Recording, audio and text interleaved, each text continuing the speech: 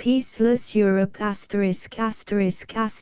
produced by Jonathan Ingram, Josephine Pauluxi and PG distributed proofreaders Peaceless Europe by Francesco S. Nitti 1922 Preface In this book are embodied the ideas which, as a parliamentarian, as head of the Italian government, and as a writer, I have upheld with firm conviction during the last few years. I believe that Europe is threatened with decadence more owing to the peace treaties than as a result of the war. She is in a state of daily increasing decline, and the causes of dissatisfaction are growing apace. Europe is still waiting for that peace which has not yet been definitely concluded, and it is necessary that the public should be made aware that the courses now being followed by the policy of the great victorious states are perilous to the achievement of serious, lasting and useful results. I believe that it is to the interest of France herself if I speak the language of truth, as a sincere friend of France and a confirmed enemy of German imperialism. Not only did that imperialism plunge Germany into a sea of misery and suffering, covering her with the opprobrium of having provoked the terrible war, or at least of having been mainly responsible for it, but it has ruined for many years the productive effort of the most cultured and industrious country in Europe. Some time ago the ex-president of the French Republic, Poincaré, after the San Remo conference, apropos of certain differences of opinion which had arisen between Lloyd George and myself on the one hand and Milrand on the other, wrote as follows: Italy and England know what they owe to France, just as France knows what she owes to them. They do not wish to part company with us, nor do we with them. They recognize that they need us, as we have need of them. Lloyd George and Nitti are statesmen too shrewd and experienced not to understand that their greatest strength will always lie in this fundamental axiom. On leaving San Remo for Rome or London, let them ask the opinion of the man in the street. His reply will be, "Avant tout, restez unis avec la France." I believe that Lloyd George and I share the same cordial sentiments toward France.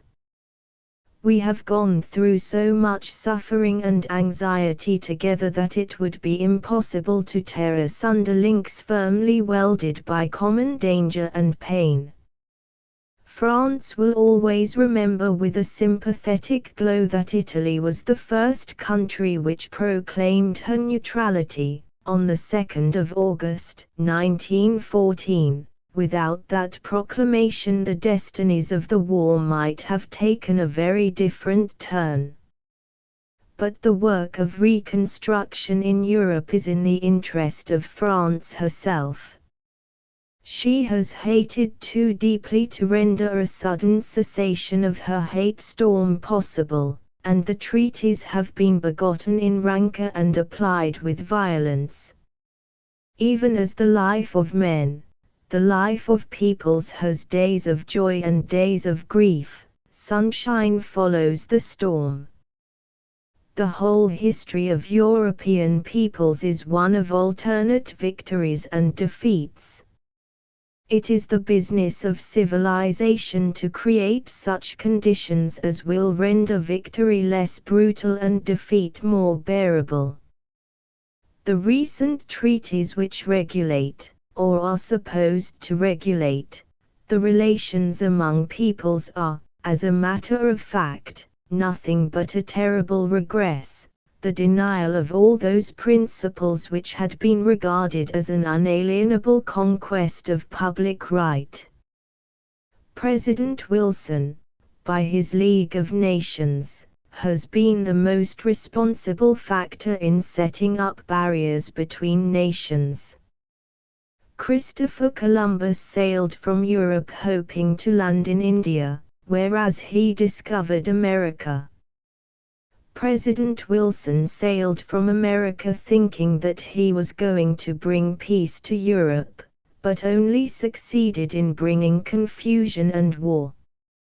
However, we should judge him with the greatest indulgence, for his intentions were undoubtedly sincere and honest. France has more to gain than any other country in Europe by reverting to those sound principles of democracy which formed her erstwhile glory. We do not forget what we owe her, nor the noble spirit which pervades some of her historic deeds. But noblesse oblige, and all the more binding is her duty to respect tradition.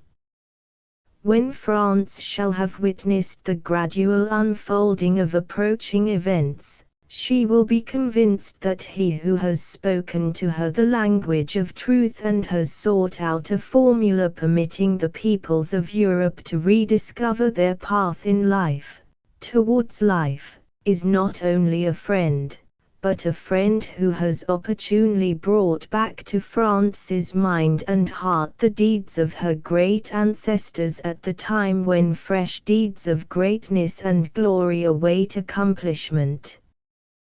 The task which we must undertake with our inmost feeling, with all the ardor of our faith, is to find once more the road to peace, to utter the word of brotherly love toward oppressed peoples, and to reconstruct Europe, which is gradually sinking to the condition of Quattrocento Italy, without its effulgence of art and beauty, 30 states mutually diffident of each other, in a sea of programs and Balkan ideas. Towards the achievement of this work of civilization the great democracies must march shoulder to shoulder. At the present moment I hear nothing but hostile voices, but the time is not far distant when my friends of France will be marching with us along the same road. They already admit in private many things which they will presently be obliged to recognize openly. Many truths are the fruit of persuasion, others, again, are the result of former delusions. I place my greatest trust in the action of American democracy. By refusing to sanction the Treaty of Versailles and all the other peace treaties, the American Senate has given proof of the soundest political wisdom. The United States of America has negotiated its own separate treaties, and resumes its pre-war relations with victors and vanquished alike. It follows that all that has been done hitherto in the way of treaties is rendered worthless, as the most important participant has withdrawn. This is a further motive for reflecting that it is impossible to continue living much longer in a Europe divided by two contending fields and by a medley of rancor and hatred which tends to widen the chasm. It is of the greatest interest to America that Europe should once more be the wealthy, prosperous, civilized Europe which, before 1914, ruled over the destinies of the world. Only by so great an effort can the finest conquests of civilization come back to their own. We should only remember our dead in so far as their memory may prevent future generations from being saddened by other war victims. The voices of those whom we have lost should reach us as voices praying for the return of that civilization which shall render massacres impossible, or shall at least diminish the violence and ferocity of war. Just as the growing dissolution of Europe is a common danger, so is the renewal of the bonds of solidarity a common need. Let us all work toward this end, even if at first we may be misunderstood and may find obstacles in our way. Truth is on the march and will assert herself. We shall strike the main road after much of dreary wandering in the dark lanes of prejudice and violence. Many of the leading men of Europe and America, who in the intoxication of victory proclaimed ideas of violence and revenge, would now be very glad to reverse their attitude, of which they see the unhappy results. The truth is that what they privately recognize they will not yet openly admit. But no matter. The confessions which many of them have made to me, both verbally and in writing, induce me to believe that my ideas are also their ideas, and that they only seek to express them in the form and on the occasions less antagonistic to the currents of opinion which they themselves set up in the days when the chief object to be achieved seemed to be the vivisection of the enemy. Recent events, however, have entirely changed the situation. As I said before, the American Senate has not sanctioned the Treaty of Versailles, nor is it likely to give it its approval. The United States of America concludes separate treaties on its own account. Agreements of a military character had been arrived at in Paris. The United States of America and Great Britain guaranteed France against any future unjust attack by Germany. The American Senate did not sanction the agreement, in fact, it did not even discuss it. The House of Commons had approved it subordinate to the consent of the United States. Italy has kept aloof from all alliances. As a result of this situation, the four Entente powers, Allied and Associated, as formerly was the official term, have ceased to be either allied or associated after the end of the war. On the other hand, Europe, after emerging from the war, is darkened and overcast by intrigues, secret agreements and dissimulated plots, fresh menaces of war and fresh explosions of dissatisfaction. Nothing can help the cause of peace more than giving a full knowledge of the real situation to the various peoples. Errors thrive in darkness while truth walks abroad in the full light of day. It has been my intention to lay before the public those great controversies which cannot merely form the object of diplomatic notes or of posthumous books presented to Parliament in a more or less incomplete condition after events have become irreparable.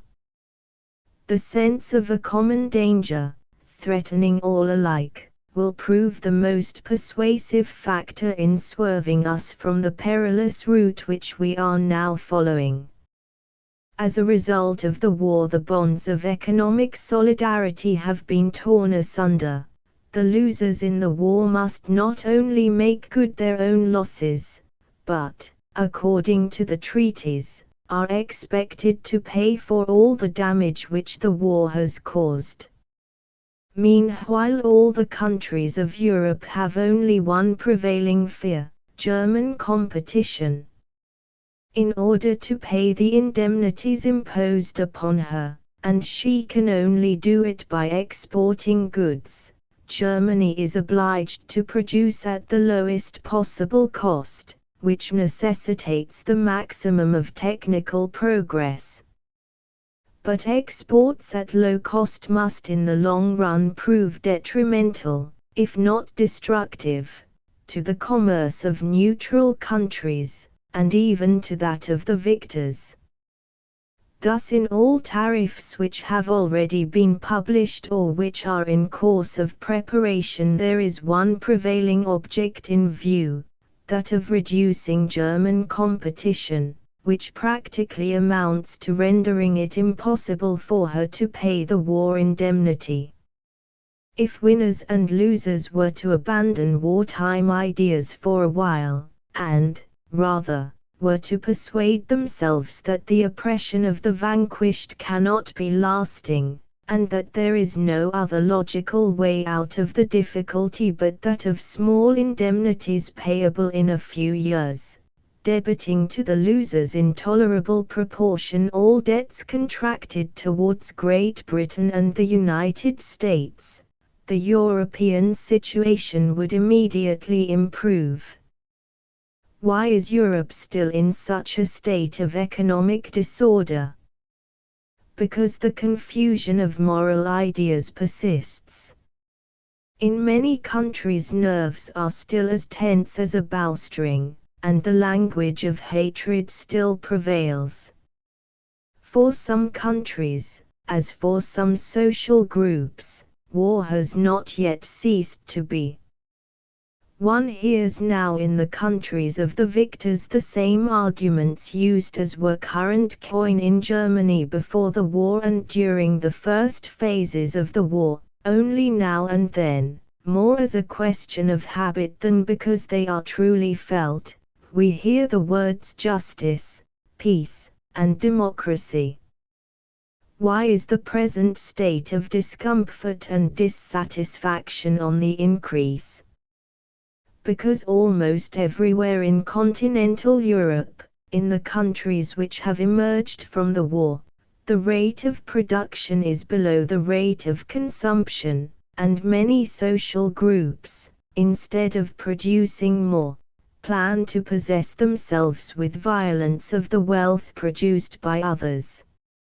At home, the social classes, unable to resist, are threatened. Abroad, the vanquished, equally unable to resist, are menaced, but in the very menace it is easy to discern the anxiety of the winners. Confusion, discomfort and dissatisfaction thus grow apace. The problem of Europe is above all a moral problem. A great step toward its solution will have been accomplished when winners and losers persuade themselves that only by a common effort can they be saved, and that the best enemy indemnity consists in peace and joint labor.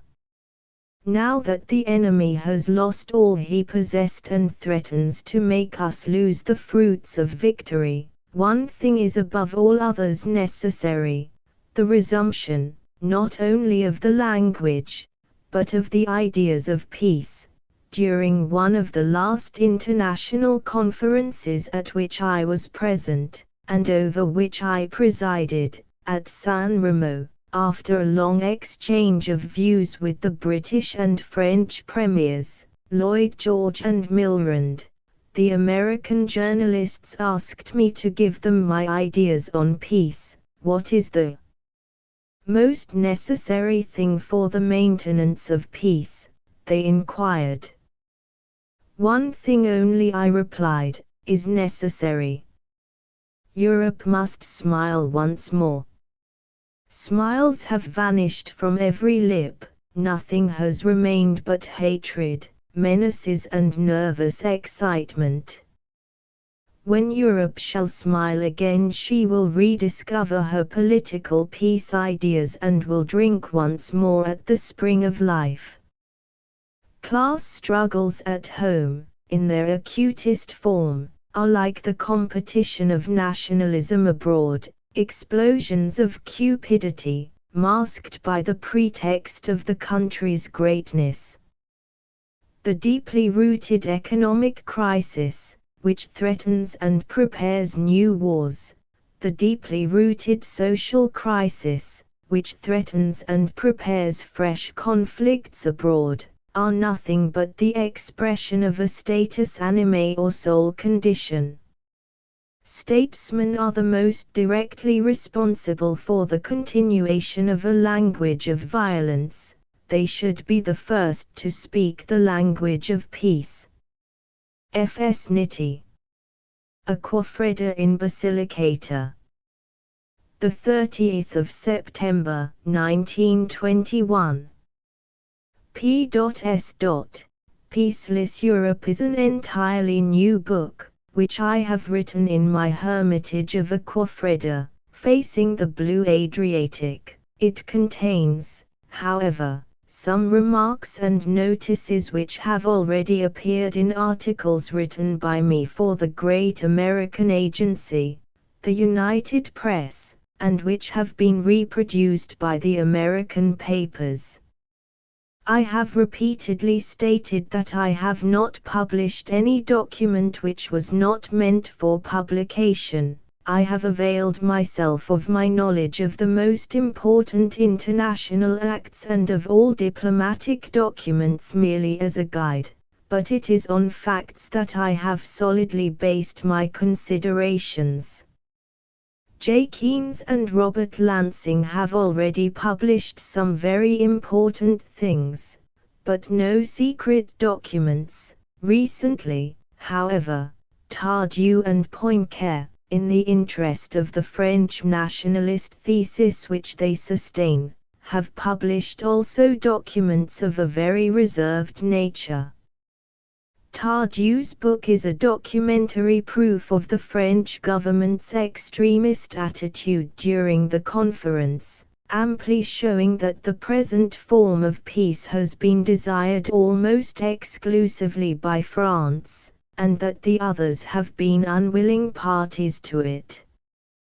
Besides his articles in the Revue des Deux Mondes, Poincare has recently published in the Temps, the 12th of September, 1921, a whole secret correspondence between Poincare, President of the Republic, Clemenceau, President of the Council of Ministers, the American delegation, and, above all, Lloyd George.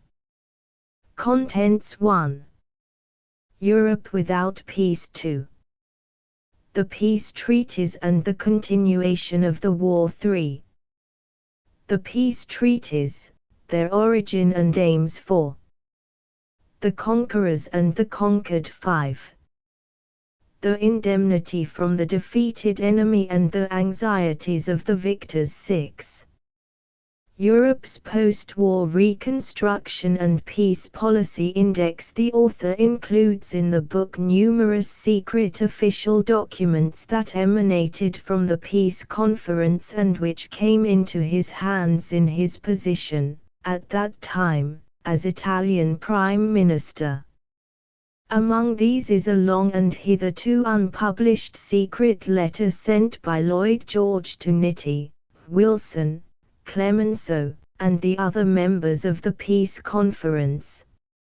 A Europe without peace. Is there anyone who still remembers Europe in the first months of 1914 or calls to mind the period which preceded the first year of the war? It all seems terribly remote, something like a prehistoric era, not only because the conditions of life have changed, but because our viewpoint on life has swerved to a different angle. Something like 30 million dead have dug a chasm between two ages. War killed many millions, disease accounted for many more, but the hardiest reaper has been famine. The dead have built up a great cold barrier between the Europe of yesterday and the Europe of today. We have lived through two historic epochs, not through two different periods. Europe was happy and prosperous, while now, after the terrible World War, she is threatened with a decline and a reversion to brutality which suggest the fall of the Roman Empire. We ourselves do not quite understand what is happening around us. More than 2/3 of Europe is in a state of ferment, and everywhere there prevails a vague sense of uneasiness, ill-calculated to encourage important collective works. We live, as the saying is, from hand to mouth. Before 1914 Europe had enjoyed a prolonged period of peace, attaining a degree of wealth and civilization unrivaled in the past. In Central Europe, Germany had sprung up. After the Napoleonic invasions, in the course of a century, Germany, which 100 years ago seemed of all European countries the least disposed to militarism, had developed into a great military monarchy. From being the most particularist country, Germany had in reality become the most unified state. But what constituted her strength was not so much her army and navy as the prestige of her intellectual development. She had achieved it laboriously, almost painfully, on a soil which was not fertile and within a limited territory, but, thanks to the tenacity of her effort, she succeeded in winning a prominent place in the world race for supremacy. Her universities, her institutes for technical instruction, her schools, were a model to the whole world. In the course of a few years she had built up a merchant fleet which seriously threatened those of other countries. Having arrived too late to create a real colonial empire of her own, such as those of France and England, she nevertheless succeeded in exploiting her colonies most intelligently. In the field of industry she appeared to beat all competitors from a technical point of view, and even in those industries which were not hers by habit and tradition she developed so powerful an organization as to appear almost uncanny. Germany held first place not only in the production of iron, but in that of dyes and chemicals. Men went there from all parts of the world not only to trade but to acquire knowledge. An ominous threat weighed on the empire, namely the constitution of the state itself, essentially militaristic and bureaucratic. Not even in Russia, perhaps, were the reins of power held in the hands of so few men as in Germany and Austria-Hungary. A few years before the World War started, one of the leading European statesmen told me that there was everything to be feared for the future of Europe, where some 300 millions, the inhabitants of Russia, Germany and Austria-Hungary, about 2/3 of the whole continent, were governed in an almost irresponsible manner by a man without will or intelligence, the Tsar of Russia, a madman without a spark of genius, the German Kaiser, and an obstinate old man hedged in by his ambition. The Emperor of Austria-Hungary. Not more than 30 persons, he added, act as a controlling force on these three irresponsible sovereigns, who might assume, on their own initiative, the most terrible responsibilities. The magnificent spiritual gifts of the Germans gave them an Immanuel Kant, the greatest thinker of modern times, Beethoven, their greatest exponent of music, and Goethe, their greatest poet. But the Imperial Germany which came after the victory of 1870 had limited the spirit of independence even in the manifestations of literature and art. There still existed in Germany the most widely known men of science, the best universities, the most up-to-date schools, but the clumsy mechanism tended to crush rather than to encourage all personal initiative. Great manifestations of art or thought are not possible without the most ample spiritual liberty. Germany was the most highly organized country from a scientific point of view, but at the same time the country in which there was the least liberty for individual initiative. It went on like a huge machine. That explains why it almost stopped after being damaged by the war, and the whole life of the nation was paralyzed while there were very few individual impulses of reaction. Imperial Germany has always been lacking in political ability, perhaps not only through a temperamental failing, but chiefly owing to her militaristic education. Before the war, Germany beat her neighbors in all the branches of human labor, in science, industry, banking, commerce, etc. But in one thing she did not succeed, and succeeded still less after the war, namely, in politics. When the German people was blessed with a political genius, such as Frederick the Great or Bismarck, it achieved the height of greatness and glory. But when the same people, after obtaining the maximum of power, found on its path William II with his mediocre collaborators, it ruined, by war, a colossal work, not only to the great detriment of the country, but also to that of the victors themselves, of whom it cannot be said with any amount of certainty, so far as those of the continent are concerned, whether they are the winners or the losers. So great is the ruin threatening them, and so vast the material and moral losses sustained. I have always felt the deepest aversion for William II. So few as 10 years ago he was still treated with the greatest sympathy both in Europe and America. Even democracies regarded with ill-dissimulated admiration the work of the Kaiser, who brought everywhere his voice, his enthusiasm, his activity, to the service of Germany. As a matter of fact, his speeches were poor in phraseology, a mere conglomerate of violence, prejudice and ignorance. As no one believed in the possibility of a war, no one troubled about it.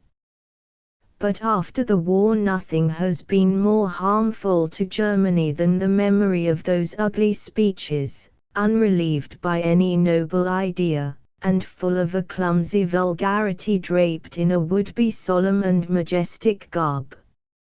Some of his threatening utterances, such as the address to the troops sailing for China in order to quell the Boxer Rebellion, the constant association in all his speeches of the great idea of God, with the ravings of a megalomaniac, the frenzied oratory in which he indulged at the beginning of the war, have harmed Germany more than anything else. It is possible to lose nobly, but to have lost a great war after having won so many battles would not have harmed the German people if it had not been represented abroad by the presumptuous vulgarity of the Kaiser and of all the members of his entourage, who were more or less guilty of the same attitude. Before the war Germany had everywhere attained first place in all forms of activity, excepting, perhaps, in certain spiritual and artistic manifestations. She admired herself too much and too openly, but succeeded in affirming her magnificent expansion in a greatness and prosperity without rival. By common accord Germany held first place. Probably this consciousness of power, together with the somewhat brutal forms of the struggle for industrial supremacy, as in the case of the iron industry, threw a mysterious and threatening shadow over the granitic edifice of the empire.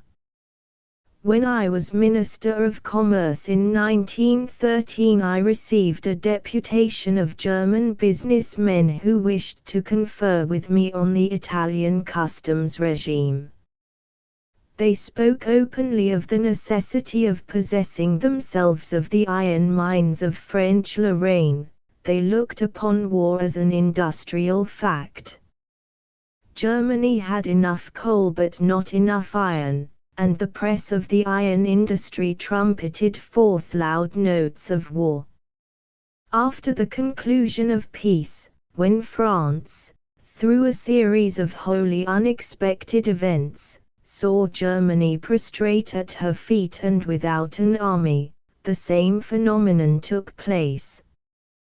The iron industry tends to affirm itself in France. She has the iron and now she wants coal. Should she succeed in getting it, German production would be doomed. To deprive Germany of Upper Silesia would mean killing production after having disorganized it at the very roots of its development.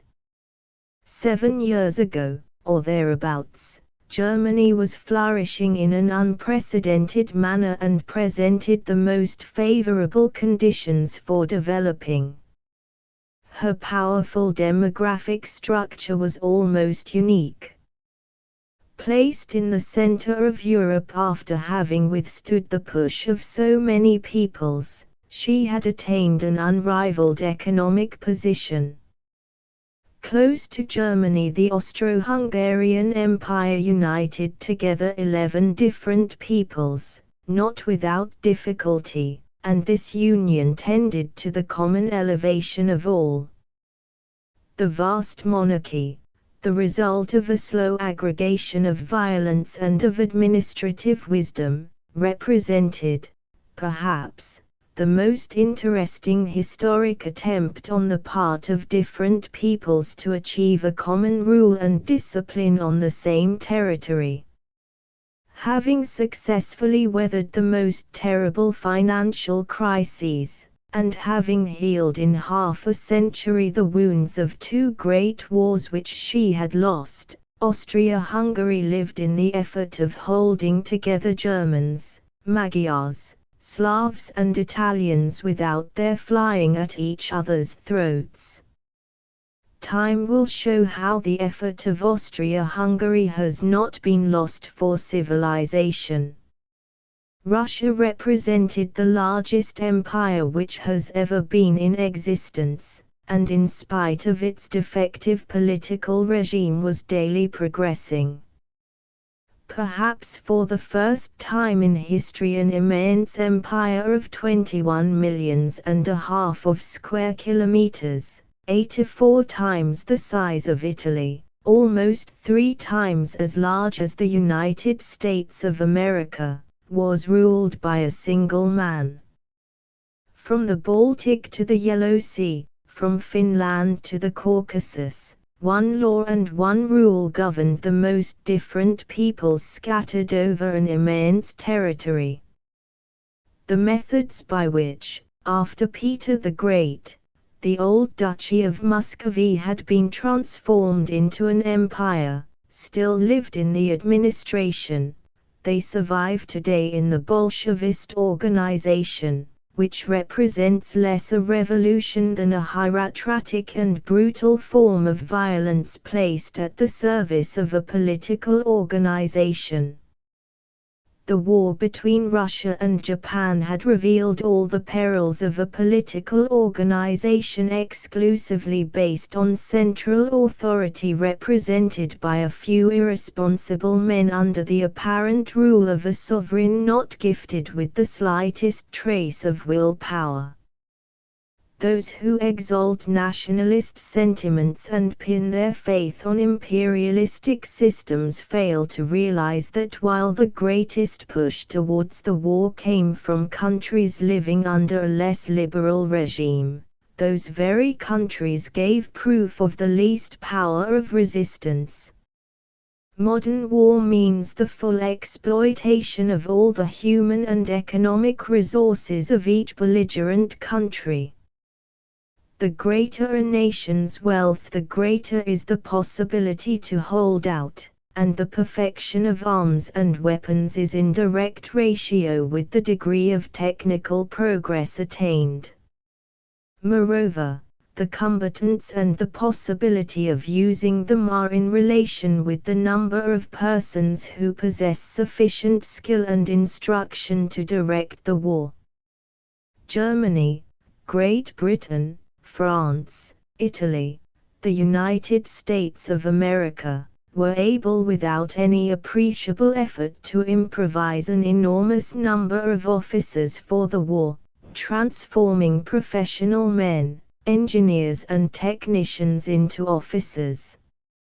Russia, who did not have a real industrial bourgeoisie nor a sufficient development of the middle classes, was only able to furnish an enormous number of combatants, but an insufficient organization from a technical and military point of view, and a very limited number of officers. While on a peace footing, her army was the most numerous in the world, over 1,300,000 men. When her officers began to fail, Russia was unable to replace them so rapidly as the proportion of 9 or 10 times more than normal required by the war. Russia has always had a latent force of development. There is within her a vis inertiae equivalent to a mysterious energy of expansion. Her birth rate is higher than that of any other European country. She does not progress, she increases. Her weight acts as a menace to neighboring countries, and as, by a mysterious historic law, the primitive migrations of peoples and the ancient invasions mostly originated from the territories now occupied by Russia. The latter has succeeded in amalgamating widely different peoples and in creating unity where no affinity appeared possible. At any rate, although suffering from an excessively centralized government and a form of constitution which did not allow the development of popular energies nor a sufficient education of the people, Russia was perhaps, half a century before the war, the European country which, considering the difficulties in her path, had accomplished most progress. European Russia, with her yearly excess of from 1.5 million to 2 million births over deaths, with the development of her industries and the formation of important commercial centers, progressed very rapidly and was about to become the pivot of European politics. When it will be possible to examine carefully the diplomatic documents of the war, and time will allow us to judge them calmly, it will be seen that Russia's attitude was the real and underlying cause of the world conflict.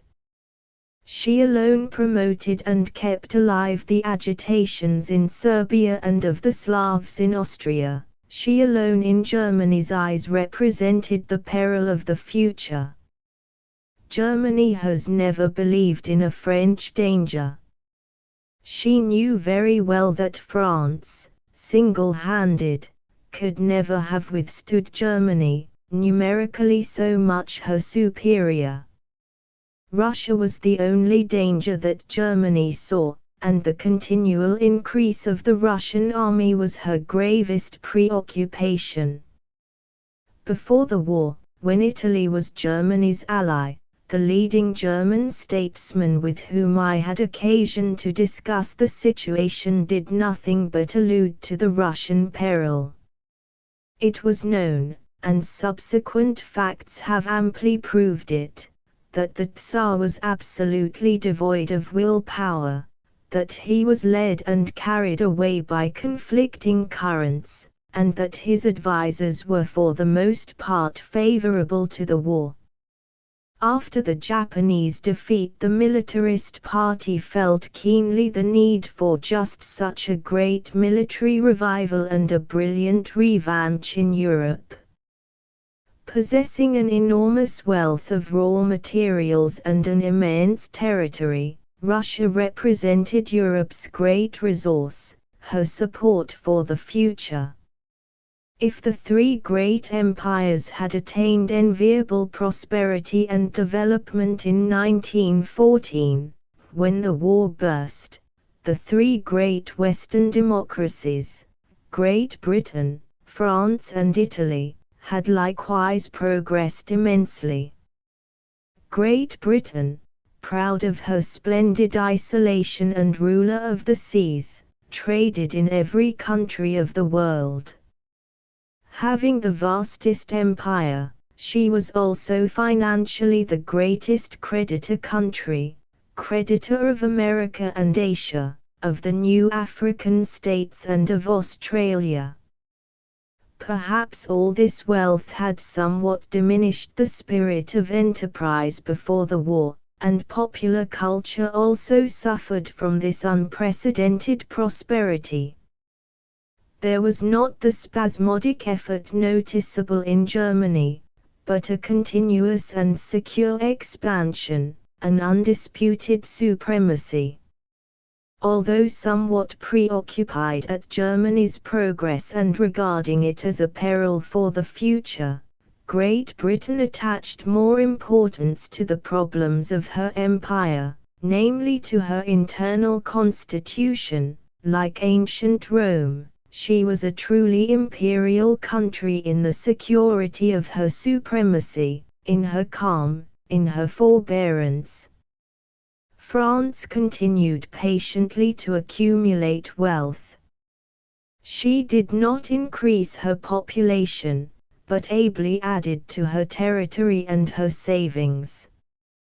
Threatened with the phenomenon known to political economists under the name of oliganthropy or lack of men, she had founded a colonial empire which may be regarded as the largest on earth.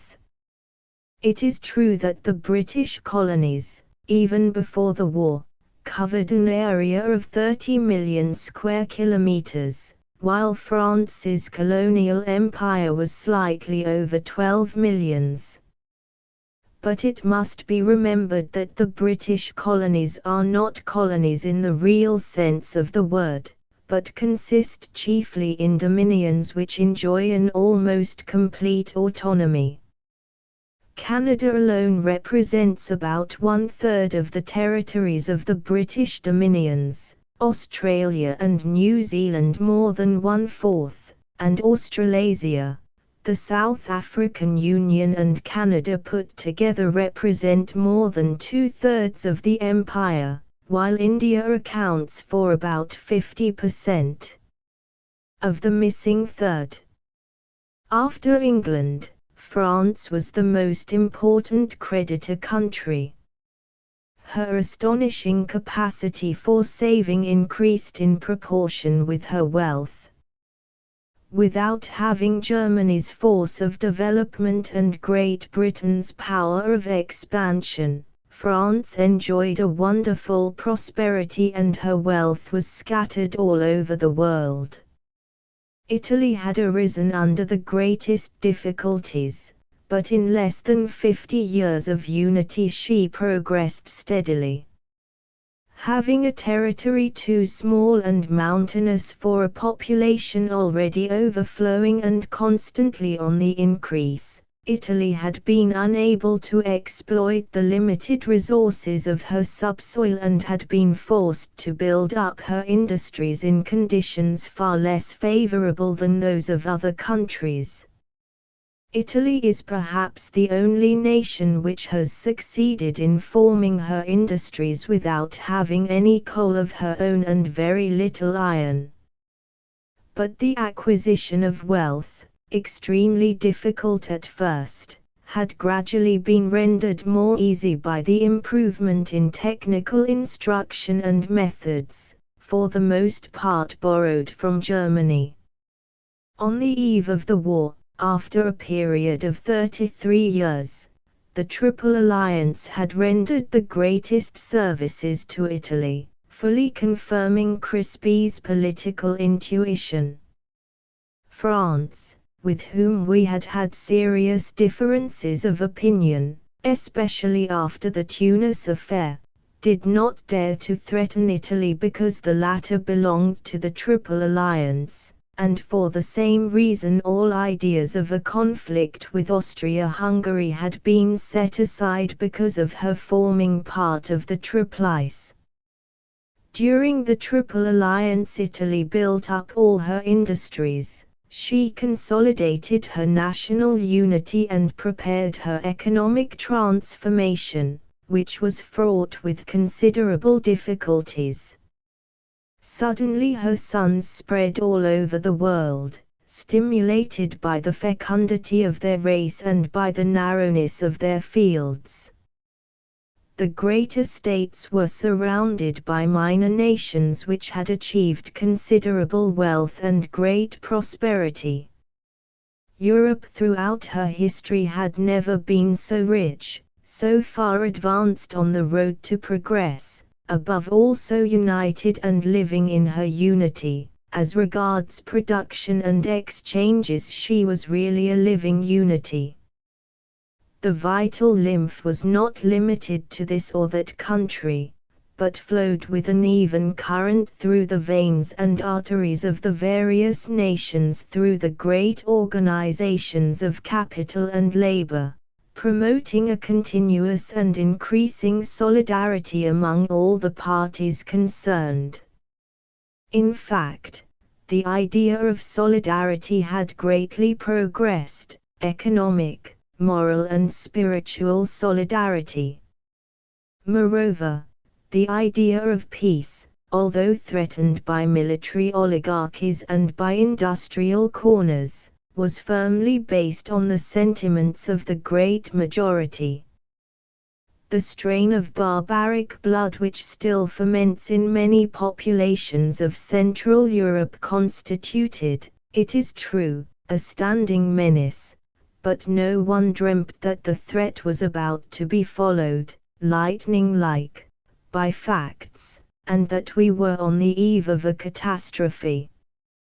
Europe had forgotten what hunger meant. Never had Europe had at her disposal such abundant economic resources or a greater increase in wealth. Wealth is not our final object in life. But a minimum of means is an indispensable condition of life and happiness. Excessive wealth may lead both to moral elevation and to depression and ruin. Europe had not only increased her wealth but developed the solidarity of her interests.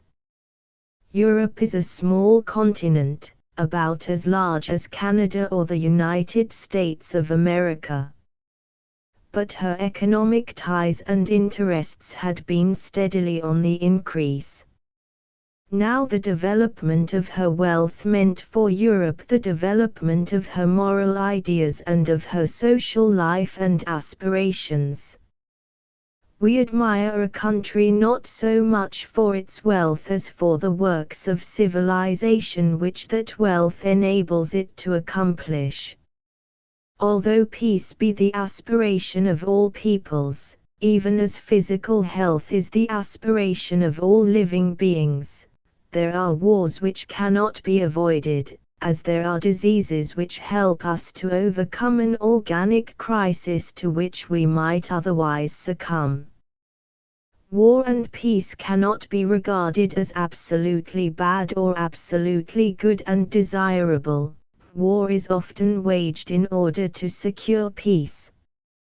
In certain cases, war is not only a necessary condition of life but may be an indispensable condition towards progress. We must consider and analyze the sentiments and psychological causes which bring about a war. A war waged to redeem its independence by a nation downtrodden by another nation is perfectly legitimate, even from the point of view of abstract morality. A war which has for its object the conquest of political or religious liberty cannot be condemned even by the most confirmed pacificist. Taken as a whole, the wars fought in the 19th century, wars of nationality, of independence, of unity, even colonial wars, were of a character far less odious than that of the great conflict which has devastated Europe and upset the economic conditions of the world. It has not only been the greatest war in history, but in its consequences it threatens to prove the worst war which has ravaged Europe in modern times. After nearly every 19th century war there has been a marked revival of human activity. But this unprecedented clash of peoples has reduced the energy of all, it has darkened the minds of men, and spread the spirit of violence. Europe will be able to make up for her losses in lives and wealth. Time heals even the most painful wounds. But one thing she has lost which, if she does not succeed in recovering it, must necessarily lead to her decline and fall, the spirit of solidarity. After the victory of the Entente, the microbes of hate have developed and flourished in special cultures, consisting of national egotism, imperialism, and a mania for conquest and expansion. The peace treaties imposed on the vanquished are nothing but arms of oppression. What more could Germany herself have done had she won the war? Perhaps her terms would have been more lenient, certainly not harder, as she would have understood that conditions such as we have imposed on the losers are simply inapplicable. 3 years have elapsed since the end of the war, 2 since the conclusion of peace. Nevertheless, Europe has still more men under arms than in pre-war times. The sentiment of nationality, twisted and transformed into nationalism, aims at the subjugation and depression of other peoples. No civilized coexistence is possible where each nation proposes to harm instead of helping its neighbor. The spread of hatred among peoples has everywhere rendered more difficult the internal relations between social classes and the economic life of each country. Fearing a repetition of armed conflicts, and owing to that spirit of unrest and intolerance engendered everywhere by the war, workers are becoming every day more exacting. They, too, claim their share of the spoils, they, too, clamor for enemy indemnities. The same manifestations of hate, the same violence of language, spread from people to people and from class to class. This tremendous war, which the peoples of Europe have fought and suffered, has not only bled the losers almost to death, but it has deeply perturbed the very life and existence of the victors. It has not produced a single manifestation of art or a single moral affirmation. For the last 7 years the universities of Europe appear to be stricken with paralysis, not one outstanding personality has been revealed. In almost every country the war has brought a sense of internal dissolution. Everywhere this disquieting phenomenon is more or less noticeable. With the exception, perhaps, of Great Britain, whose privileged insular situation, enormous mercantile navy and flourishing trade in coal have enabled her to resume her pre-war economic existence almost entirely, no country has emerged scatheless from the war. The rates of exchange soar daily to fantastic heights, and insuperable barriers to the commerce of European nations are being created. People work less than they did in pre-war times, but everywhere a tendency is noticeable to consume more. Austria, Germany, Italy, France are not different phenomena, but different manifestations and phases of the same phenomenon. Before the war, Europe, in spite of her great subdivisions, represented a living economic whole. Today there are not only victors and vanquished, but currents of hate, ferments of violence, a hungering after conquests, an unscrupulous cornering of raw materials carried out brutally and almost ostentatiously in the name of the rights of victory, a situation which renders production, let alone its development and increase, utterly impossible. The treaty system as applied after the war has divided Europe into two distinct parts. The losers, held under the military and economic control of the victors, are expected to produce not only enough for their own needs, but to provide a superproduction in order to indemnify the winners for all the losses and damages sustained on account of the war. The victors, bound together in what is supposed to be a permanent alliance for the protection of their common interests, are supposed to exercise a military action of oppression and control over the losers until the full payment of the indemnity. Another part of Europe is in a state of revolutionary ferment, and the Entente powers have, by their attitude, rather tended to aggravate than to improve the situation. Europe can only recover her peace of mind by remembering that the war is over and done with. Unfortunately, the treaty system not only prevents us from remembering that the war is finished, but determines a state of permanent war. Clemenceau bluntly declared to the French Chamber that treaties were a means of continuing the war. He was perfectly right, for war is being waged more bitterly than ever and peace is as remote as it ever was. The problem with which modern statesmen are confronted is very simple. Can Europe continue in her decline without involving the ruin of civilization? And is it possible to stop this process of decay without finding some form of civil symbiosis which will ensure for all men a more human mode of living?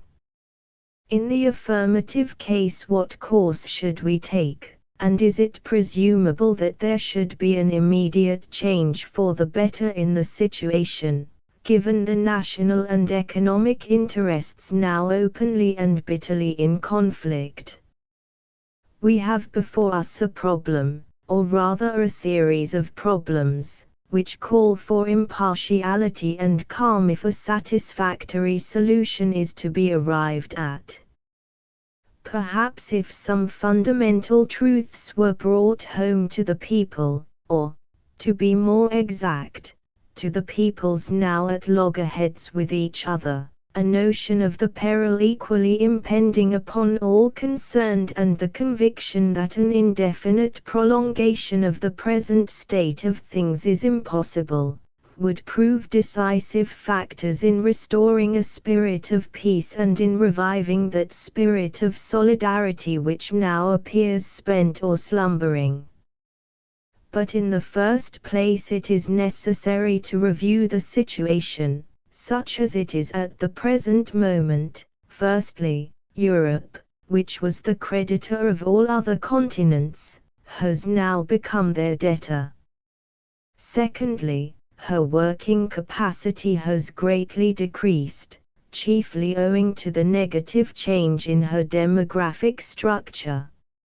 In pre-war times the ancient continent supplied new continents and new territories with a hardy race of pioneers, and held the record as regards population, both adult and infantile, the prevalence of women over men being especially noted by statisticians. All this has changed considerably for the worse. Thirdly, on the losing nations, including Germany, which is generally understood to be the most cultured nation in the world, the victors have forced a peace which practically amounts to a continuation of the war. The vanquished have had to give up their colonies, their shipping, their credits abroad, and their transferable resources, besides agreeing to the military and economic control of the Allies. Moreover, despite their desperate conditions, they are expected to pay an indemnity, the amount of which, although hitherto only vaguely mentioned, surpasses by its very absurdity all possibility of an even remote settlement. Fourthly, considerable groups of ex-enemy peoples, chiefly Germans and Magyars, have been assigned to populations of an inferior civilization.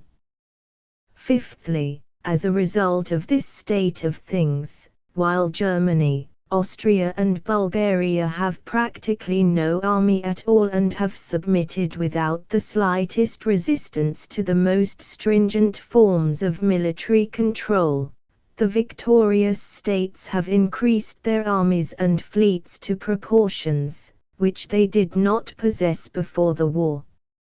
Sixthly, Europe, cut up into 30 states, daily sees her buying capacity decreasing and the rate of exchange rising menacingly against her. Seventhly, the peace treaties are the most barefaced denial of all the principles which the Entente powers declared and proclaimed during the war. Not only so, but they are a fundamental negation of President Wilson's famous 14 points which were supposed to constitute a solemn pledge and covenant, not only with the enemy, but with the democracies of the whole world. Eighthly, the moral unrest deriving from these conditions has divided among themselves the various Entente powers, United States of America, Great Britain, Italy and France, not only in their aims and policy, but in their sentiments. The United States is anxious to get rid, as far as possible, of European complications and responsibilities. France follows methods with which Great Britain and Italy are not wholly in sympathy, and it cannot be said that the three great powers of Western Europe are in perfect harmony. There is still a great deal of talk about common ends and ideals, and the necessity of applying the treaties in perfect accord and harmony, but everybody is convinced that to enforce the treaties, without attenuating or modifying their terms, would mean the ruin of Europe and the collapse of the victors after that of the vanquished. Ninthly, a keen contest of nationalisms, land-grabbing and cornering of raw materials renders friendly relations between the 30 states of Europe extremely difficult. The most characteristic examples of nationalist violence have arisen out of the war, as in the case of Poland and other newborn states, which pursue vain dreams of empire while on the verge of dissolution through sheer lack of vital strength and energy, and becoming every day more deeply engulfed in misery and ruin.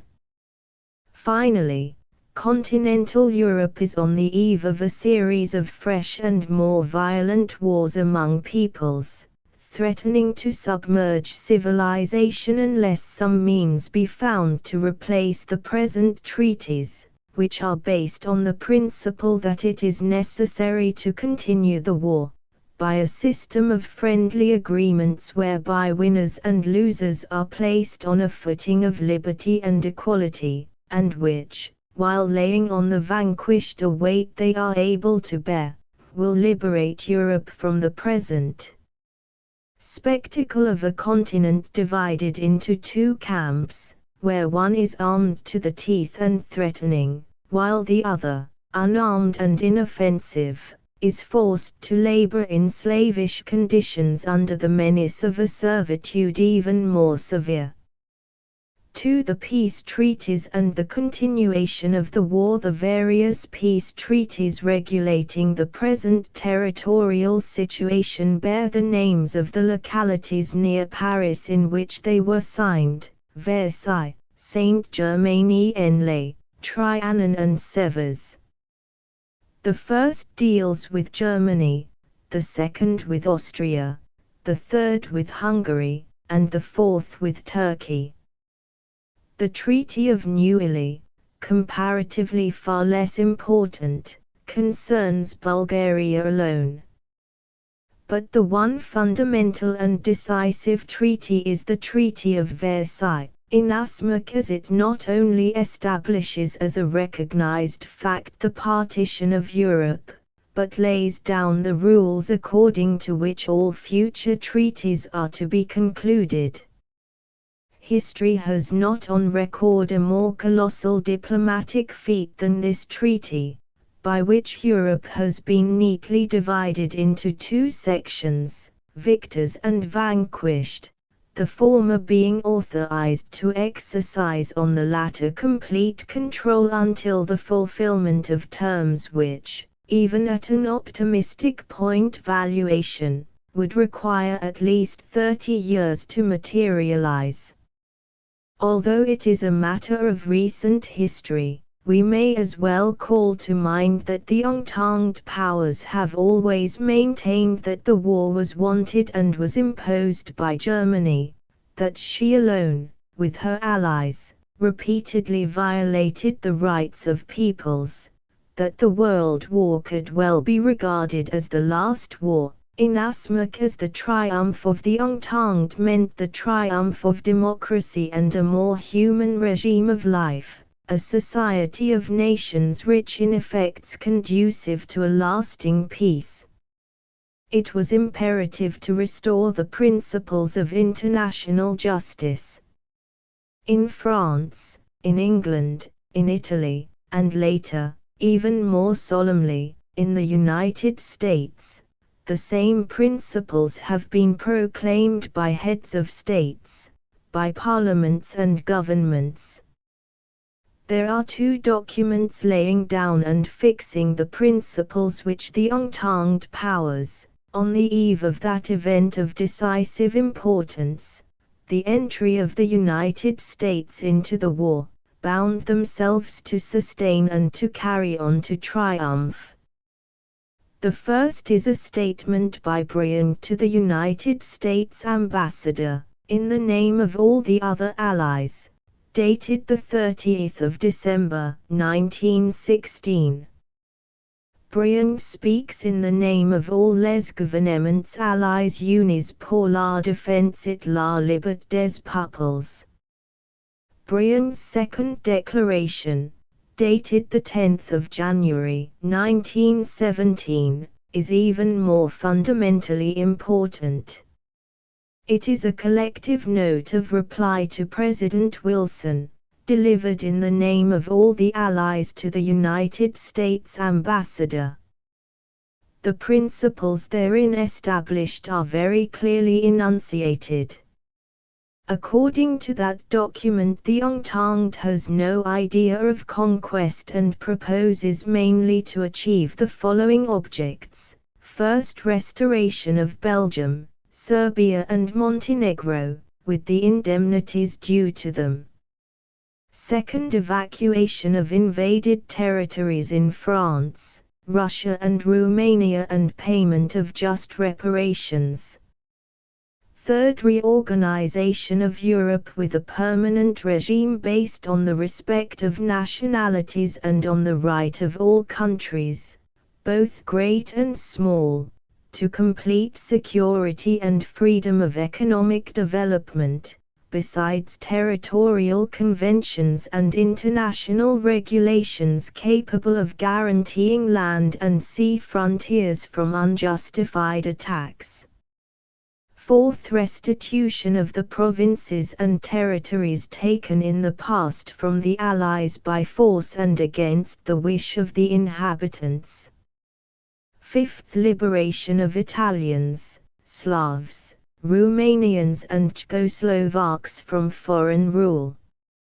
Sixth, liberation of the peoples subjected to the tyranny of the Turks and expulsion from Europe of the Ottoman Empire, as being decidedly extraneous to Western civilization.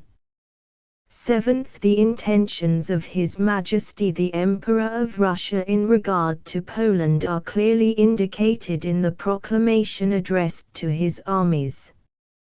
8th, the Allies have never harbored the design of exterminating German peoples nor of bringing about their political disappearance. At that time the autocratic form of government still prevailed in Russia, and the Allies still considered themselves bound to Russia's aspirations. Moreover, there existed, in regard to Italy, the obligations established by the Pact of London. That is why in the statements of the Entente powers of Europe the restoration of Montenegro is regarded as an obligation. Mention is made of the necessity of driving the Turks out of Europe in order to enable Russia to seize Constantinople, and as to Poland, there are only vague allusions, namely, the reference made to the Tsar's intentions as outlined in his proclamation. The Entente has won the war, but Russia has collapsed under the strain. Had victory been achieved without the fall of Russia, the latter would have installed herself as the predominating power in the Mediterranean. On the other hand, to unite Dalmatia to Italy, while separating her from Italy, according to the Pact of London, by assigning the territory of Fiume to Croatia, would have meant setting all the forces of Slav irredentism against Italy. These considerations are of no practical value inasmuch as events have taken another course. Nobody can say what would have happened if the Carthaginians had conquered the Romans or if victory had remained with Mithridates. Hypotheses are of but slight interest when truth follows another direction. Nevertheless, we cannot but repeat that it was a great fortune for Europe that victory was not decided by Russia, and that the decisive factor proved the United States. It is beyond all possible doubt that without the intervention of the United States of America the war could not have been won by the Entente. Although the admission may prove humiliating to the European point of view, it is a fact which cannot be attenuated or disguised. The United States threw into the balance the weight of its enormous economic and technical resources, besides its enormous resources in men. Although its dead only amount to 50,000, the United States built up such a formidable human reserve as to deprive Germany of all hopes of victory. The announcement of America's entry in the war immediately crushed all Germany's power of resistance. Germany felt that the struggle was no longer limited to Europe, and that every effort was vain. The United States, besides giving to the war enormous quantities of arms and money, had practically inexhaustible reserves of men to place in the field against an enemy already exhausted and famine-stricken. War and battles are two very different things. Battles constitute an essentially military fact, while war is an essentially political fact. That explains why great leaders in war have always been first and foremost great political leaders, namely, men accustomed to manage other men and able to utilize them for their purposes.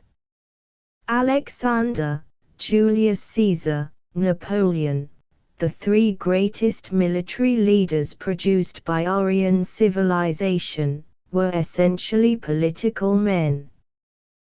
War is not only a clash of arms, it is above all the most convenient exploitation of men, of economic resources and of political situations. A battle is a fact of a purely military nature. The Romans almost constantly placed at the head of their armies personages of consular rank, who regarded and conducted the war as a political enterprise.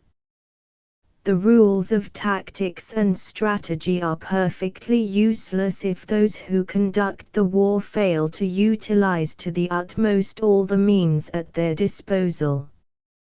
It cannot be denied that in the war Germany and Austria-Hungary scored the greatest number of victories. For a long period they succeeded in invading large tracts of enemy territory and in recovering those parts of their own territory which had been invaded, besides always maintaining the offensive. They won great battles at the cost of enormous sacrifices in men and lives, and for a long time victory appeared to shine on their arms. But they failed to understand that from the day in which the violation of Belgium's neutrality determined Great Britain's entry in the field, the war, from a general point of view, could be regarded as lost. As I have said, Germany is especially lacking in political sense. After Bismarck, her statesmen have never risen to the height of the situation. Even von Bülow, who appeared to be one of the cleverest, never had a single manifestation of real intelligence. The banal statements made about Belgium and the United States of America by the men who directed Germany's war policy were precisely the sort of thing most calculated to harm the people from whom they came. What is decidedly lacking in Germany, while it abounds in France, is a political class. Now a political class, consisting of men of ability and culture, cannot but be the result of a democratic education in all modern states, especially in those which have achieved a high standard of civilization and development. It seems almost incredible that Germany, despite all her culture, should have tolerated the political dictatorship of the Kaiser and of his accomplices. At the conferences of Paris and London, in 1919 and 1920, I did all that was in my power to prevent the trial of the Kaiser, and I am convinced that my firm attitude in the matter succeeded in avoiding it. Sound common sense saved us from floundering in one of the most formidable blunders of the Treaty of Versailles. To hold one man responsible for the whole war and to bring him to trial, his enemies acting as judge and jury, would have been such a monstrous travesty of justice as to provoke a moral revolt throughout the world. On the other hand, it was also a moral monstrosity, which would have deprived the Treaty of Versailles of every shred of dignity. If the one responsible for the war is the Kaiser, why does the Entente demand of the German people such enormous indemnities, unprecedented in history? One of the men who has exercised the greatest influence on European events during the last 10 years, one of the most intelligent of living statesmen, once told me that it was his opinion that the Kaiser did not want the war, but neither did he wish to prevent it. Germany, although under protest, has been forced to accept the statement of the Versailles Treaty to the effect that she is responsible for the war and that she provoked it. The same charge has been leveled at her in all the Entente states throughout the war. When our countries were engaged in the struggle, and we were at grips with a dangerous enemy, it was our duty to keep up the morale of our people and to paint our adversaries in the darkest colors, laying on their shoulders all the blame and responsibility of the war.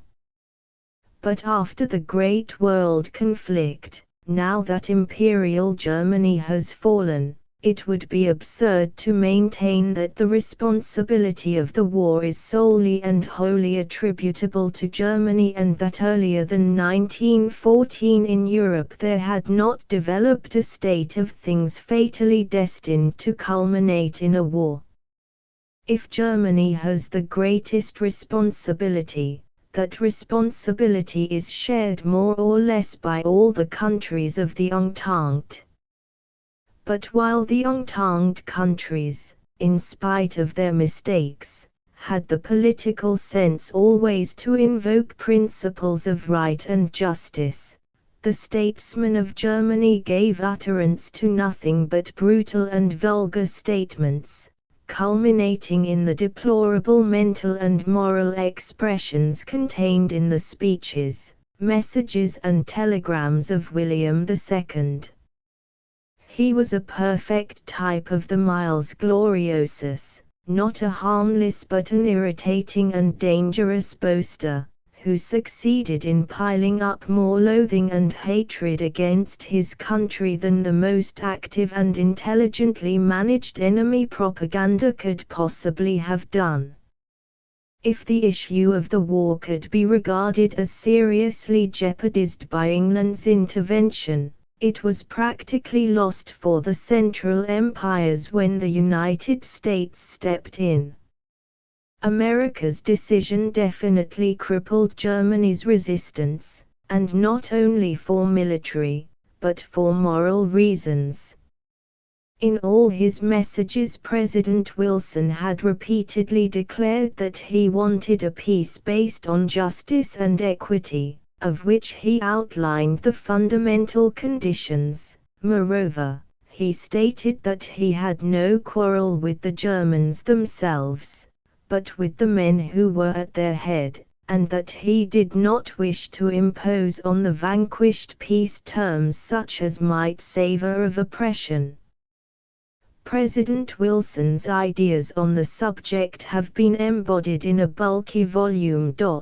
1. Turning over the pages of this book now we have the impression that it is a collection of literary essays by a man who had his eye on posterity and assumed a pose most likely to attract the admiration of generations as yet unborn. But when these same words were uttered in the intervals of mighty battles, they fell on expectant and anxious ears. They were regarded as a ray of light in the fearsome darkness of uncertainty, and everybody listened to them, not only because the president was the authorized exponent of a great nation, of a powerful people, but because he represented an inexhaustible source of vitality in the midst of the ravages of violence and death. President Wilson's messages have done as much as famine and cruel losses in the field to break the stubborn resistance of the German people. If it was possible to obtain a just peace, why go to the bitter end when defeat was manifestly inevitable? Obstinacy is the backbone of war, and nothing undermines a nation's power of resistance so much as doubt and faint-heartedness on the part of the governing classes. Footnote 1. President Wilson's State Speeches and Addresses, New York, 1918. President Wilson, who said on the 2nd of January, 1917, that a peace without victory was to be preferred, it must be a peace without victory, and that right is more precious than peace, had also repeatedly affirmed that we have no quarrel with the German people. He only desired, as the exponent of a great democracy, a peace which should be the expression of right and justice, evolving from the War League of Nations, the first milestone in a new era of civilization, a league destined to bind together ex-belligerents and neutrals in one. In Germany, where the inhabitants had to bear the most cruel privations, President Wilson's words, pronounced as a solemn pledge before the whole world, had a most powerful effect on all classes and greatly contributed towards the final breakdown of collective resistance. Democratic minds saw a promise for the future, while reactionaries welcomed any way out of their disastrous adventure. After America's entry in the war, President Wilson, on 8 January 1918, formulated the 14 points of his program regarding the finalities of the war and the peace to be realized. It is here necessary to reproduce the original text of President Wilson's message containing the 14 points which constitute a formal pledge undertaken by the democracy of America, not only towards enemy peoples but towards all peoples of the world. These important statements from President Wilson's message have, strangely enough, been reproduced either incompletely or in an utterly mistaken form even in official documents and in books published by statesmen who took a leading part in the Paris Conference. It is therefore advisable to reproduce the original text in full, first honest peace treaties, following loyal and honest negotiations, after which secret international agreements will be abolished and diplomacy will always proceed frankly and openly. Second, full liberty of navigation on the high seas outside territorial waters, both in peace and war, except when the seas be closed wholly or in part by an international decision sanctioned by international treaties. Third, removal, as far as possible, of all economic barriers and establishment of terms of equality in commerce among all nations adhering to peace and associated to maintain it. Fourth, appropriate guarantees to be given and received for the reduction of national armaments to a minimum compatible with internal safety. Fifth, a clear, open and absolutely impartial settlement of all colonial rights, based on a rigorous observance of the principle that, in the determination of all questions of sovereignty, the interests of the populations shall bear equal weight with those of the government whose claims are to be determined. Sixth, the evacuation of all Russian territories and a settlement of all Russian questions such as to ensure the best and most untrammeled cooperation of other nations of the world in order to afford Russia a clear and precise opportunity for the independent settlement of her autonomous political development and of her national policy, promising her a cordial welcome in the League of Nations under institutions of her own choice, and besides a cordial welcome, help and assistance in all that she may need and require.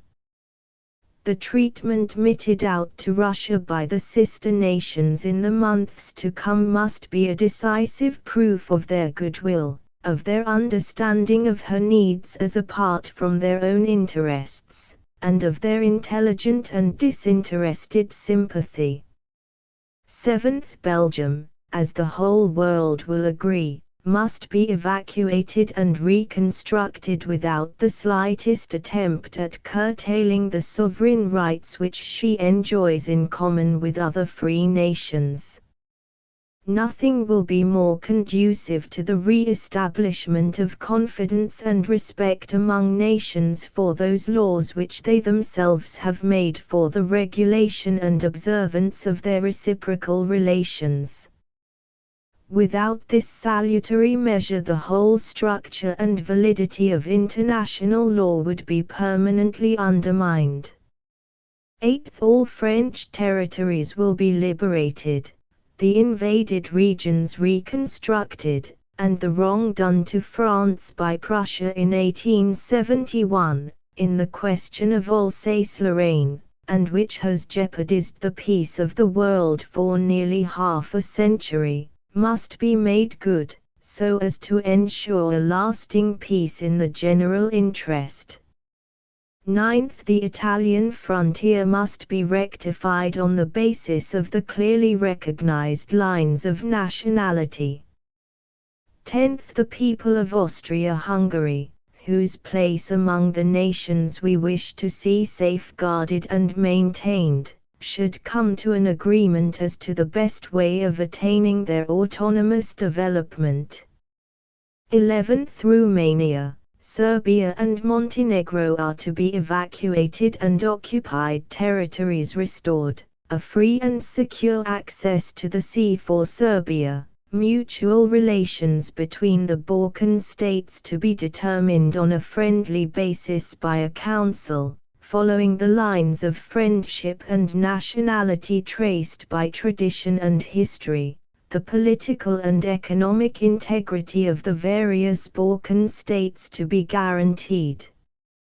12th, a certain degree of sovereignty must be assigned to that part of the Ottoman Empire which is Turkish, but the other nationalities now under the Turkish regime should have the assurance of an independent existence and of an absolute and undisturbed opportunity to develop their autonomy. Moreover, the Dardanelles should be permanently open to the shipping and commerce of all nations under international guarantees. 13th, an independent Polish state should be founded, comprising all territories inhabited by peoples of undoubtedly Polish nationality, with a free and secure access to the sea and its political and economic independence and territorial integrity guaranteed by international agreements. 14th, a League of Nations must be formed with special pacts and for the sole scope of ensuring the reciprocal guarantees of political independence and of territorial integrity, in equal measure both for large and small states. The peace treaty as outlined by Wilson would really have brought about a just peace, but we shall see how the actual result proved quite the reverse of what constituted a solemn pledge of the American people and of the Entente powers.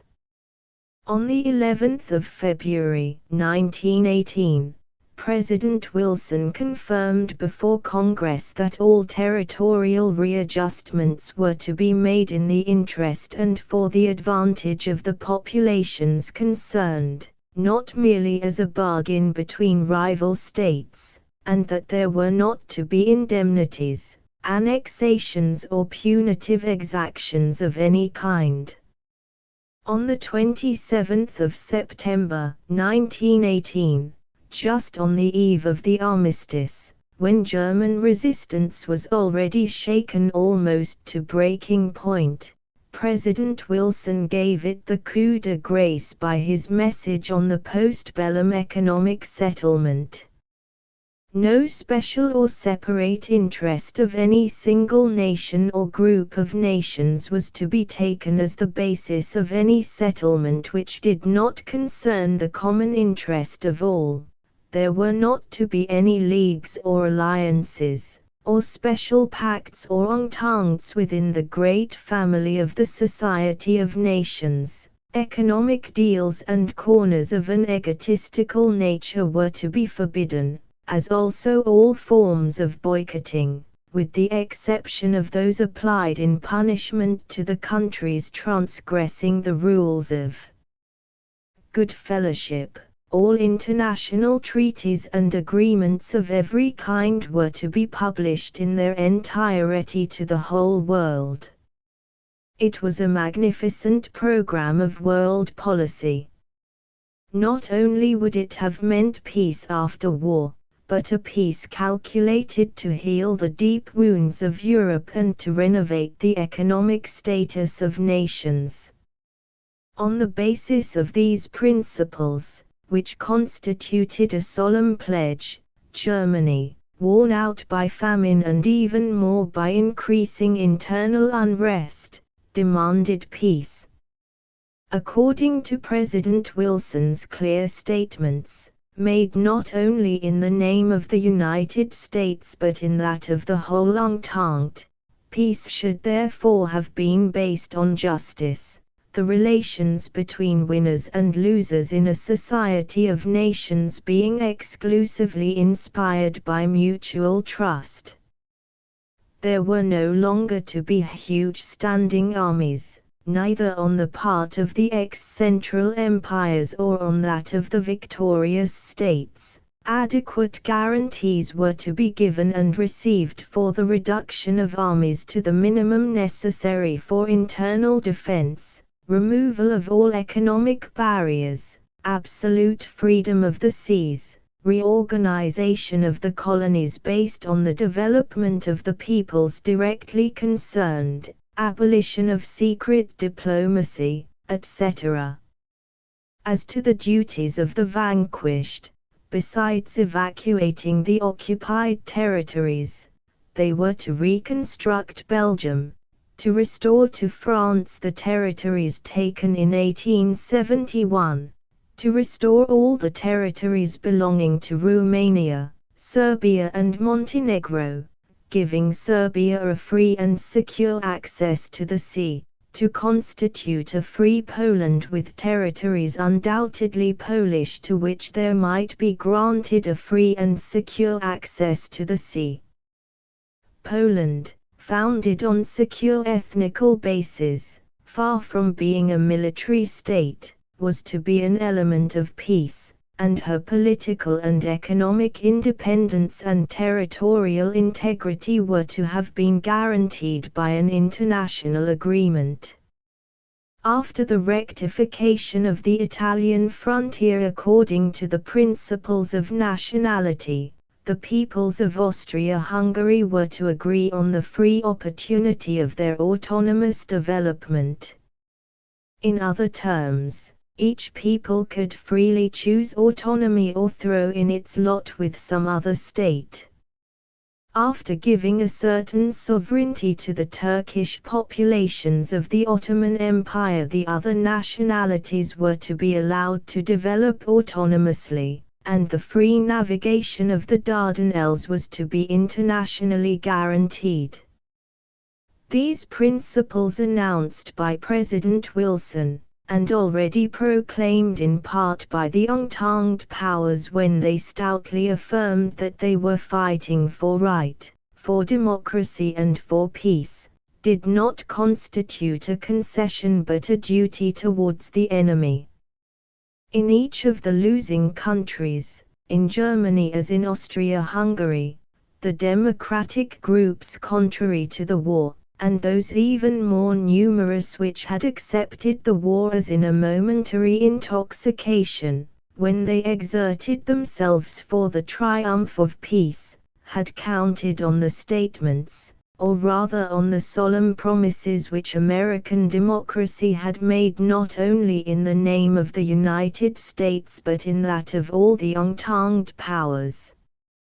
Let us now try to sum up the terms imposed on Germany and the other losing countries by the Treaty of the 28th of June, 1919.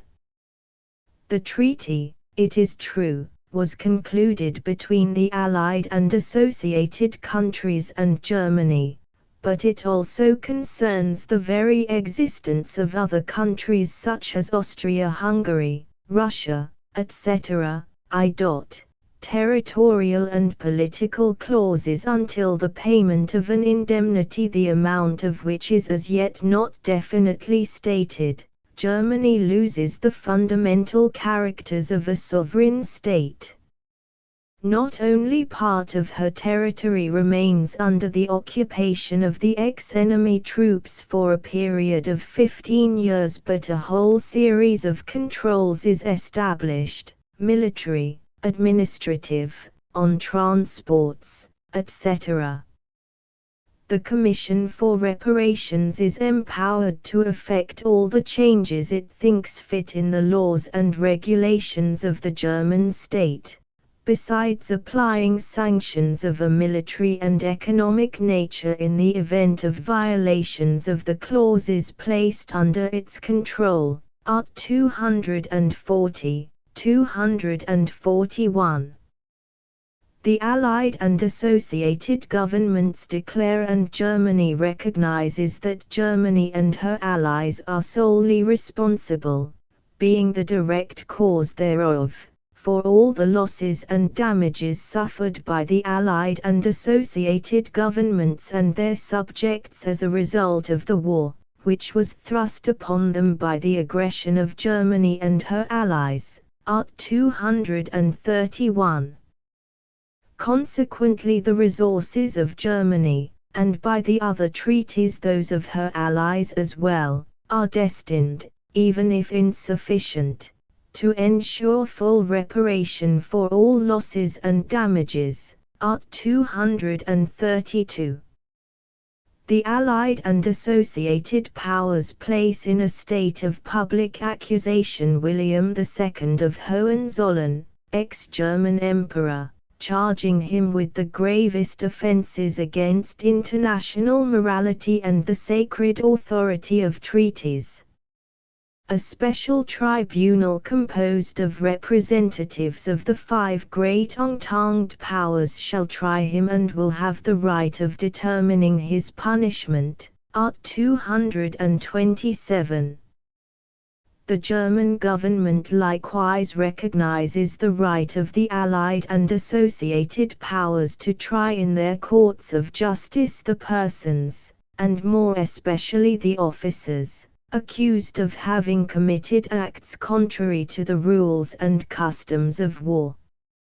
Restitution of Alsace and Lorraine to France without any obligation on the latter's part, not even the corresponding quota of public debt. Art 51 it seek. The treaties of the 19th of April, 1839, are abolished, so that Belgium, being no longer neutral, may become allied to France. Art 31. Attribution to Belgium of the territories of Eupen, Malmedy and Morisnet. Abolition of all the treaties which established political and economic bonds between Germany and Luxembourg. Art 40. Annulment of all the treaties concluded by Germany during the war. German Austria, reduced to a little state of hardly more than 6 million inhabitants, about 1/3 of whom live in the capital. Art 80. Cannot become united to Germany without the consent of the Society of Nations, and is not allowed to participate in the affairs of another nation, namely of Germany, before being admitted to the League of Nations. Treaty of Saint-Germain-en-Laye, Art 88. As the consent of the League of Nations must be unanimous, a contrary vote on the part of France would be sufficient to prevent German Austria from becoming united to Germany. Attribution of North Schleswig to Denmark, Art 109. Creation of the Czechoslovak state, Art 87, which comprises the autonomous territory of the Ruthenians south of the Carpathians, Germany abandoning in favor of the new state all her rights and claims on that part of Silesia mentioned in Art 83. Creation of the State of Poland, Art 87, to whom Poznania and part of Western Prussia are made over. Upper Silesia is to decide by a plebiscite, Art 88, whether it desires to be united to Germany or to Poland. The latter, even without Upper Silesia, becomes a state of 31 million inhabitants, with about 50% of the population non-Polish, including very numerous groups of Germans. Creation of the Free State of Danzig within the limits of Art 100, under the protection of the League of Nations. The city is a free city, but enclosed within the Polish customs house frontiers, and Poland has full control of the river and of the railway system. Poland, moreover, has charge of the foreign affairs of the Free City of Danzig and undertakes to protect its subjects abroad. Surrender to the victors, or, to be more precise, almost exclusively to Great Britain and France, of all the German colonies, Art 119 and 127. The formula, Art 119, is that Germany renounces in favor of the leading Allied and associated powers all her territories beyond the seas. Great Britain has secured an important share, but so has France, receiving that part of Congo ceded in 1911, 4/5 of the Cameroons and of Togoland. Abandonment of all rights and claims in China, Siam, Liberia, Morocco, Egypt, Turkey, Bulgaria and Shantung, Art 128 and 158. Creation of a League of Nations to the exclusion, practically, of Germany and of the other losing countries, with the result that the League is nothing but a juridical completion of the Commission of Reparations. In all of the various treaties, the Pact of the League of Nations, the Covenant, left standing among the collapse of President Wilson's other ideas and proposals, is given precedence over all other clauses. 2. Military clauses and guarantees. Germany is obliged, and with her, by the subsequent treaties, all the other losing countries, to surrender her arms and to reduce her troops to the minimum necessary for internal defense, Art 159 and 213. The German army has no general staff. Its soldiers are mercenaries who enlist for a period of 10 years. It cannot be composed of more than 7 infantry and 3 cavalry divisions, not exceeding 100,000 men including officers, no staff, no military aviation, no heavy artillery. The number of gendarmes and of local police can only be increased proportionately with the increase of the population. The maximum of artillery allowed is limited to the requirements of internal defense. Germany is strictly forbidden to import arms, ammunition and war material of any kind or description. Conscription is abolished, and officers must remain with the colors at least till they have attained the age of 45. No institute of science or culture is allowed to take an interest in military questions.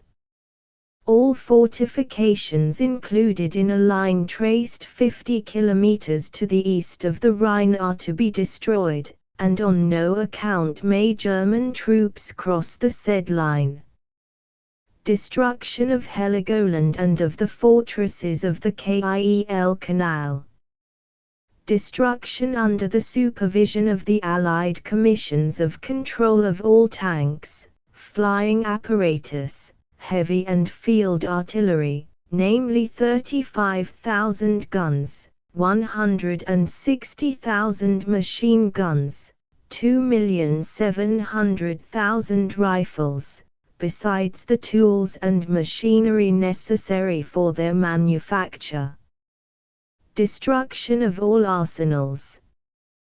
Destruction of the German fleet, which must be limited to the proportions mentioned in Art. 181. Creation of inter-allied military commissions of control to supervise and enforce the carrying out of the military and naval clauses, at the expense of Germany and with the right to install themselves in the seat of the central government. Occupation as a guarantee, for a period of 15 years after the application of the treaty, of the bridgeheads and of the territories now occupied west of the Rhine, Art 428 and 432. If, however, the Commission of Reparations finds that Germany refuses wholly or in part to fulfill her treaty obligations, the zones specified in Article 421 will be immediately occupied by the troops of the Allied and associated powers. 3.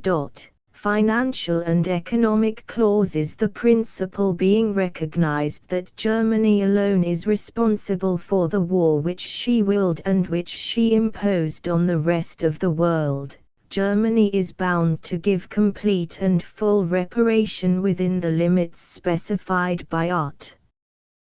232. The amount of the damages for which reparation is due will be fixed by the Commission of Reparations, consisting of the representatives of the winning countries. The coal fields of the Saar are to be handed over, in entire and absolute ownership, free of all liens and obligations, to France, in compensation for the destruction of the coal mines in the north of France. Before the war, in 1913, the output of the Saar Basin amounted to 17 million tons. The Saar is incorporated in the French douane system and after 15 years will be submitted to a plebiscite. Germany may not charge heavier duties on imports from Allied countries than on those from any other country. This treatment of the most favored nation to be extended to all Allied and associated states does not imply the obligation of reciprocity, Art. 264. A similar limitation is placed on exports, on which no special duty may be levied. Exports from Alsace and Lorraine into Germany to be exempt from duty, without right of reciprocity, Art. 268. Germany delivers to the Allies all the steamers of her mercantile fleet of over 600 tons, half of those between 1,000 and 600 tons, and 1/4 of her fishing vessels. Moreover, she binds herself to build at the request of the Allies every year, and for a period of 5 years, 200,000 tons of shipping, as directed by the Allies, and the value of the new constructions will be credited to her by the Commission of Reparations. Part 8, 3. Besides giving up all her colonies, Germany surrenders all her rights and claims on her possessions beyond the seas, Art. 119, and all the contracts and conventions in favor of German subjects for the construction and exploiting of public works, which will be considered as part payment of the reparations due. The private property of Germans in the colonies, as also the right of Germans to live and work there, come under the free jurisdiction of the victorious states occupying the colonies, and which reserve unto themselves the right to confiscate and liquidate all property and claims belonging to Germans, Art. 121 and 297. The private property of German citizens residing in Alsace-Lorraine is subject to the same treatment as that of residents in the ex-German colonies. The French government may confiscate without granting any compensation the private property of Germans and of German concerns in Alsace-Lorraine, and the sums thus derived will be credited towards the partial settlement of eventual French claims, Art. 53 and 74. The property of the state and of local bodies is likewise surrendered without any compensation whatever. The Allies and Associates reserve the right to seize and liquidate all property, claims and interests belonging, at the date of the ratification of the treaty, to German citizens or to firms controlled by them, situated in their territories, colonies, possessions and protectorates, including the territories surrendered in accordance with the clauses of the treaty, Art. 217. Germany loses everything with the exception of her territory, colonies, possessions, rights, commercial investments, etc. After giving the Saar coal fields in perpetual ownership to France in reparation of the temporary damages suffered by the French coal mines, the treaty goes on to establish the best ways and means to deprive Germany, in the largest measure possible, of her coal and her iron. The Saar coal fields have been handed over to France absolutely, while the war damages of the French mines have been repaired or can be repaired in a few years. Upper Silesia being subject to the plebiscite with the occupation of the Allied troops, Germany must have lost several of her most important coal fields had the plebiscite gone against her.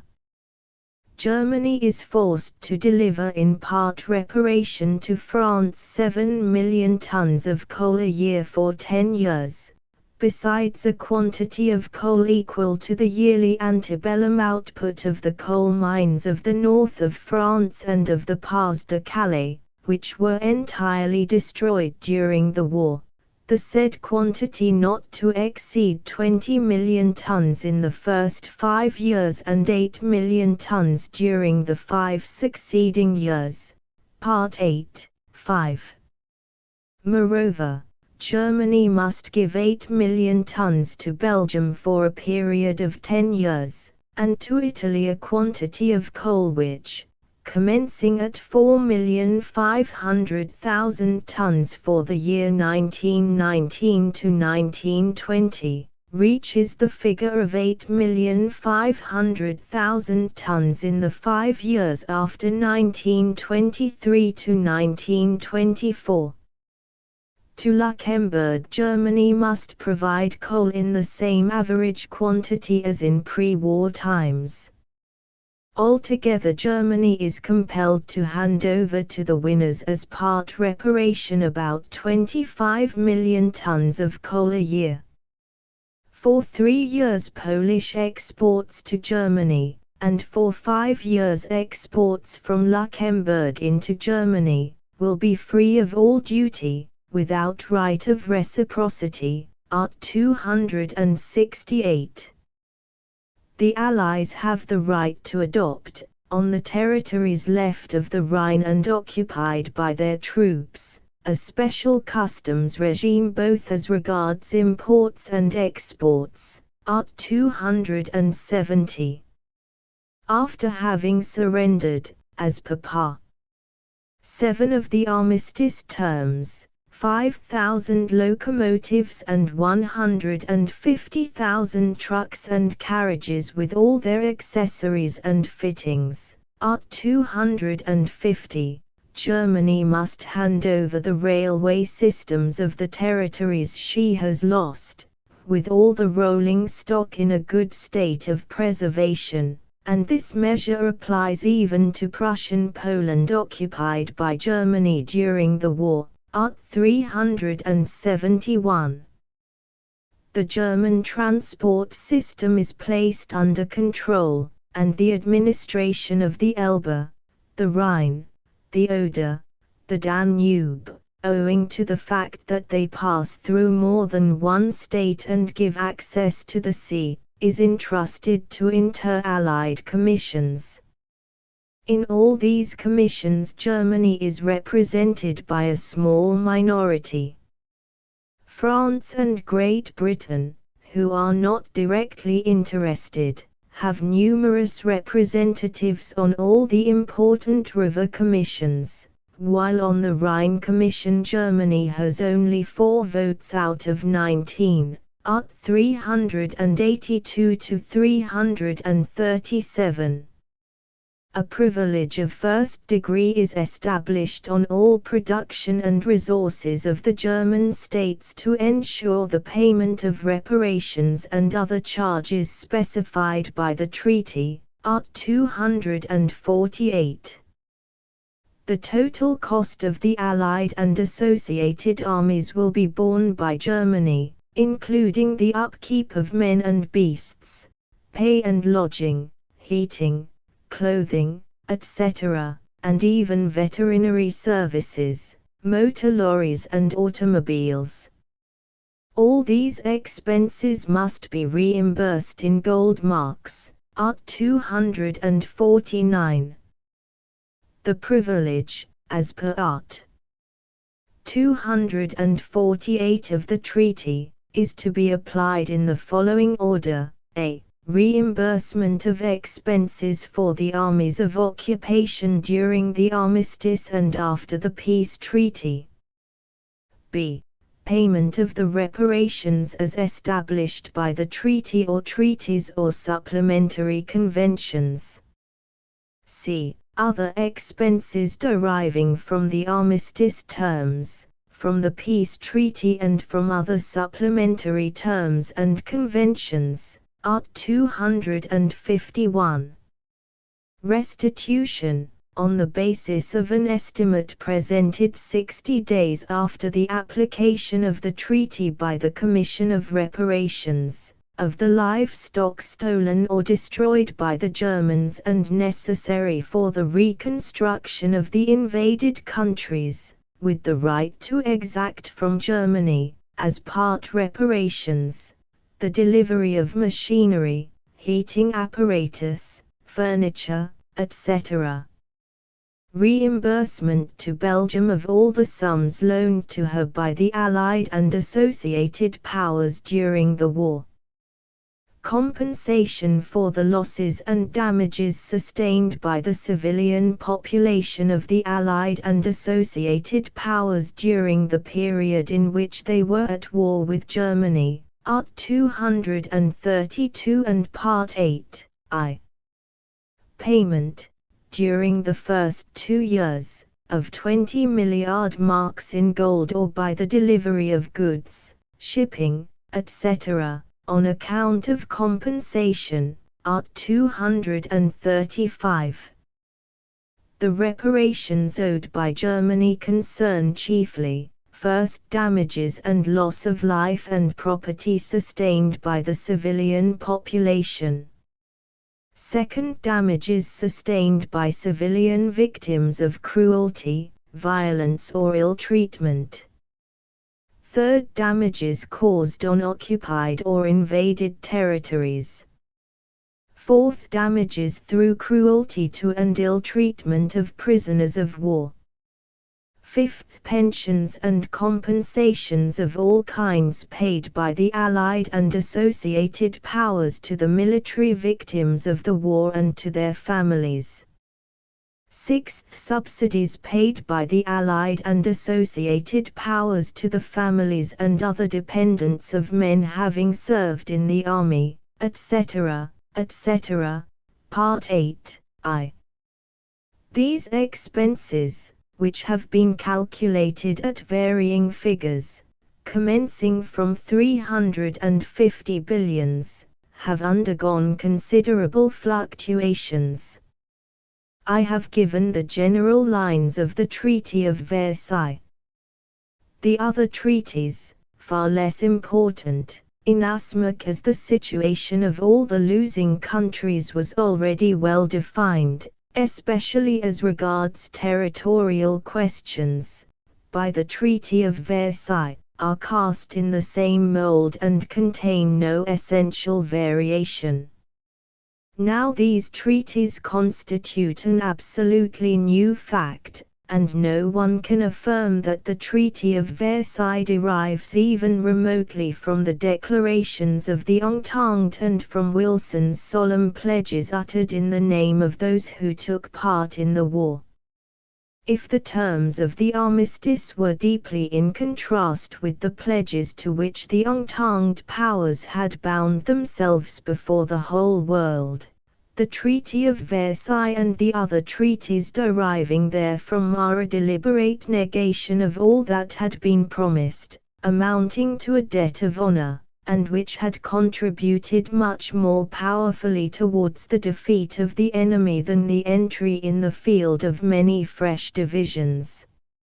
In the state of extreme exhaustion in which both conquerors and losers found themselves in 1918, in the terrible suffering of the Germanic group of belligerents, deprived for 4 years of sufficient nourishment and of the most elementary necessaries of life, in the moral collapse which had taken the place of boasting and temerity, the words of Wilson, who pledged himself to a just peace and established its terms, proclaiming them to the world, had completely broken down whatever force of resistance there still remained. They were the most powerful instruments of victory, and if not the essential cause, certainly not the least important among the causes which brought about the collapse of the Central Empires. Germany had been deeply hit by the armistice. Obliged to hand over immediately 5,000 locomotives and 150,000 railway trucks and carriages at the very time when she had to demobilize. During the first months she found her traffic almost completely paralyzed. Every war brings virulent germs of revolution in the vanquished countries. The War of 1870 gave France the impulsive manifestations of La Commune in exactly the same manner as war gave rise in Germany during the first months after the armistice to a violent revolutionary crisis, overcome not without difficulty and still representing a grave menace. Forced to surrender immediately a large quantity of livestock, to demobilize when the best part of her railway material had gone, still hampered by the blockade, Germany, against the interest of the Allies themselves, has been obliged to sacrifice her exchange because, in the absence of sufficient help, she has had to buy the most indispensable foodstuffs in neutral countries. Her paper currency, which at the end of 1918 amounted to 22 milliard marks, not excessive as compared with that of other countries, immediately increased with a growing crescendo till it reached, in a very short time, the figure of 88 milliards, thus rendering from the very first the payment of indemnities in gold extremely difficult. The most skilled men have been thrust into an absolute impossibility of producing. To have deprived Germany of her merchant fleet, built up with so much care, means to have deprived the freight market of 60,000 of the most skilled, intelligent and hard-working seamen. But what Germany has lost as a result of the treaty surpasses all imagination and can only be regarded as a sentence of ruin and decay voluntarily passed over a whole people.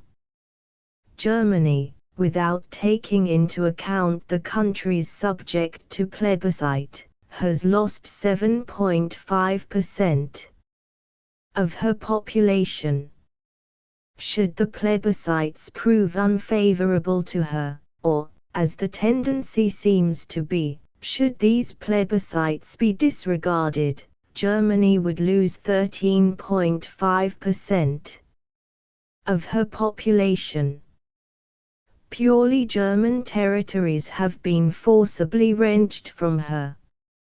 What has been done in the case of the Saar has no precedence in modern history. It is a country of 650,000 inhabitants, of whom not even 100 are French, a country which has been German for 1,000 years, and which was temporarily occupied by France for purely military reasons.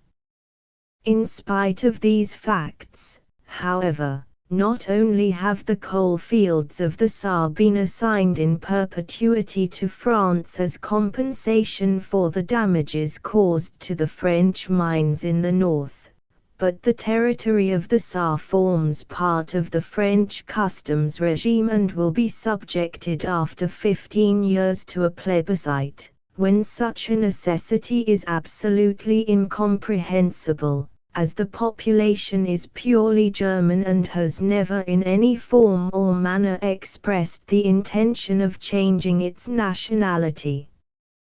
The ebb and flow of peoples in Europe during the long war of nationalities has often changed the situation of frontier countries. Sometimes it may still be regarded as a necessity to include small groups of alien race and language in different states in order to ensure strategically safe frontiers. But, with the exception of the necessity for self-defense, there is nothing to justify what has been done to the detriment of Germany. Wilson had only said that France should receive compensation for the wrong suffered in 1871 and that Belgium should be evacuated and reconstructed. What had been destroyed was to have been built up again. But no one had ever thought during the war of handing over to Belgium a part, however small, of German territory or of surrendering predominantly and purely German territories to Poland. The German colonies covered an area of nearly 3 million square kilometers. They had reached an admirable degree of development and were managed with the greatest skill and ability. They represented an enormous value, nevertheless they have been assigned to France, Great Britain and in minor proportion to Japan, without figuring at all in the reparations account. It is calculated that as a result of the treaty, owing to the loss of a considerable percentage of her agricultural area, Germany is 25%. The poorer in regard to the production of cereals and potatoes and 10 to 12%. In regard to the breeding of livestock. The restitution of Alsace-Lorraine, the only formal claim advanced by the Entente in its war program, has deprived Germany of the bulk of her iron ore production. In 1913 Germany could count on 21 million tons of iron from Lorraine, 7 million from Luxembourg, 138,000 from Upper Silesia and 7,344 from the rest of her territory. This means that Germany is reduced to only 20.41% of her pre-war wealth in iron ore. In 1913 the Saar district represented 8.95% of the total production of coal, and Upper Silesia 22.85%. Having lost about 80% of her iron ore and large stocks of coal, while her production is severely handicapped, Germany, completely disorganized abroad after the suppression of all economic equilibrium, is condemned to look on helplessly while the very sources of her national wealth dry up and cease to flow. In order to form a correct estimate of the facts, we must hold in mind that 1/5 of Germany's total exports before the war consisted of iron and of tools and machinery mostly manufactured with German iron. If we now consider the 14 points of President Wilson, accepted by the Entente as a peace program, comparing the actual results obtained by the Treaty of Versailles, we are faced with the following situation: 1. After loyal peace negotiations and the conclusion and signing of peace treaties, secret diplomatic agreements must be regarded as abolished, says Wilson. On the contrary, secret peace negotiations have been protracted for more than 6 months, and no hearing was even granted to the German delegates who wished to expose their views. By a system of treaties, France has created a military alliance with Belgium and Poland, thus completely cornering Germany. 2. Absolute freedom of the sea beyond territorial waters. Nothing, as a matter of fact, has been changed from the pre-war state of things, with the difference that the losers have had to surrender their mercantile fleets and are therefore no longer directly interested in the question. 3. Removal of all economic barriers and equality of trade conditions. The treaty imposes on Germany terms without reciprocity, and almost all Entente countries have already adopted protectionist and prohibitive tariffs. 4. Adequate guarantees to be given and received for the reduction of armaments to a minimum compatible with home defense. The treaties have compelled the vanquished countries to destroy or to surrender their navies, and have reduced the standing armies of Germany to 100,000 men, including officers, of Bulgaria to 23,000, of Austria to 30,000, in reality only 21,000, of Hungary to 35,000. The conquering states, on the other hand, maintain enormous armies numerically superior to those which they had before the war. France, Belgium and Poland have between them about 1,400,000 men with the colors.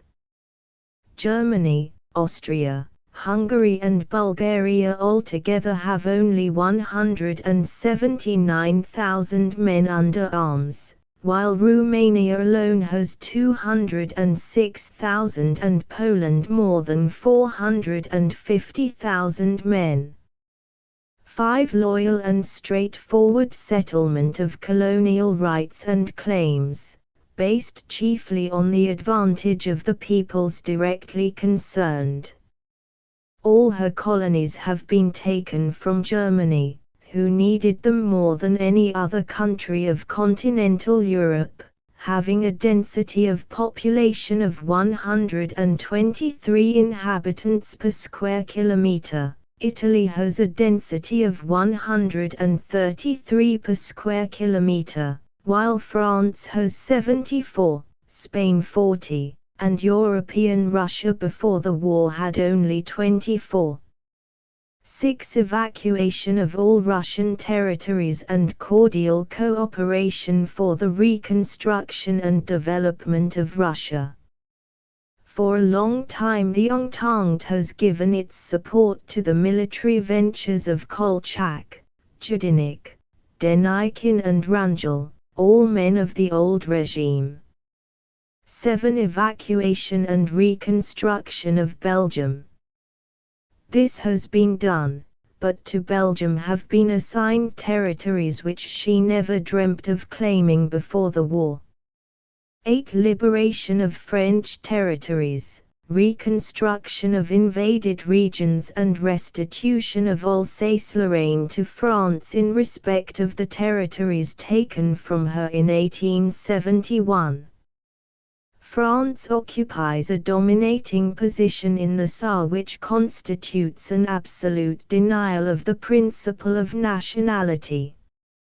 9. Rectification of the Italian frontier, according to clearly defined lines of nationality. As these lines have never been clearly defined or recognized, the solution arrived at has been distasteful both to the Italians and to their neighbors. 10. The peoples of Austria-Hungary to be left free to unite together or to form autonomous states in the manner best suited to their development. As a matter of fact, the treaties have taken the greatest possible number of Germans from Austria and of Magyars from Hungary in order to hand them over to Poland, to Czechoslovakia, to Romania and to Yugoslavia, namely to populations for the most part inferior to the Germans. 11. Evacuation of Romania, Serbia and Montenegro. This has been effected, but whereas the Entente powers have always proclaimed their fundamental duty for the reconstruction of Montenegro, they all contributed to its disappearance, chiefly at the instigation of France. 12. A limited sovereignty to the Turkish parts of the Ottoman Empire, liberation of other nationalities and freedom of navigation in the Dardanelles placed under international guarantees. What really happened was that the Entente powers immediately tried to possess themselves of Asia Minor, but events rendered it necessary to adopt a regime of mandates because direct sovereignty would have been too perilous an experiment. A sense of deep perturbation and unrest pervades the whole of Islam. 13. An independent Polish state with populations undoubtedly Polish to be founded as a neutral state with a free and secure outlet to the sea and whose integrity is to be guaranteed by international accords. In reality, a Polish state has been formed with populations undoubtedly non-Polish, having a markedly military character and aiming at further expansion in Ukrainian and German territory. It has a population of 31 million inhabitants while it should not exceed 18 million, and proposes to isolate Russia from Germany. Moreover, the Free State of Danzig, practically dependent from Poland, constitutes a standing menace to Germany. 14. Foundation of the League of Nations for the sole purpose of re-establishing order among nations, and laying the basis of reciprocal guarantees of territorial integrity and political independence for all states, both great and small. After more than 2 years have elapsed since the conclusion of peace and 3 since the armistice, the League of Nations is still nothing but a holy alliance, the object of which is to guarantee the privileges of the conquerors. After the vote of the Senate, deserving of all praise from every point of view, the United States does not form part of the League, nor do the losing countries, including Germany. It is therefore obvious that the most solemn pledges on which peace was based have not been maintained. The noble declarations made by the Entente during the war have been forgotten all the solemn collective pledges, forgotten and disregarded Wilson's proclamations which, without being real contracts or treaties, were something far more solemn and binding, a pledge taken before the whole world at its most tragic hour to give the enemy a guarantee of justice. Without expressing any opinion on the treaties, it cannot be denied that the manner in which they have been applied has been even worse. For the first time in civilized Europe, not during the war, when everything was permissible in the supreme interests of defense. But now that the war is over, the Entente powers, though maintaining armies more numerous than ever, for which the vanquished must pay, have occupied German territories, inhabited by the most cultured, progressive and technically advanced populations in the world, as an insult and a slight, with colored troops, men from darkest and most barbarous Africa, to act as defenders of the rights of civilization and to maintain the law and order of democracy. 3. The peace treaties, their origin and aims. How, after the solemn pledges undertaken during the war, a peace could have been concluded which practically negatives all the principles professed during the war and all the obligations entered into, is easily explained when the progress of events is noted from the autumn of 1918 to the end of the spring of 1919. I took no direct part in those events, as I had no share in the government of Italy from January to the end of June, 1919, the period during which the treaties of Versailles and Saint-Germain-en-Laye were being prepared. The Orlando ministry was resigning when the Treaty of Versailles was drawn up for signature, and the situation which confronted the ministry of which I was head was clearly defined. Nevertheless, I asked the Minister of Foreign Affairs and the delegates of the preceding cabinet to put their signatures to it. Signing was a necessity, and it fell to me later on to put my signature to the ratification. The Treaty of Versailles and those which have followed with Austria, Hungary, Bulgaria and Turkey have been validly signed, and they pledge the good faith of the countries which have signed them. But in the application of them there is need of great breadth of view, there is need of dispassionate study to see if they can be maintained, if the fulfillment of the impossible or unjust conditions demanded of the conquered countries will not do more harm to the conquerors, will not, in point of actual fact, pave the way to their ruin.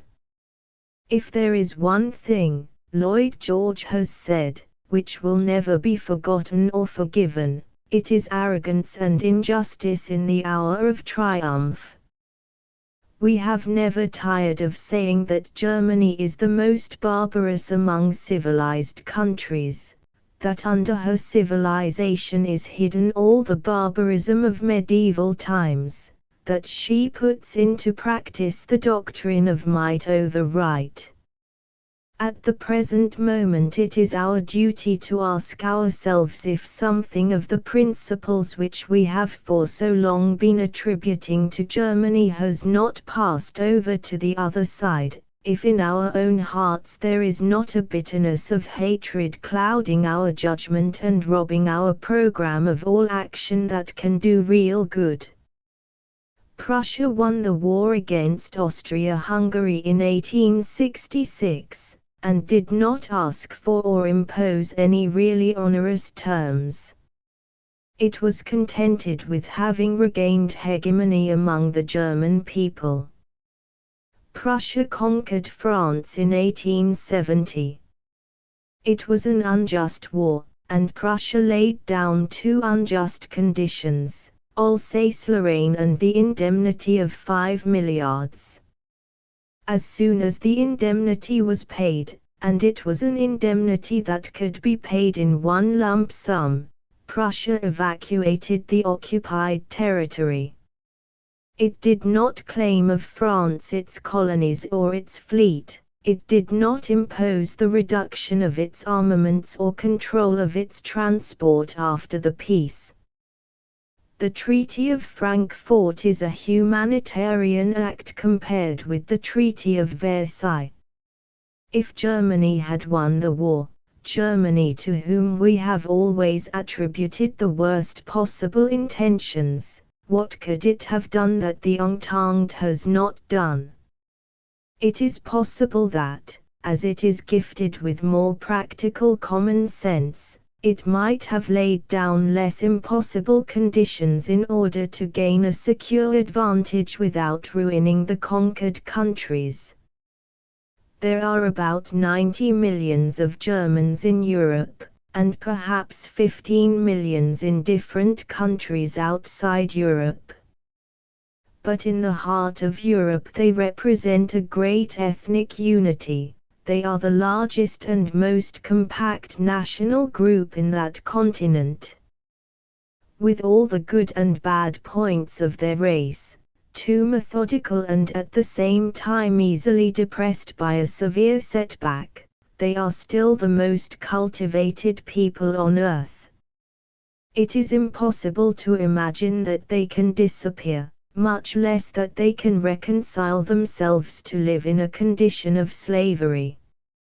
On the other hand, the Entente has built on a foundation of shifting sand, a Europe full of small states poisoned with imperialism and in ruinous conditions of economy and finance, and a too great Poland without a national basis and necessarily the enemy of Russia and of Germany.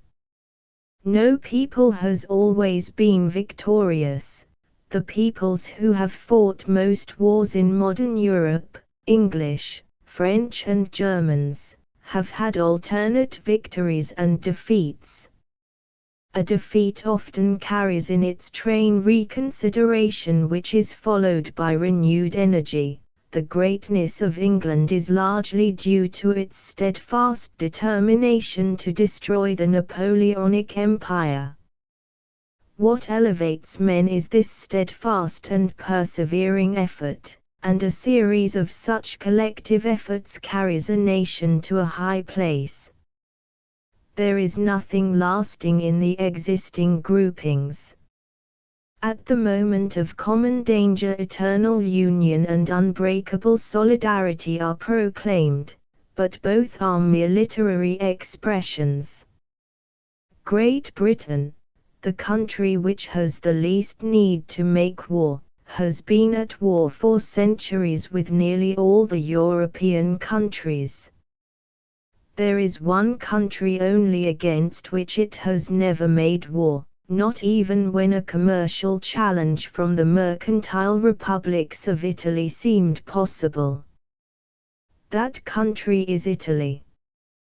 That shows that between the action of Italy there is not, nor can there be, contrast, and indeed that between the two nations there is complete agreement in European continental policy.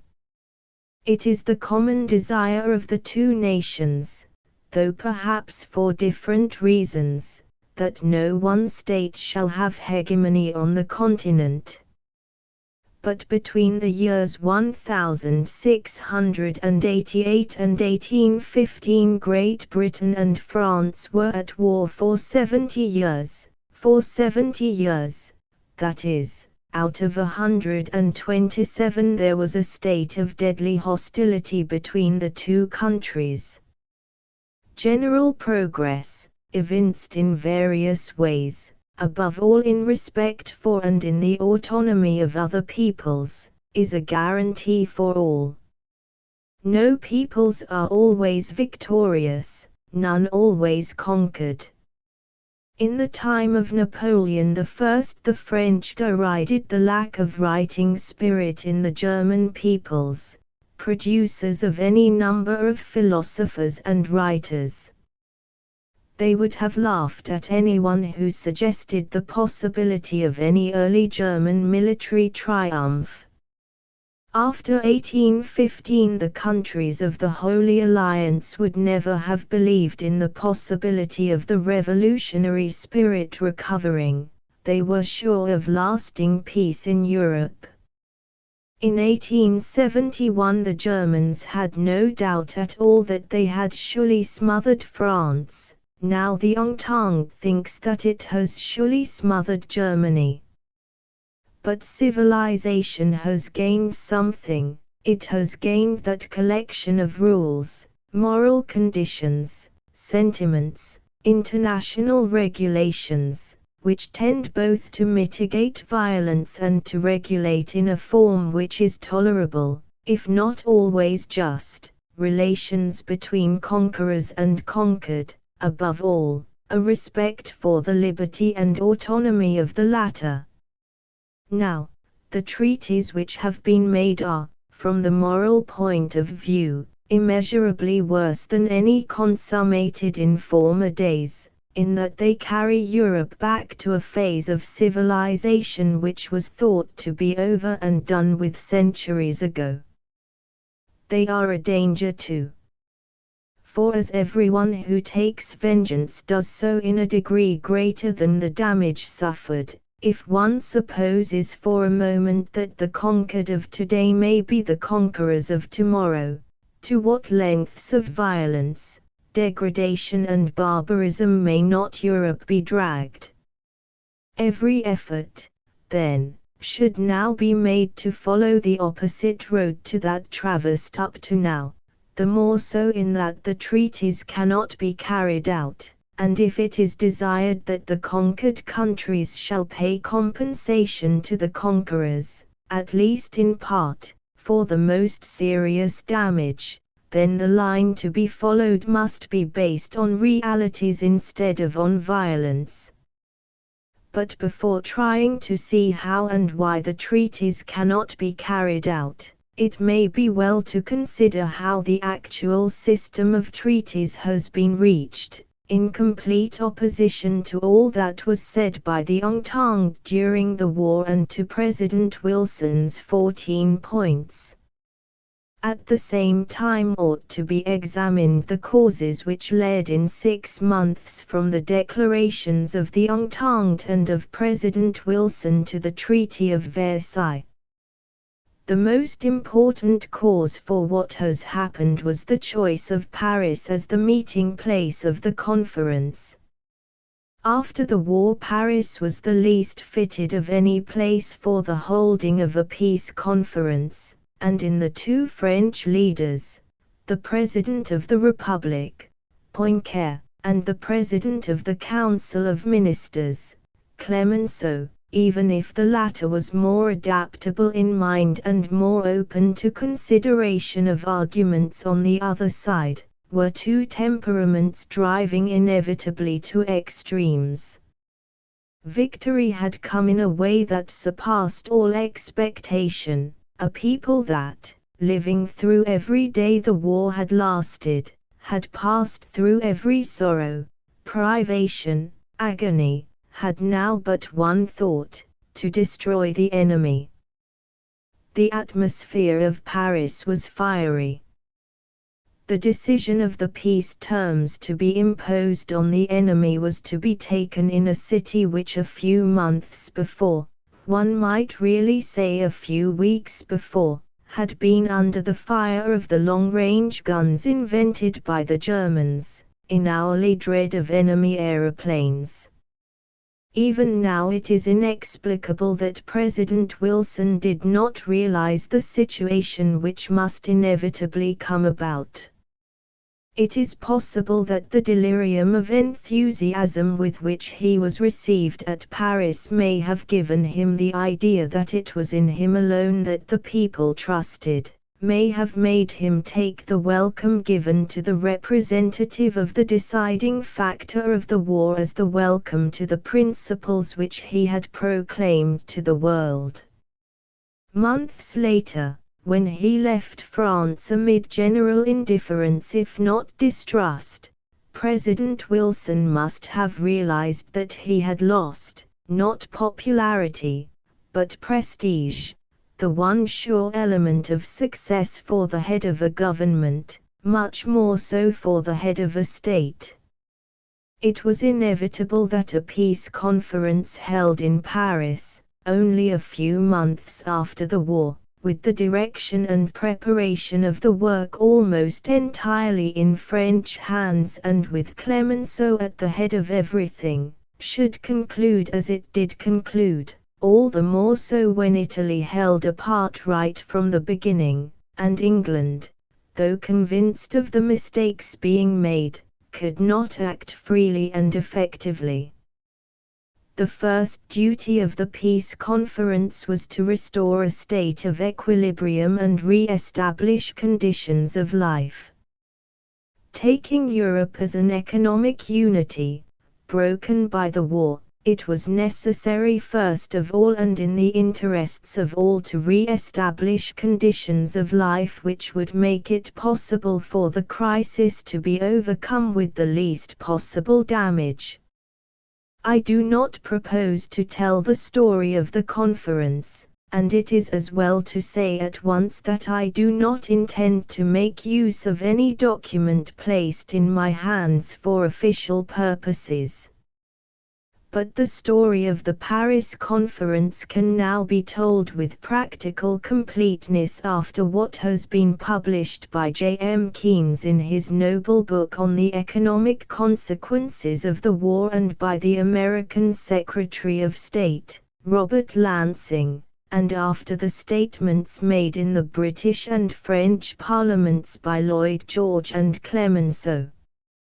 But from the political point of view the most interesting document is still André Tardew's book La Paix, to which Clemenceau wrote a preface and which expresses, from the point of view of the French delegation at the conference, the program which France laid before itself and what it obtained. This book explains how the principal decisions were taken, and indeed can be fairly considered to show in a more reliable way than any other publication extant how the work of the conference proceeded. For not only was M. Tardieu one of the French delegates to the conference, one of those who signed the Versailles Treaty, but also he prepared the plan of work as well as the solutions of the most important questions in his capacity of trusted agent of the Prime Minister. The determination in the mind of President Wilson when he came to Paris was to carry through his program of the League of Nations. He was fickle in his infallibility, but he had the firmest faith that he was working for the peace of the world and above all for the glory of the United States. Of European things he was supremely ignorant.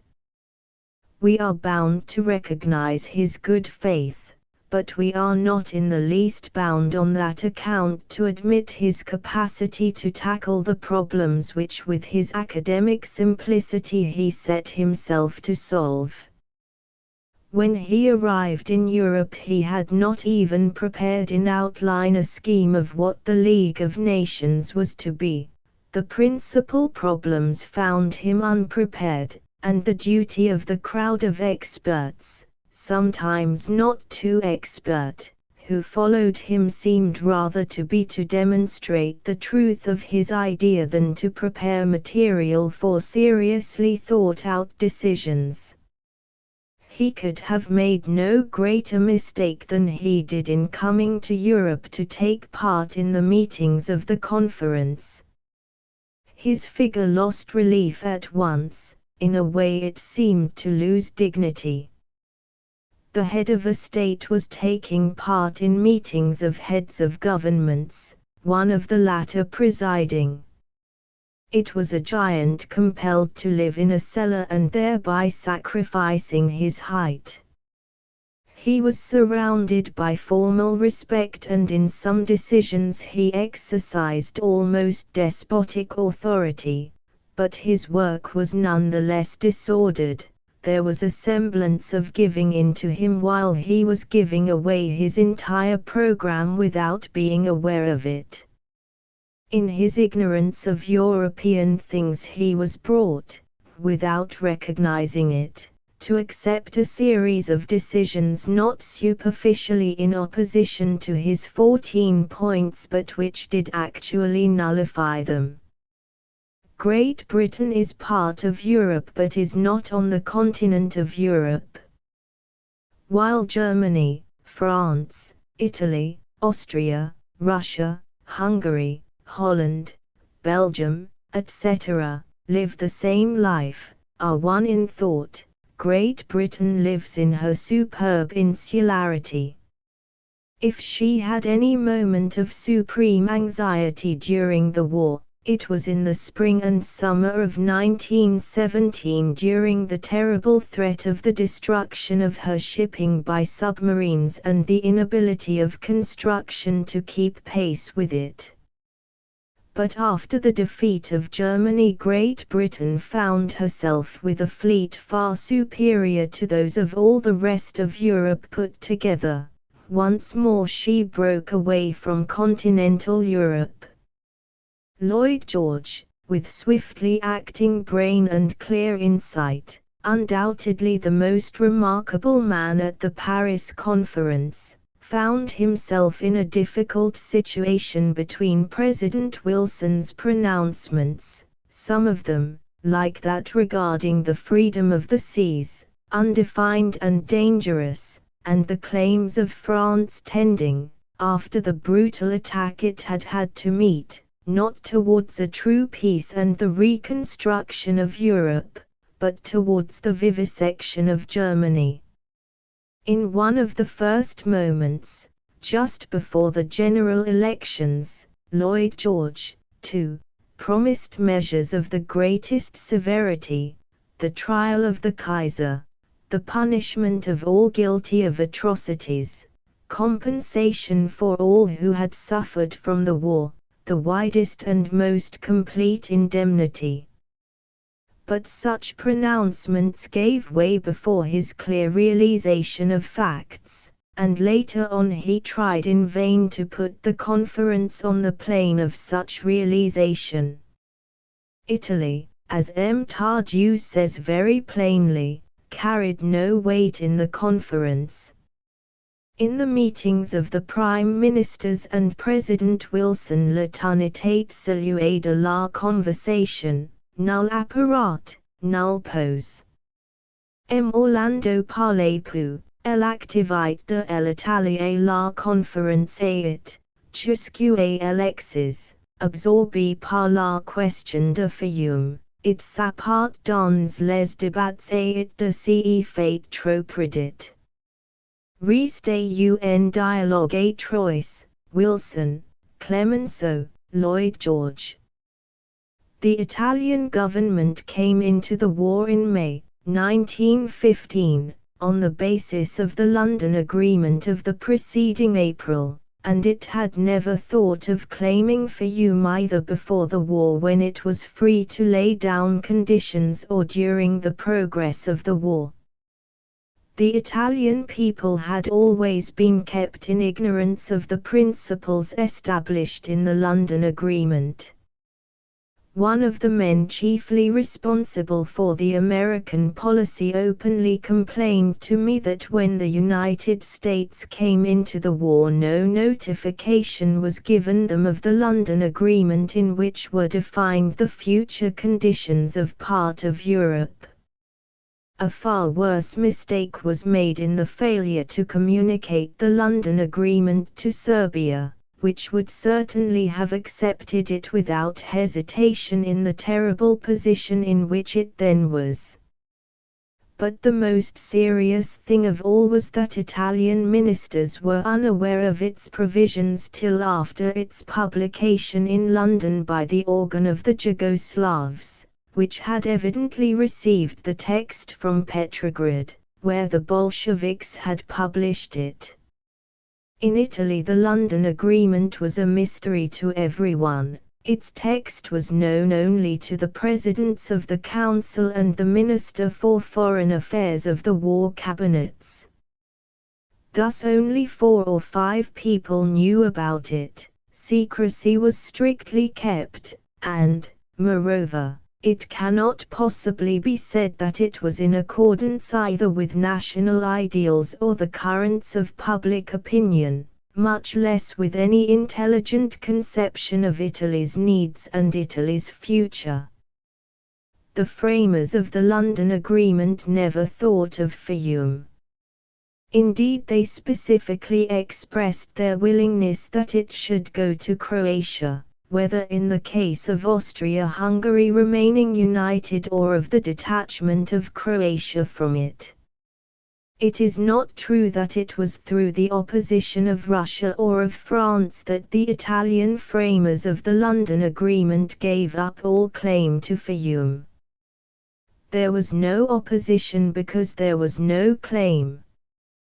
The representatives of Russia and France have told me officially that no renunciation took place through any action on the part of their governments, because no claim was ever made to them. On the other hand, after the armistice, and when it became known through the newspapers that the London Agreement gave Fiume to Croatia, a very strong movement for Fiume arose, funded by the government itself, and an equally strong movement in Fiume also. If, in the London Agreement, instead of claiming large areas of Dalmatia which are entirely or almost entirely Slav, provision had been made for the constitution of a state of Fiume placed in a condition to guarantee not only the people of Italian nationality but the economic interests of all the peoples in it and surrounding it, there is no doubt that such a claim on the part of Italy would have gone through without opposition. During the Paris conference, the representatives of Italy showed hardly any interest at all in the problems concerning the peace of Europe, the situation of the conquered peoples, the distribution of raw materials, the regulation of the new states and their relations with the victor countries. They concentrated all their efforts on the question of Fiume, that is to say on the one point in which Italian action was fundamentally weak, in that, when it was free to enter into the war and lay down conditions of peace, at the moment when the Entente was without America's invaluable assistance and was beginning to doubt the capacity of Russia to carry on, it had never even asked for Fiume in its war treaty, that it had made the inexplicable mistake of neglecting to communicate that treaty to the United States when that country came into the war, and to Serbia at the moment when Italy's effort was most valuable for its help. At the conference, Italy had no directing policy. It had been a part of the system of the German alliance, but it had left its allies, Germany and Austria-Hungary, because it recognized that the war was unjust, and had remained neutral for 10 months. Then, entering into the war freely and without obligation, there was one road for it to follow, that of proclaiming solemnly and defending the principles of democracy and justice. Indeed, that was a moral duty, in that the break with the two countries with which Italy had been in alliance for 33 years became a matter not only of honesty but of duty solely through the injustice of the cause for which they had proclaimed an offensive war. It was not possible for Italy to go to war to realize the dream of uniting the Italian lands to the nation, for she had entered the system of alliance of the Central Empires and had stayed there long years while having all the time Italian territories unjustly subjected to Austria-Hungary. The annexation of the Italian lands to the Kingdom of Italy had to be the consequence of the affirmation of the principles of nationality, not the reason for going to war. In any case, for Italy, which had laid on itself in the London Agreement the most absurd limitations, which had confined its war aims within exceedingly modest limits, which had no share in the distribution of the wealth of the conquered countries, which came out of the war without raw materials and without any share in Germany's colonial empire, It was a matter not only of high duty but of the greatest utility to proclaim and uphold all those principles which the Entente had so often and so publicly proclaimed as its war policy and its war aims. But in the Paris Conference Italy hardly counted. Without any definite idea of its own policy, it followed France and the United States, sometimes it followed Great Britain. There was no affirmation of principles at all. The country which, among all the European warring powers, had suffered most severely in proportion to its resources and should have made the greatest effort to free itself from the burdens imposed on it, took no part in the most important decisions. It has to be added that these were arrived at between the 24th of March and May the 7th, while the Italian representatives were absent from Paris or had returned there humbled without having been recalled. After interminable discussions which decided very little, especially with regard to the League of Nations which arose before the nations were constituted and could live, real vital questions were tackled, as is seen from the report of the conference, on the 24th of March, and it is a fact that between that date and May the 7th the whole treaty was put in shape. Territorial questions, financial questions, economic questions, colonial questions. Now, at that very moment, on account of the question of Fiume and Fiume alone, for some inscrutable reason the Italian delegates thought good to retire from the conference, to which they returned later without being invited, and during that time all the demonstrations against President Wilson took place in Italy, not without some grave responsibility on the part of the government. Italy received least consideration in the peace treaties among all the conquering countries. It was practically put on one side. It has to be noted that both in the armistice and in the peace treaty the most serious decisions were arrived at almost incidentally, moreover they were always vitiated by slight concessions apparently of importance. On the 2nd of November, 1917, when the representatives of the different nations met at Paris to fix the terms of armistice, M. Tardieu relates, the question of reparation for damages was decided quite incidentally. It is worthwhile reproducing what he says in his book, taken from the official report, M. Clemenceau. _Je voudrais venir maintenant sur la question des réparations et des tonnages. On n'y comprendrait pas chez nous, et en France, que nous en inscrivions pas dans l'armistice une clause à cet effet. CEQ vous demandez c'est l'édition de 3 mars. Réparations des dommages sans autre commentaire.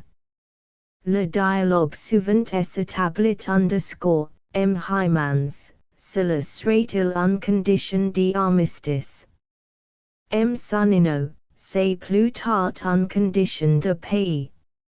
M. Bonalor, il est inutile d'insérer dans les conditions d'armistice une clause qui ne pourrait être exécutée dans un brief délai. M. Clemenceau, je veux que mentionne le principe. Vous ne devez pas oublier que la population française est une de celles qui ont le plus souffert. Elle ne comprendrait pas que nous ne fassions pas allusion à cette clause. M. Lloyd George, si vous envisagez le principe des réparations sur terre, Il faut mentionner aussi celui des reparations pour les navires. Clemenceau, je comprends tout cela dans mes trois mots, reparations des dommages. Je supplie le conseil de se mettre dans l'esprit de la population française. Vesage, it serbe. Hymans, it belge. Sonino, it italien aussi. House, puisque est une question importante pour tous, je propose l'addition de Clemenceau. Bon alors, c'est déjà dit dans notre lettre au président Wilson, qui la communiquera à l'Allemagne. Il est inutile de la dire deux fois. Orlando, j'accepte en principe, quoiqu'il n'y ait pas été fait mention dans les conditions de l'armistice avec l'Autriche. L'addition reparations des dommages est adoptée. Klotz propose de mettre en tête de cette addition les mots, sous réserve de toutes revendications et restaurations ultérieures de la part des Allies et des États-Unis. Il est ainsi décidé. If I were at liberty to publish the official report of the doings of the conference while the various peace treaties were being prepared, as Millimeter Poincaré and Tardieu have published secret acts, it would be seen that the proceedings were very much the same in every case. Meanwhile we may confine ourselves to an examination of the report as given by Tardieu. The question of reparation of damages was not a condition of the armistice. It had not been accepted. Clemenceau brings the question up again solely in homage to French public opinion. The suggestion is to write in simply the three words, reparation of damages. It is true that these three words determine a policy, and that there is no mention of it in the claims of the Entente, in the 14 points of President Wilson, or in the armistice between Italy and Austria-Hungary. In his 14 points Wilson confined himself, in the matter of damages, to the following claims: 1. Reconstruction of Belgium, 2. Reconstruction of French territory invaded, 3. Reparation for territory invaded in Serbia, Montenegro and Romania. There is no other claim or statement in the 14 points. On the other hand, the pronouncement, reparation des dommages included, as in fact was afterwards included, any claim for damage by land or sea. The representatives of Belgium, Italy and Great Britain remark that it is a condition of peace, not of armistice. But Clemenceau makes it a question of regard and consideration for France. France would not understand there being no mention of it. There was no desire to define anything, only just to mention it, and in three simple words. I ask you, says Clemenceau, to put yourselves into the spirit of the people of France. At once the British representative notes the necessity of a clear statement regarding reparations for losses at sea through submarines and mines, and all, the Serbian, the Belgian and, last of all, the Italian, at once call attention to their own damages. Mr. House, not realizing the wide and serious nature of the claim, says that it is an important question for all, while America had already stated, in the words of the President of the Republic, that it renounced all indemnity of any nature whatsoever. So was established, quite incidentally, the principle of indemnity for damages, which gave the treaty a complete turn away from the spirit of the pronouncements by the Entente and the United States. Equally incidentally were established all the declarations in the treaty, the purpose of which is not easy to understand except in so far as it is seen in the economic results which may accrue. Article 231 of the Treaty of Versailles states that the Allied and associated governments affirm, and Germany accepts, the responsibility of Germany and her allies for causing all the loss and damage to which the Allied and associated governments and their peoples have been subjected as a consequence of the war imposed on them by the aggression of Germany and her allies. Article 177 of the Treaty of Saint-Germain-en-Laye states in the same way that the Allied and associated governments affirm, and Austria-Hungary accepts, the responsibility of Austria and her allies, etc.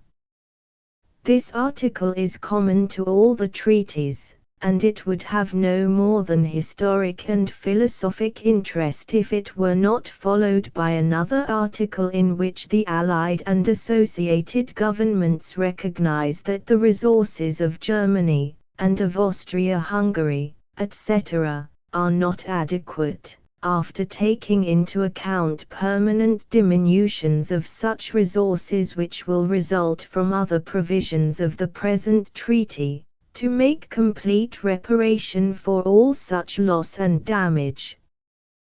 The Allied and associated governments, however, require, and Germany undertakes, that she will make compensation for all damage done to the civilian population of the Allied and associated powers and to their property during the period of the belligerency of each as an allied or associated power against Germany by such aggression by land, by sea and from the air, and in general all damage as defined in the treaty, comprising many of the burdens of war pensions and compensations to soldiers and their families, cost of assistance to families of those mobilized during the war, etc. There is nothing more useless, indeed more stupid, than to take your enemy by the throat after you have beaten him and force him to declare that all the wrong was on his side. The declaration is of no use whatever, either to the conqueror, because no importance can be attributed to an admission extorted by force, or to the conquered, because he knows that there is no moral significance in being forced to state what one does not believe, or for third parties, because they are well aware of the circumstances under which the declaration was made. It is possible that President Wilson wanted to establish a moral reason, I do not like to say a moral alibi, for accepting, as he was constrained by necessity to accept, all those conditions which were the negation of what he had solemnly laid down, the moral pledge of his people, of the American democracy. Germany and the conquered countries have accepted the conditions imposed on them with the reserve that they feel that they are not bound by them, even morally, in the future. The future will pour ridicule on this new form of treaty which endeavors to justify excessive and absurd demands, which will have the effect of destroying the enemy rather than of obtaining any sure benefit, by using a forced declaration which has no value at all.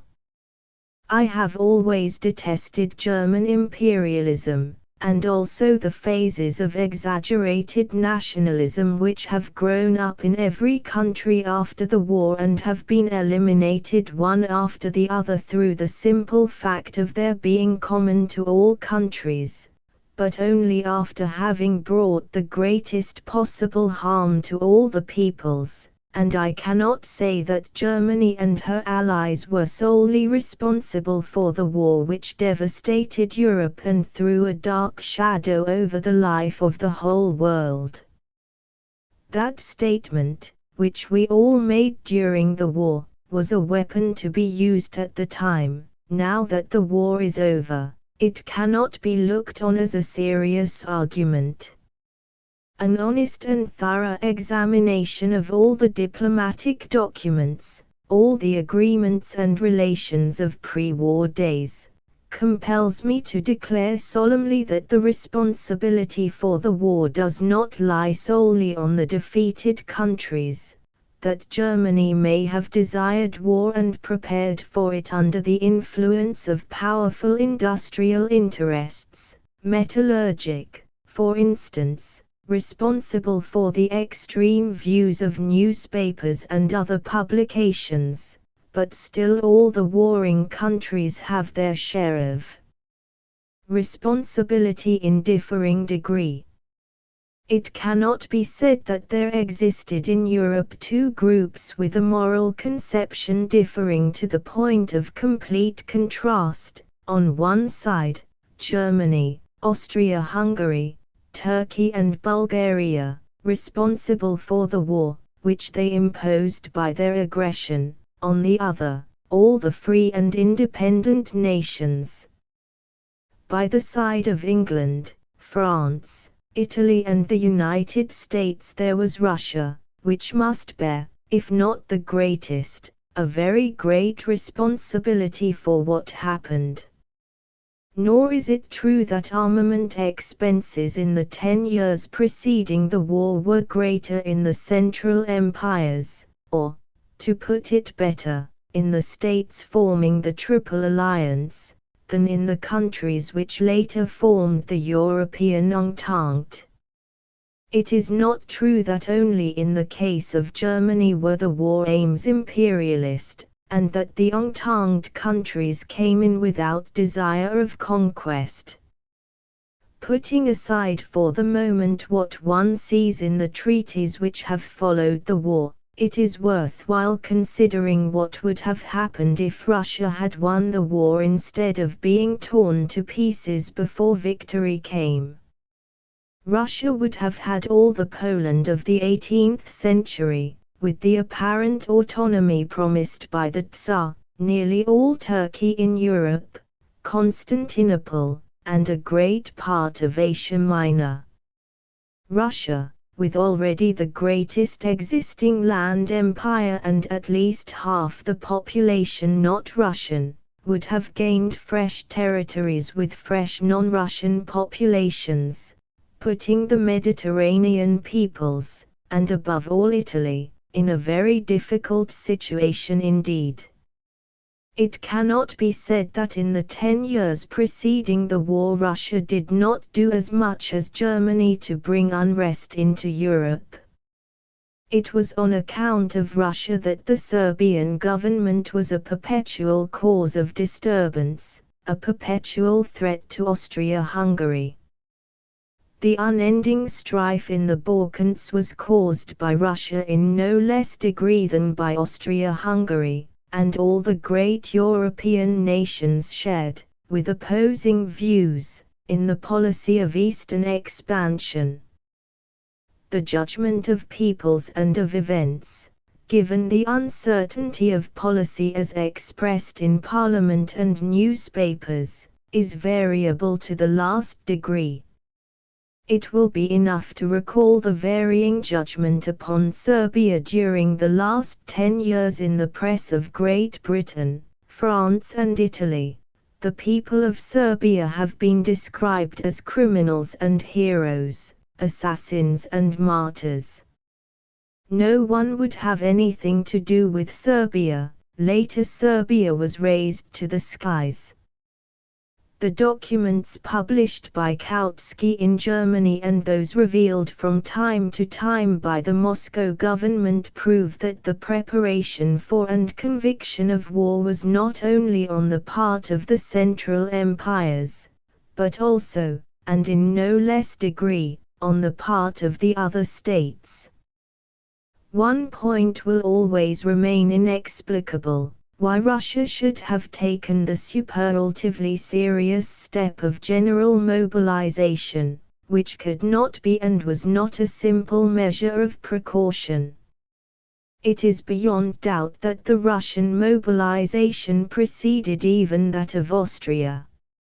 After a close examination of events, after the bitter feeling of war had passed, in his speech of the 23rd of December, 1920, Lloyd George said justly that the war broke out without any government having really desired it. All, in one way or another, slithered into it, stumbling and tripping.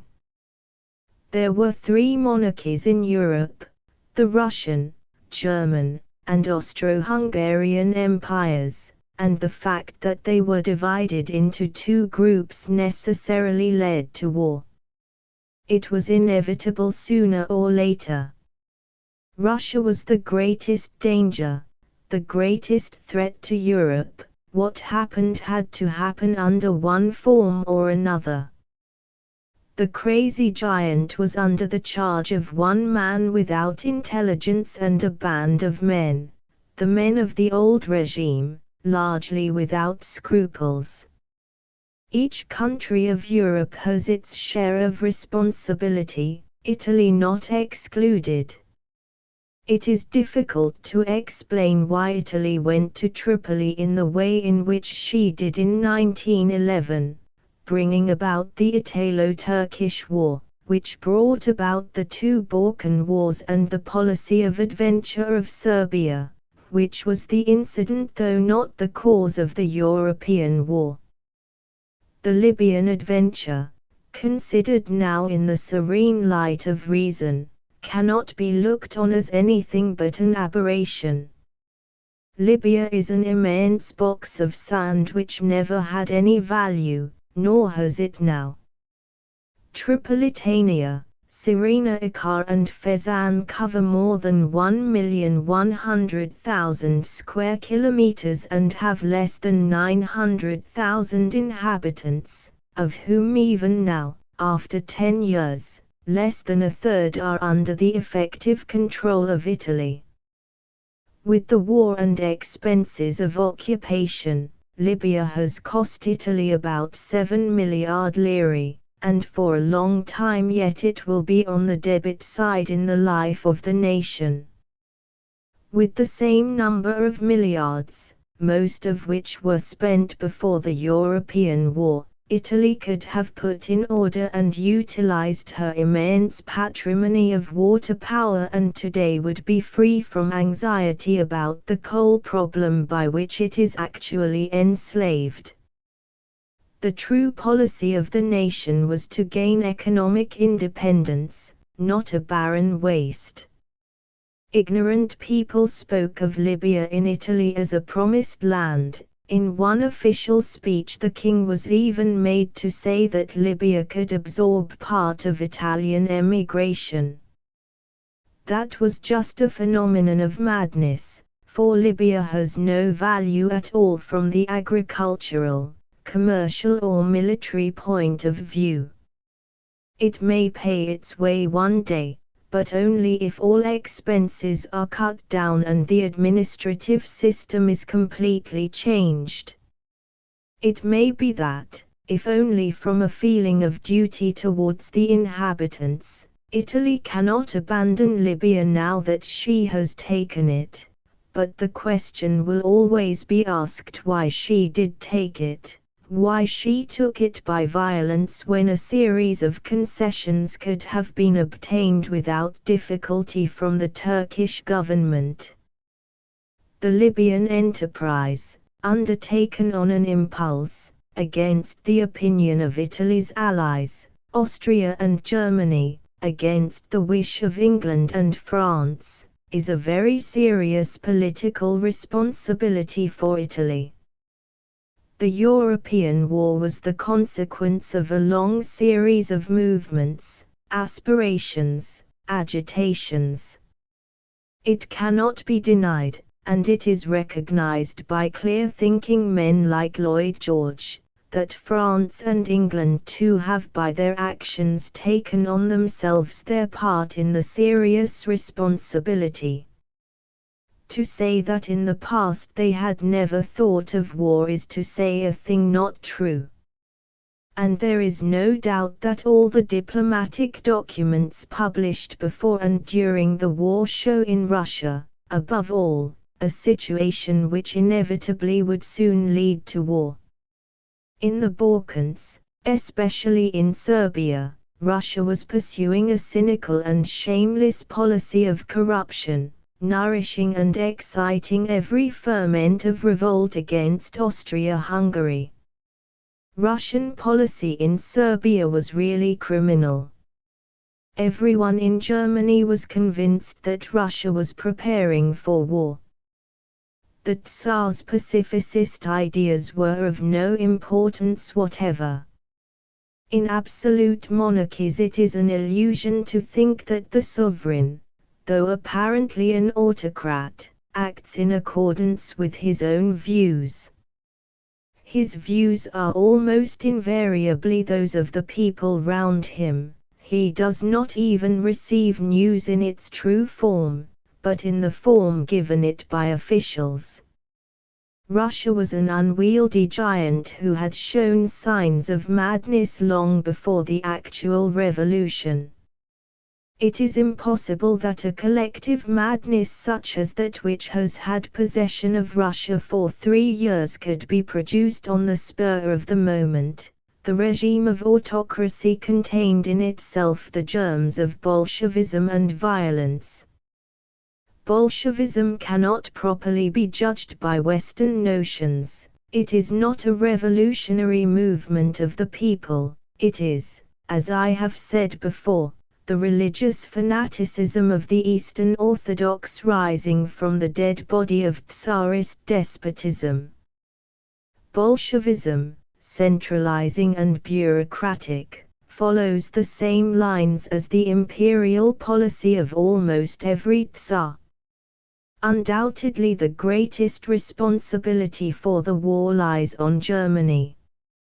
If it has not to bear all the responsibility, as the treaties claim, it has to bear the largest share, and the responsibility lies, rather than on the shoulders of the emperor and the quite ordinary men who surrounded him, on those of the military caste and some great industrial groups.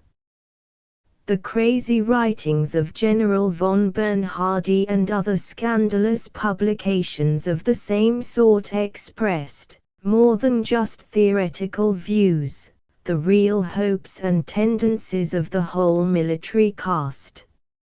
It is true enough that there existed in Germany a real democratic society under the control of the civil government, but there was the military caste too, with privileges in social life and a special position in the life of the state.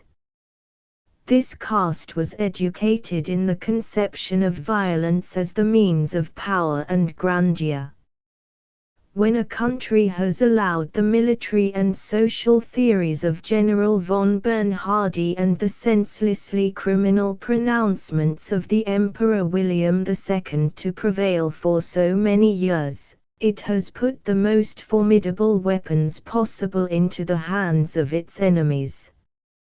The people who governed Germany for so long have no right to complain now of the conditions in which their country is placed. But the great German people, hard-working and persevering, has full right to look on such conditions as the negation of justice. The head of a European state, a man of the clearest view and calmest judgment, speaking to me of the Emperor William, of whose character and intellect he thought very little, expressed the view that the Emperor did not want war, but that he would not avoid it when he had the chance. The truth is that Germany troubled itself very little about France. Kinderlein-Watter, the most intelligent of the German foreign ministers, and perhaps the one most opposed to the war, when he outlined to me the situation as it was 10 years ago, showed no anxiety at all except in regard to Russia. Russia might make war, and it was necessary to be ready or to see that it came about at a moment when victory was certain if conditions did not change. Germany had no reason at all for making war on France from the time that it had got well ahead of that country in industry, commerce and navigation. It is true that there were a certain number of unbalanced people in the metal industry who talked complacently of French iron and stirred up the yellow press. Just as in France today there are many industrials with their eyes fixed on German coal which they want to seize as far as possible. But the intellectuals, the politicians, even military circles, had no anxiety at all except with regard to Russia. There were mistaken views in German policy, no doubt, but at the same time there was real anxiety about her national existence. With a huge population and limited resources, with few colonies, owing to her late arrival in the competition for them, Germany looked on the never-ceasing desire of Russia for Constantinople as the ruin of her policy of expansion in the East. And in actual fact there was but one way by which the three great empires, which in population and extension of territory dominated the greater part of Europe, could avoid war, and that was to join in alliance among themselves or at least not to enter other alliances. The three great empires divided themselves into two allied groups. From that moment, given the fact that in each of them the military caste held power, that the principal decisions lay in the hands of a few men not responsible to Parliament, given the fact that Russia, faithful to her traditional policy, aimed to draw into her political orbit all the Slav peoples right down to the Adriatic and the Aegean, and Austria was leaning toward the creation of a third Slav monarchy in the Dual Kingdom, it was inevitable that sooner or later the violence, intrigue and corruption with which we are familiar should culminate in open conflict. Bismarck always saw that putting Russia and Germany up against each other meant war. Peoples, like individuals, are far from representing with anything approaching completeness such social conceptions as we call violence and right, honesty and bad faith, justice and injustice. Each people has its different characteristics, but no one people represents good, or another bad, no one represents brutality, or another civilization. All these meaningless phrases were brought out during the war, according to which, as was said by one of the prime ministers of the Entente, the war was the decisive struggle between the forces of autocracy and liberty, between the dark powers of evil and violence and the radiant powers of good and right. Today all this causes nothing but a smile. Such things are just specifying, and banal at that. Perhaps they were a necessity of wartime which might well be made use of. When you are fighting for your very life you use every means you have. When you are in imminent danger you do not choose your weapons, you use everything to hand.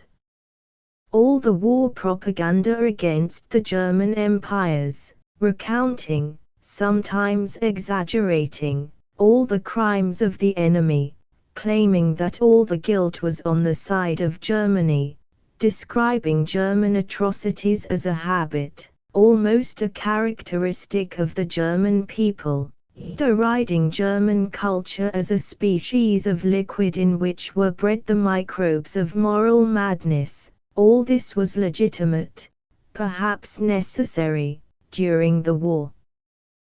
The reply to the asphyxiating gas of the enemy was not only the same gas, but a propaganda calculated to do more damage, and which, in fact, did do as much damage as tanks and blockade.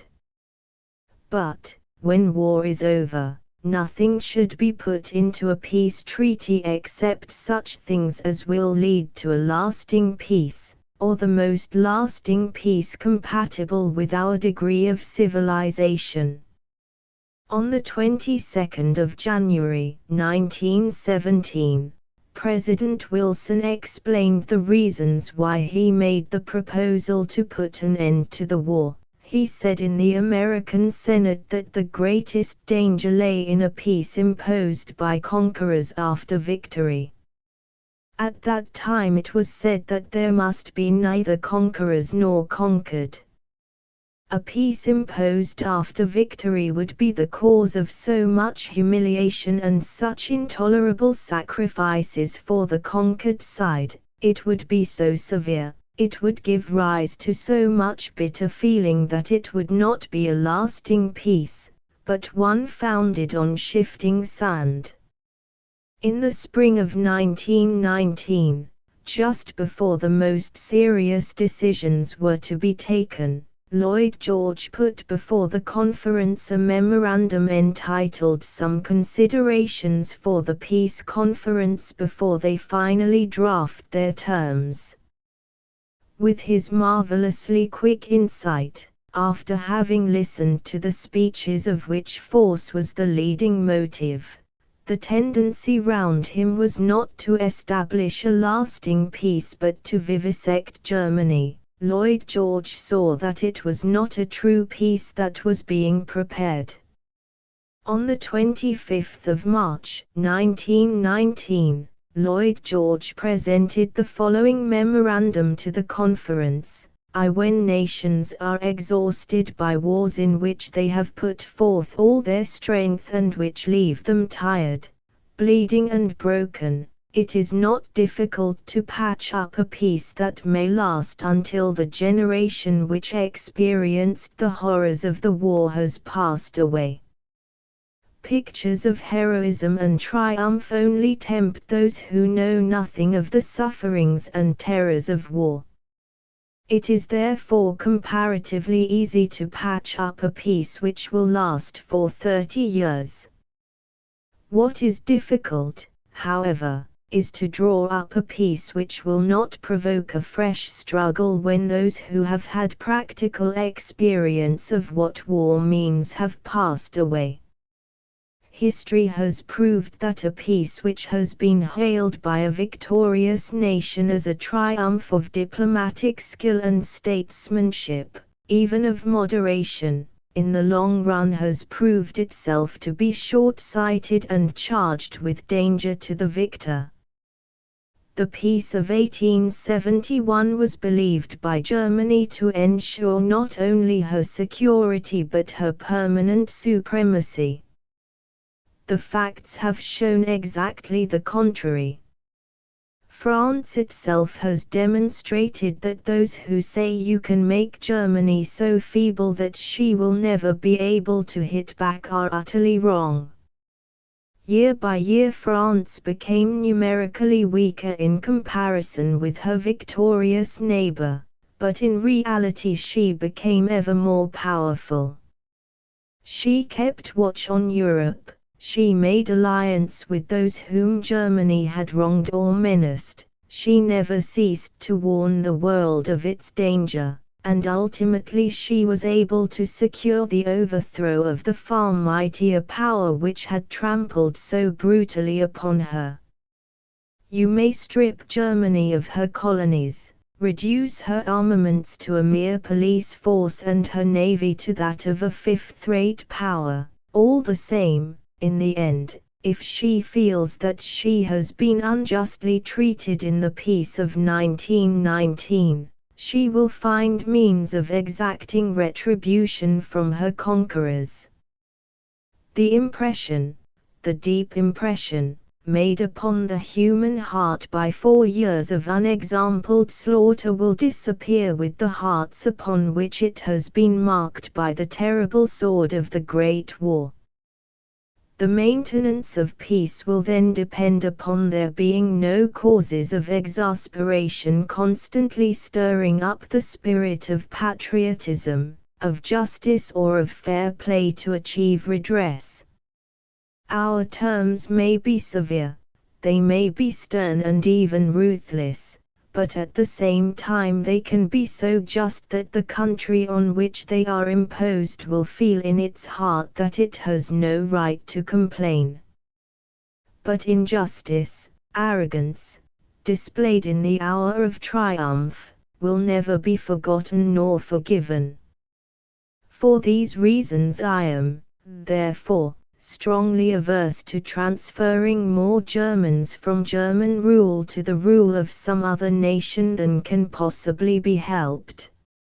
I cannot conceive any greater cause of future war than that the German people, who have certainly proved themselves one of the most vigorous and powerful races in the world, should be surrounded by a number of small states, many of them consisting of people who have never previously set up a stable government for themselves, but each of them containing large masses of Germans clamoring for reunion with their native land. The proposal of the Polish Commission that we should place 2,100,000 Germans under the control of a people of a different religion and which has never proved its capacity for stable self-government throughout its history, must, in my judgment, lead sooner or later to a new war in the east of Europe. What I have said about the Germans is equally true about the Magyars. There will never be peace in southeastern Europe if every little state now coming into being is to have a large Magyar irredenta within its borders. I would therefore take as a guiding principle of the peace that as far as is humanly possible the different races should be allocated to their motherlands, and that this human criterion should have precedence over considerations of strategy or economics or communications, which can usually be adjusted by other means. Secondly, I would say that the duration for the payments of reparation ought to disappear if possible with the generation which made the war.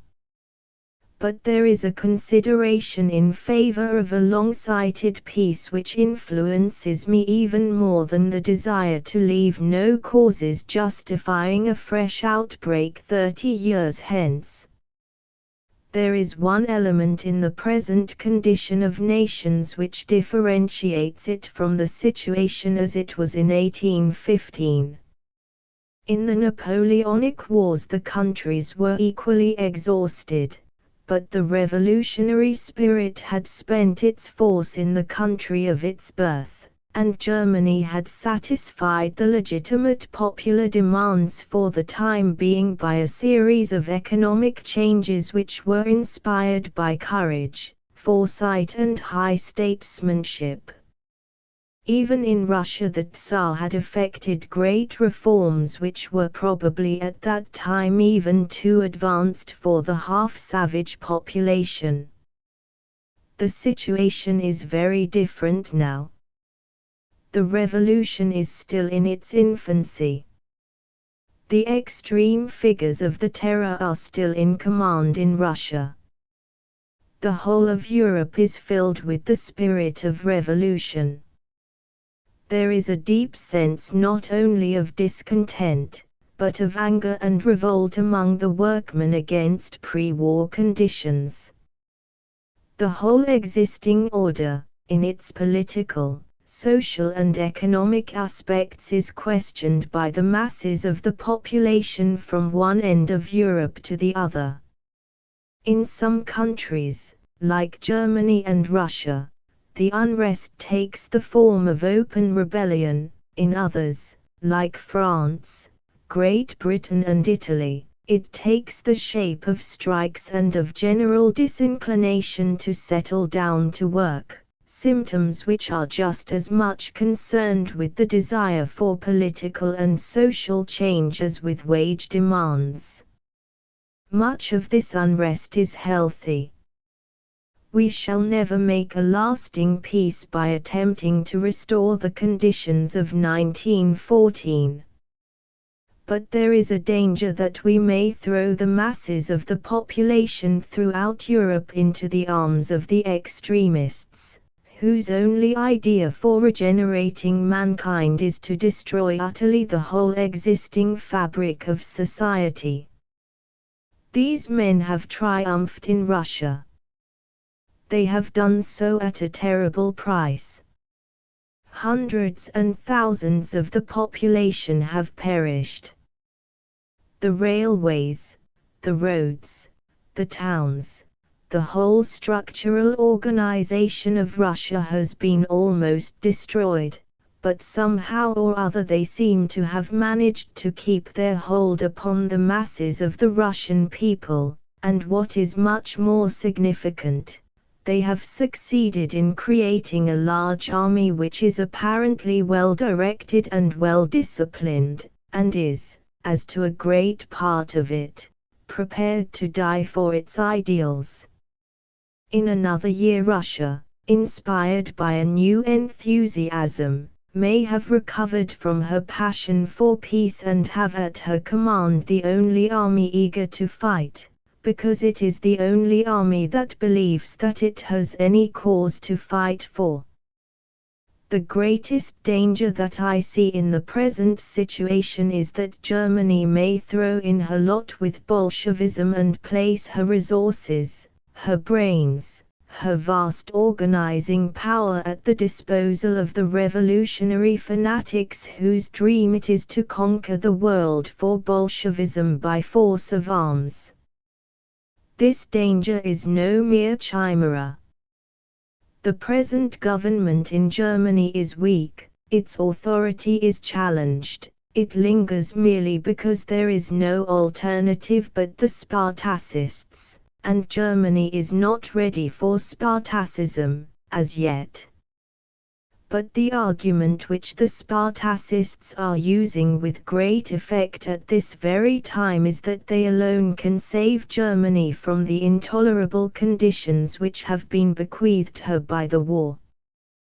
They offer to free the German people from indebtedness to the Allies and indebtedness to their own richer classes. They offer them complete control of their own affairs and the prospect of a new heaven and earth.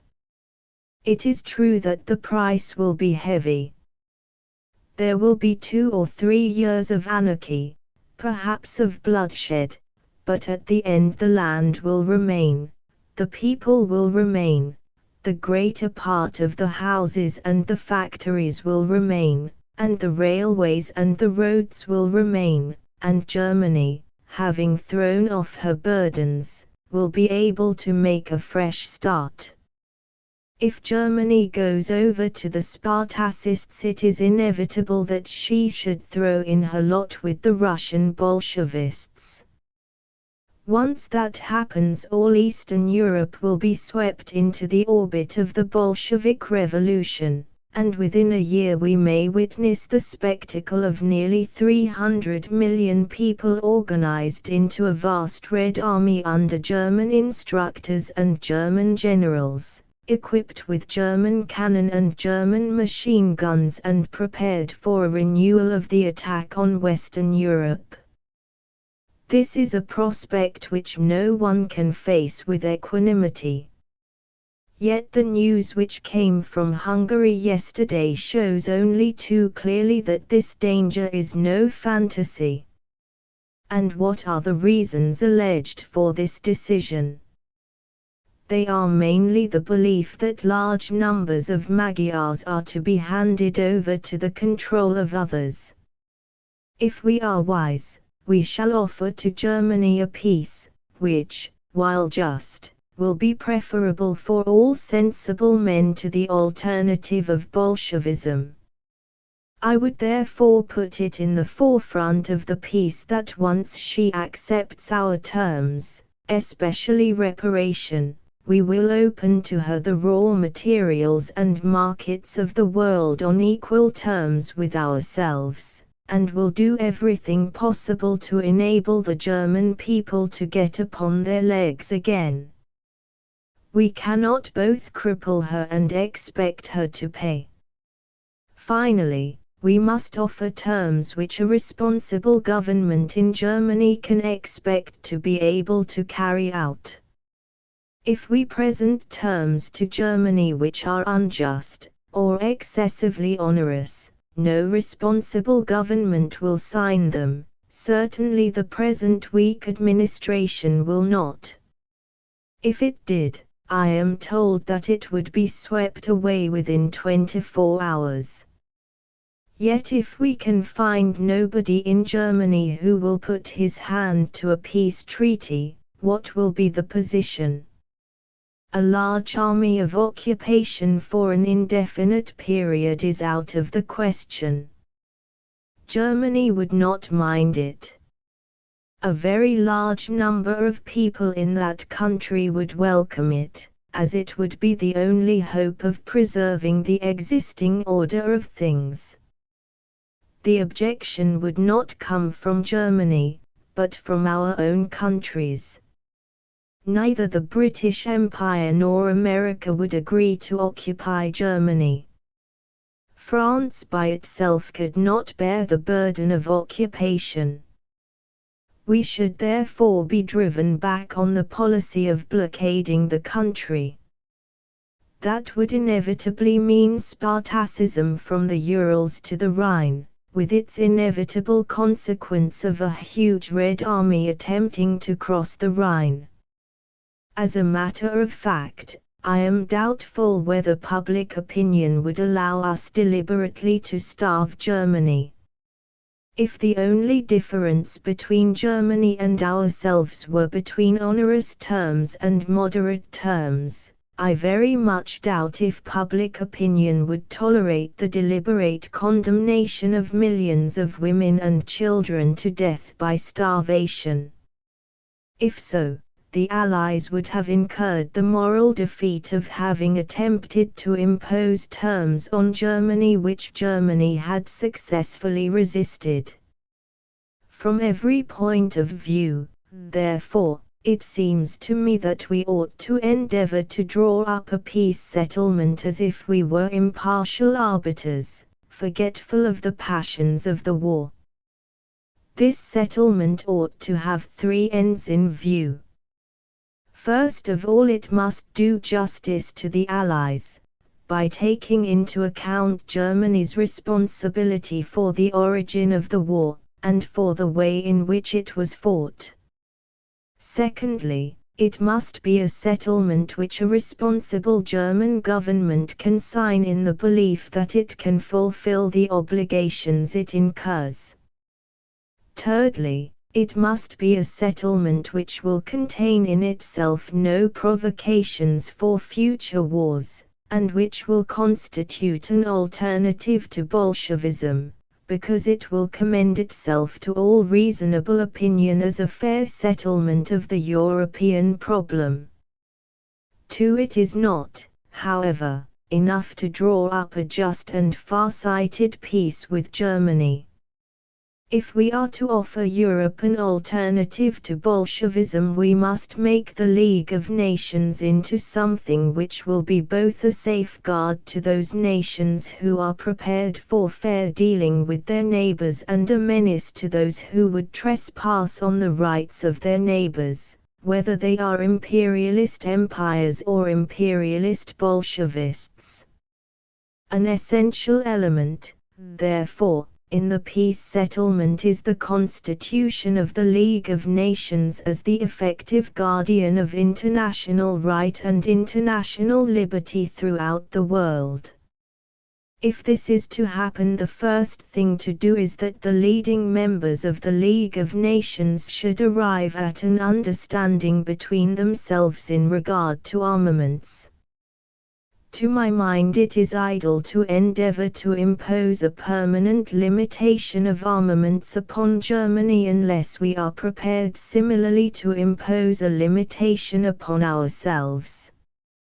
I recognize that until Germany has settled down and given practical proof that she has abandoned her imperialist ambitions, and until Russia has also given proof that she does not intend to embark upon a military crusade against her neighbors, it is essential that the leading members of the League of Nations should maintain considerable forces both by land and sea in order to preserve liberty in the world. But if they are to present a united front to the forces both of reaction and revolution, they must arrive at such an agreement in regard to armaments among themselves as would make it impossible for suspicion to arise between the members of the League of Nations in regard to their intentions towards one another. If the League is to do its work for the world, it will only be because the members of the League trust it themselves and because there are no rivalries and jealousies in the matter of armaments between them. The first condition of success for the League of Nations is, therefore, a firm understanding between the British Empire and the United States of America and France and Italy, that there will be no competitive building up of fleets or armies between them. Unless this is arrived at before the covenant is signed, the League of Nations will be a sham and a mockery. It will be regarded, and rightly regarded, as a proof that its principal promoters and patrons repose no confidence in its efficacy.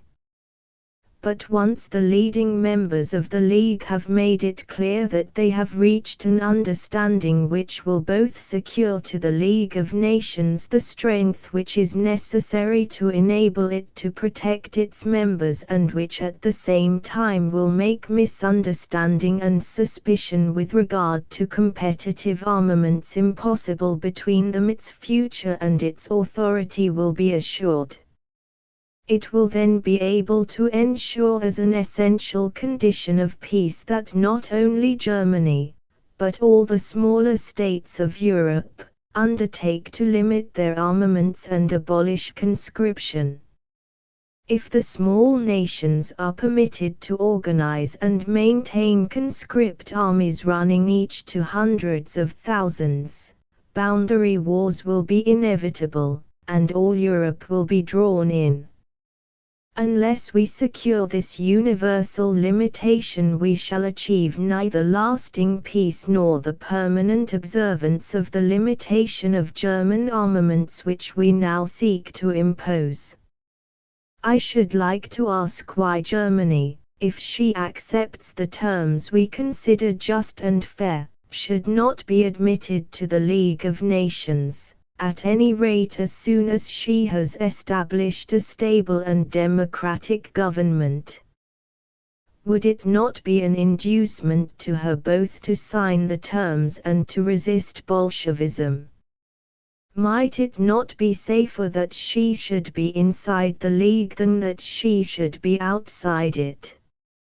Finally, I believe that until the authority and effectiveness of the League of Nations has been demonstrated, the British Empire and the United States ought to give France a guarantee against the possibility of a new German aggression.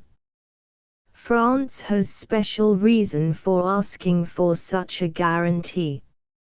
She has twice been attacked and twice invaded by Germany in half a century. She has been so attacked because she has been the principal guardian of liberal and democratic civilization against Central European autocracy on the continent of Europe. It is right that the other great Western democracies should enter into an undertaking which will ensure that they stand by her side in time to protect her against invasion should Germany ever threaten her again, or until the League of Nations has proved its capacity to preserve the peace and liberty of the world. 3. If, however, the peace conference is really to secure peace and prove to the world a complete plan of settlement which all reasonable men will recognize as an alternative preferable to anarchy, it must deal with the Russian situation. Bolshevik imperialism does not merely menace the states on Russia's borders. It threatens the whole of Asia, and is as near to America as it is to France. It is idle to think that the peace conference can separate, however sound a peace it may have arranged with Germany, if it leaves Russia as it is today. I do not propose, however, to complicate the question of the peace with Germany by introducing a discussion of the Russian problem. I mention it simply in order to remind ourselves of the importance of dealing with it as soon as possible. The memorandum is followed by some proposals entitled General Lines of the Peace Conditions which would tend to make the peace less severe. It is hardly worthwhile reproducing them. As in many points the decisions taken were in the opposite sense, it is better not to go beyond the general considerations. Mr. Lloyd George's memorandum is a secret document. But as the English and American press have already printed long passages from it, it is practically possible to give it in its entirety without adding anything to what has already been printed. M. Tardieu has published M. Clemenceau's reply, drawn up by M. Tardieu himself and representing the French point of view. The French government is in complete agreement with the general purpose of Mr. Lloyd George's note, to make a lasting peace, and for that reason a just peace. But, on the other hand, it does not think that this principle, which is its own, really leads to the conclusions arrived at in the note in question. 2. The note suggests that the territorial conditions laid down for Germany in Europe shall be moderate in order that she may not feel deeply embittered after peace. The method would be sound if the recent war had been nothing but a European war for Germany, but that is not the case. Previous to the war, Germany was a great world power whose future was on the sea. This was the power of which she was so inordinately proud. For the loss of this world power she will never be consoled. The Allies have taken from her, or are going to take from her, without being deterred by fear of her resentment, all her colonies, all her ships of war, a great part of her commercial fleet, as reparations, the foreign markets which she controlled. That is the worst blow that could be inflicted on her, and it is suggested that she can be pacified by some improvements in territorial conditions. That is a pure illusion. The remedy is not big enough for the thing it is to cure.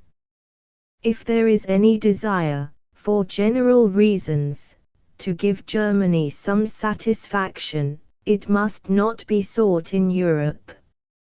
Such help will be vain as long as Germany has lost her world policy.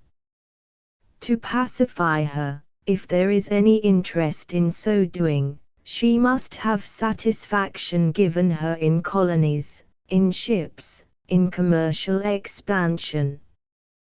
The note of the 26th of March thinks of nothing but satisfaction in European territory. 3. Mr. Lloyd George fears that unduly severe territorial conditions imposed on Germany will play into the hands of Bolshevism. Is there not cause for fear, on the other hand, that the method he suggests will have that very result. The conference has decided to call into being a certain number of new states. Is it possible without being unjust to them to impose on them unacceptable frontiers towards Germany? If these people, Poland and Bohemia above all, have resisted Bolshevism up to now, it is through national sentiment. If this sentiment is violated, Bolshevism will find an easy prey in them, and the only existing barrier between Russian and German Bolshevism will be broken. The result will be either a confederation of Eastern and Central Europe under the direction of a Bolshevik Germany, or the enslavery of those countries to a Germany become reactionary again, thanks to the general anarchy. In either case, the Allies will have lost the war.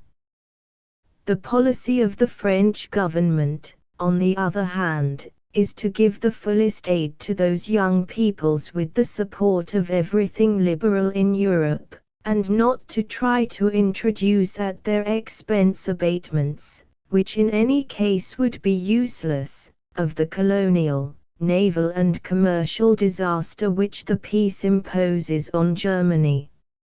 If it is necessary, in giving these young peoples frontiers without which they cannot live, to transfer under their sovereignty some Germans, sons of the men who enslaved them, we may regret the necessity, and we should do it with moderation, but it cannot be avoided.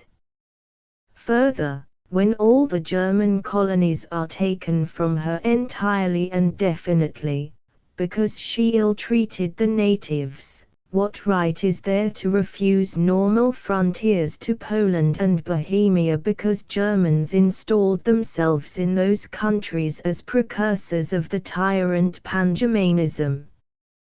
For the note of the 26th of March insists on the necessity of a peace which will appear to Germany as a just peace, and the French government agrees.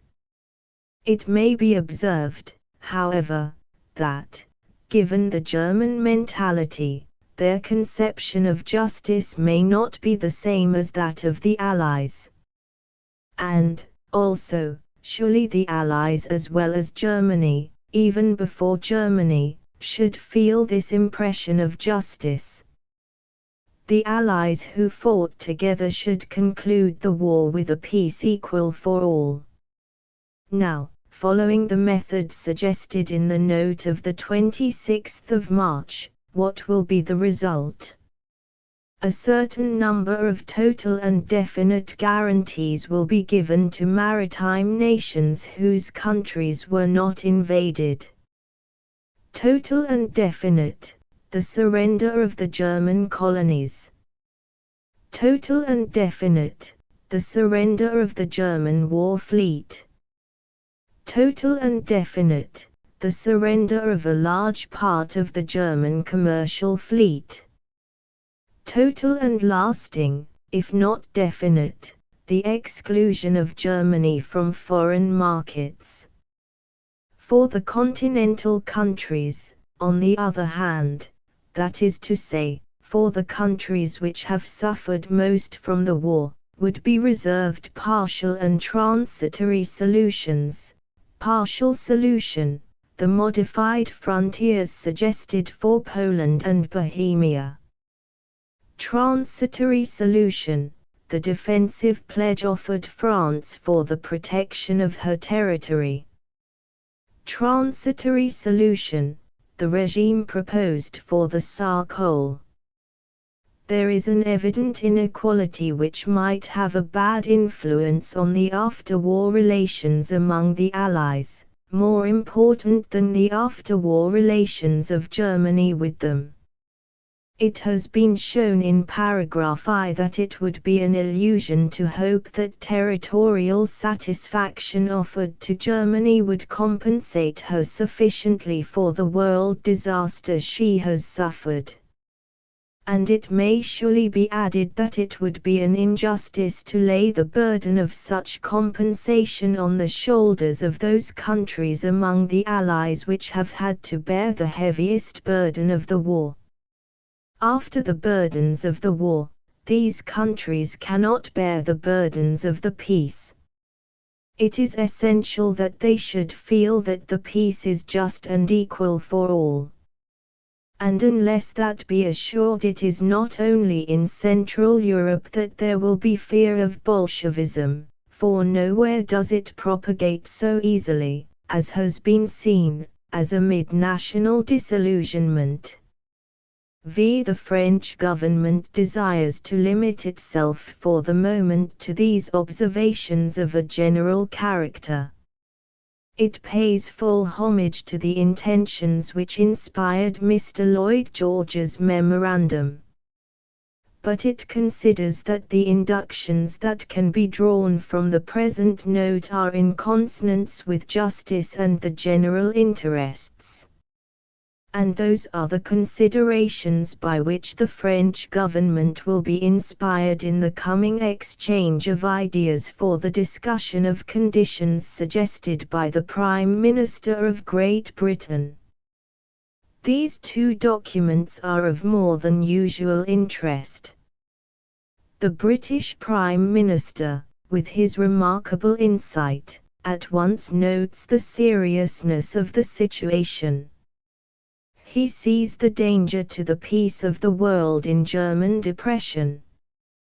Germany oppressed does not mean Germany subjected. Every year France becomes numerically weaker, Germany stronger. The horrors of war will be forgotten and the maintenance of peace will depend on the creation of a situation which makes life possible, does not cause exasperation to come into public feeling or into the just claims of Germans desirous of independence. Injustice in the hour of triumph will never be pardoned, can never be atoned. So the idea of handing over to other states numbers of Germans is not only an injustice, but a cause of future wars. And what can be said of Germans is also true of Magyars. No cause of future wars must be allowed to remain. Putting millions of Germans under Polish rule, that is, under an inferior people which has never shown any capacity for stable self-government, must lead to a new war sooner or later. If Germany in exasperation became a country of revolution, what would happen to Europe? You can impose severe conditions, but that does not mean that you can enforce them. The conditions to be imposed must be such that a responsible German government can in good faith assume the obligation of carrying them out. Neither Great Britain nor the United States of America can assume the obligation of occupying Germany if it does not carry out the excessively severe conditions which it is desired to impose. Can France occupy Germany alone? From that moment Lloyd George saw the necessity of admitting Germany into the League of Nations at once, and proposed a scheme of treaty containing conditions which, while very severe, were in part tolerable for the German people. Clemenceau's reply, issued a few days later, contains the French point of view, and has an ironical note when it touches on the weak points in Lloyd George's argument. The war, says the French note, was not a European war. Germany's eyes were fixed on world power, and she saw that her future was on the sea. There is no necessity to show consideration regarding territorial conditions in Europe. By taking away her commercial fleet, her colonies and her foreign markets, more harm is done to Germany than by taking European territory. To pacify her, if there is any occasion for doing so, she must be offered commercial satisfaction. At this point the note, in considering questions of justice and of mere utility, becomes distinctly ironical. Having decided to bring to life new states, especially Poland and Czechoslovakia, why not give them safe frontiers even if some Germans or Magyars have to be sacrificed? One of Clemenceau's fixed ideas is that criterions of justice must not be applied to Germans. The note says explicitly that, given the German mentality, it is by no means sure that the conception of justice of Germany will be the same as that of the Allies. On another occasion, after the signing of the treaty, when Lloyd George pointed out the wisdom of not claiming from Germany the absurdity of handing over thousands of officers accused of cruelty for judgment by their late enemies, and recognized frankly the impossibility of carrying out such a stipulation in England, Clemenceau replied simply that the Germans are not like the English. The delicate point in Clemenceau's note is the contradiction in which he tries to involve the British Prime Minister between the clauses of the treaty concerning Germany outside Europe, in which no moderation had been shown, and those regarding Germany in Europe, in which he himself did not consider moderation either necessary or opportune. There was an evident divergence of views, clearing the way for a calm review of the conditions to be imposed, and here two countries could have exercised decisive action, the United States and Italy. But the United States was represented by Wilson, who was already in a difficult situation. By successive concessions, the gravity of which he had not realized, he found himself confronted by drafts of treaties which in the end were contradictions of all his proposals, the absolute antithesis of the pledges he had given. It is quite possible that he had not seen where he was going, but his frequent irritation was the sign of his distress.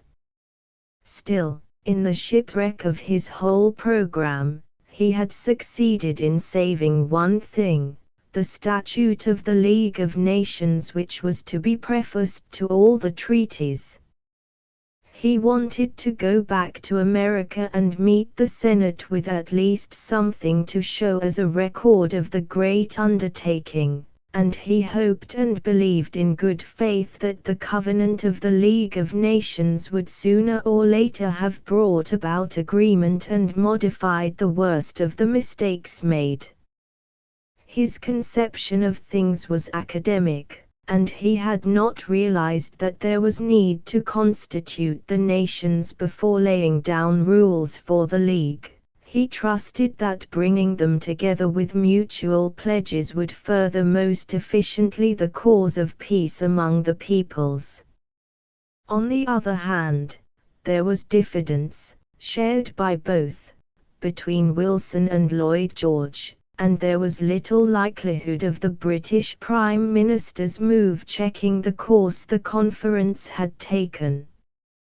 Italy might have done a great work if its representatives had had a clear policy. But, as M. Tardieu says, they had no share in the effective doings of the conference, and their activity was almost entirely absorbed in the question of Fiume.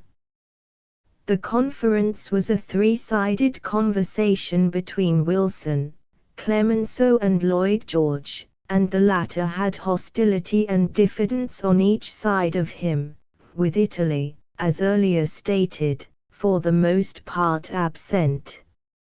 Also, it was just then that the divergence between Wilson and the Italian representatives reached its acute stage. The essential parts of the treaty were decided in April and the beginning of May. On the 22nd of April the question of the right bank of the Rhine. On the 23rd or 24th the agreement about reparations. Italy was absent, and when the Italian delegates returned to Paris without being asked on May the 6th, the text of the treaty was complete, in print.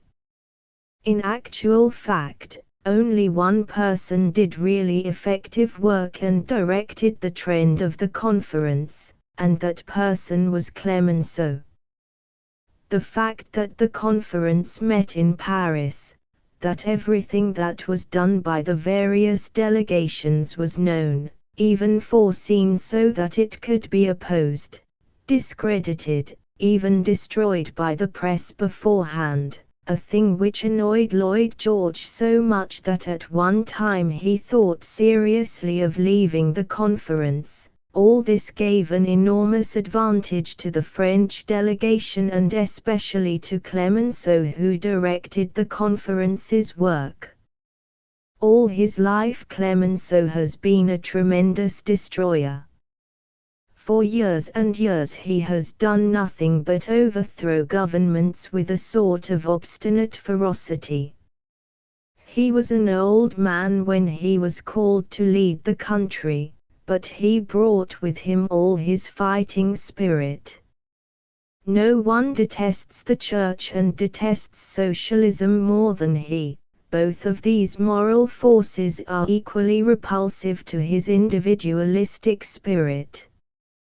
I do not think there is any man among the politicians I have known who is more individualistic than Clemenceau, who remains today the man of the old democracy. In time of war no one was better fitted than he to lead a fighting ministry, fighting at home, fighting abroad, with the same feeling, the same passion. When there was one thing only necessary in order to beat the enemy, never to falter in hatred, never to doubt the sureness of victory, no one came near him, no one could be more determined, no one more bitter. But when war was over, when it was peace that had to be ensured, no one could be less fitted for the work. He saw nothing beyond his hatred for Germany, the necessity for destroying the enemy, sweeping away every bit of his activity, bringing him into subjection. On account of his age he could not visualize the problems of the future, he could only see one thing necessary, and that was immediate. To destroy the enemy and either destroy or confiscate all his means of development. He was not nationalist or imperialist like his collaborators, but before all and above all one idea lived in him, hatred for Germany. She must be rendered barren, disemboweled, annihilated. He had said in the French Parliament that treaties of peace were nothing more than a way of going on with war, and in September 1920, in his preface to M. Tardjiou's book, he said that France must get reparation for Waterloo and Sedan. Even Waterloo at Sedan, pour ne pas remonter plus haute. Now s'impose un d'abord les douloureux soucis d'un politique de réparation. Tardieu noted, as we have seen, that there were only 3 people in the conference, Wilson, Clemenceau and Lloyd George. Orlando, he remarks, spoke little, and Italy had no importance. With subtle irony he notes that Wilson talked like a university don criticizing an essay with the didactic logic of the professor. The truth is that after having made the mistake of staying in the conference he did not see that his whole edifice was tumbling down, and he let mistakes accumulate one after the other, with the result that treaties were framed which, as already pointed out, actually destroyed all the principles he had declared to the world. Things being as they were in Paris, Clemenceau's temperament, the pressure of French industry and of the newspapers, the real anxiety to make the future safe, and the desire on that account to exterminate the enemy, France naturally demanded, through its representatives, the severest sanctions. England, given the realistic nature of its representatives and the calm clear vision of Lloyd George, always favored in general the more moderate solutions as those which were more likely to be carried out and would least disturb the equilibrium of Europe. So it came about that the decisions seemed to be a compromise, but were, on the other hand, actually so hard and so stern that they were impossible of execution. Without committing any indiscretion, it is possible to see now from the publications of the French representatives at the conference themselves what France's claims were. Let us try to sum them up. As regards disarmament and control, there could have been and there ought to have been no difficulty about agreement. I am in favor of the reduction of all armaments, but I regard it as a perfectly legitimate claim that the country principally responsible for the war, and in general the conquered countries, should be obliged to disarm. No one would regard it as unfair that Germany and the conquered countries should be compelled to reduce their armaments to the measure necessary to guarantee internal order only. But a distinction must be drawn between military sanctions meant to guarantee peace and those which have the end of ruining the enemy. In actual truth, in his solemn pronouncements after the entry of the United States into the war, President Wilson had never spoken of a separate disarmament of the conquered countries, but of adequate guarantees given and received that national armaments should be reduced to the smallest point compatible with internal order. Assurances given and received, that is to say an identical situation as between conquerors and conquered. No one can deny the right of the conqueror to compel the conquered enemy to give up his arms and reduce his military armaments, at any rate for some time. But on this point too there was useless excess. I should never have thought of publishing France's claims. Bitterness comes that way, responsibility is incurred, in future it may be an argument in your adversary's hands. But M. Tardieu has taken this office on himself and has told us all France did, recounting her claims from the acts of the conference itself.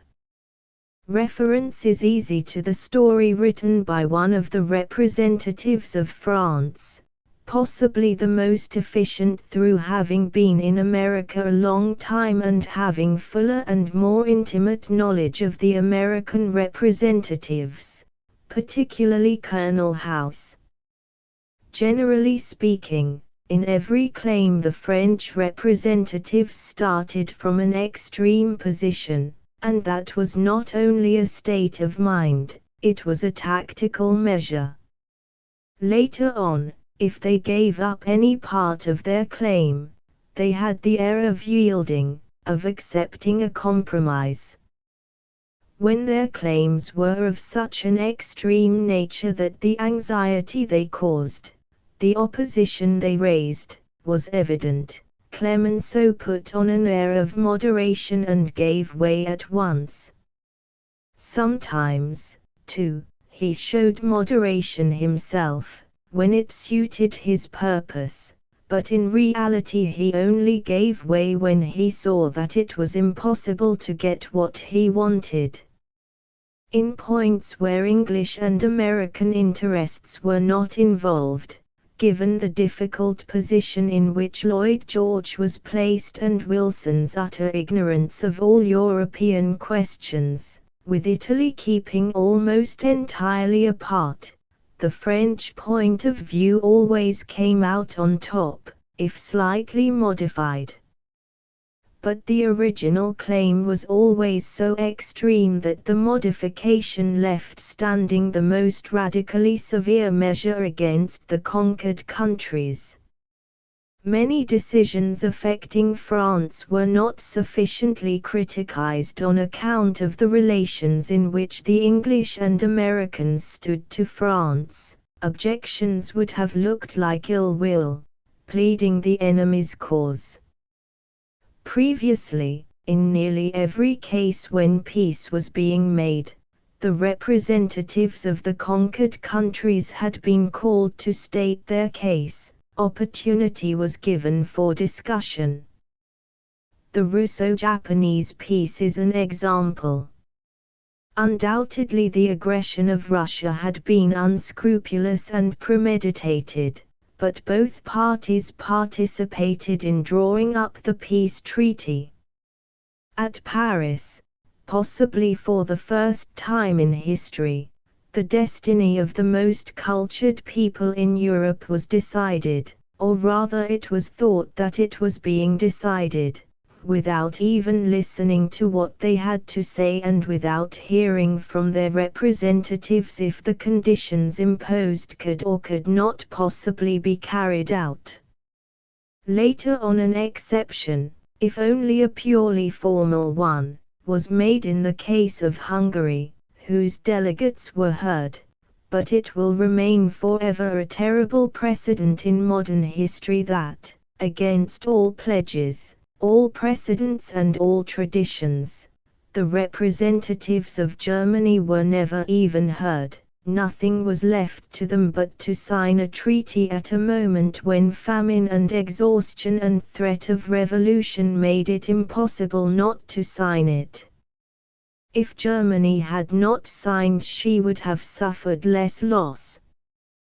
But at that time conditions at home, with latent revolution threatening the whole empire, made it imperative to accept any solution, and all the more as the Germans considered that they were not bound by their signature, the decisions having been imposed by violence without any hearing being given to the conquered party, and the most serious decisions being taken without any real examination of the facts. In the old law of the Church it was laid down that everyone must have a hearing, even the devil, ecum diabolus audiator, even the devil has the right to be heard. But the new democracy, which proposed to install the Society of the Nations, did not even obey the precepts which the Dark Middle Ages held sacred on behalf of the accused. Conditions in Germany were terribly difficult, and an army of 200,000 men was considered by the military experts the minimum necessary. The military commission presided over by Marshal Foch left Germany an army of 200,000 men, recruited by conscription, a staff in proportion, service of 1 year, 15 divisions, 180 heavy guns, 600 field guns. That is less than what little states without any resources have now, 3 years after the close of the war. But France at once imposed the reduction of the German army to 100,000 men, no conscription but a 12 years' service of paid soldiers, artillery reduced practically to nothing, no heavy guns at all, very few field guns. No opportunity was given for discussion, nor was there any. Clemenceau put the problem in such a way that discussion was out of the question. C'est la France qui, demain comme hier, sera face à l'Allemagne. Lloyd George and Colonel House confined themselves to saying that on this point France formally expressed their views. Great Britain and the United States had no right to oppose. Lloyd George was convinced that the measures were too extreme and had tried on the 23rd of May 1919 to modify them, but France insisted on imposing on Germany this situation of tremendous difficulty.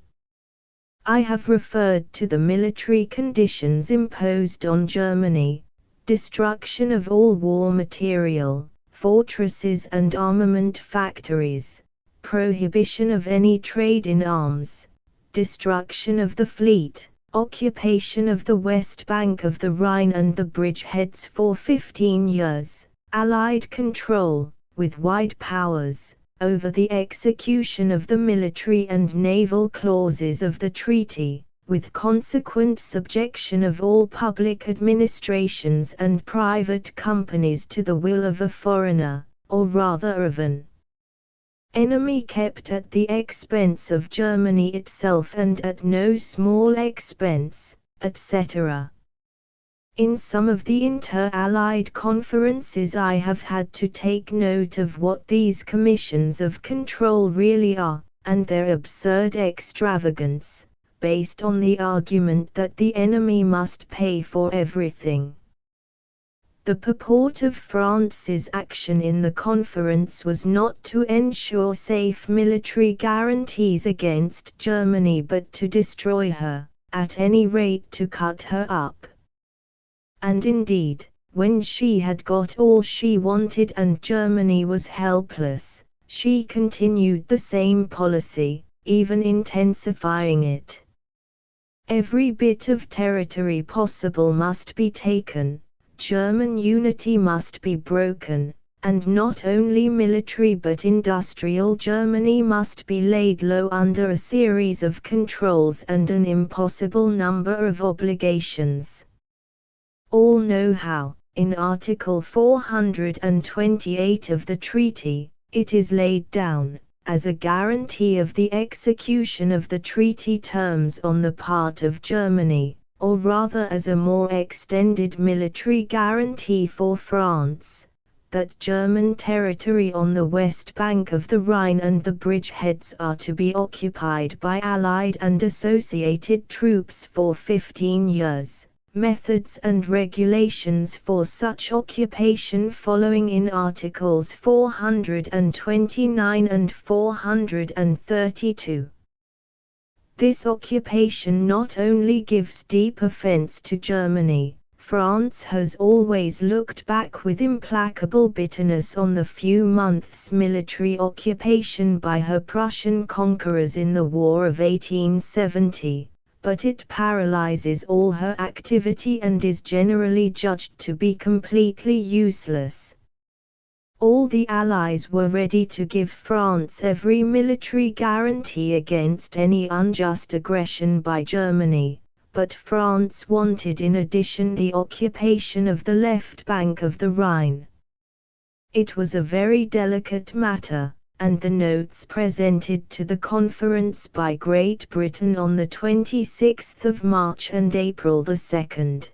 By the United States on the 28th of March and the 12th of April, show how embarrassed the two governments were in considering a question which France regarded as essential for her future. It has to be added that the action of Marshal Foch in this matter was not entirely constitutional. He claimed that, independently of nationality, France and Belgium have the right to look on the Rhine as the indispensable frontier for the nations of the west of Europe, it parla de la civilisation. Neither Lloyd George nor Wilson could swallow the argument of the Rhine a frontier between the civilization of France and Belgium, all civilization indeed, and Germany. In the treaty the occupation of the left bank of the Rhine and the bridgeheads by the Allied and associated powers for 15 years was introduced as a compromise. Such districts will be evacuated by degrees every 5 years if Germany shall have faithfully carried out the terms of the treaty. Now the conditions of the treaty are in large measure impossible of execution, and in consequence no execution of them can ever be described as faithful. Further, the occupying troops are paid by Germany. It follows that the conception of the occupation of the left bank of the Rhine was of a fact of unlimited duration. The harm that would result from the occupation was pointed out at the conference by the American representatives and even more strongly by the English. What was the use of it, they asked, if the German army were reduced to 100,000 men? Tardieu himself tells the story of all the efforts made, especially by Lloyd George and Bonelaw, to prevent the blunder which later on was endorsed in the treaty as Article 428. Lloyd George went so far as to complain of political intrigues for creating disorder on the Rhine. But Clemenceau took care to put the question in such a form that no discussion was possible. In the matter of the occupation, he said to the English, "You do not understand the French point of view. You live in an island with the sea as defense, we on the continent with a bad frontier. We do not look for an attack by Germany but for systematic refusal to carry out the terms of the treaty. Never was there a treaty with so many clauses, with, consequently, so many opportunities for evasion. Against that risk the material guarantee of occupation is necessary. There are two methods in direct contrast. En Angleterre en quoique que le moyen de réussir est de faire des concessions. En France nous croyons que c'est de brusquer. On the 14th of March Lloyd George and Wilson had offered France the fullest military guarantee in place of the occupation of the left bank of the Rhine. France wanted, and in fact got, the occupation as well as the alliances. Notre but, says Tardieu. C'est la garantie offerte, mais y ajoute l'occupation. Outside the Versailles Treaty, the United States and Great Britain had made several treaties of alliance with France for the event of unprovoked aggression by Germany. Later on, the French-English treaty was approved by the House of Commons. The French-American underwent the same fate as the Versailles Treaty. But the treaty with Great Britain fell through also on account of the provision that it should come into force simultaneously with the American treaty.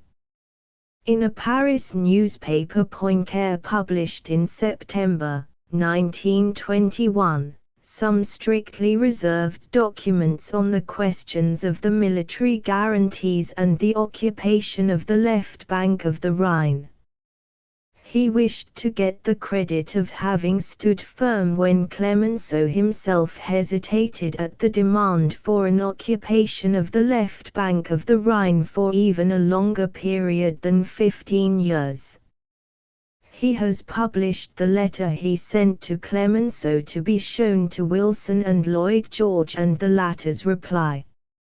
He said that there must be no thought of giving up the occupation and renouncing a guarantee until every obligation in the treaty should have been carried out. He went so far as to claim that in occupation regarded as a guarantee of a credit representing an indemnity for damages, there is nothing contrary to the principles proclaimed by President Wilson and recognized by the Allies.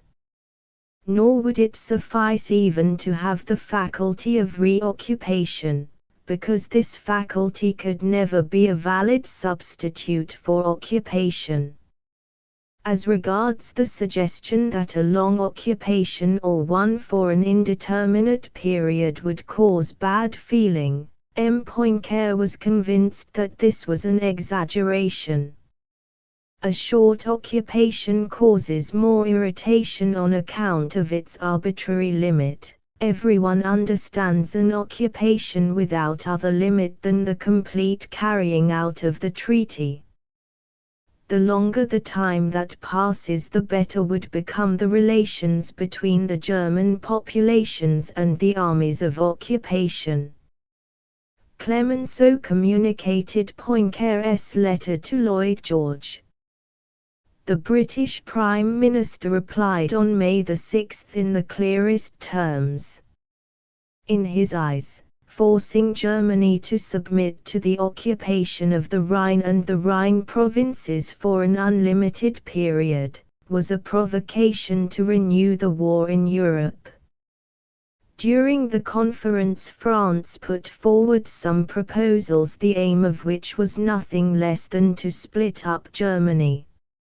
A typical example is the memorandum presented by the French delegation claiming the annexation of the Saar territory. This is completely German. In the 650,000 inhabitants before the war, there were not 100 French. Not a word had ever been said about annexation of the Saar either in government pronouncements or in any vote in the French Parliament, nor had it been discussed by any political party. No one had ever suggested such annexation, which certainly was a far more serious thing than the annexation of Alsace-Lorraine to Germany, as there was considerable German population in Alsace-Lorraine. There was no French population at all in the Saar, and the territory in question could not even be claimed for military reasons but only for its economic resources. Reasons of history could not count, for they were all in Germany's favor. Nevertheless, the request was put forward as a matter of sentiment. Had not the Saar belonged in other days entirely or in part to France? Politics and economics are not everything, said Clemenceau. History also has great value. For the United States 120 years are a long time, for France they count little.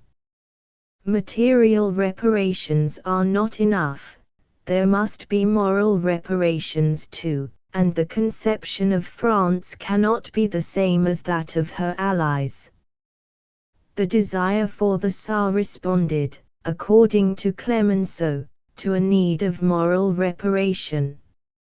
On this point, too, the extreme French claim was modified. The Saar mines were given to France, not provisionally as a matter of reparations, but permanently with full right of possession and full guarantees for their working. For 15 years from the date of the treaty, the government of the territory was put in the hands of the League of Nations as trustee. After 15 years, the population, entirely German, should be called to decide under what government they desired to live. In other words, in a purely German country, which no one in France had ever claimed, of which no one in France had ever spoken during the war, the most important property was handed to a conquering state.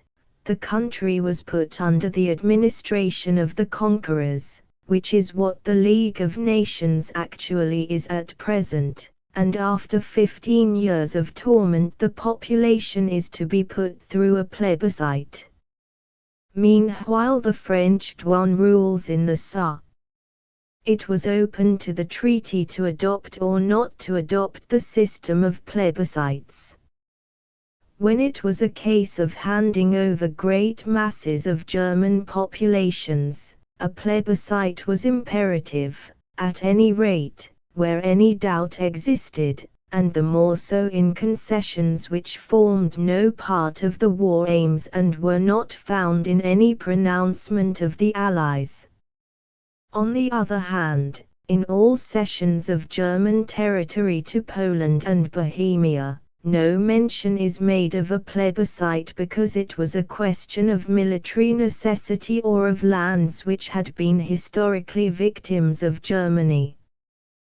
But only for Schleswig, Upper Silesia, Marienwerder, Allenstein, Klagenfurt and the Saar were plebiscites laid down, and with the exception that the plebiscite itself, when, as in the case of Upper Silesia, it resulted in favor of Germany, was not regarded as conclusive. But where the most extreme views clashed was in the matter of reparations and the indemnity to be claimed from the enemy. We have already seen that the theory of reparation for damage found its way incidentally, even before the treaty was considered, into the armistice terms. No word had been said previously of claiming from the conquered enemy anything beyond restoration of devastated territories, but after the war another theory was produced. If Germany and her allies are solely responsible for the war, they must pay the whole cost of the war, damage to property, persons and war works. When damage has been done, he who has done the wrong must make reparation for it to the utmost limit of his resources. The American delegation struck a note of moderation. No claim should be made beyond what was established in the peace conditions, reparation for actions which were an evident violation of international law, restoration of invaded country, and reparation for damage caused to the civil population and to its property. During the war there were a number of exaggerated pronouncements on the immense resources of Germany and her capacity for payment. Besides all the burdens with which Germany was loaded, there was a discussion on the sum which the Allies should claim. The war had cost 700 milliard francs, and the claims for damage to persons and property amounted to at least 350 milliards for all the Allies together. Whatever the sum might be, when it had been laid down in the treaty what damage was to be indemnified, the French negotiators claimed 65%, leaving 35% for all the others. What was necessary was to lay down proportions, not the actual amount of the sum. It was impossible to say at once what amount the damages would reach. That was the business of the Reparations Commission. Instead of inserting in the treaty the enormous figures spoken of, the quality, not the quantity, of the damages to be indemnified was laid down.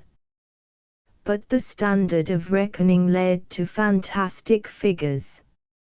An impossible amount had to be paid, and the delegations were discussing then the very same things that are being discussed now. The American experts saw the gross mistake of the other delegations, and put down as the maximum payment 325 milliard marks up to 1951, the first payment to be 25 milliard marks in 1921. So was invented the Reparations Commission machine, a thing which has no precedent in any treaty, being a commission with sovereign powers to control the life of the whole of Germany. In actual truth, no serious person has ever thought that Germany can pay more than a certain number of milliards a year. No one believes that a country can be subjected to a regime of control for 30 years. But the directing line of work of the treaties has been to break down Germany, to cut her up, to suffocate her. France had but one idea, and later on did not hesitate to admit it: to dismember Germany, to destroy her unity.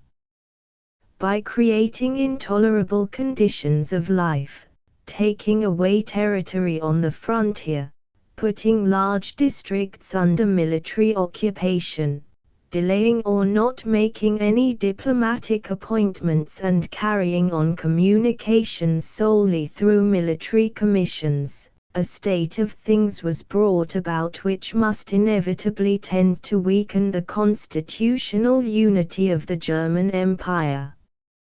Taking away from Germany 84,000 kilometers of territory, nearly 8 million inhabitants, and all the most important mineral resources, preventing the unity of the German people and the 6,500,000 of German Austrians to which Austria was then reduced, putting the whole German country under an interminable series of controls. All this did more harm to German unity than would have been done by taking the responsibility of a forcible and immediate division to which the Germans could not have consented and which the Allies could not have claimed to impose. What has been said about Germany and the Versailles Treaty can be said about all the other conquered countries and all the other treaties, with merely varying proportions in each case. The verdict that has to be passed on them will very soon be shown by facts, if indeed facts have not shown already that, in great measure, what had been laid down cannot be carried out. One thing is certain, that the actual treaties threaten to ruin conquerors and conquered, that they have not brought peace to Europe, but conditions of war and violence. In Clemenceau's words, the treaties are a way of going on with war. But, even if it were possible to dispute that, as men's minds cannot yet frame an impartial judgment and the danger is not seen by all, there is one thing that cannot be denied or disputed, and that is that the treaties are the negation of the principles for which the United States and Italy, without any obligation on them, entered the war. They are a perversion of all the Entente had repeatedly proclaimed. They break into pieces President Wilson's 14 points, which were a solemn pledge for the American people. And tomorrow they will be the greatest moral weapon with which the conquered of today will face the conquerors of today. For the conquerors and the conquered, how many are the states of Europe? Before the war, the political geography of Europe was almost tradition. Today every part of Europe is in a state of flux. The only absolute certainty is that in continental Europe conquerors and conquered are in a condition of spiritual, as well as economic, unrest. It is difficult indeed to say how many political unities there are and how many are lasting, and what new wars are being prepared, if a way of salvation is not found by some common endeavor to install peace, which the Peace of Paris has not done. How many thinking men can, without perplexity, remember how many states there are and what they are: arbitrary creations of the treaties, creations of the moment, territorial limitations imposed by the necessities of international agreements. The situation of Russia is so uncertain that no one knows whether new states will arise as a result of her continuous disintegration, or if she will be reconstructed in a solid, unified form, and other states amongst those which have arisen will fall.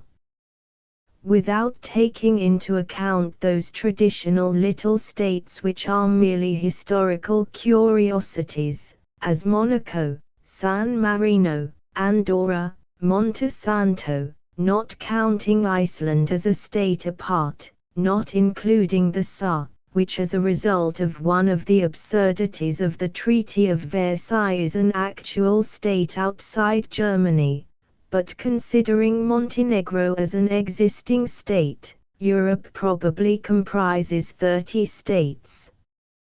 Some of them are, however, in such a condition that they do not give promise of the slightest guarantee of life or security.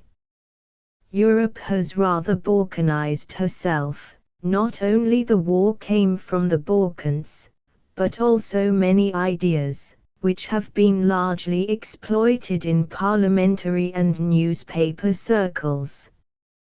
Listening to many speeches and being present at many events today leaves the sensation of being in Belgrade or at Sarajevo.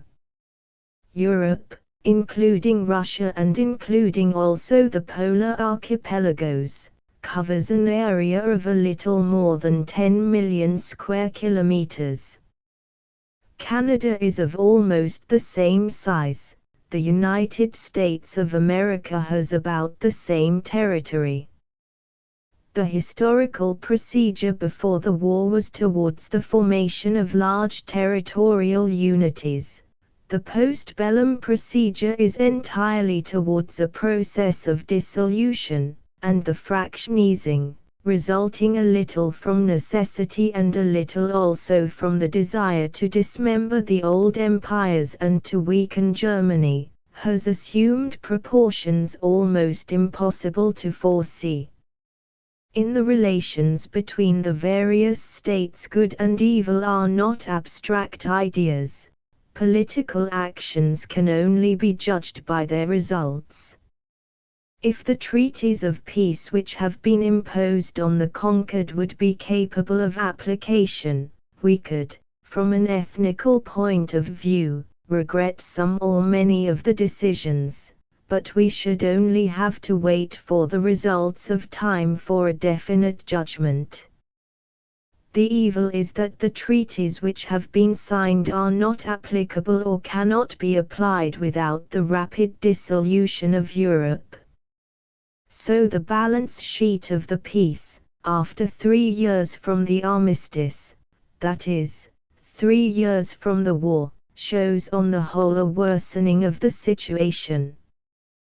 The spirit of violence has not died out, and perhaps in some countries not even diminished. On the other hand, the causes of material disagreement have increased, the inequality has augmented, the division between the two groups has grown, and the causes of hatred have been consolidated.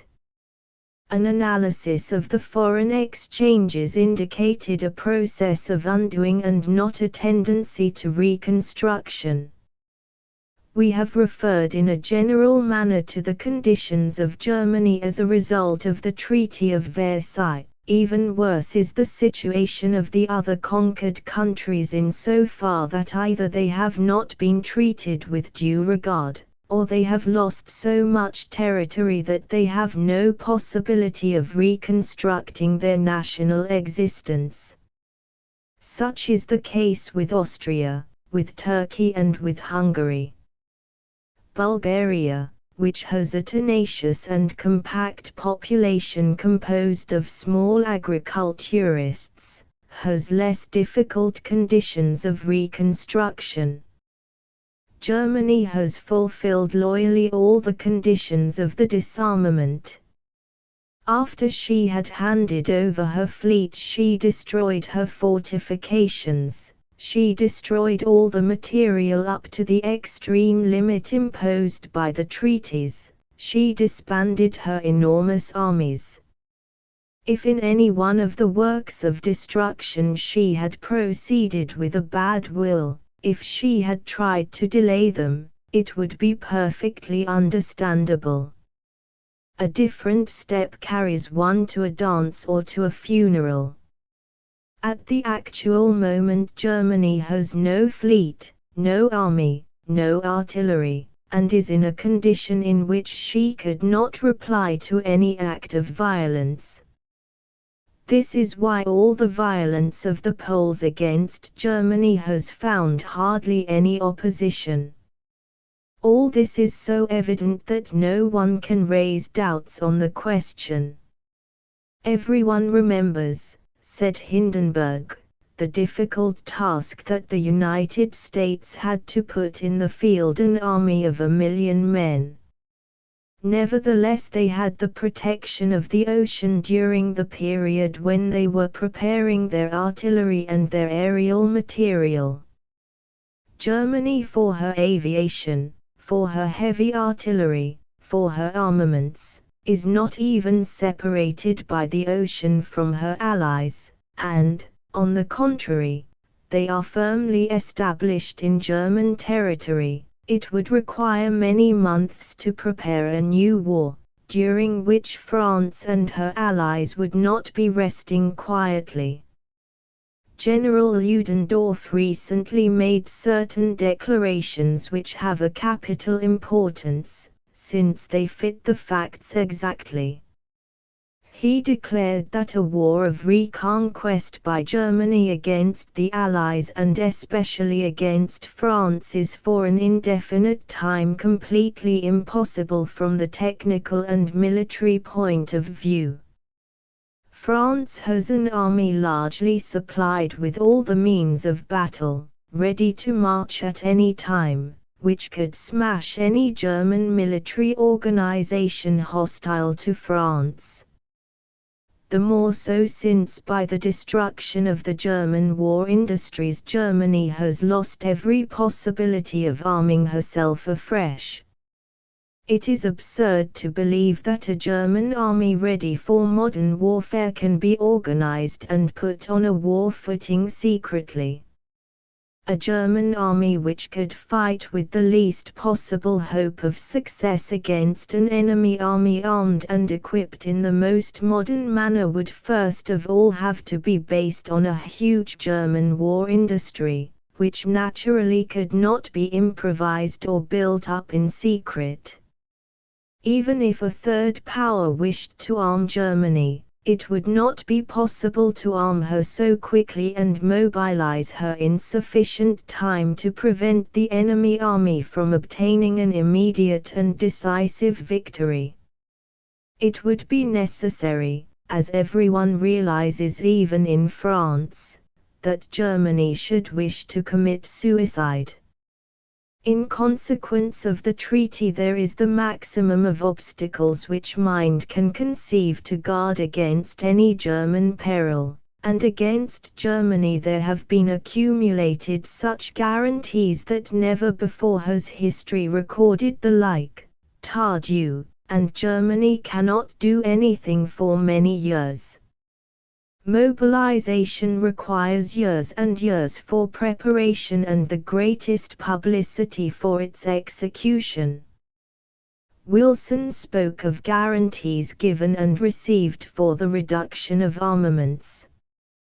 Instead, after the treaties had been concluded, if the conquered were completely disarmed, the conquering nations have continued to arm. Almost all the conquering nations have not only high expenses but more numerous armies.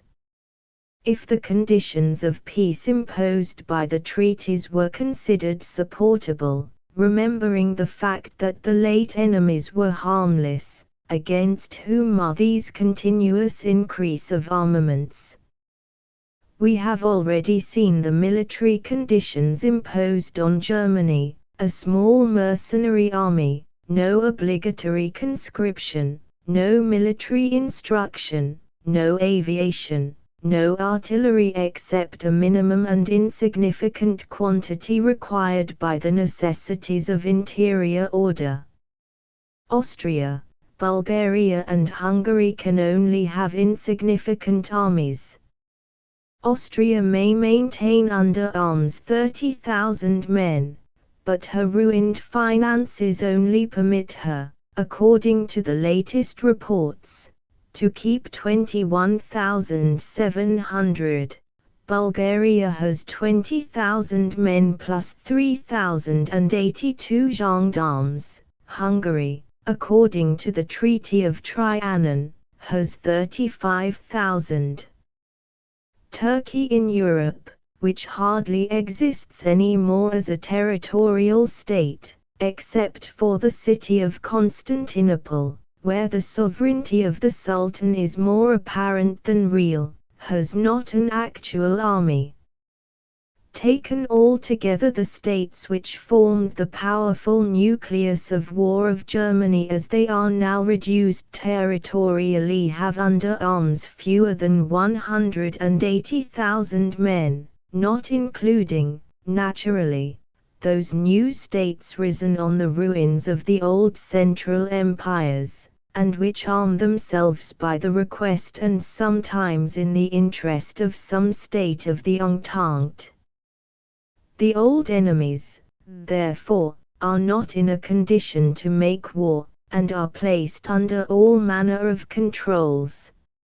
Sometimes the controls are even of a very singular nature. All have been occupied in giving the sea to the victors. Poland has obtained the absurd paradox of the state of Danzig because it has the sea. The constant aim of the Allies, even in opposition to Italy, has been to give free and safe outlets on the sea coast to the Serb-Croat Slovene state. At the Conference of London and San Remo I repeatedly referred to the expenses of these military missions of control and often their outrageous imposition on the conquered who are suffering from hunger.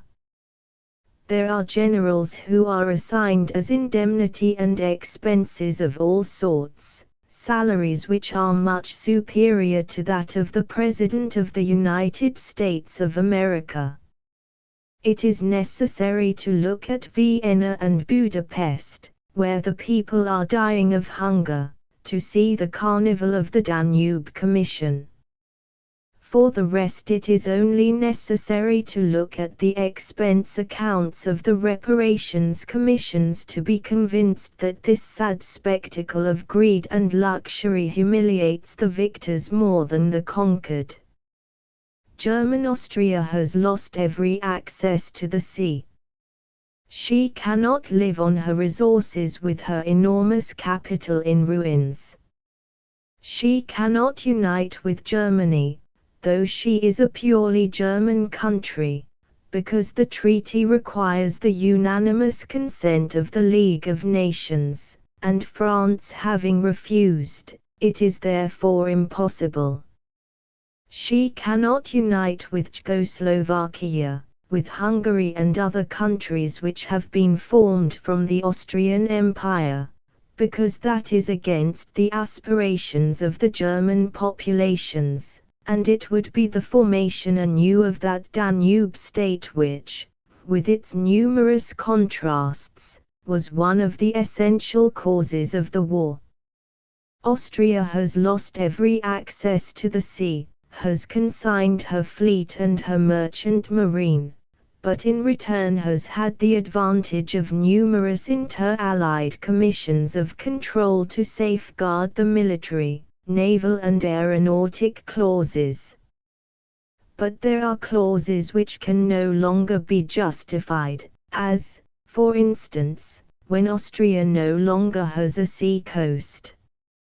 Art 140 of the Treaty of Saint-Germain, which forbids the construction or acquisition of any sort of submersible vessel, even commercial.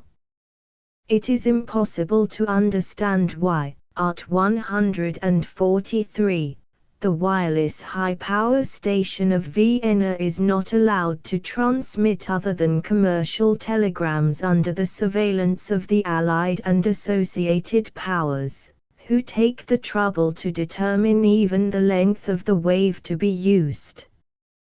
Before the war, in 1914, France desired to bring her army to the maximum of efficiency, opposite a great German army was to be found a great French army. Germany had in 1913, according to the budget presented to the Reichstag, a standing army of 647,000 soldiers of all arms, of which 105,000 were non-commissioned officers and 30,000 officers. It was the greatest army of Europe and of the world, taking into account its real efficiency. Whilst Germany has no longer an army, France on the 1st of July 1921, had under arms 810,000 men, of which 38,473 were officers, therefore many more than Germany had before the war. Given its demographic character, it is the greatest military force which has been seen in modern times, and can only have two reasons, either military domination or ruin. The military budget proposed for the present year in the ordinary section is for 2,782 millions of francs, besides that portion paid by Germany for the army of occupation. The extraordinary section of the same budget is for 1,712 millions of francs, besides 635 millions for expenses repayable for the maintenance of troops of occupation in foreign countries. Austria-Hungary had in 1913 a total of 34,000 officers and 390,249 men. The states which have arisen from her ruins have a good many more. Whilst German Austria has, as a matter of fact, only 21,700 men and Hungary has only 35,000. Czechoslovakia has 150,000 men, of which 10,000 are officers. Czechoslovakia has about 120,000, of which 8,000 to 10,000 are officers. But the two allies of France, Belgium and Poland, Belgium no longer neutral, Poland always in disorder and in a state of continual provocation abroad and of increasing anarchy at home, have in their turn armies which previous to the war could have been maintained only by a first-class power. Belgium has doubled her peace effectives, which now amount to 113,500 men. An enormous army for a population which is about equal to that of the city of New York or London. Poland, whose economic conditions are completely disastrous, and may be described as having neither money nor credit anymore, but which maintains more employees than any other country on earth, has under arms not fewer than 430,000 men, and often many more, and possibly has today many more, about 600,000. Her treaty with France imposes on her military obligations the extension of which cannot be compatible with the policy of a country desiring peace. Poland has, besides, vast dreams of greatness abroad, and growing ruin in the interior. She enslaves herself in order to enslave others, and pretends in her disorder to control and dominate much more intelligent and cultured peoples. Romania has under arms 160,000 men besides 80,000 carabineers and 16,000 frontier guards. Greece has, particularly on account of her undertakings in Asia Minor, which only the lesser intelligence of her national exaltations can explain, more than 400,000 men under arms. She is suffocating under the weight of heavy armaments and can move only with difficulty. The two pupils of the Entente, Greece and Poland, exactly like naughty children, have a policy of greed and capriciousness. Poland was not the outcome of her own strength, but of the strength of the Entente. Greece never found the way to contribute heavily to the war with a strong army, and after the war has the most numerous army which she has ever had in her history. Great Britain and Italy are the only two countries which have largely demobilized, Great Britain in the much greater measure. It is calculated that Great Britain has under arms 201,000 men, of which 15,030 are officers. In this number, however, are not included 75,896 men in India and the personnel of the Air Force. In Italy, on the 31st of July 1921, there were under arms 351,076 soldiers and 18,138 officers, in all 369,214, of which, however, 56,529 were carabineers carrying out duties almost exclusively of public order. Under the pressure and as a result of the example of the states which have come through the war, those states which did not take part have also largely augmented their armies. So, whilst the conquered have ceased every preoccupation, the neutrals of the war have developed their armaments, and the conquerors have developed theirs beyond measure. No one can say what may be the position of Bolshevik Russia. Probably she has not much less than 1 million of men under arms, also because in a communist regime the vagabonds and the violent find the easiest occupation in the army. The conquerors, having disarmed the conquered, have imposed their economic conditions, their absurd moralities and territorial humiliations, as those imposed on Bulgaria, Turkey and Hungary, conditions which are sufficiently difficult to be maintained. And as the ferment of hate develops, the conquerors do not disarm. Above all, the little states do not disarm, who have wanted too much, have obtained too much, and now do not know how to maintain what they have.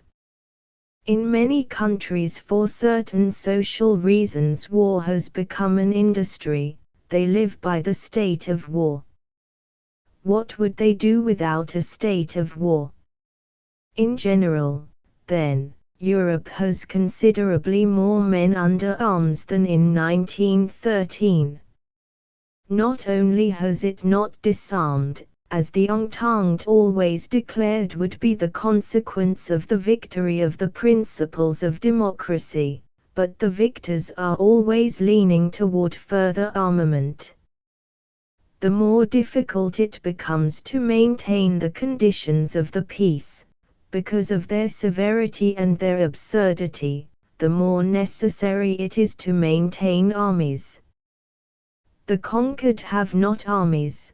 The conquerors are, or, perhaps, up to a short time ago, were sure that the big armies would serve to enforce the payment of the indemnities.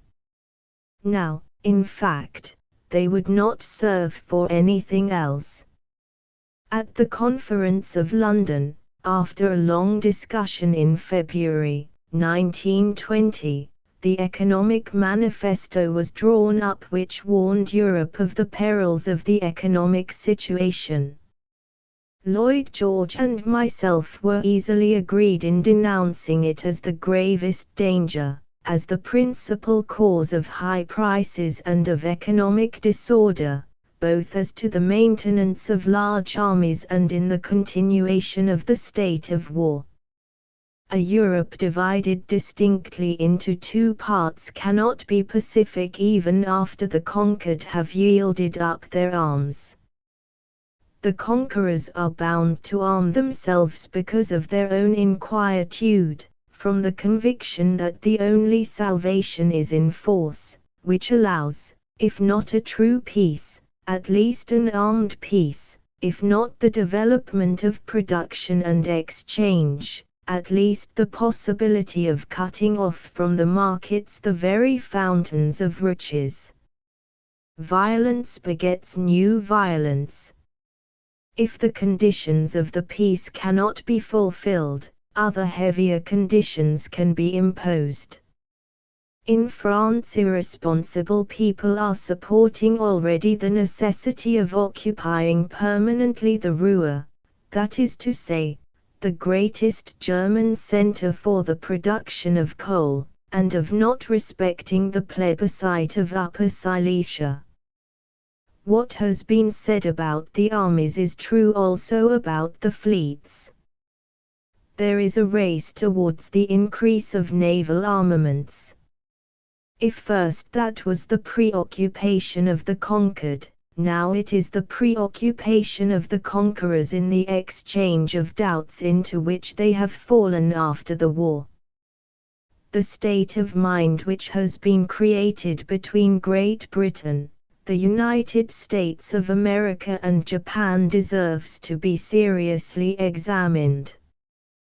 The race for naval armaments into which these three countries entered not many months ago, and the competition between the two great Anglo-Saxon people, cannot be other than very damaging for civilization.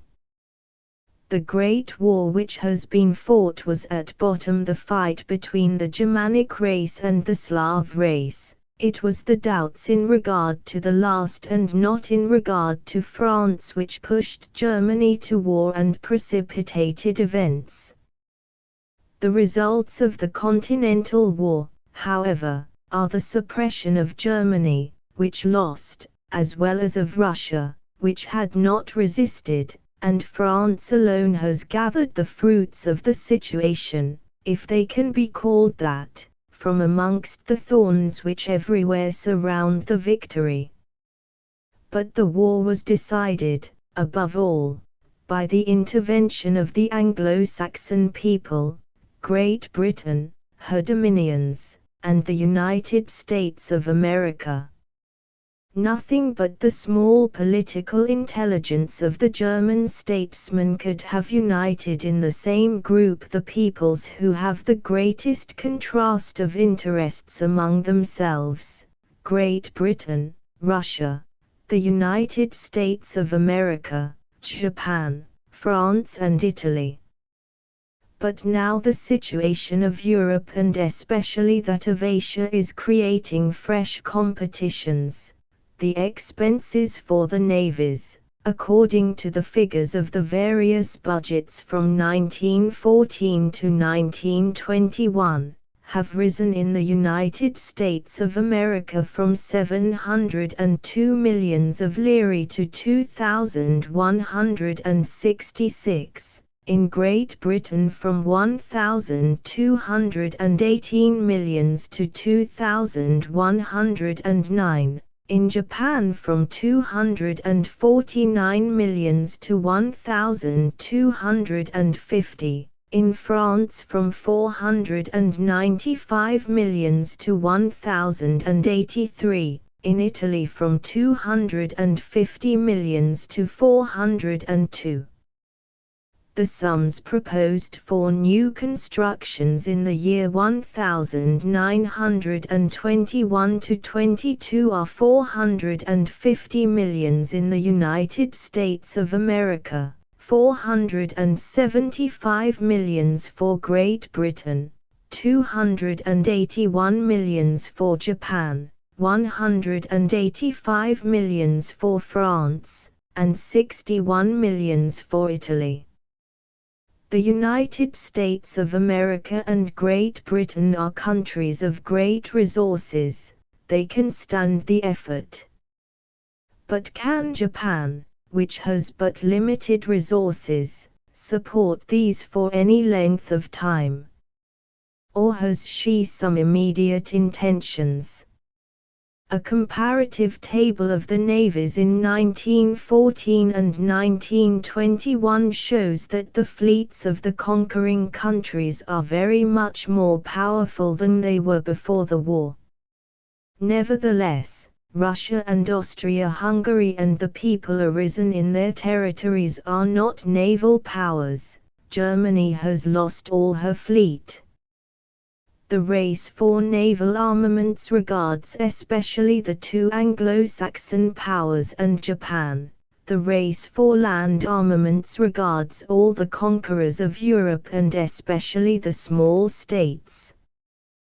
This situation cannot but be the cause of great preoccupation, but the greater preoccupation arises from the fact that the minor states, especially those which took no part in the war, become every day more exigent and display fresh aspirations.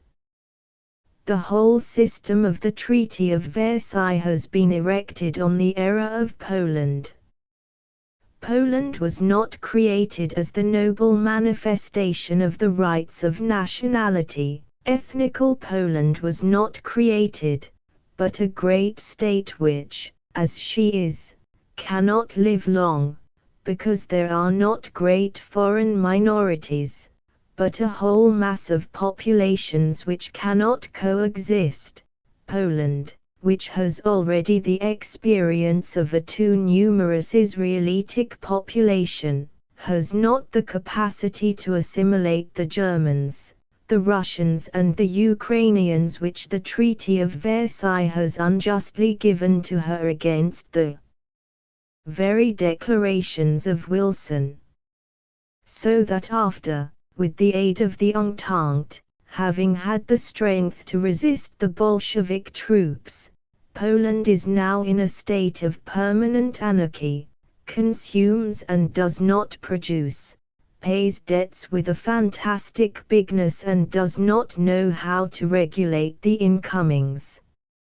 No country in the world has ever more abused paper currency. Her paper money is probably the most greatly depreciated of any country on earth.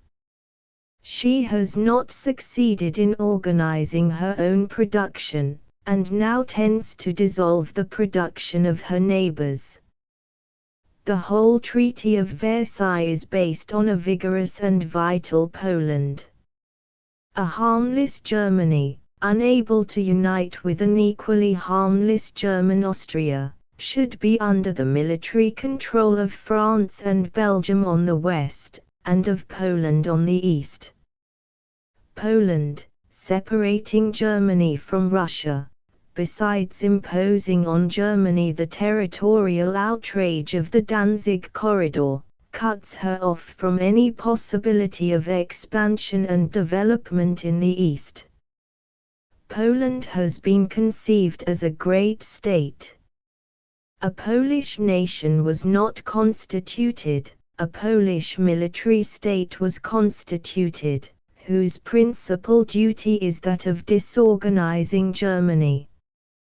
Poland, the result of a miracle of the war, no one could foretell the simultaneous fall of the Central Empires and of the Russian Empire, was formed not from a tenacious endeavor, but from an unforeseen circumstance, which was the just reward for the long martyrdom of a people. The borders of Poland will reach in time to the Baltic Sea in the north, the Carpathians and the Dniester in the south, in the east the country almost as far as Smolensk, in the west to the parts of Germany, Brandenburg and Pomerania. The new patriots dream of an immense Poland, the old Poland of tradition, and then to descend into the countries of the Ukraine and dominate new territories. It is easy to see that, Sooner or later, the Bolshevik degeneration over, Russia will be recomposed. Germany, in spite of all the attempts to break her up and crush her unity, within 30 or 40 years will be the most formidable ethnical nucleus of continental Europe. What will then happen to a Poland which pretends to divide two people who represent numerically and will represent in other fields also the greatest forces of continental Europe of tomorrow? Amongst many in France there is the old conception of Napoleon I, who considered the whole of European politics from an erroneous point of view, that of a lasting French hegemony in Europe, when the lasting hegemony of peoples is no longer possible. In the sad solitude of his exile at St. Helena, Napoleon I said that not to have created a powerful Poland keystone of the roof of the European edifice, not to have destroyed Prussia, and to have been mistaken in regard to Russia, were the three great errors of his life. But all his work had as an end to put the life of Europe under the control of France, and was necessarily wrecked by reality, which does not permit the lasting mistake of a single nation which places herself above all the others in a free and progressive Europe. If the policy of the Entente towards Germany and towards the conquered countries does not correspond either to collective declarations made during the war, or to the promises solemnly made by Wilson, the policy towards Russia has been a whole series of error. In fact, one cannot talk of a policy of the Entente, in so far that with the exception of a few errors committed in common, Great Britain, France and Italy have each followed their own policy. In his sixth point, among the 14 points, no longer pure, but violated and outraged worse than the women of a conquered race by a tribe of Kurds, Wilson said on the 8th of January 1918, that the treatment meted out to Russia by the sister nations, and therefore their loyalty in assisting her to settle herself, should be the stern proof of their goodwill. They should show that they did not confound their own interests, or rather their egoism, with what should be done for Russia. The proof was most unfortunate. The attitude of the Entente towards Russia has had different phases.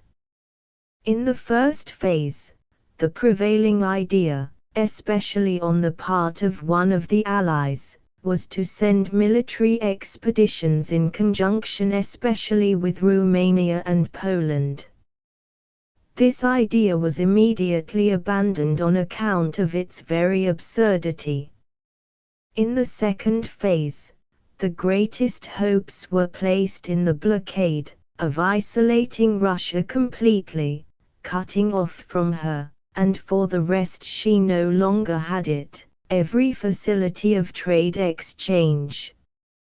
At the same time war on the part of Poland and Romania was encouraged, to help the attempt which the men of the old regime were making in the interior.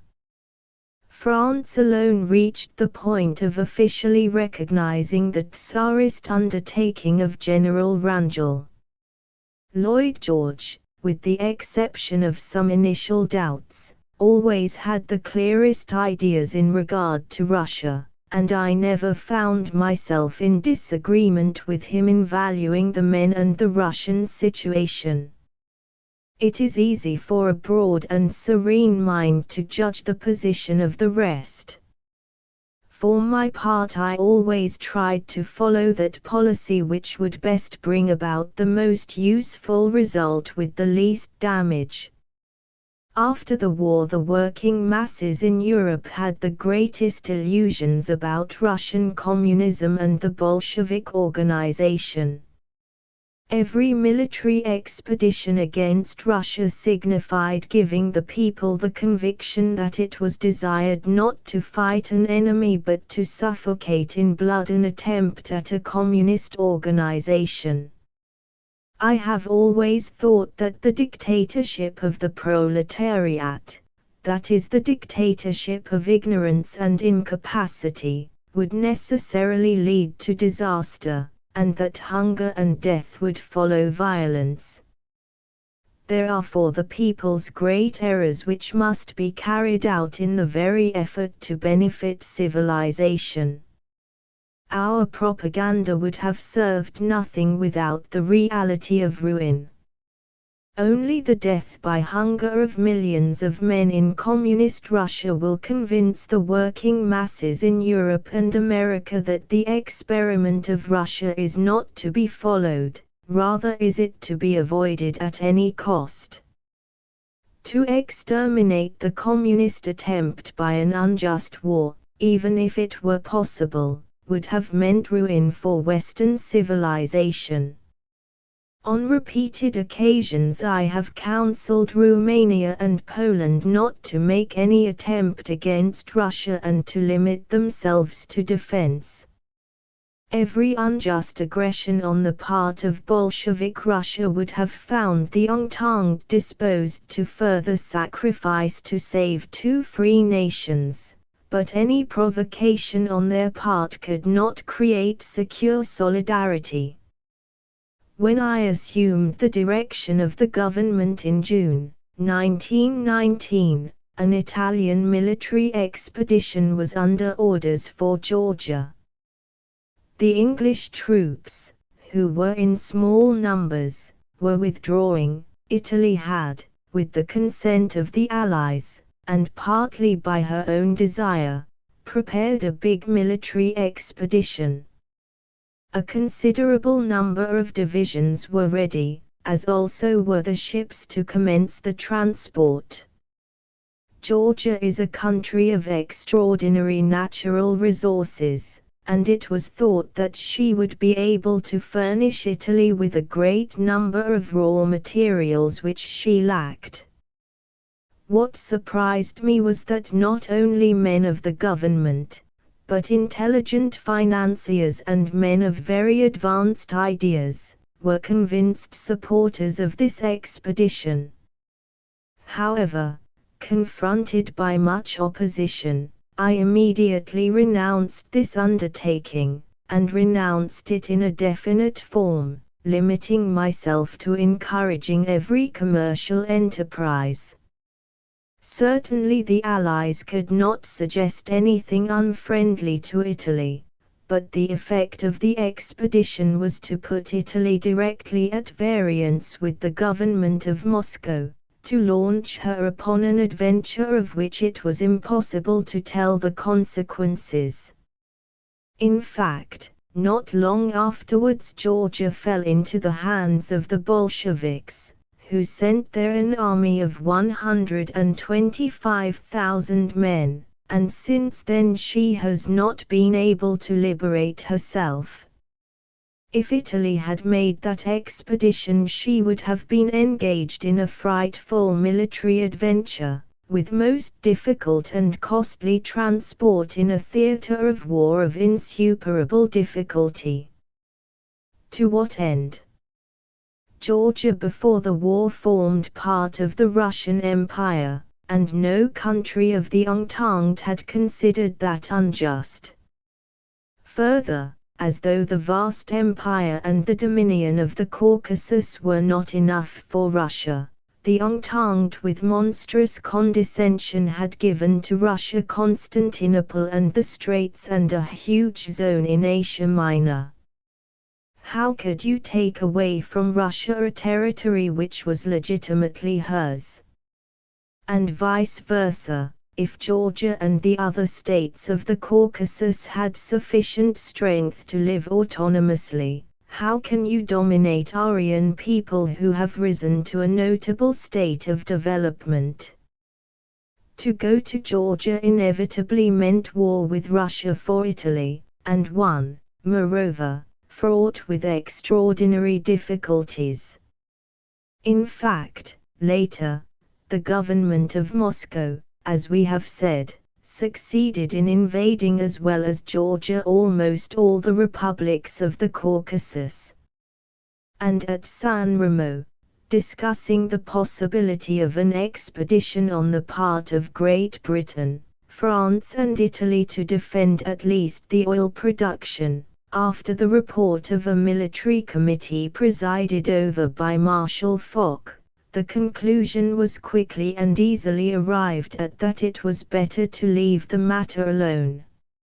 Italy had already made an expedition into Albania, the reason for which beyond the military necessities for the period of the war has never been understood, except that of spending a huge sum without receiving the gratitude of the Albanians. An expedition in Georgia would have done harm, the consequence of which cannot be readily measured. It could, indeed, have meant ruin. Even those minds that are most blinded by prejudice and hate recognize the complete failure of the Russian communist system. The so-called dictatorship of the proletariat is reduced in practice to a military dictatorship of a communist group which represents only a fraction of the working classes and that not the best. The Bolshevik government is in the hands of a small minority in which fanaticism has taken the place of character. Everything which represented the work of the past has been destroyed and they have not known how to construct anything. The great industries have fallen and production is paralyzed. Russia has lived for a long time on the residues of her capitalistic production rather than on new productions. The productivity of her agricultural and industrial work has been killed by communism, and the force of work has been reduced to a minimum. The Russian people are in straits which have no comparison, and entire territories are dying of hunger. The communist regime in a short time has precipitated such damage and such misery as no system of oppression could achieve in centuries. It is the proof, if any were necessary, that the form of communist production is not only harmful but not even lasting.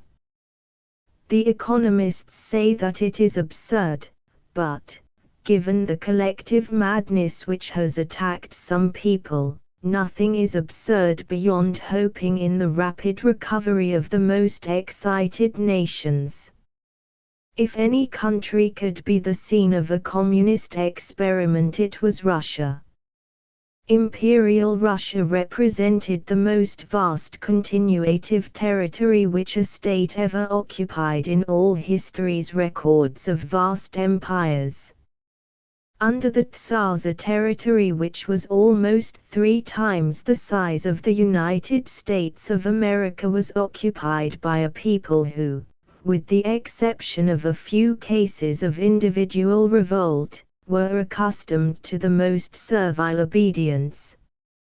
Under Nicholas II, a few men exercised rule in a most despotic form over more than 180 million individuals spread over an immense territory. All obeyed blindly. Centralization was so great, and the obedience to the central power so absolute, that no hostile demonstration was tolerated for long. The communist regime therefore was able to count not only on the apathy of the Russian people but also upon the blindest obedience. To this fundamental condition of success, to a government which must regulate production despotically, was joined another even greater condition of success.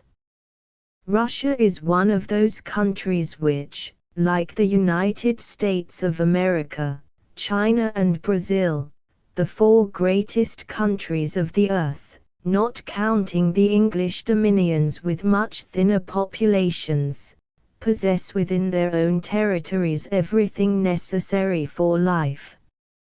Imagine a country of self-contained economy, that lives entirely upon her own resources and trades with no one, and that is what happened in Russia as a result of the blockade. Russia has the possibility of realizing within herself the most prosperous conditions of existence.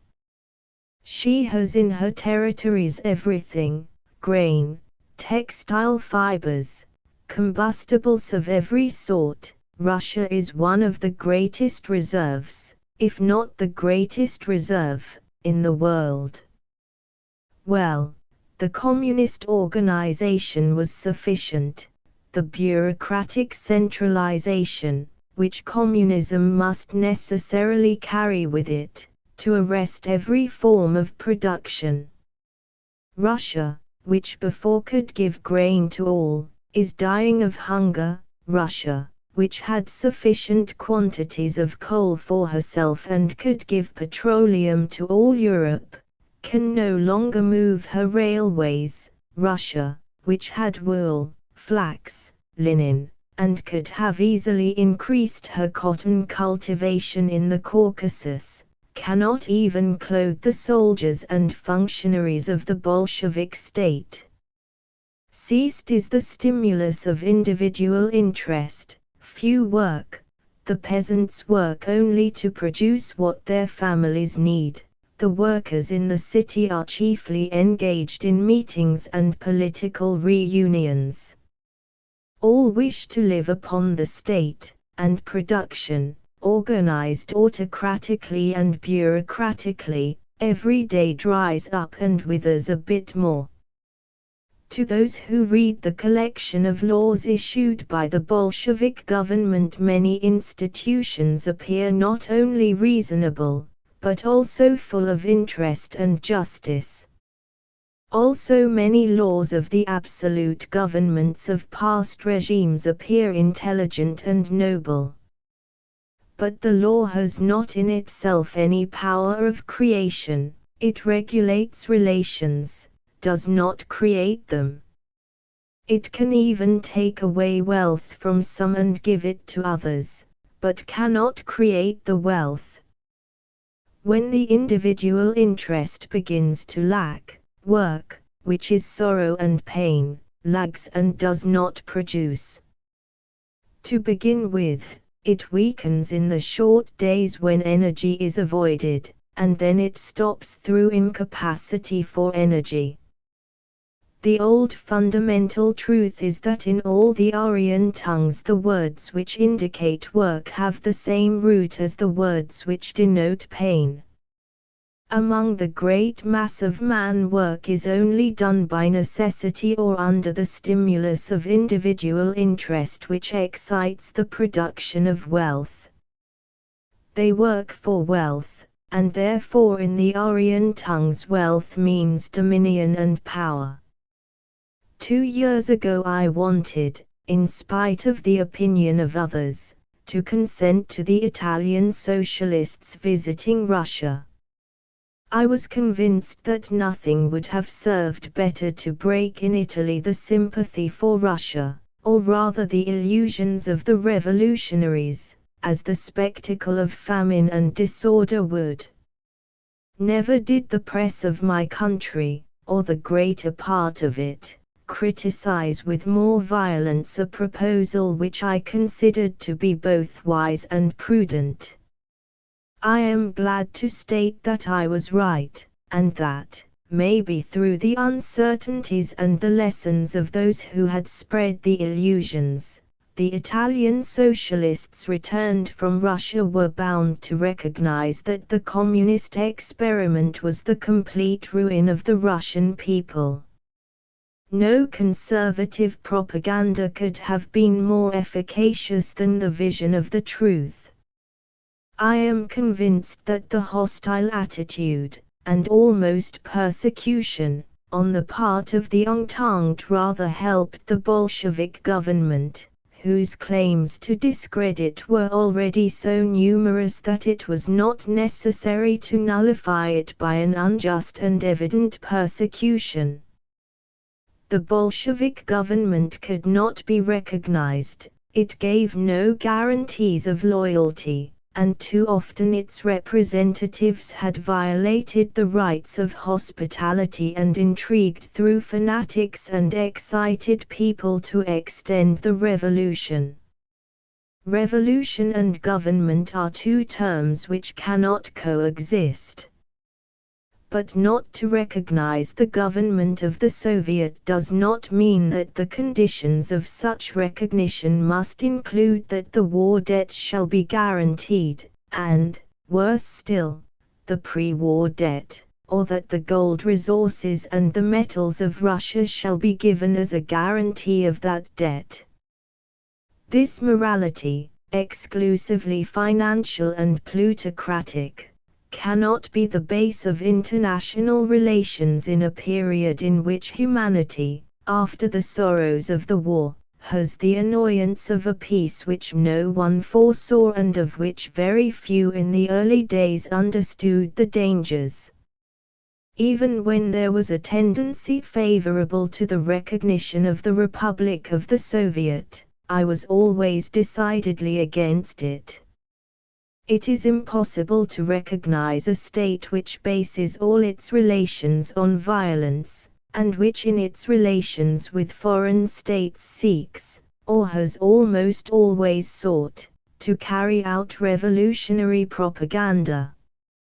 Even when, yielding to an impulse which it was not possible to avoid, in the new Italian Chamber, after the elections of 1919, not only the Socialists, but above all the Catholic Popular Party and the Party of Rinnovamento, of which the ex-soldiers especially formed part, voted unanimously in order of the day for the recognition of the actual government of Russia, I did not think it right to give, and did not give, effect to that vote, impulsively generous, which would have invested Italy with the responsibility of recognizing, even if it were de facto, the government of the Soviet. I have always, however, rebelled and would never give my consent to any military undertakings against Russia, not even to a participation in the undertakings of men of the old regime. It was easy to foresee that the population would not have followed them and that the undertakings were doomed to failure. However, all the attempts at military revolts and counter-revolutions were encouraged with supplies of arms and material. But in 1920 all the military undertakings, in spite of the help given, failed one after another. In February the attempt of Admiral Kolchak failed miserably, and in March that of General Judinik. Failed has the attempt of Denikin. All the hopes of the restoration were centered in General Wrangel. The only Grand Duke with any claim to military authority also sent to tell me that this was a serious attempt with probability of success. General Wrangel, in fact, reunited the scattered forces of the old regime and occupied a large territory in power. France not only recognized in the government of Wrangel the legitimate representative of Russia, but nominated her official representatives with him.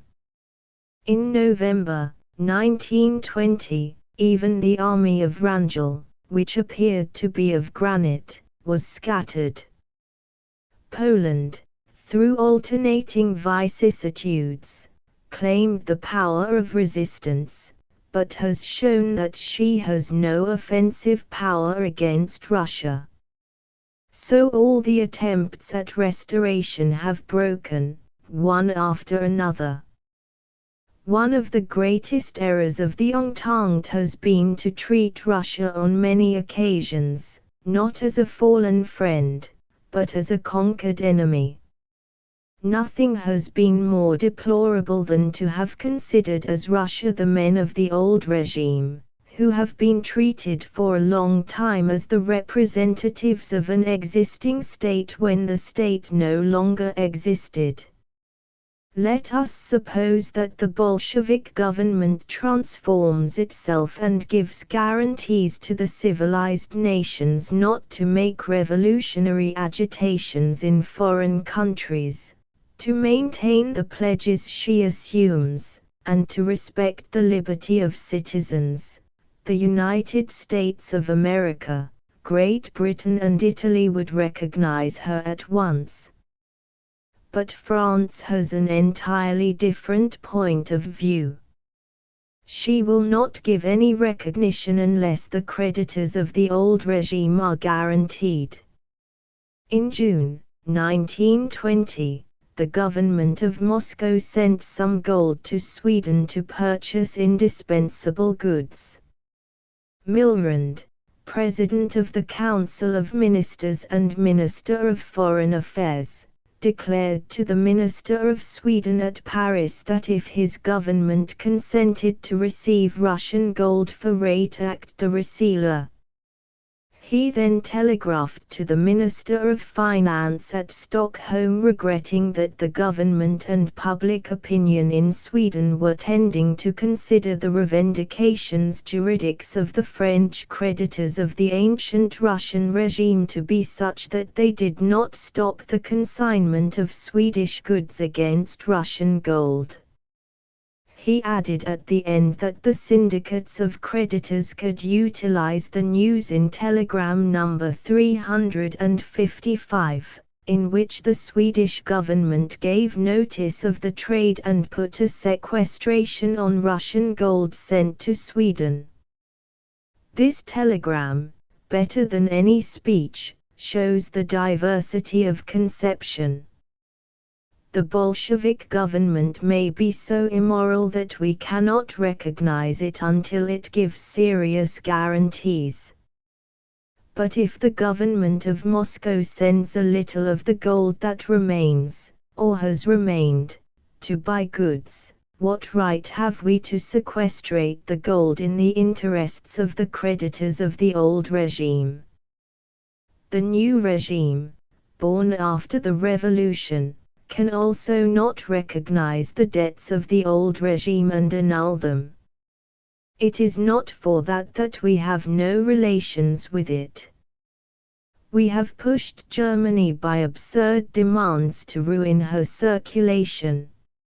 It is already at about 100 milliard of marks. If tomorrow it goes to 150 or to 200, it will be necessary to annul it, nearly the same as is done for bills of exchange.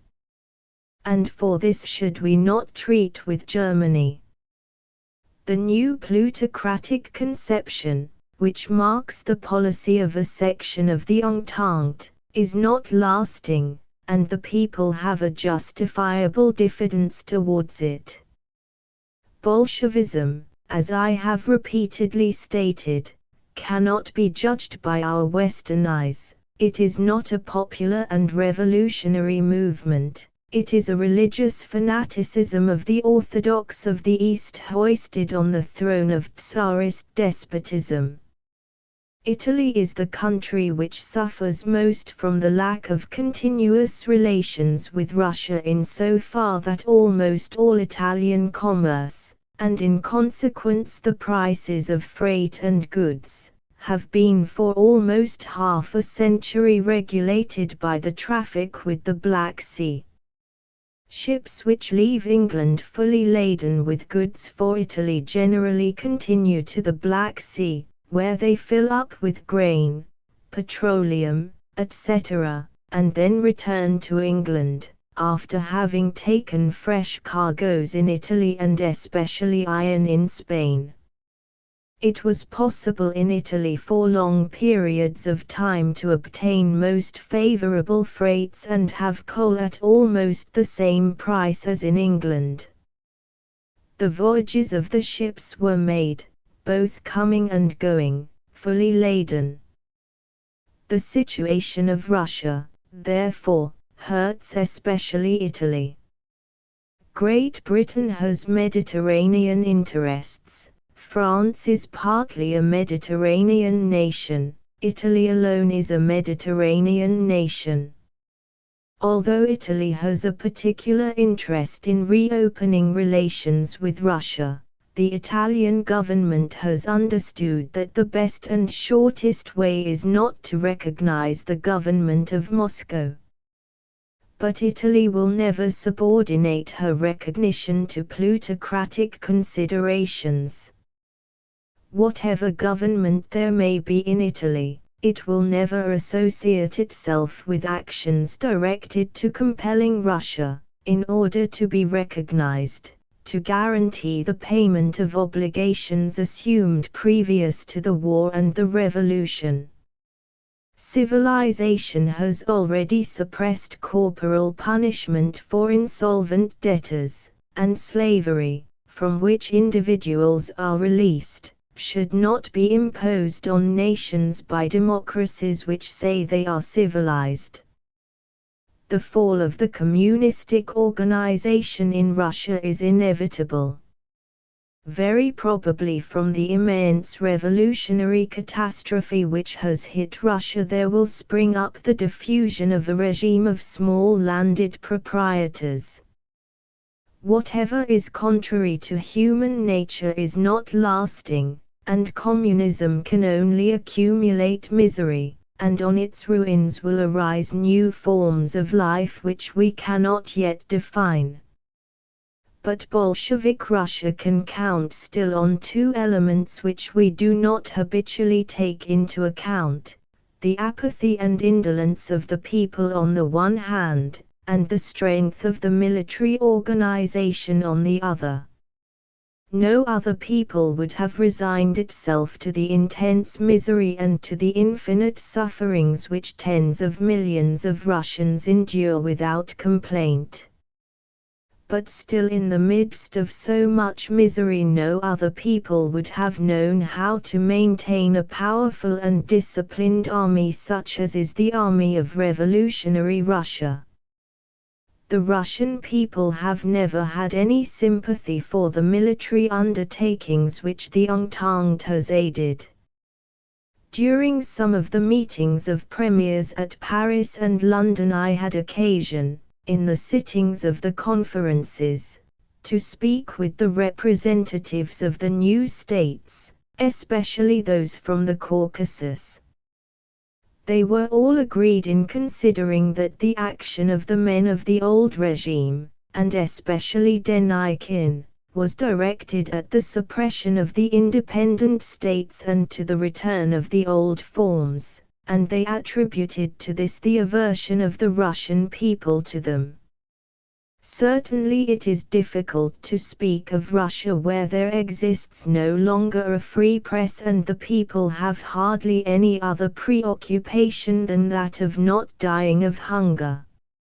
Although it is a disastrous organization, the organization of the Soviet remains still the only one, which it is not possible to substitute immediately with another. Although the Russian people can re-enter slowly into international life and take up again its thread, a long time is necessary, but also it is necessary to change tactics. The peasants, who form the enormous mass of the Russian people, look with terror on the old regime. They have occupied the land and will maintain that occupation. They do not want the return of the great Russian princes who possessed lands covering provinces and were even ignorant of their possessions. One of the causes which has permitted Bolshevism to last is, as I have said, the attitude of the Entente, which on many occasions has shown the greatest sympathy for the men of the old regime. The Tsar of Russia was an insignificant man, all the Grand Dukes were persons without dignity and without credit, and the court and government abounded with men without scruples, violent, thieves, and drunkards.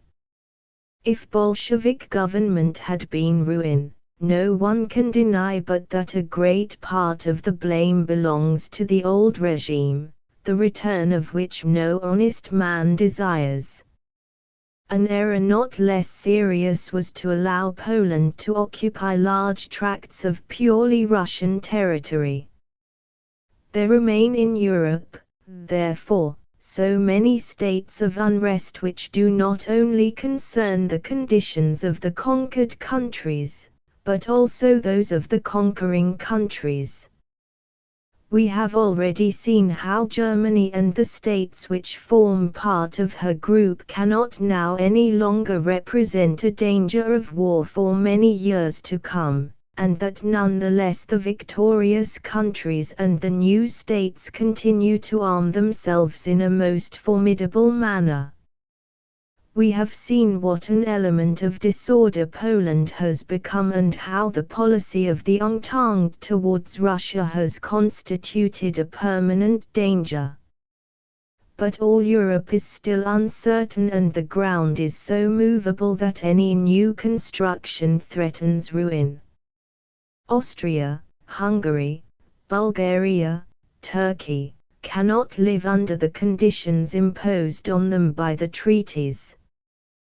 But the new states for the most part are themselves in a sufficiently serious position. With the exception of Finland, all the other states which have arisen on the ruins of the Russian Empire are in serious difficulty. If Estonia and Lithuania are in a fairly tolerable situation, Lithuania is in real ruin, and hunger and tuberculosis rule almost everywhere, as in many districts of Poland and Russia. At Riga, hunger and sickness have caused enormous losses amongst the population. Recently 15,000 children were in an extremely serious physical and mental condition. In a single dispensary, of 663 children who were brought for treatment, 151 were undernourished, 229 were scrofulous, 66 anemic, and 217 suffering from rickets. The data published in England and the United States and those of the Red Cross of Geneva are terrible.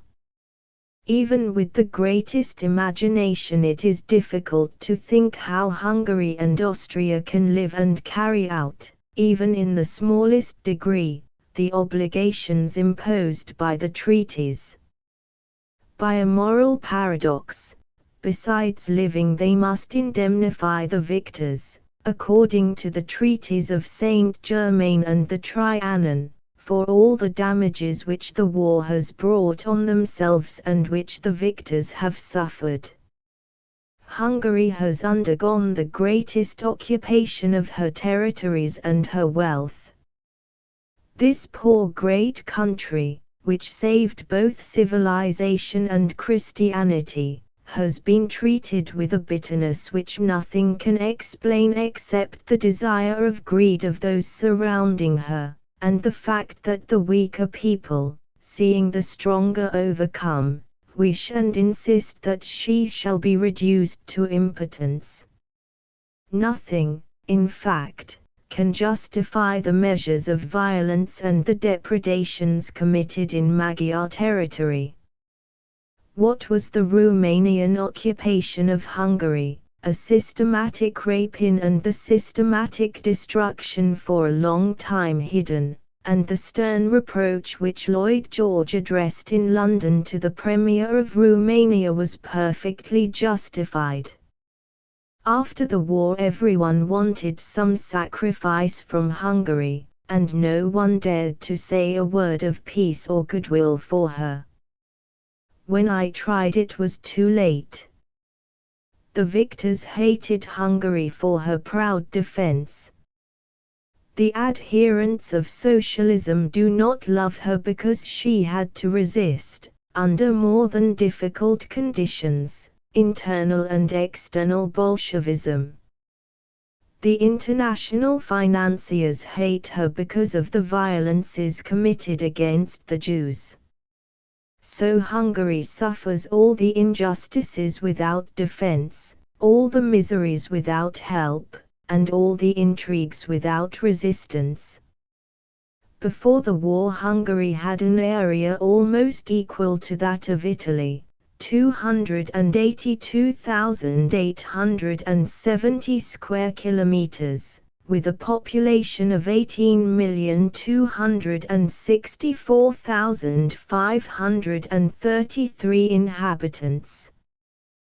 The Treaty of Trianon reduced her territory to 91,114 kilometers, that is, 32.3%, and the population to 7,481,954, or 41%. It was not sufficient to cut off from Hungary the populations which were not ethnically Magyar. Without any reason 1,084,447 Magyars have been handed over to Czechoslovakia, 457,597 to Yugoslavia, 1,704,851 to Romania. Also other nuclei of population have been detached without reason. Amongst all the belligerents, Hungary perhaps is the country which in comparison with the population has had the greatest number of dead. The monarchy of the Habsburgs knew that they could count on the bravery of the Magyars, and they sent them to massacre in all the most bloody battles. So the little people gave over 500,000 dead and an enormous number of injured and sick. The territories taken from Hungary represent 2/3 of her mineral wealth. The production of 3 million quintali, 300,000 tons, of gold and silver is entirely lost. The great production of salt is also lost to her, about 250,000 tons. The production of iron ore is reduced by 19%, of anthracite by 14%, of lignite by 70%. Of the 2,029 factories, hardly 1,241 have remained to Hungary. More than 3/4 of the magnificent railway wealth has been given away. Hungary at the same time has lost her greater resources in agriculture and cattle breeding. The capital, henceforth, too large for a too small state, carries on amidst the greatest difficulties, and there congregate the most pitiable of the Transylvanian refugees and those from other lost regions. The demographic structure of Hungary, which up to a few years ago was excellent, is now threatening. The mortality among the children and the mortality from tuberculosis have become alarming. At Budapest, even after the war, the number of deaths surpasses the number of births. The statistics published by Dr. Ferenczi prove that the number of children afflicted with rickets and tuberculosis reaches in Budapest the terrific figure of 250,000 in a population of about 2 millions. It is said that practically all the newborn in recent years, partly through the privations of the mothers and partly from the lack of milk, are tuberculous. The conditions of life are so serious that there is no comparison. Some prices have only risen 5 to 10-fold, but very many from 30 to 50 and even higher. Grain, which before the war cost 31 crowns, costs now 500 crowns. Corn has passed from 17 to 220 and 250 crowns. A kilogram of rice, which used to cost 70 centimes, can be found now only at 80 crowns. Sugar, coffee and milk are at prices which are absolutely prohibitive. Of the financial situation it is almost useless to speak. The documents presented to the Conference of Brussels are sad evidence, and a sure index is the course of the crown, now so reduced as to have hardly any value in international relations. The effective income is more than a fourth part of the effective expenses, and the rest is covered especially by the circulation. Such is the situation of Hungary, which has lost everything, and which suffers the most atrocious privations and the most cruel pangs of hunger. In this condition she should, according to the Treaty of Trianon, not only have sufficient for herself, but pay indemnities to the enemy. The Hungarian deputies, at the sitting which approved the Treaty of Trianon, were clad in mourning, and many were weeping. At the close they all rose and sang the national hymn. A people which is in the condition of mind of the Magyar people can accept the actual state of affairs as a temporary necessity, but have we any faith that it will not seek all occasions to retake what it has unjustly lost, and that in a certain number of years there will not be new and more terrible wars? I cannot hide the profound emotion which I felt when Count Appenii, on the 16th of January 1920, before the Supreme Council at Paris, gave the reasons of Hungary. "You, gentlemen," he said, "whom victory has permitted to place yourselves in the position of judges, you have pronounced the culpability of your late enemies, and the point of view which directs you in your resolutions is that of making the consequences of the war fall on those who were responsible for it. Let us examine now with great serenity the conditions imposed on Hungary, conditions which are unacceptable without the most serious consequences.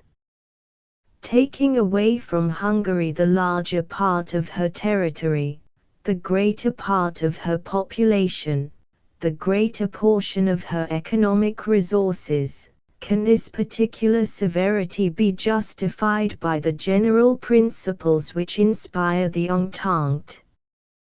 Hungary not having been heard, and was not heard except to take note of the declaration of the head of the delegation, cannot accept a verdict which destroys her without explaining the reasons. The figures furnished by the Hungarian delegation left no doubt behind. They treated of the dismemberment of Hungary and the sacrifice of 3,5 millions of Magyars and of the German population of Hungary to people certainly more ignorant and less advanced. At the end Appenii and the Hungarian delegation did not ask for anything more than a plebiscite for the territories in dispute. After he had explained in a marvelous manner the great function of historic Hungary, that of having saved on various occasions Europe from barbaric invasion, and of having known how to maintain its unity for 10 centuries in spite of the many differences amongst nations, Count Appenii showed how important it was for Europe to have a solid Hungary against the spread of Bolshevism and violence.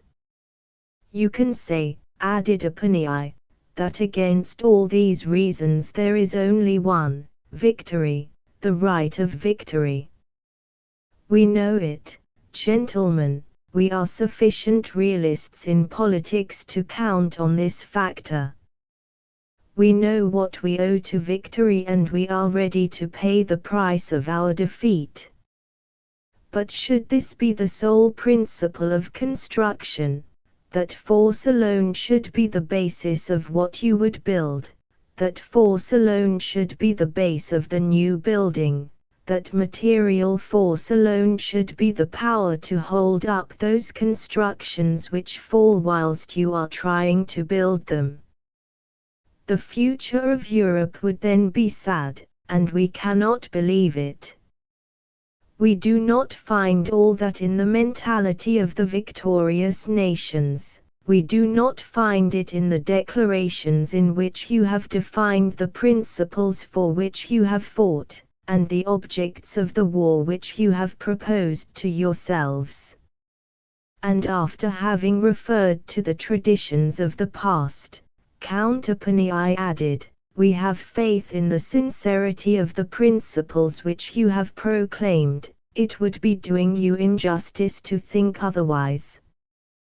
We have faith in the moral forces with which you have wished to identify your cause.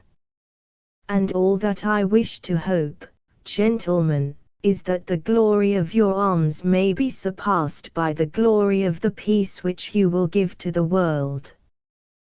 The Hungarian delegation was simply heard, but the treaty, which had been previously prepared and was the natural consequence of the Treaty of Versailles, was in no way modified. An examination of the Treaty of Trianon is superfluous.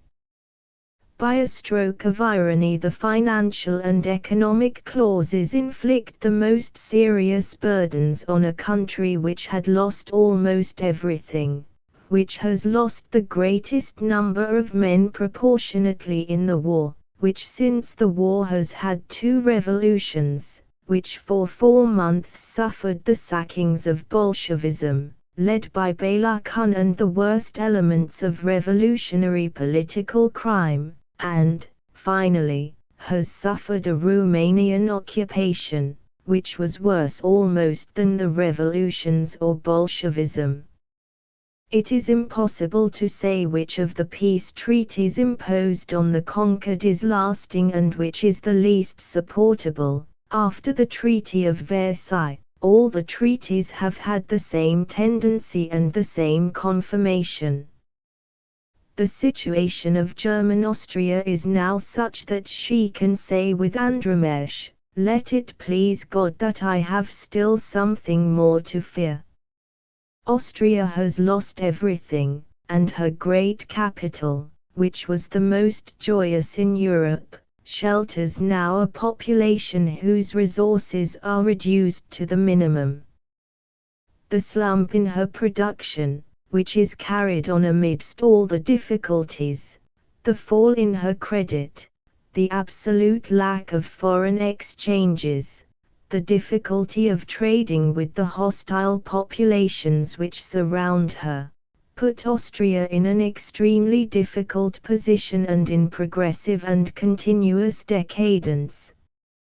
The population, especially in the cities, is compelled to the hardest privations. The increase of tuberculosis is continuous and threatening. Bulgaria has had rather less loss, and although large tracts of Bulgarian territory have been given without any justifiable motive to Greece and Yugoslavia, and although all outlet on the Aegean has been taken from her by assigning to Greece lands which she cannot maintain, on the whole Bulgaria, after the Treaty of Neuilly, has less sharp sufferings than the other conquered countries. Bulgaria had a territorial extension of 113,809 square kilometers. She has now lost about 9,000 square kilometers. She had a population of 4,800,000, and has lost about 400,000. As for Turkey, if the treaties should continue to exist, she can be considered as disappearing from Europe and on the road to disappear from Asia. The Turkish population has been distributed haphazard, especially to Greece, or divided up under the form of mandates to countries of the Entente. According to the Treaty of Sevres of 10 August 1920, Turkey abandons all her territory in Europe, withdrawing her frontier to the Sea-Algier lines. Turkey in Europe is limited, therefore, to the surroundings of Constantinople, with little more than 2,000 square kilometers, and a population which is rather hard to estimate, but which is that only of the city and the surroundings, perhaps 1.5 million men. In Asia Minor, Turkey loses the territory of the Sanjak of Smyrna, over which, however, she retains a purely nominal sovereignty, the territory still undefined of the Armenian Republic, Syria, Cilicia, Palestine and Mesopotamia, which become independent under mandatory powers, in Arabia the territory of the Hejaz, whilst the remainder of the peninsula will enjoy almost complete independence. Besides, Constantinople and the Straits are subject to international control, and the three states now the most closely interested, Great Britain, France and Italy, assume the control of the finances and other aspects of the Ottoman administration. Every program has ignored Turkey except when the Entente has had opportunity to favor Greece.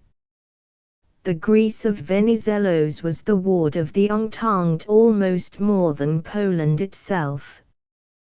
Having participated in the war to a very small extent and with almost insignificant losses, she has, after the war, almost trebled her territory and almost doubled her population.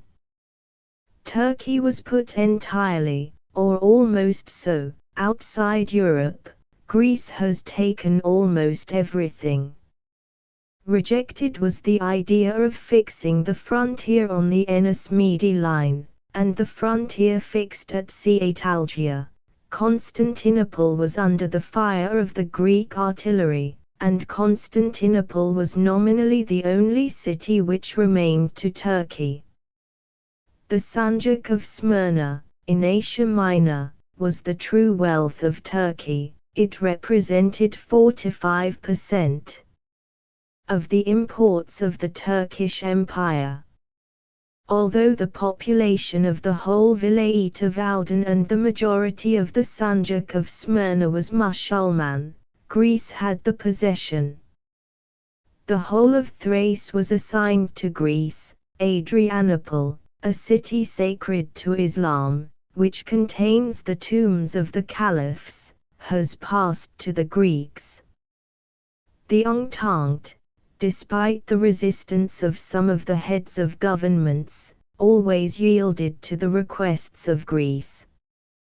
There was a sentiment of antipathy for the Turks and there was a sympathy for the Greeks. There was the idea to put outside Europe all Musulman dominion, and the remembrance of the old propaganda of Gladstone. And there were the threats of Wilson, who in one of his proposals desired exactly to put Turkey outside Europe. But above all there was the personal work of Venizelos.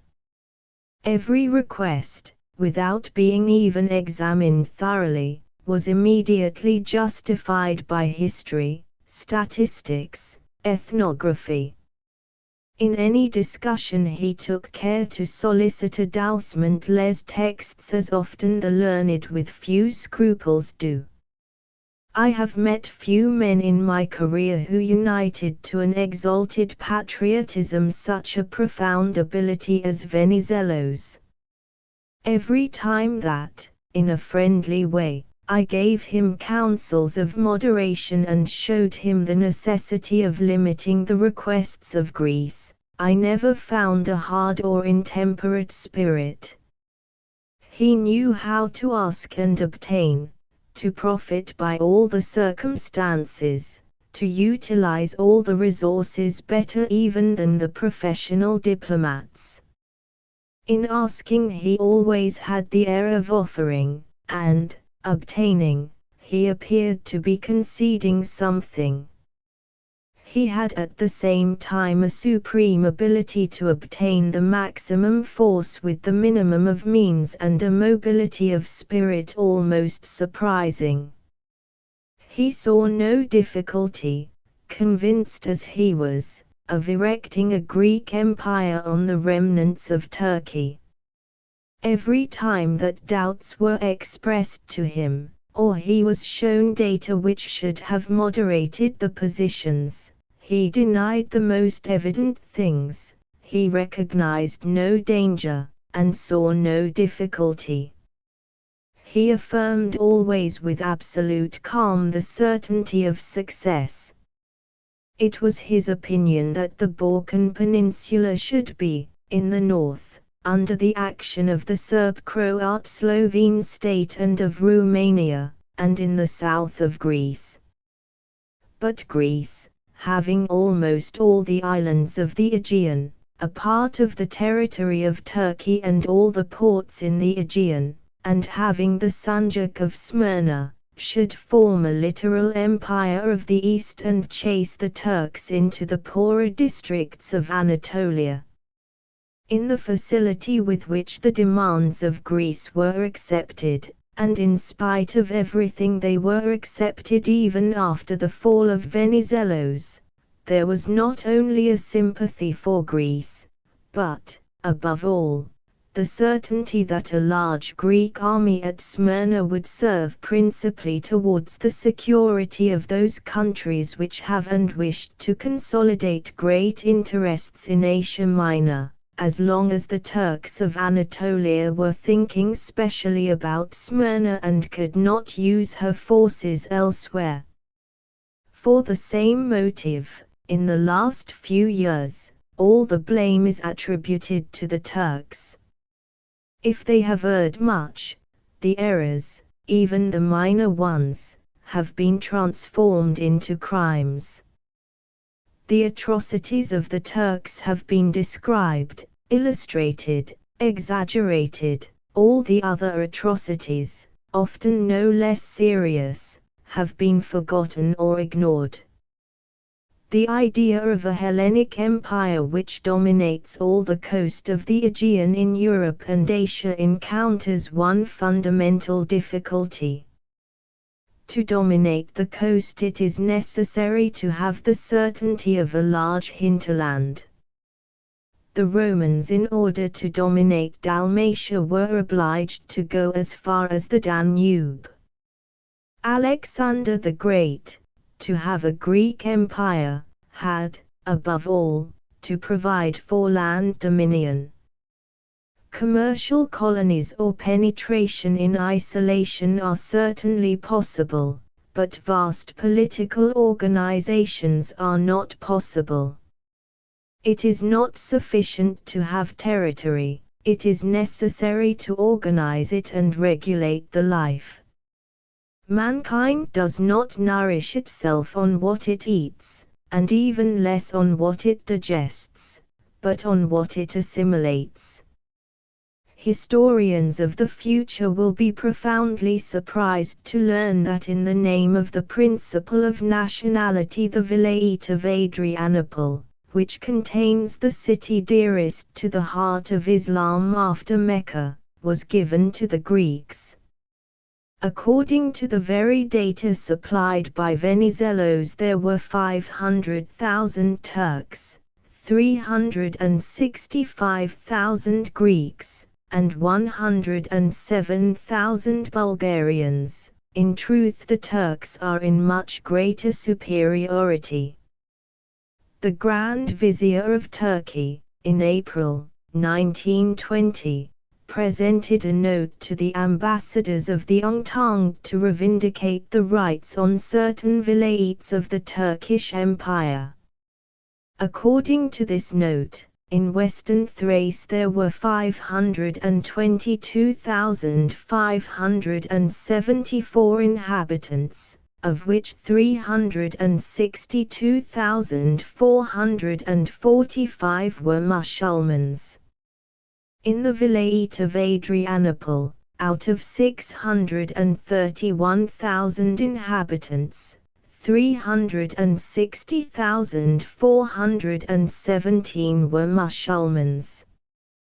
The population of the Vilayet of Smyrna is 1,819,616 inhabitants, of which 1,437,983 are Musulmans.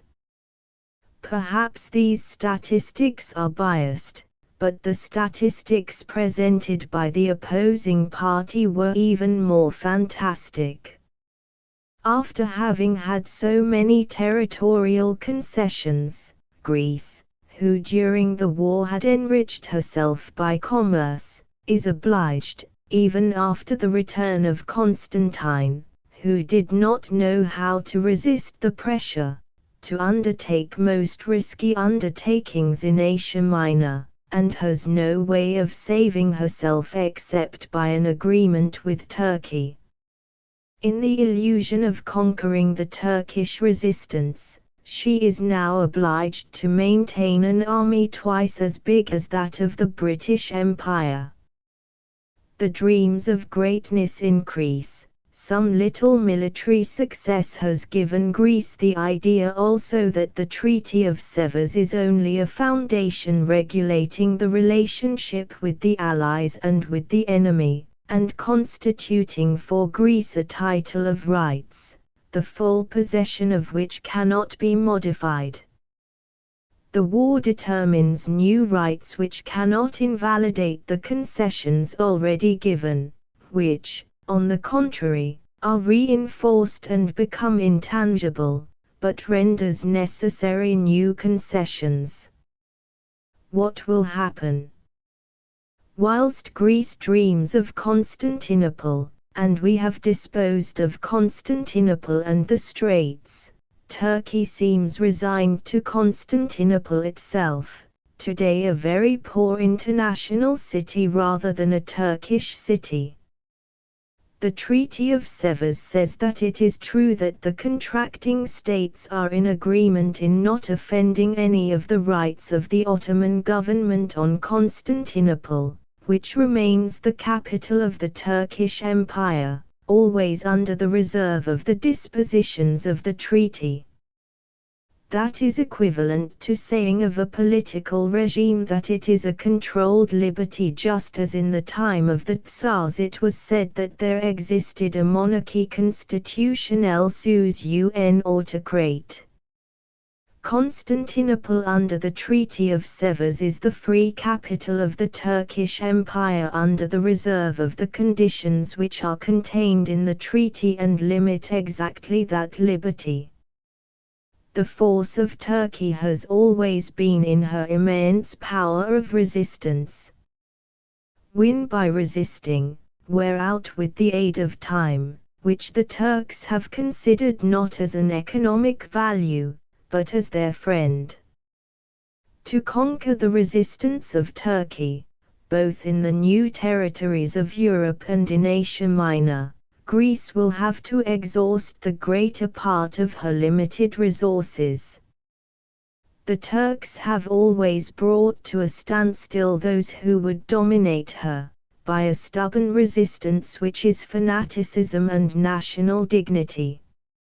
On the other hand, the Treaty of Sevres, which has systematized in part Eastern Europe, was concluded in the absence of two personages not to be unconsidered, Russia and Germany, the two states which have the greatest interest there. Germany, the war won, as she could not give her explanations on the conclusions of peace, was not able to intervene in the solutions of the question of the Orient. Russia was absent. Worn out with the force of a war superior to her energies, She fell into convulsions, and is now struggling between the two misfortunes of communism and misery, of which it is hard to say whether one, or which of the two, is the consequence of the other. One of the most characteristic facts concerns Armenia. The Entente never spoke of Armenia. In his 14 points Wilson neither considered nor mentioned it. It was an argument difficult for the Entente insofar that Russia was straining in reality, under the necessity of protecting the Christians, to take Turkish Armenia without leaving Russian Armenia. But suddenly some religious societies and some philanthropic people instituted a vast movement for the liberation of Armenia. Nothing could be more just than to create a small Armenian state which would have allowed the Armenians to group themselves around Lake Van and to affirm their national unity in one free state. But here also the hatred of the Turks, the agitation of the Greeks, the dimly illuminated philanthropy, determined a large movement to form a great state of Armenia which should have outlets on the sea and great territories. So that no longer did people talk of a small state, a refuge and safe asylum for the Armenians, but of a large state. President Wilson himself, during the conference of San Remo, sent a message in the form of a recalling to mind, if not a reproof, to the European states of the Entente because they did not proceed to the constitution of a state of Armenia. It was suggested to bring it down to Trebizond, to include Erzurum in the new Armenia, a vast state of Armenia in which the Armenians would have been in the minority. And all that in homage to historical tradition and for dislike of the Turks. A great Armenia creates also a series of difficulties amongst which is that of the relations between Armenia, Georgia and Azerbaijan, supposing that in the future these states cut themselves off definitely from Russia. The Great Armenia would include the Vilayet of Erzurum, which is now the center of Turkish nationalism, and contains more Musulmans than Armenians. As a matter of fact, the Vilayet of Erzurum has 673,000 Musulmans, 1,800 Greeks and 135,000 Armenians. When it was a question of giving Greece territories in which the Greeks were in a minority, it was said that the populations were so badly governed by the Turks that they had the right to pass under a better regime, whatever it might be. But for a large part of the territory of the so-called Great Armenia it is possible to commit the error of putting large majorities of Musulman people under a hostile Armenian minority. The Armenians would have to fight at the same time against the Kurds and against Azerbaijan. They are surrounded by enemies on all sides. But the whole of the discussion of giving the Vilayet of Erzurum to Armenia or leaving it to Turkey is entirely superfluous, for it is not a question of attributing territory but of determining actual situations. If it is desired to give to the Armenians the city of Erzurum, it is first of all necessary that they shall be able to enter and be able to remain there. Now, since the Armenians have not shown, with a few exceptions, a great power of resistance, and are rather a race of merchants than warriors, it would be necessary for others to undertake the charge of defending them. None of the European states desired a mandate for Armenia, and no one wished to assume the serious military burden of protecting the Armenians. The United States, after having in the message of Wilson backed a great Armenia, wished even less than the other states to interest themselves in it. Probably proposals of a more reasonable character and marked by less aversion for the Turks would have permitted the Turks not only to recognize, which is not difficult for them, but in fact to respect, the new state of Armenia, without the dreams of a sea-coast and the madness of Ertram. If the condition of the conquered is sufficiently serious, the situation of the peoples most favored by the Entente in Europe, Poland and Greece, who have obtained the greatest and most unjust increases in territory, having given for a diversity of reasons extremely little during the war, is certainly not less so. Each of these countries are suffocating under the weight of the concessions, and seek in vain a way of salvation from the burdens which they are not able to support, and from the mania of conquest which are the fruits of exaltation and error. Having obtained much, having obtained far more than they thought or hoped, they believe that their advantage lies in new expansion. Poland violates treaties, offends the laws of international usage, and is protected in everything she undertakes. But every one of her undertakings can only throw her into greater discomfort and augment the total of ruin. All the violences in Upper Silesia to prevent the plebiscite going in favor of Germany were not only tolerated but prepared far ahead. When I was head of the Italian government, the representative of the German government in Rome, von Herf, gave documentary evidence on what was being prepared, and on the 30th of April, 1920, in an audience which I gave him as head of the council, he furnished me with proofs of what was the Polish organization, what were its objects and the source of its funds. As everyone knows, the plebiscite of the 20th of March, 1921, in spite of the violence and notwithstanding the officially protected brigandage, resulted favorably to Germany. Out of 1,200,636 voters, 717,122 were for Germany and 483,514 for Poland.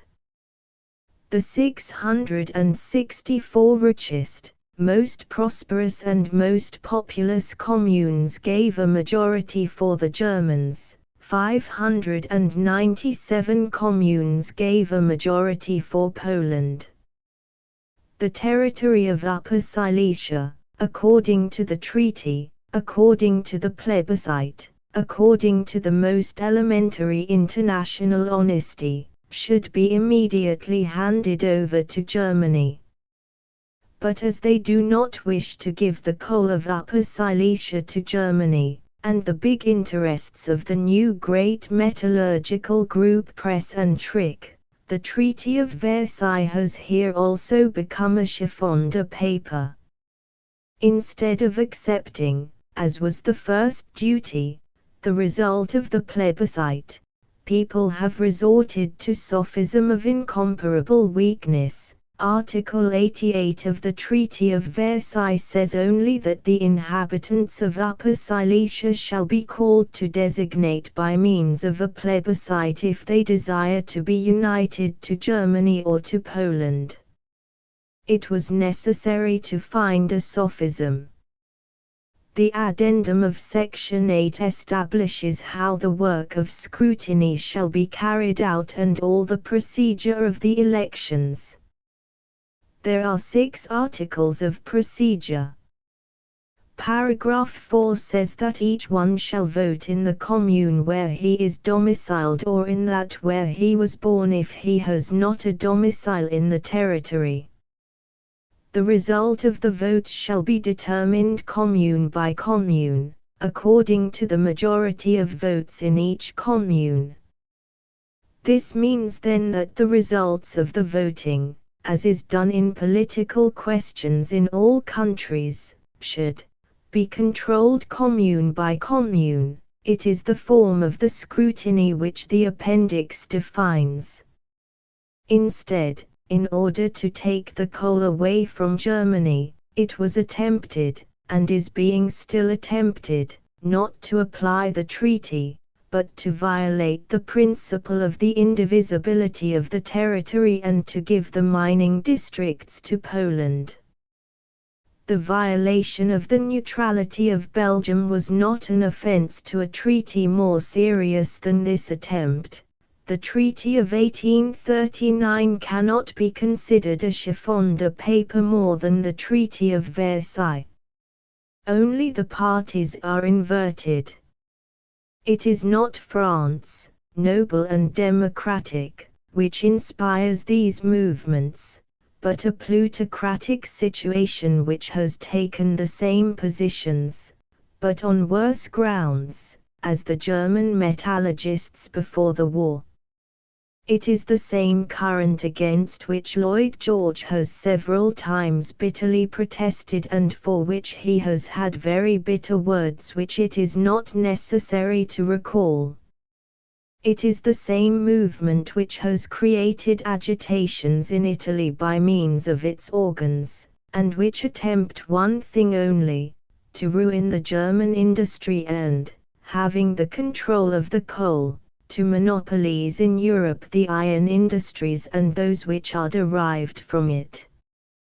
First of all, in order to indemnify France for the temporary damages done to the mines in the north, there was the cession in perpetuo of the mines of the Saar. Then there were the repeated attempts to occupy the territory of the Ruhr to control the coal. Last of all there is the wish not to apply the plebiscite and to violate the Treaty of Versailles by not giving Upper Silesia to Germany, but giving it abusively to Poland.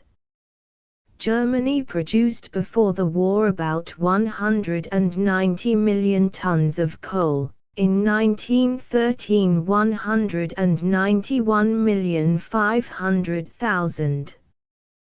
The consumption of these mines themselves was about a tenth, 19 million tons, whilst for exportation were 83,500,000 tons, and for internal consumption were 139 million. Now Germany has lost, and justly, Alsace-Lorraine, 3,800,000 tons. She has lost, and it was not just, the Saar, 13,200,000 tons. She is bound by the obligations of the treaty to furnish France with 20 million tons, and to Belgium and Italy and France again another 25 million tons. If she loses the excellent coal of Upper Silesia, about 43,800,000 tons per year, she will be completely paralyzed. It is needless to lose time in demonstrating for what geographic, ethnographic and economist reason Upper Silesia should be united with Germany. It is a useless procedure, and also, after the plebiscites, an insult to the reasoning powers. If the violation of treaties is not a right of the victor, after the plebiscite, in which, notwithstanding all the violences, 3/4 of the population voted for Germany, then there is no reason for discussion. The words used by Lloyd George on the 18th of May, 1921, in the House of Commons, are a courteous abbreviation of the truth. From the historical point of view, he said, Poland has no rights over Silesia. The only reason for which Poland could claim Upper Silesia is that it possesses a numerous Polish population, arrived there in comparatively recent times with the intention of finding work, and especially in the mines. That is true and is more serious than would be an agitation of the Italians in the state of São Paulo of Brazil, claiming that they had a majority of the population. The Polish insurrection, said Lloyd George justly, is a challenge to the Treaty of Versailles, which, at the same time, constitutes the Charter of Polish liberty. Poland is the last country in Europe which has the right to deplore the treaty, because Poland did not conquer the treaty. Poland did not gain her liberty, and more than any other country should respect every comma of the treaty. She owes her liberty to Italy, Great Britain and France. In the future, said the English Prime Minister, force will lose its efficiency in regard to the Treaty of Versailles, and the maintenance of the undertakings on the part of Germany on the basis of her signature placed to the treaty will count increasingly. We have the right to everything which she gives us, but we have the right also to leave everything which is left to her. It is our duty of impartiality to act with rigorous justice, without taking into account the advantages or the disadvantages which may accrue therefrom. Either the Allies must demand that the treaty shall be respected, or they should permit the Germans to make the Poles respect it. It is all very well to disarm Germany, but to desire that even the troops which she does possess should not participate in the re-establishment of order is a pure injustice. Russia, added Lloyd George, today is a fallen power, tired, a prey to a despotism which leaves no hope, but is also a country of great natural resources, inhabited by a people of courage, who at the beginning of the war gave proof of its courage. Russia will not always find herself in the position in which she is today. Who can say what she will become? In a short time she may become a powerful country, which can say its word about the future of Europe and the world. To which part will she turn? With whom will she unite? There is nothing more just or more true than this. But Poland wants to take away Upper Silesia from Germany notwithstanding the plebiscite and against the treaty, and which has in this action the aid of the metallurgical interests and the great interests of a large portion of the press of all Europe. Poland, which has large nuclei of German populations, after having been enslaved, claims the right to enslave populations, which are more cultured, richer and more advanced. And besides the Germans it claims the right to enslave even Russian peoples and further to occupy entire Russian territories, and wishes to extend into Ukraine. There is then the political paradox of Wilna. This city, which belongs according to the regular treaty to Lithuania, has been occupied in an arbitrary manner by the Poles, who also claim Kauno. In short, Poland, which obtained her unity by a miracle, is working in the most feverish manner to create her own ruin. She has no finance, she has no administration, she has no credit. She does not work, and yet consumes, she occupies new territories, and ruins the old ones. Of the 31 million inhabitants, as we have seen, 7 millions are Ukrainians, 2.2 Russians, 2.1 Germans, and nearly 500,000 of other nationalities.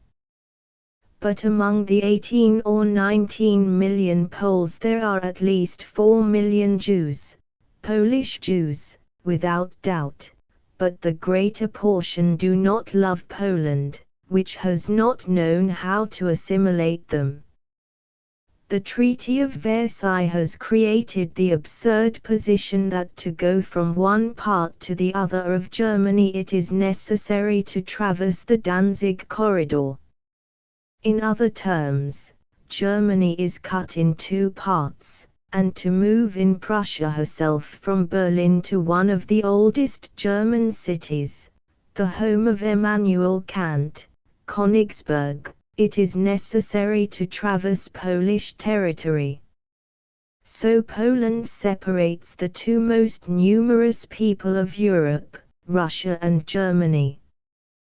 The biblical legend lets us suppose that the waters of the Red Sea opened to let the chosen people pass, but immediately afterwards the waters closed up again. Is it possible to suppose that such an arbitrary arrangement as this will last for long? If it has lasted as long as it has, it is because it was, at least from the part of one section of the Entente, not the road to peace, but because it was a method of crushing down Germany. If a people had conditions for developing rapidly, it was Czechoslovakia. But also with the intention of hurting Germany and the German peoples, a Czechoslovak state was created which has also its own tremendous crisis of nationality. A Czechoslovakia with a population of 8 to 9 million people represented a compact ethnical unity. Instead, they have added 5.5 million people of different nationalities, amongst whom about 4 million Germans, with cities which are the most German in the world, as Pilsen, Karlsbad, Reichenberg, etc. What is even more serious is that the 4 million Germans are attached to Germany, and, having a superior culture and civilization, will never resign themselves to being placed under the Czechs. Czechoslovakia had mineral riches, industrial concerns and solid agriculture, and a culture spread among the people, all the conditions for rising rapidly. All these advantages risk being annulled by the grave and useless insult to the Germans and Magyars. Not only is the situation of Europe in every way uncertain, but there is a tendency in the groups of the victors on the continent of Europe to increase the military budgets. The relationships of trade are being restored only slowly, commerce is spoken of as an aim. In Italy the dangers and perils of reopening trade with Germany have been seriously discussed. Customs duties are raised every day, the industrial groups find easy propaganda for protection. Any limitation of competition is a duty, whether it be the enemy of yesterday or the enemy of today, and so the greatest evils of protection are camouflaged under patriotism. None of the countries which have come out of the war on the continent have a financial position which helps toward a solid situation. All the financial documents of the various countries, which I have collected and studied with great care, contain enormous masses of expenses which are the consequences of the war.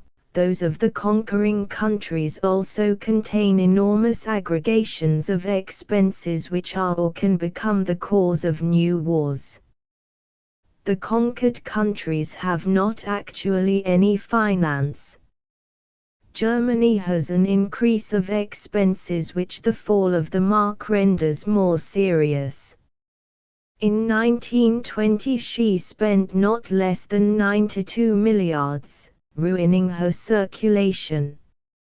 How much has she spent in 1921?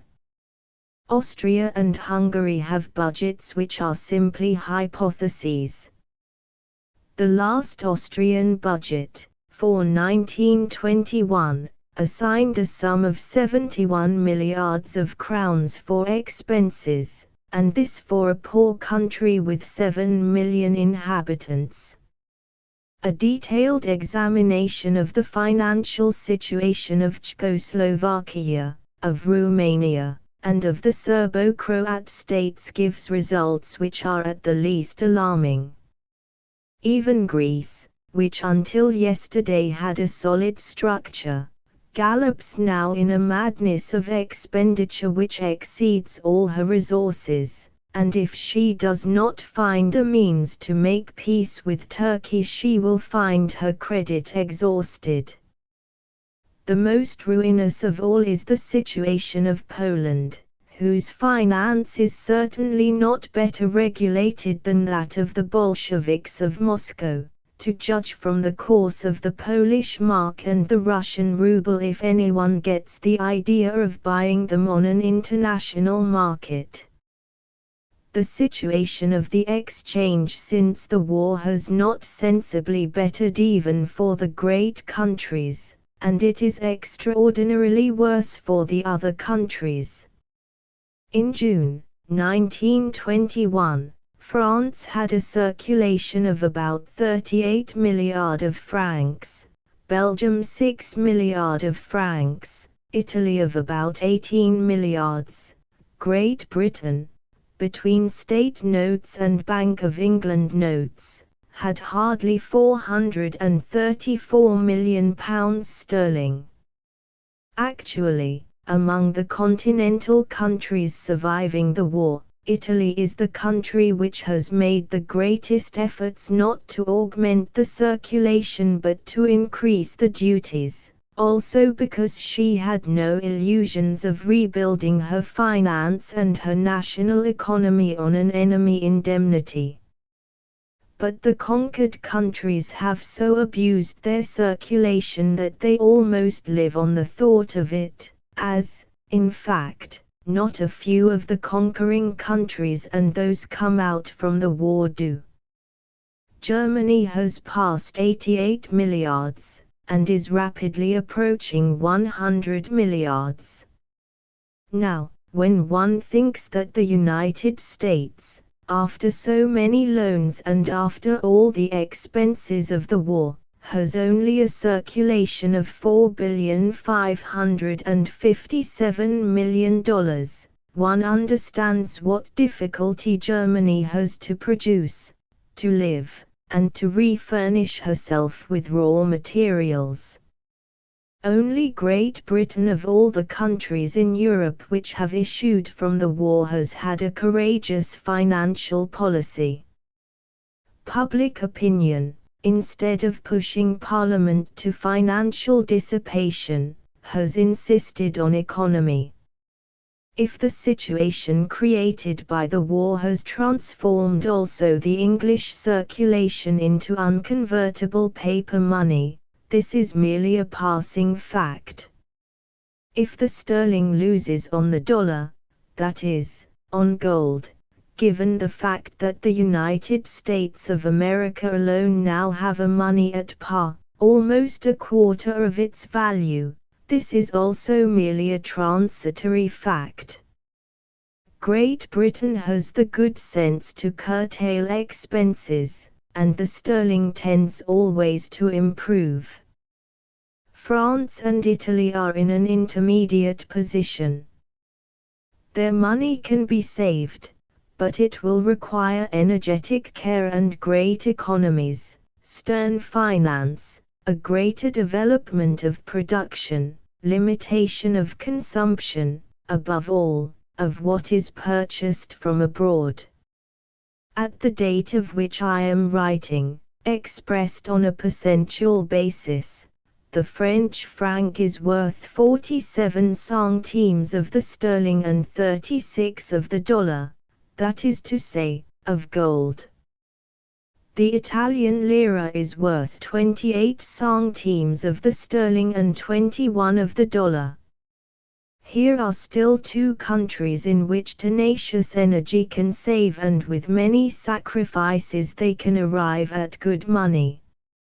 France has a good many more resources than Italy. She has a smaller need of importations and a greater facility for exportations. But her public debt has reached 265 milliards. The circulation has well past 38 milliards, and they still fear to calculate amongst the extraordinary income of the budget the 15 milliards a year which should come from Germany. Italy, with great difficulty of production and less concord inside the country, has a more true vision, and does not reckon any income which is not derived from her own resources. Her circulation does not pass 18 milliards, and her debt exceeds by a little 100 milliards. With prudence and firmness, France and Italy will be able to balance their accounts. But the financial situation and the exchanges of the conquered countries, even that of Germany, may be called desperate. If expressed in percentages, the German mark is worth 5.11%. In comparison with the pound sterling and 3.98% of the dollar. What possibility is there of systematizing the exchange? Germany was compelled this year to carry her expenses to 130 milliards of marks. As her circulation has exceeded 88 milliards, how can she straighten out her money? As for the Austrian and Hungarian crowns, the Yugoslav crowns, the Romanian lei, and all the other depreciated monies, their fate is not doubtful. As their value is always descending, and the gold equivalent becomes almost indeterminable, they will have a common fate.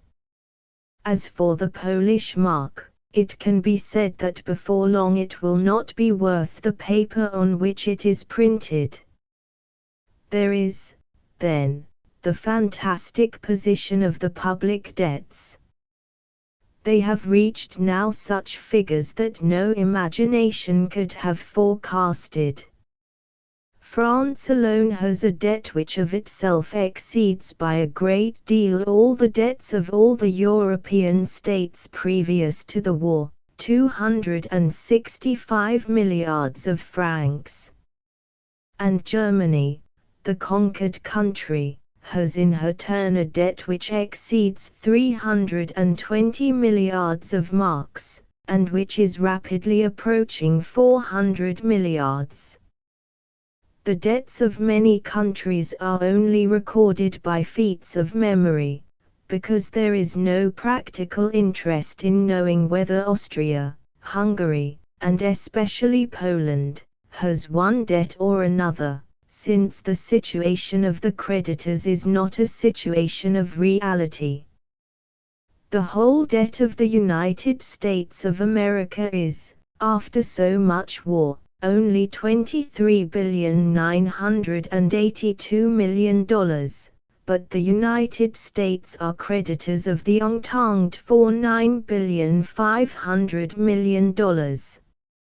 Also England, against a debt of £9,240,000,000 sterling, has a credit of £1,778,000,000.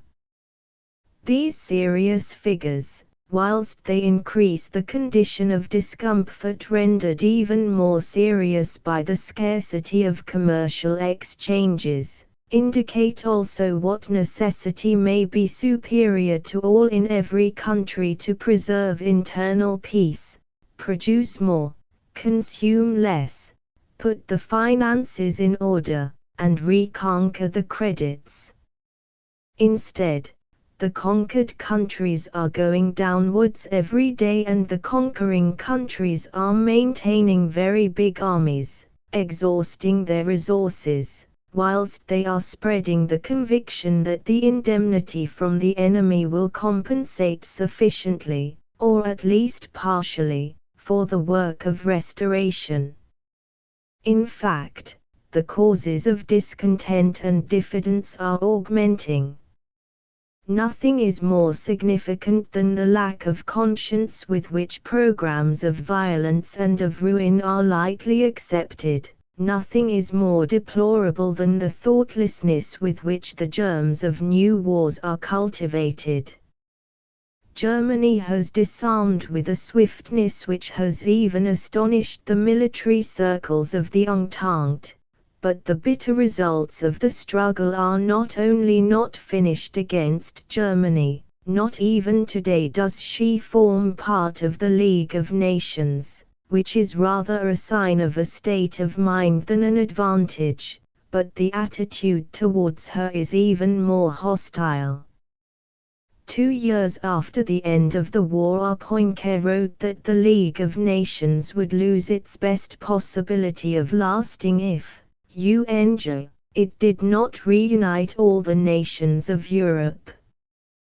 But he added that of all the conquered nations, Austria, Hungary, Bulgaria, Turkey and Germany, the last mentioned, by her conduct during the war and after the peace, justified least a near right of entry.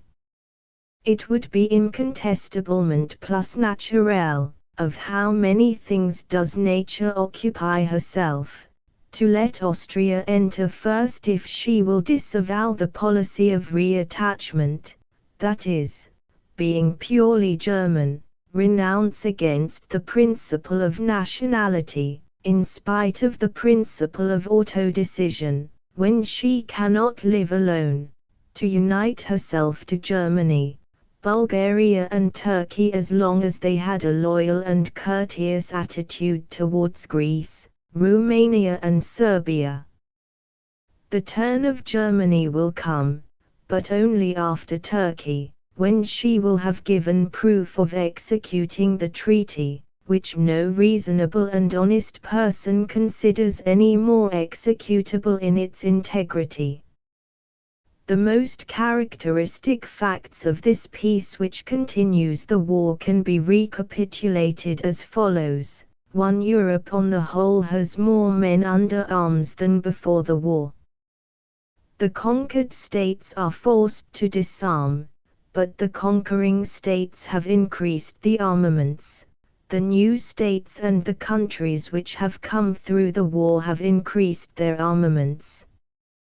2. Production is very tardily being taken up again because there is everywhere, if in a different degree, a lesser desire for work on the part of the working classes joined with a need for higher remuneration. 3. The difficulties of trade, instead of decreasing in many countries of Europe, are increasing, and international commerce is very slowly recovering. Between the states of Europe there is not a real commerce which can compare with that under normal conditions. Considering actual values with values before the war, the products which now form the substance of trade between European countries do not represent even the half of that before the war. As the desire for consumption, if not the capacity for consumption, has greatly increased, and the production is greatly decreased, all the states have increased their functions. So the discredit of the paper money and the treasury bills which permit these heavy expenses is in all the countries of Europe, even if in different degrees, very great. The conquering countries, from the moment that they had obtained in the treaties of peace the acknowledgment of the conquered that the war was caused by them, held it to be legitimate that they should lose all their disposable goods. their colonies, their ships, their credits and their commercial organization abroad, but that the conquered should also pay all the damages of the war. The war, therefore, should be paid for by the conquered, who recognized, even if against their will, that they were alone responsible. That forms henceforth a certain canon of foreign politics. The less a thing appears true the more it is repeated. Although the treaties oblige Austria, Hungary, Bulgaria and Turkey to pay the damages of the war, it is, however, certain that they are not able to pay anything and not even the expenses of the victors on their territory. Cantabit vacuus coram latrone viator, said Juvenal, who has nothing can give nothing, and Austria, for her part, instead of giving is imploring food succor. So the problem remains limited to Germany. Can she pay the indemnity indicated in the treaty? Can she pay for the damages and indemnify the victors? After having given up her colonies, her ships, her railway material, all her disposable credits abroad, in what form can she pay? The fundamental controversy reduces itself henceforth only to this point, which we shall try if possible to make clear, since we desire that this matter shall be presented in the clearest and most evident form. From now on it is not the chancelleries which must impose the solutions of great problems, but it is the mass of the public in Europe and America. V. The anxieties of the victors. We have seen the process by which the idea of the indemnity for damages, which was not contained either in the peace declaration of the Entente, nor in the manifestations of the various parliaments, nor in the first armistice proposals, nor in the armistice between Italy and Austria, was introduced in the armistice with Germany, out of pure regard for France, without taking heed of the consequences. 3 words, said Clemenceau, only 3 words need be added, words which compromise nothing and are an act of deference to France. The entire construction of the treaties, after all, is based on those 3 words. And how fantastic the demands for compensation have become. An old Italian proverb says, "In time of war there are more lies than earth." Ancient and modern pottery reproduce the motto, which is widespread, and whose truth was not understood until some years ago.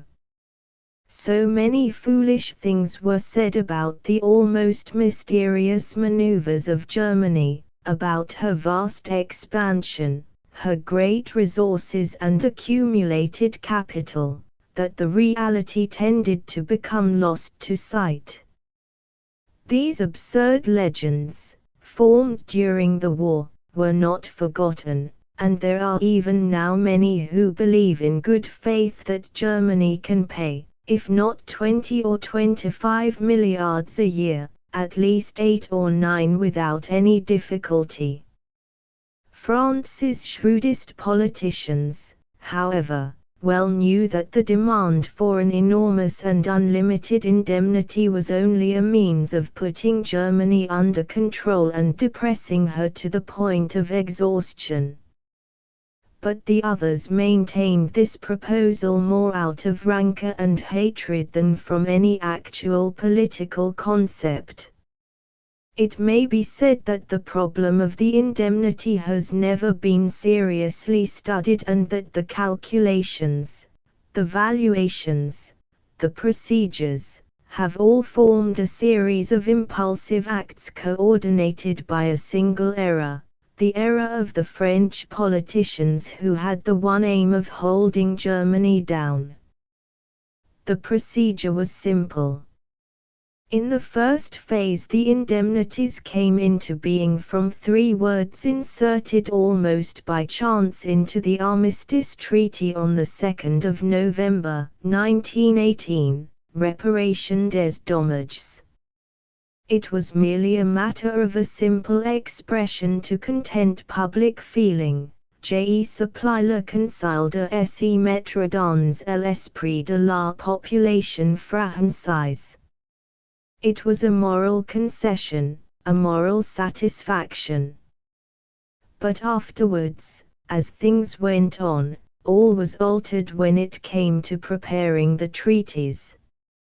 For a while the idea, not only of a reparation of damages, but of the payment of the cost of the war was entertained. It was maintained that the practice of making the vanquished reimburse the cost of the war was permitted by international law.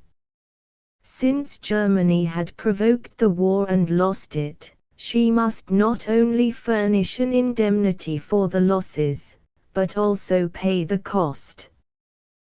The cost was calculated roughly at 700 milliards of francs at par. Further, there was the damage to assess. In the aggregate, war costs, damage to property, damage to persons, came to at least 1,000 milliards. But since it was impossible to demand immediate payment and was necessary to spread the sum over 50 years, taking into consideration sinking funds and interest, the total came to 3,000 milliards. The amount was published by the illustrated papers with the usual diagrams, drawings of golden globes, length of paper money if stretched out, height of metal if all piled up together, etc., etc. These figures were discussed for the first few months by a public accustomed to be surprised at nothing. They merely helped to demonstrate that an indemnity of 350 milliards was a real sacrifice for the Allies. Thus a whole series of principles came to be established which were a contradiction of reality. A great share in the responsibility in this matter lies with Great Britain, who not only followed France's error, but in certain ways made it worse by a number of intemperate requests. Italy had no influence on the proceedings owing to her indecisive policy. Only the United States, notwithstanding the banality of some of her experts, Lucas and non lucendo, spoke an occasional word of reason. When Lloyd George understood the mistake committed in the matter of the indemnity, it was too late. The English public found itself face to face with the elections almost the day after the conclusion of the war. In the existing state of exaltation and hatred, the candidates found a convenient plank in promising the extermination of Germany, the trial of the Kaiser, as well as of thousands of German officers accused of cruelty, and last, but not least, the end of German competition. The Prime Minister of Australia, William Morris Hughes, a small-minded, insensitive, violent man, directed a furious campaign in favour of a huge indemnity. Lord Northcliffe lent the aid of his numerous papers to this campaign, which stirred up the electors. Lloyd George, with his admirable intelligence, perceived the situation clearly. He did not believe in the usefulness or even in the possibility of trying the Kaiser and the German officers. He did not believe in the possibility of an enormous indemnity or even a very large one. His first statements, like those of Bonelaw, a serious, honest, well-balanced man, an idealist with the appearance of a practical person, revealed nothing. On the eve of the dissolution of Parliament, Lloyd George, speaking at Wolverhampton, the 24th of November, 1918, did not even hint at the question of the reparations or indemnity. He was impelled along that track by the movement coming from France, by the behavior of the candidates, by Hughes's attitude, and by the press generally, especially that of Northcliffe. A most vulgar spectacle was offered by many of the English candidates, among whom were several members of the War Cabinet, who used language worthy of raving dervishes before crowds hypnotized by promises of the most impossible things. To promise the electors that Germany should pay the cost of the war, to announce to those who had lost their senses that the Kaiser was to be hanged, to promise the arrest and punishment of the most guilty German officers, to prophesy the reduction to slavery of a Germany competing on sea and land, was certainly the easiest kind of electoral program. The numerous war mutilated accepted it with much enthusiasm, and the people listened, open-mouthed, to the endless series of promises. Hughes, who was at bottom in good faith, developed the thesis which he afterwards upheld at Paris with logical precision. It was Germany's duty to reimburse, without any limitation, the entire cost of the war, damage to property, damage to persons, and war cost. He who has committed the wrong must make reparation for it to the extreme limits of his resources, and this principle, recognized by the jurists, requires that the total of the whole cost of the war fall upon the enemy nations. Later on, Hughes, who was a sincere man, recognized that it was not possible to go beyond asking for reparation of the damages. Lloyd George was dragged along by the necessity of not drawing away the mass of the electors from the candidates of his party. Thus he was obliged on the 11th of December, in his final manifesto, to announce not only the Kaiser's trial and that of all those responsible for atrocities, but to promise the most extensive kind of indemnity from Germany and the compensation of all who had suffered by the war. Speaking the same evening at Bristol, he promised to uphold the principle of the indemnity, and asserted the absolute right to demand from Germany payment for the costs of the war. In England, where the illusion soon passed away, in France, where it has not yet been dissipated, the public has been allowed to believe that Germany can pay the greater part, if not the entire cost, of the war, or at least make compensation for the damage. For many years I have studied the figures in relation to private wealth and the wealth of nations, and I have written at length on the subject. I know how difficult it is to obtain by means of even approximate statistics results more or less near to the reality. Nothing pained me more than to hear the facility with which politicians of repute spoke of obtaining an indemnity of hundreds of milliards. When Germany expressed her desire to pay an indemnity in one agreed lump sum, a forfeit, of 100 milliards of gold marks, an indemnity she could never pay, so enormous is it, I saw statesmen, whom I imagined not deprived of intelligence, smile at the paltriness of the offer. An indemnity of 50 milliards of gold marks, such as that proposed by Keynes, appeared absurd in its smallness. When the peace conference reassembled in Paris, the situation concerning the indemnity was as follows. The Entente had never during the war spoken of indemnity as a condition of peace. Wilson, in his proposals, had spoken only of reconstruction of invaded territories. The request for reparation des dommages had been included in the terms of the armistice merely to afford a moral satisfaction to France.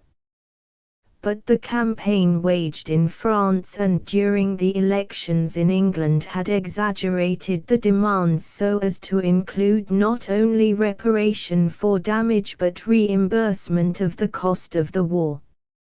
Only the United States maintained that the indemnity should be limited to the reparation of the damages, a reparation which in later phases included not only reconstruction of destroyed territories and damage done to private property, but even pensions to the families of those dead in the war and the sums in grant paid during it. When Prussia beat France in 1870, she asked for an indemnity of 5 milliards. The Entente could have demanded from the vanquished an indemnity and then have reassumed relations with them provided it were an indemnity which they could pay in a brief period of time.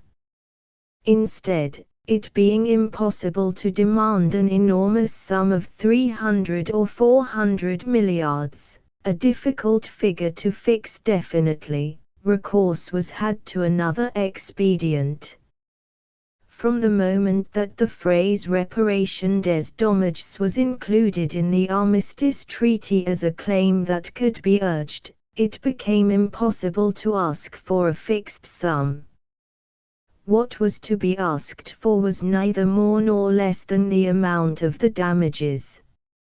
Hence a special commission was required, and the Reparations Commission appears on the scene to decide the sum to demand from Germany and to control its payment. Also, even after Germany was disarmed, a portion of her territory must remain in the Allies' hands as a guarantee for the execution of the treaty. The reason why France has always been opposed to a rapid conclusion of the indemnity question is that she may continue to have the right, in view of the question remaining still open, to occupy the left bank of the Rhine and to keep the bridgeheads indicated in the treaty. The thesis supported by Clemenceau at the conference was a simple one: Germany must recognize the total amount of her debt. It is not enough to say that we recognize it. I demand in the name of the French government, and after having consulted my colleagues, that the peace treaty fixes Germany's debt to us and indicates the nature of the damages for which reparation is due. We will fix a period of 30 years if you so wish it, and we will give to the Commission, after it has reduced the debt to figures, the mandate to make Germany pay within these 30 years all she owes us. If the whole debt cannot be paid in 30 years, the Commission will have the right to extend the time for payment. This scheme was agreed. And the thesis of the compensation of damages, instead of that for the payment of the cost of the war, prevailed for a very simple reason. If they proposed to demand for all integral reparations, and therefore the reimbursement of the cost of the war, the figures would have been enormous. It became necessary to reduce all the credits proportionally, as in the case of a bankruptcy. Now, since in the matter of the indemnities France occupied the first place, to begin with, she asked 65% of all sums paid by Germany. She took the greater part of the indemnities, while on the sums paid for reimbursement of cost of war, she would only have got less than 20%. Germany has therefore been put under control for all the time she will be paying the indemnities, that is, for an indefinite time. The valuation of the expenses for the reconstruction of the ruined territories had to be carried out according to the regulations of the treaty, and, the prices having increased, the French government presented in July 1920 a first approximate valuation, damages, 152 milliards, pensions, 58 milliards, in all, 210 milliards. In November 1920, the damages had increased to 218 milliards. Even these figures represent something less absurd than the first demands and figures. On the 5th of September 1919, the French Minister of Finance, speaking in the French Chamber, calculated the total of the German indemnities arising from the treaty at 375 milliards, whose interest would accumulate until 1921, after which date Germany would begin to pay her debt in 34 annual rates of about 25 milliards each, and 13,750 milliards a year would go to France.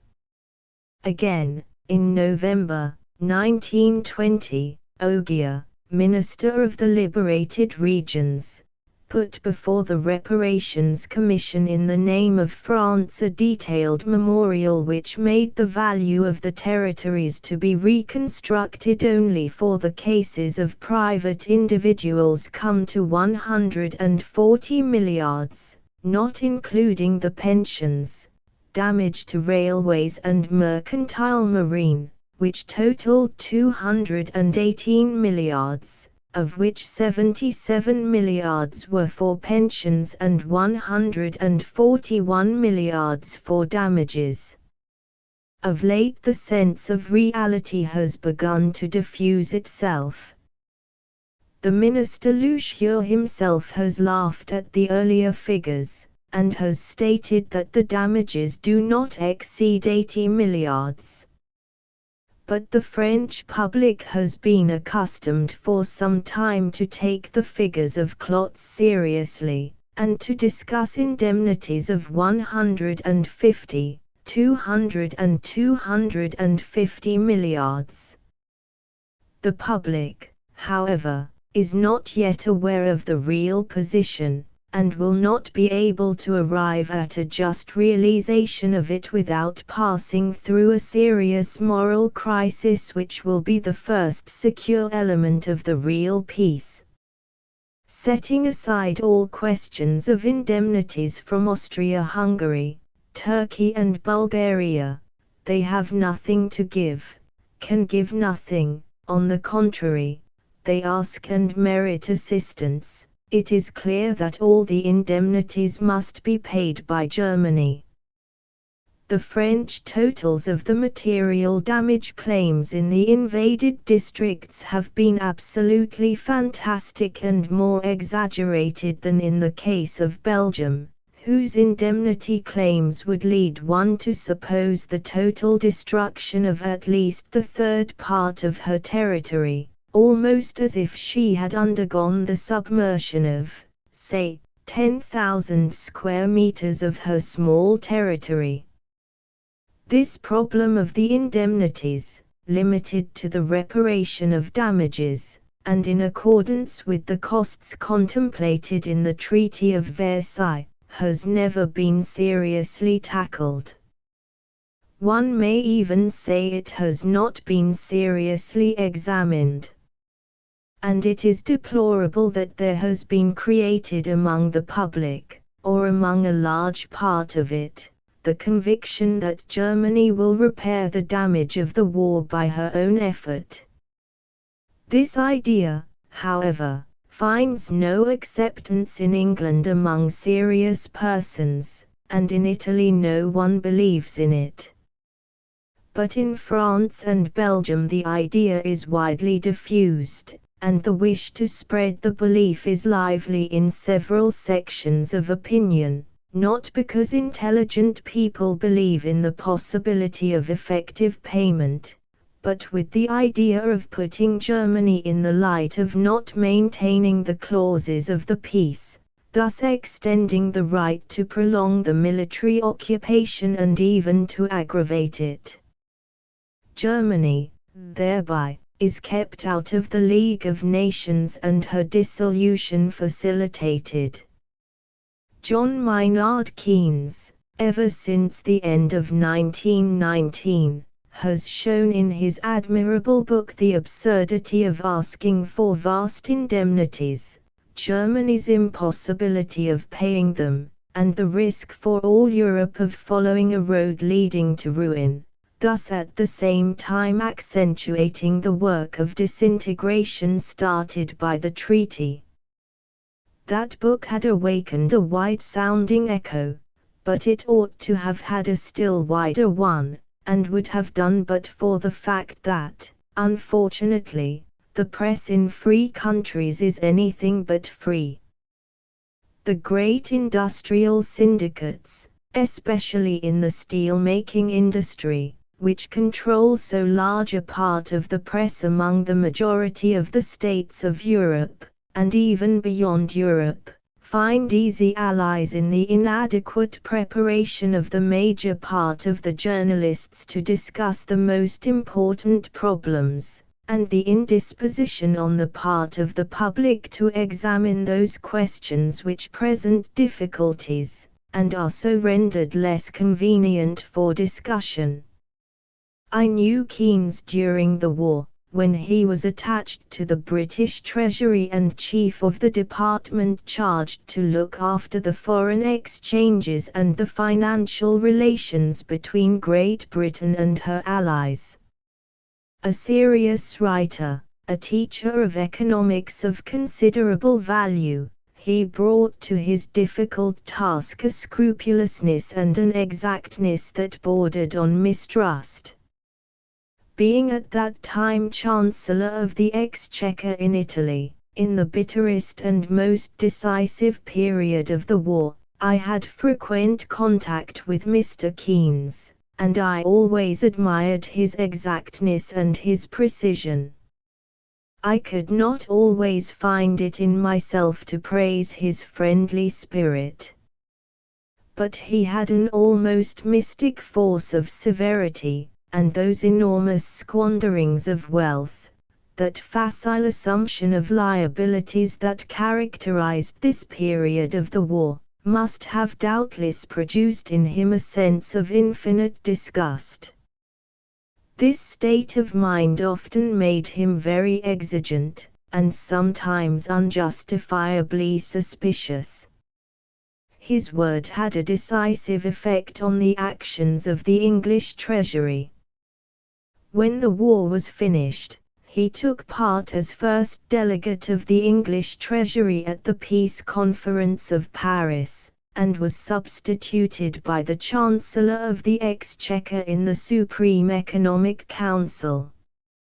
He quitted his office when he had come to the conclusion that it was hopeless to look for any fundamental change of the peace treaties.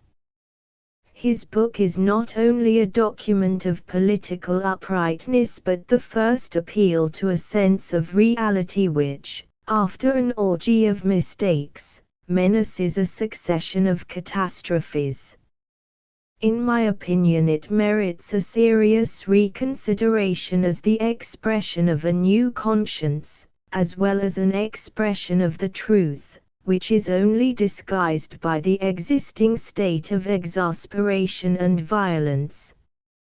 After 2 years we must recognize that all the forecasts of Keynes have been borne out by the facts, that the exchange question has grown worse in all the countries who have been in the war, that the absurd indemnities imposed on the enemies cannot be paid, that the depressed condition of the vanquished is harmful to the victors almost in equal measure with the vanquished themselves, that it menaces their very existence, that, In fine, the sense of dissolution is more widespread than ever.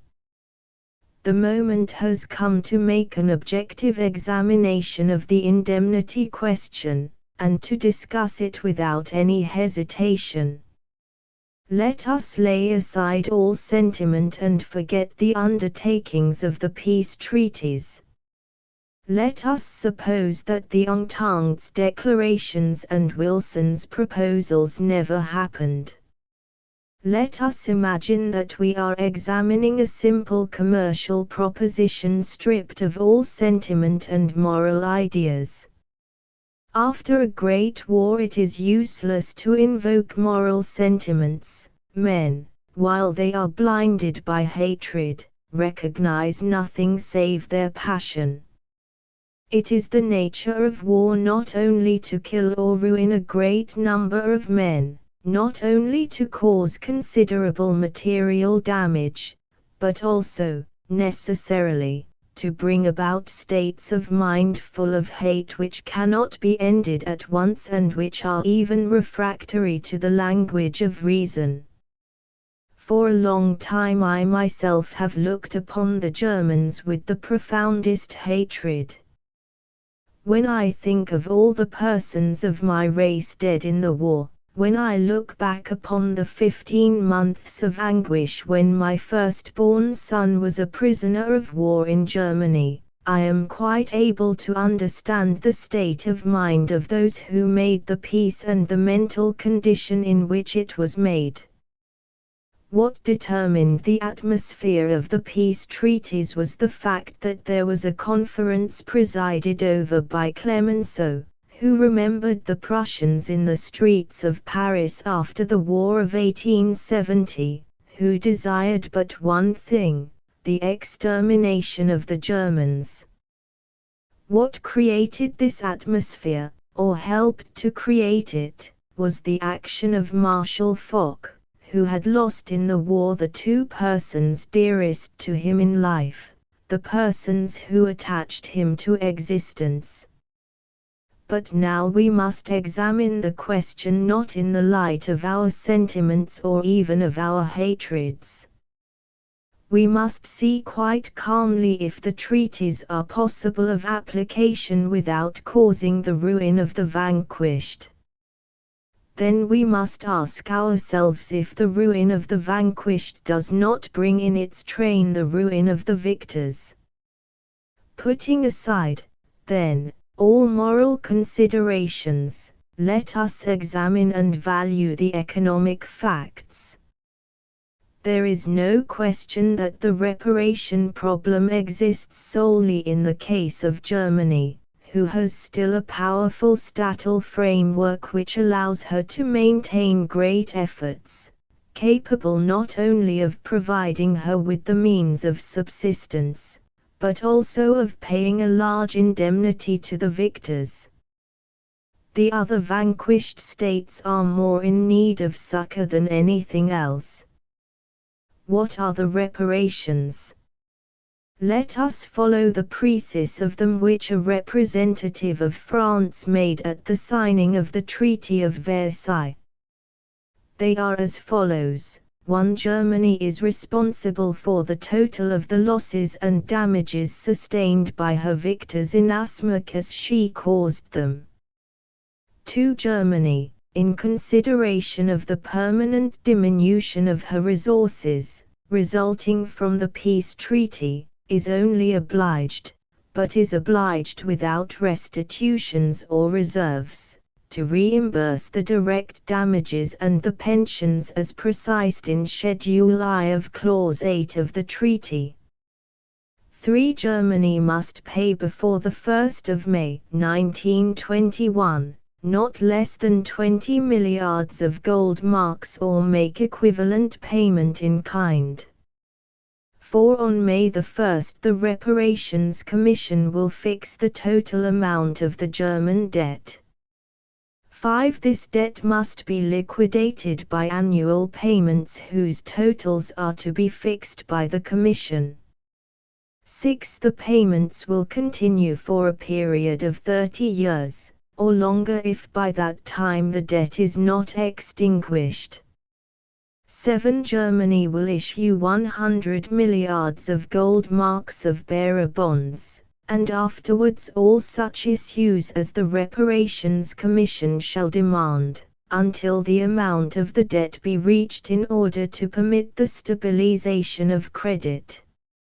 8. The payments will be made in money and in kind.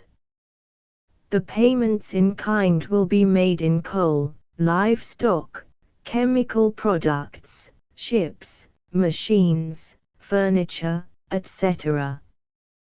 The payments in specie consist of metal money, of Germany's credits, public and private, abroad, and of a first charge on all the effects and resources of the Empire and the German states.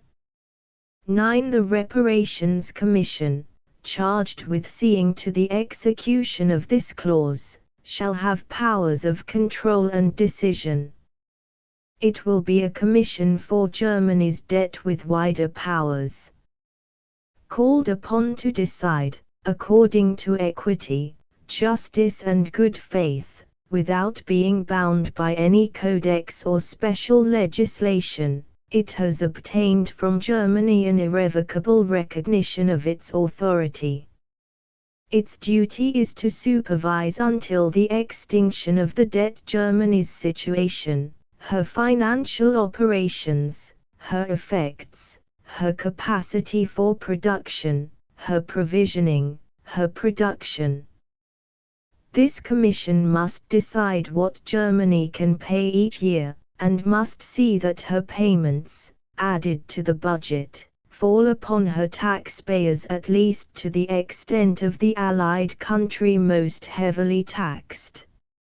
Its decisions shall be carried out immediately and receive immediate application, without any other formality. The Commission can effect all the changes deemed necessary in the German laws and regulations, as well as all the sanctions, whether of a financial, economic or military nature arising from established violations of the clauses put under its control. And Germany is obliged not to consider these sanctions as hostile acts. In order to guarantee the payments, an inter-allied army, in reality a Franco-Belgian army, occupies the left bank of the Rhine, and is stationed at the bridgeheads. Germany is completely helpless, and has lost all the features of a sovereign state inasmuch as she is subject to controls in a way that Turkey never was. In modern history we can find no parallel for this state of things. These are conditions which alter the very basis of civilization and the relations between peoples. Such procedure has been unknown in Europe for centuries. The public has become accustomed in certain countries to consider responsible for the war not the government that wished it or the German people, but the future generations. Thus the indemnities are to be paid, were such conditions possible, in 30 years and for at least 20 years afterwards by people still unborn at the time of the war. This cursing of the guilty people has no parallel in modern history. We must go back to the early ages of humanity to find anything of the kind. But even the most inhuman policies, such as Germany has never adopted in her victories, although she has been accused of every cruelty, can find at least some justification if they had a useful effect on the country which has wished and accepts responsibility for them. The conqueror has his rights. Julius Caesar killed millions of Germans and retarded perhaps for some centuries the invasion of Rome.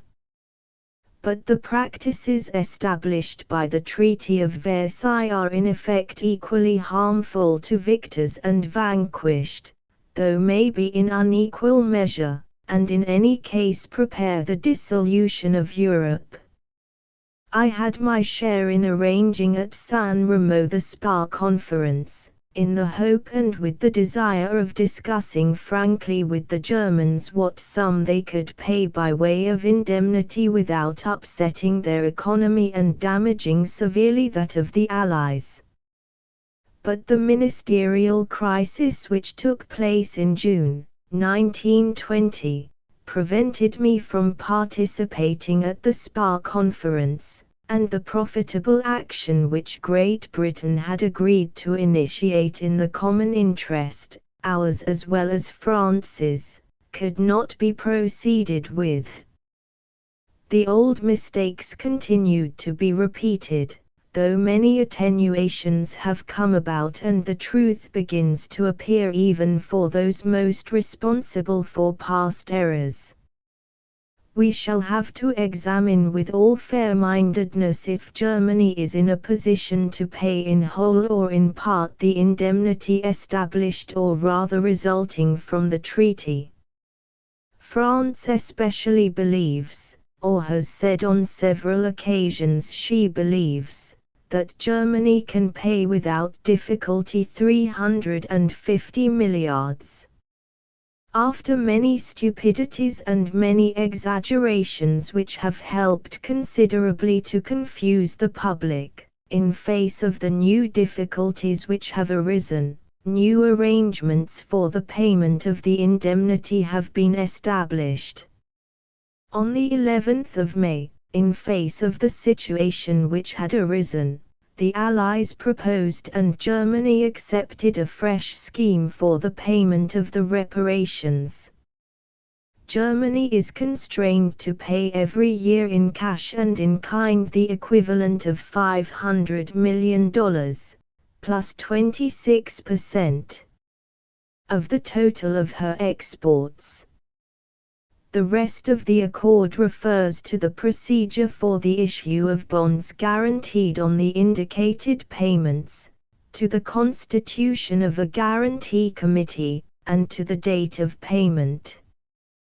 Probably Germany will have been able to get through the year 1921 without insurmountable difficulties. At Spa, on the 27th of April 1921, the proportionate sums assessed for each of the conquering powers were established on a total indemnity notably reduced in comparison with the earlier absurd demands. But leaving alone the idea of an indemnity of 250, 150, or even 100 milliards of gold marks, it will be well to see in a concrete form what Germany can be made to pay, and whether the useless and elaborate structure of the Reparations Commission which, with its powers of regulating the internal life of Germany for 30 years or more, ought not to be substituted by a simpler formula more in sympathy with civilized notions. Shortly before the war, according to successive statistics, the private wealth of France did not amount to more than 250 milliards. The wealth of France, according to successive valuations, was calculated at 208 milliards of francs in 1905, de Fauvel, at 214 milliards in 1908, Turcan, at about 250 milliards according to other authors. The wealth of Belgium, according to official statistics published by the Belgian Ministry of Finance in 1913, amounted to rather less than 30 milliards of francs. The estimate is perhaps a trifle low. But this official figure must not be considered as being a long way from the truth. At certain moments Belgium's demands have surpassed even the total of her national wealth, while the damages have not been more than some milliards. The value of the land in France was calculated before the war at between 62 and 78 milliards. The value of the buildings, according to l'Annuaire statistique de la France, at 59-1/2 milliards. The territory occupied by the Germans is not more than 1/10 of the national territory. Even taking into consideration the loss of industrial buildings, it is very difficult to arrive at the figure of 15 milliards.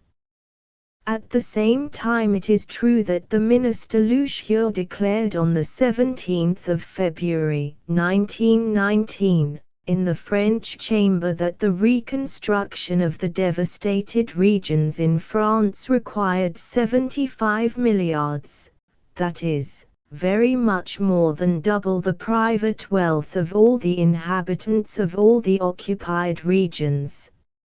In all the demands for compensation of the various states, we have seen not so much a real and precise estimate of the damages as a kind of fixing of credit in the largest measure possible, in order that in the successive reductions each state should still have proportionally an advantageous position. Making his calculation with a generosity which I assert to be excessive, and I assert this as a result of an accurate study of the question, which perhaps I may have occasion to publish, Keynes maintains that the damages for which Germany should be made to pay come to 53 milliards for all losses on land and sea, and for the effects of aerial bombardments, 53 milliards of francs all told, including the damages of France, Great Britain, Italy, Belgium, Serbia, etc. I do not believe that the damages reach 40 milliards of gold marks, unless, of course, we calculate in them the pensions and allowances. But these figures have but small interest, since the demands have been almost entirely purely arbitrary. What we must see is if Germany can pay, and if, with a regime of restrictions and violence, she can hand over, not the many milliards which have been announced and which have been a deplorable speculation on the ignorance of the public, but a considerable sum, such as is that which many folk still delude themselves it is possible to have. Germany has already consigned all her transferable wealth, the gold in her banks, her colonies, her commercial fleet, a large and even the best part of her railway material, her submarine cables, her foreign credits, the property of her private citizens in the victorious countries, etc.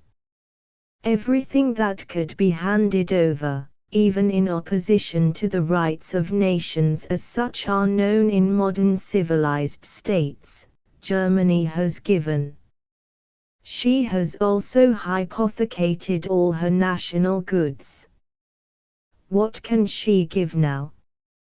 Germany can pay in 3 ways only: 1, merchandise and food products on account of the indemnity, coal, machines, chemical products, etc. 2. Credits abroad coming from the sale of merchandise. If Germany exports, that is sells 8 milliard marks worth of goods abroad, she pays 2 milliards to the Reparations Commission. 3. Property of private citizens. Germany can enslave herself, ceding the property of her private citizens to foreign states or citizens to be disposed of as they wish. Excluding this last form, which would constitute slavery pure and simple, as useless, as impossible, and calculated to parallel the methods in use among barbarous peoples, there only remain the first 2 methods of payment which we will examine briefly. It must be remembered that Germany, even before the war, was in difficulties for insufficient avenues of development, given the restricted nature of her territory and the exuberance of her population. Her territory, smaller than that of France and much less fertile, must now nourish a population which stands to that of France as 3 to 2. If we have had gigantic war losses, Germany, who fought on all the fronts, has had losses certainly not inferior to ours. She too has had, in larger or smaller proportion, her dead and her mutilated. She has known the most atrocious sufferings from hunger. Thus her productive power is much diminished, not only on account of the grave difficulties in which her people find themselves, and the development of tuberculosis is a terrible index, but also for the lowered productive capacity of her working classes. The statistics published by the Office of Public Health of the Empire, Reichsgesundheitsamt, and those given in England by Professor Starling and laid before the British Parliament, leave no doubt in the matter. Germany has had more than 1,800,000 dead and many more than 4 million of wounded. She has her mass of orphans, widows and invalids. Taken altogether, the structure of her people has become much worse. What constituted the great productive force of the German people was not only its capacity to work, but the industrial organization which she had created with 50 years of effort at home and abroad with many sacrifices. Now Germany has not only lost 8% of her population, but 25% of her territory, from which cereals and potatoes were produced, and 10 to 12% of her livestock, etc. We have already seen the enormous losses sustained by Germany in coal, iron and potash. The most intelligent and able working classes, created by the most patient efforts, have been reduced to the state of becoming revolutionary elements. By taking away from Germany at a stroke her mercantile marine, about 60,000 sailors have been thrown on the streets and their skill made useless. Germany, therefore, impoverished in her agricultural territory, deprived of a good part of her raw materials, with a population weakened in its productive qualities, has lost a good part of her productive capacity because all her organization abroad has been broken, and everything which served as a means of exchange of products, such as her mercantile fleet, has been destroyed. Moreover, Germany encounters everywhere obstacles and diffidence.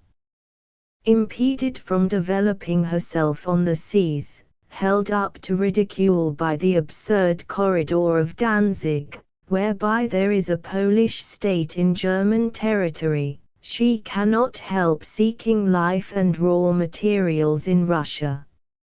In these conditions she must not only nourish her vast population, not only produce sufficient to prevent her from falling into misery, but must also pay an indemnity which fertile fantasies have made a deceived Europe believe should amount even to 350 milliards of gold marks, and which even now is supposed by seemingly reasonable people to be able to surpass easily the sum of 100 milliards.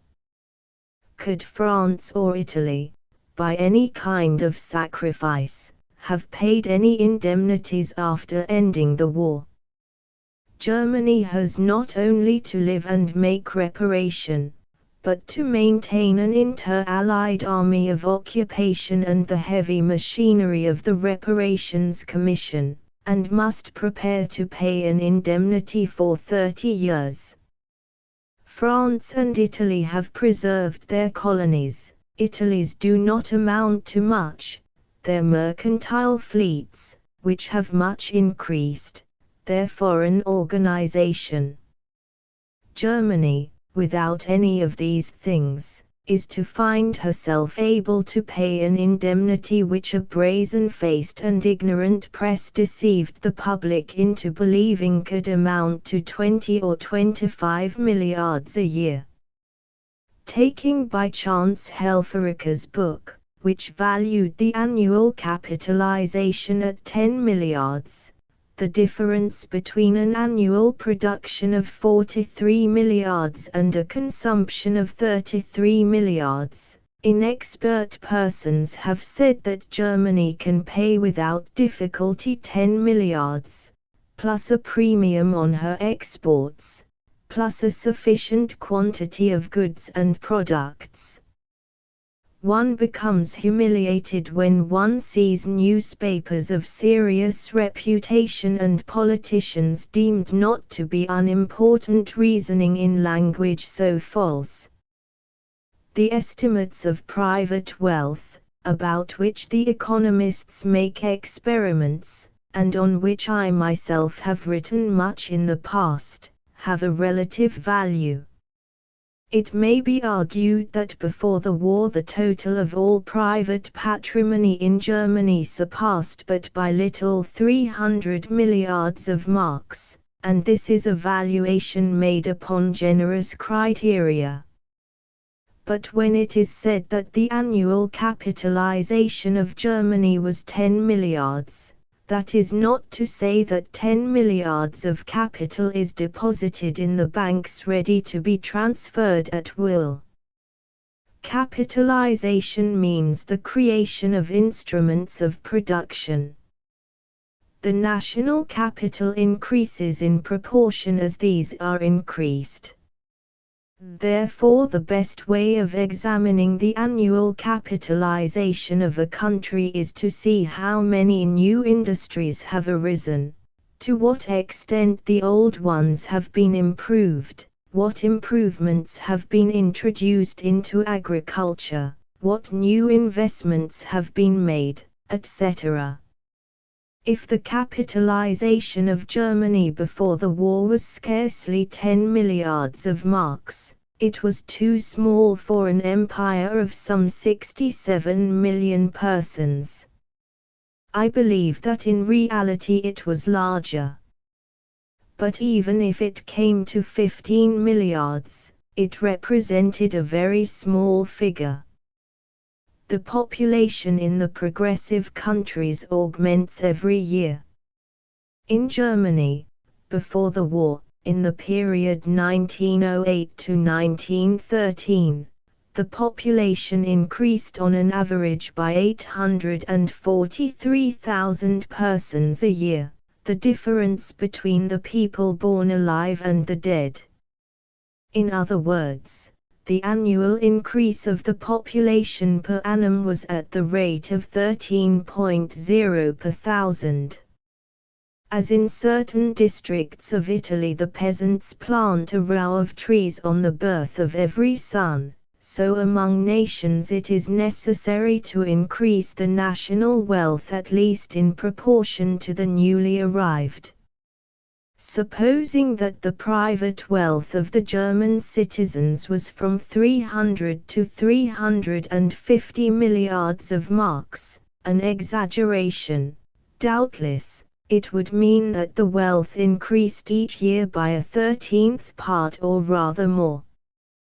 The difference between the increase in population and the increase in wealth constituted the effective increase in wealth, but always in a form not capable of being immediately handled.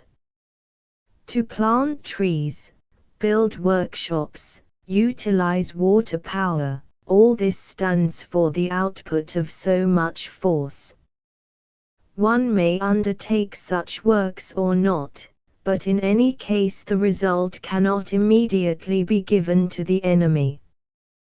This is so obvious as to be banal. To seek to propagate the idea that Germany can give that which constitutes her annual capitalization either wholly or in great part is an example of extreme ignorance of economic facts. It is positively painful to listen to certain types of argument. A French minister has said that the success of the war loans for 151 milliards in Germany, and the increase of bank deposits for a sum of 28 milliards, coinciding with an increase of capital of 45 milliards in limited companies, demonstrate that Germany has saved at least 180 milliards in 4 years. Leaving aside the exactness of these figures, it is really sad to observe reasoning of this type. How can the public have an idea of the reality?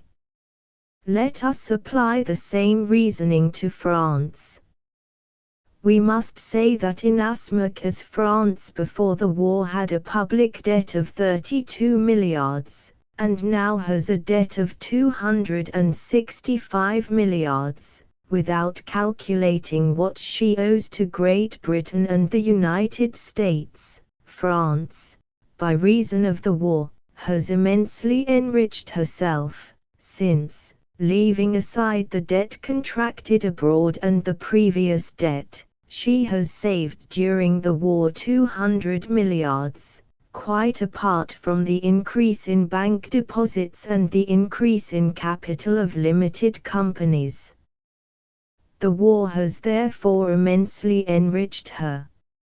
In reality we are face to face with one of the phenomena of the intoxication brought about by paper money, by means of which it has been possible at certain times for the public to believe that the war had increased wealth. Other features of this phenomenon we have in the wretched example of the capitalist classes, after which it was not unnatural that the people should give way to a great increase in consumption, should demand high wages and offer little work in return at the very time when it was most necessary to work more and consume less.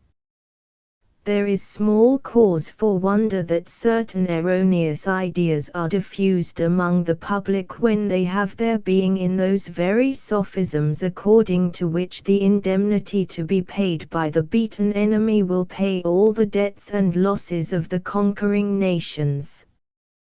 We are told that Germany, being responsible for the war, must impose on herself a regime of restrictions and organize herself as an exporting nation for the payment of the reparation debts. Here again the question can be considered in two ways, according as it is proposed to allow Germany a free commerce or to impose on her a series of forced cessions of goods in payment of the reparations. Both hypotheses can be entertained, but both, as we shall see, lead to economic disorder in the conquering states, if these relations are to be regulated by violence. It is useless to dilate on the other aphorisms, or rather sophisms, which were seriously discussed at the Paris Conference, and which had even the honor of being sustained by the technical experts, one that it is not important to know what Germany can pay, but it is sufficient to know what she ought to pay. 2. That no one can foresee what immense resources Germany will develop within 30 or 40 years, and what Germany will not be able to pay will be paid by the Allies. 3. That Germany, under the stimulus of a military occupation, will increase her production in an unheard of manner. 4. The obligation arising from the treaty is an absolute one, the capacity to pay can only be taken into consideration to establish the number and amount of the annual payments. The total must in any case be paid within 30 years or more. 5 LOU Naus. Germany must pay. If she doesn't, the Allies must pay. It is not necessary that Germany free herself by a certain date, it is only necessary that she pay all. 6. Germany has not to discuss, only to pay. Let time illustrate what is at present unforeseeable, etc. etc. If we exclude the third means of payment, Germany has two ways open to her. First of all, she can give goods. What goods? When we speak of goods, we really mean coal. Now, as we have seen, according to the treaty, Germany must furnish for 10 years to Belgium, Italy, and France especially quantities of coal, which in the first 5 years run from 39-1/2 to 42 millions of tons, and in the following 5 years come to a maximum of about 32 millions. And all this when she has lost the Saar coal fields and is faced with the threatening situation in Upper Silesia. Germany's exports reached their maximum in 1913, when the figures touched 10,097 millions of marks, excluding precious metals. Grouping exports and imports in categories, the millions of marks were distributed as follows: imports, exports. Foodstuffs 2,759, 1,035 live animals 289, 7.4 raw materials 5,003, 1,518 semi-manufactured goods 5,003, 1,139 manufactured goods 1,478, 6,395. About 1/5 of the entire exports was in iron and machine products, 1,337, mill. Articles in iron, 680 machines, 722 millions from coal, as against imports of other qualities of 289. 658 millions of chemical products and drugs, 446 from cotton, 298 paint, 290 techno-electrical productions, etc. What goods can Germany give in payment of the indemnity? We have seen how she has lost a very large part of her iron and a considerable quantity of her coal. All the economic force of Germany was based upon a. the proper use of her reserves of coal and iron, which allowed her to develop enormously those industries which are based on these two elements. b. on her transport and tariff system, which enabled her to fight any competition. c. on her potent overseas commercial organization. Now, by effect of the treaty, these three great forces have been entirely or in part destroyed. What goods can Germany give in payment of the indemnity? And what goods can she offer without ruining the internal production of the Entente countries? Let us suppose that Germany gives machines, colors, wagons, locomotives, etc. Then for this very fact the countries of the Entente, already suffering by unemployment, would soon see their factories obliged to shut down.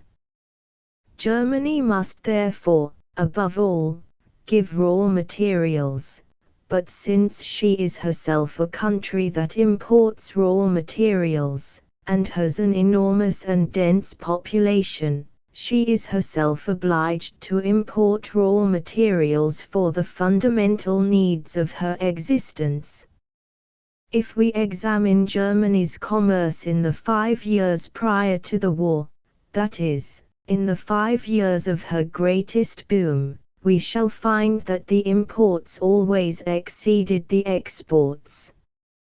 In the 2 years before the war, 1912 and 1913, the imports were respectively 10,691 and 10,770 millions, and the exports 8,956 and 10,097 millions.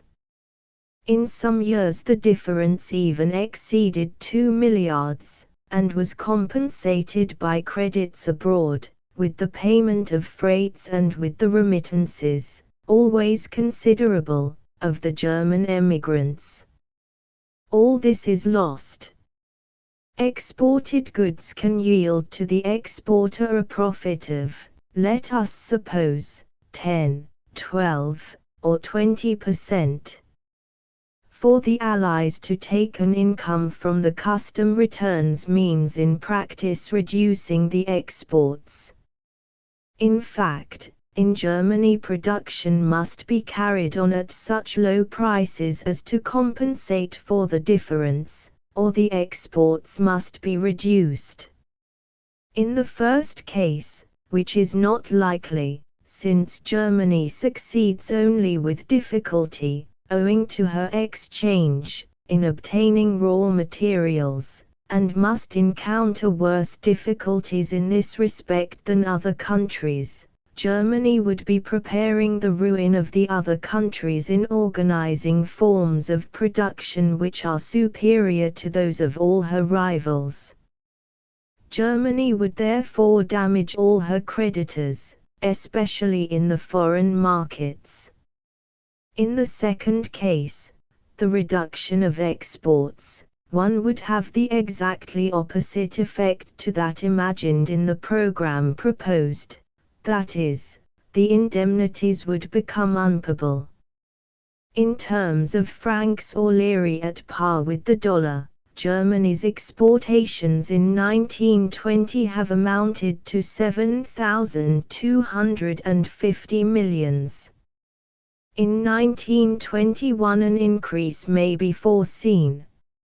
If Germany has to pay in cash and kind 2,500 millions of marks at par, plus 26% of the total of her exports, then supposing an export trade of 8 milliards, she will have to give 1,840 millions, or in all 4,540 millions of marks. Thus we arrive by stages at less hyperbolical figures, coming down from the 25 milliards a year to something less than a fifth. But to come to grips with reality, Germany in all ways, it must be admitted, cannot give more than 2 milliards a year, if, indeed, it is desired that an indemnity be paid. Notwithstanding her great resources, France would not be in a condition to pay abroad 2 milliards a year without ruining her exchange, which would drop at once to the level of Germany's. Italy with difficulty could pay 1 milliard. France and Italy are honest countries, yet they cannot pay their war creditors, and have not been able, and are not able, to pay any share of their debt either to the United States of America or to Great Britain. As a matter of fact, up till now they have paid nothing, and the interest continues to accumulate with the capital. Why have neither France nor Italy yet started to pay some of their debt? Having won the war, France has had all she could have, fertile territories, new colonies, an abundance of raw material, and above all iron and potash. The simple explanation is that which I have given above. Can, then, Germany, who is in a terrible condition, whose circulation promises ruin, who has no longer credits nor organization abroad, who has a great shortage in raw materials, can Germany pay 4 or 5 milliards a year? We must also remember that Germany, in addition to the indemnity, must pay the cost of the army of occupation, which up to now has amounted to 25 milliards of paper marks a year, or more than 1,600 millions of francs at par. That is, Germany has to bear for the support of the Allied troops a charge equal to the cost of maintaining the armies of France, Italy and Belgium before the war. No financier seriously believes that the issue of bonds authorized by the treaty for the credit of the Reparations Commission has now any probability of success. Germany's monetary circulation system is falling to the stage of assignats, and the time is not distant when, if intelligent provision is not made, Germany will not be in a position to pay any indemnity. Obliged to pay only 1 milliard of gold marks, Germany has not been able to find this modest sum, modest, that is, in comparison with all the dreams about the indemnity, without contracting new foreign debts and increasing her already enormous paper circulation. Each new indemnity payment, each new debt incurred, will only place Germany in the position of being unable to make payments abroad. Many capitalists, even in Italy, inspire their press to state that Germany derives an advantage from the depreciation of her mark, or, in other words, is content with its low level. But the high exchanges, and in the case of Germany it amounts to ruin, render almost impossible the purchase of raw materials, of which Germany has need. With what means must she carry out her payments if she is obliged to cede a large part of her customs receipts, that is of her best form of monetary value, and if she has no longer either credits or freights abroad? If what is happening injured Germany only, it would be more possible to explain it, if not to justify it. But, on the contrary, Germany's fall, which is also the decadence of Europe, profoundly disturbs not only the European continent, but many other producing countries. Though the United States and Great Britain partially escape the effect, they too feel the influence of it, not only in their political serenity, but in the market of goods and values. Germany's position is bound up with that of Europe. Her conquerors cannot escape dire consequences if the erstwhile enemy collapses. We must not forget that before the war, in the years 1912 and 1913, the larger part of Germany's commerce was with the United States, with Great Britain, with Russia and with Austria-Hungary. In 1913 her commerce with the United States represented alone little less than 2 milliards and a half of marks according to the statistics of the German Empire, and 520 millions of dollars according to the figures of America. If we accept Canada, which we may consider a territorial continuation, the two best customers of the United States were Great Britain and Germany. They were, moreover, the two customers whose imports largely exceeded the exports. The downfall of Germany will bring about inevitably a formidable crisis in the Anglo-Saxon countries and consequent ruin in other countries. Up to now Germany has given all she could. Any further payment will cause a downfall without changing the actual monetary position.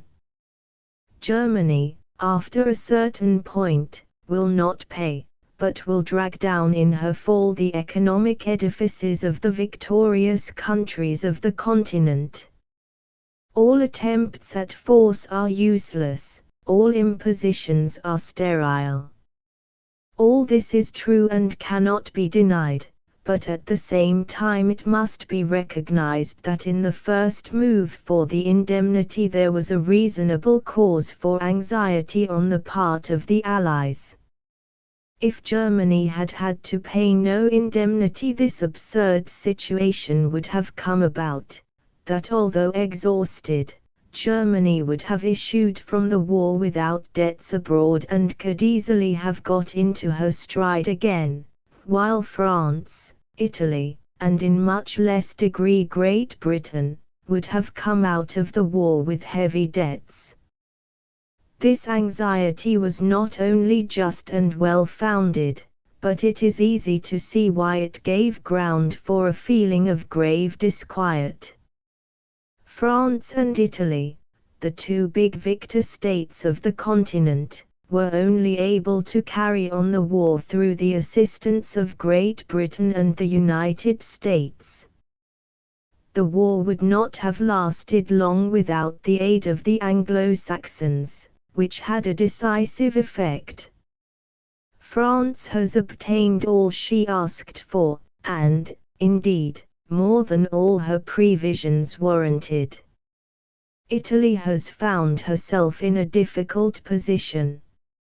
She too has realized her territorial aspirations, though not completely, and the assistance of her allies has not always been cordial.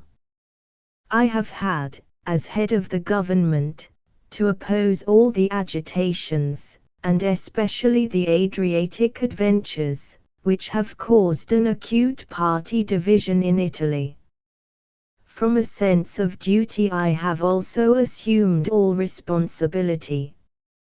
But the rigidness of Wilson in the Fiume and Adriatic questions and the behavior of some of the European allies have been perfectly unjustifiable. In certain messages to Wilson during my term of government I did not fail to bring this fact forward. Certainly, Yugoslavia's demands must be considered with a sense of justice, and it would have been an error and an injustice to attribute to Italy large tracts of territory in Dalmatia, but it would have been possible to find a more reasonable settlement for a country which has had such sufferings and known such losses during the war.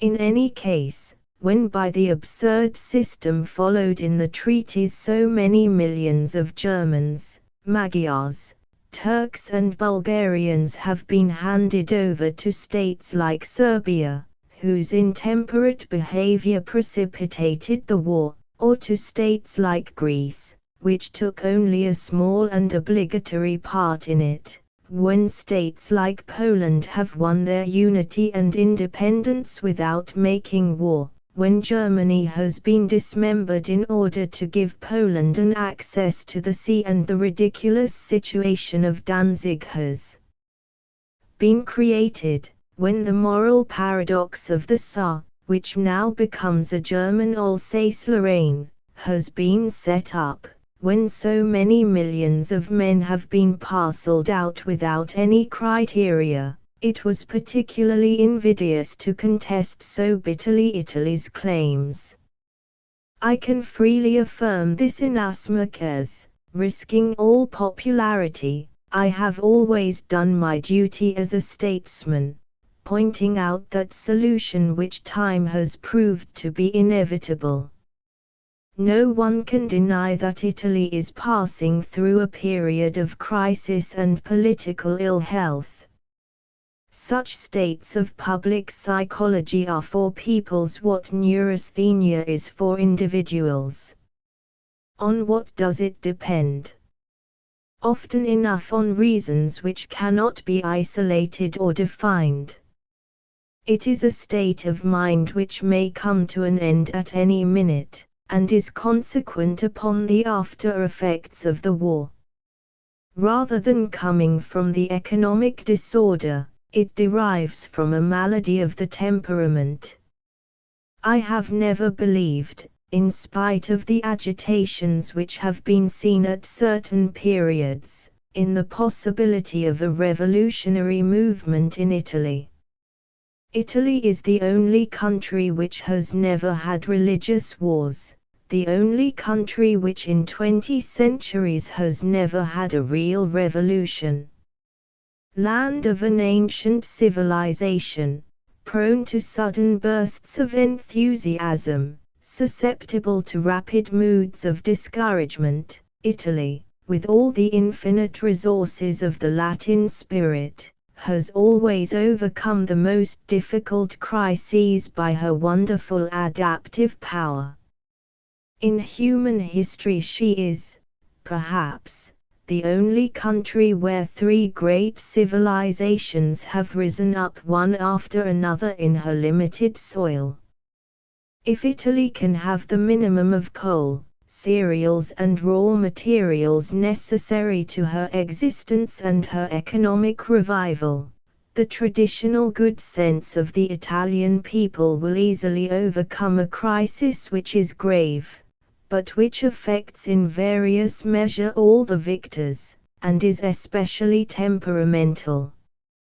It cannot be denied that if all Europe is sick, Italy has its own special state of mind. Those who wished the war and those who were against it are both dissatisfied, the former because, after the war, Italy has not had the compensations she expected, and has had sufferings far greater than could have been imagined, the latter because they attribute to the war and the conduct of the war the great trials which the nation has now to face. This sickness of the spirit is the greatest cause of disorder, since malcontent is always the worst kind of leaven. 4 great countries decided the war: Great Britain, France, Italy, and the United States of America. Russia fell to pieces soon, and fell rather on account of her own internal conditions than from enemy pressure. The action of the United States arrived late, but was decisive.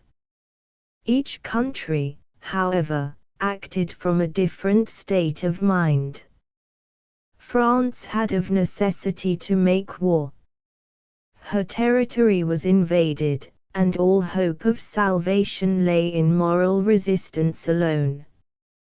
Great Britain had to wage the war out of sense of duty. She had guaranteed the neutrality of Belgium, and could not fail to keep her word of honor. 2 countries alone chose freely the sorrowful way of the war, Italy and the United States. But their sacrifices, sufferings and losses have been very different. During the war the United States have been able to develop their immense resources, and, notwithstanding some crises, they have come out of it much richer than before. From being debtors to Europe they have become creditors. They had few losses in men, and a great development in wealth. Italy, who after many difficulties had developed in her famous but too narrow territory the germs of a greater fortune, has had, together with very heavy losses in men, heavy losses in her wealth. Italy saved the destinies of France for the first time by declaring her neutrality on the 2nd of August, 1914, and letting the certainty of it be known from the 30th of July, as the diplomatic documents have shown. It was that sudden and unexpected declaration of neutrality which rendered it possible for France to concentrate all her forces in the north and to win the Battle of the Marne. Italy for a second time saved the destinies of the Entente by entering into the war, too precipitately and unprepared, in May 1915, thus preventing the Austrian army, which was formidable for its technical organization and for its valor, from obtaining the advantages it expected. Why did Italy go to war?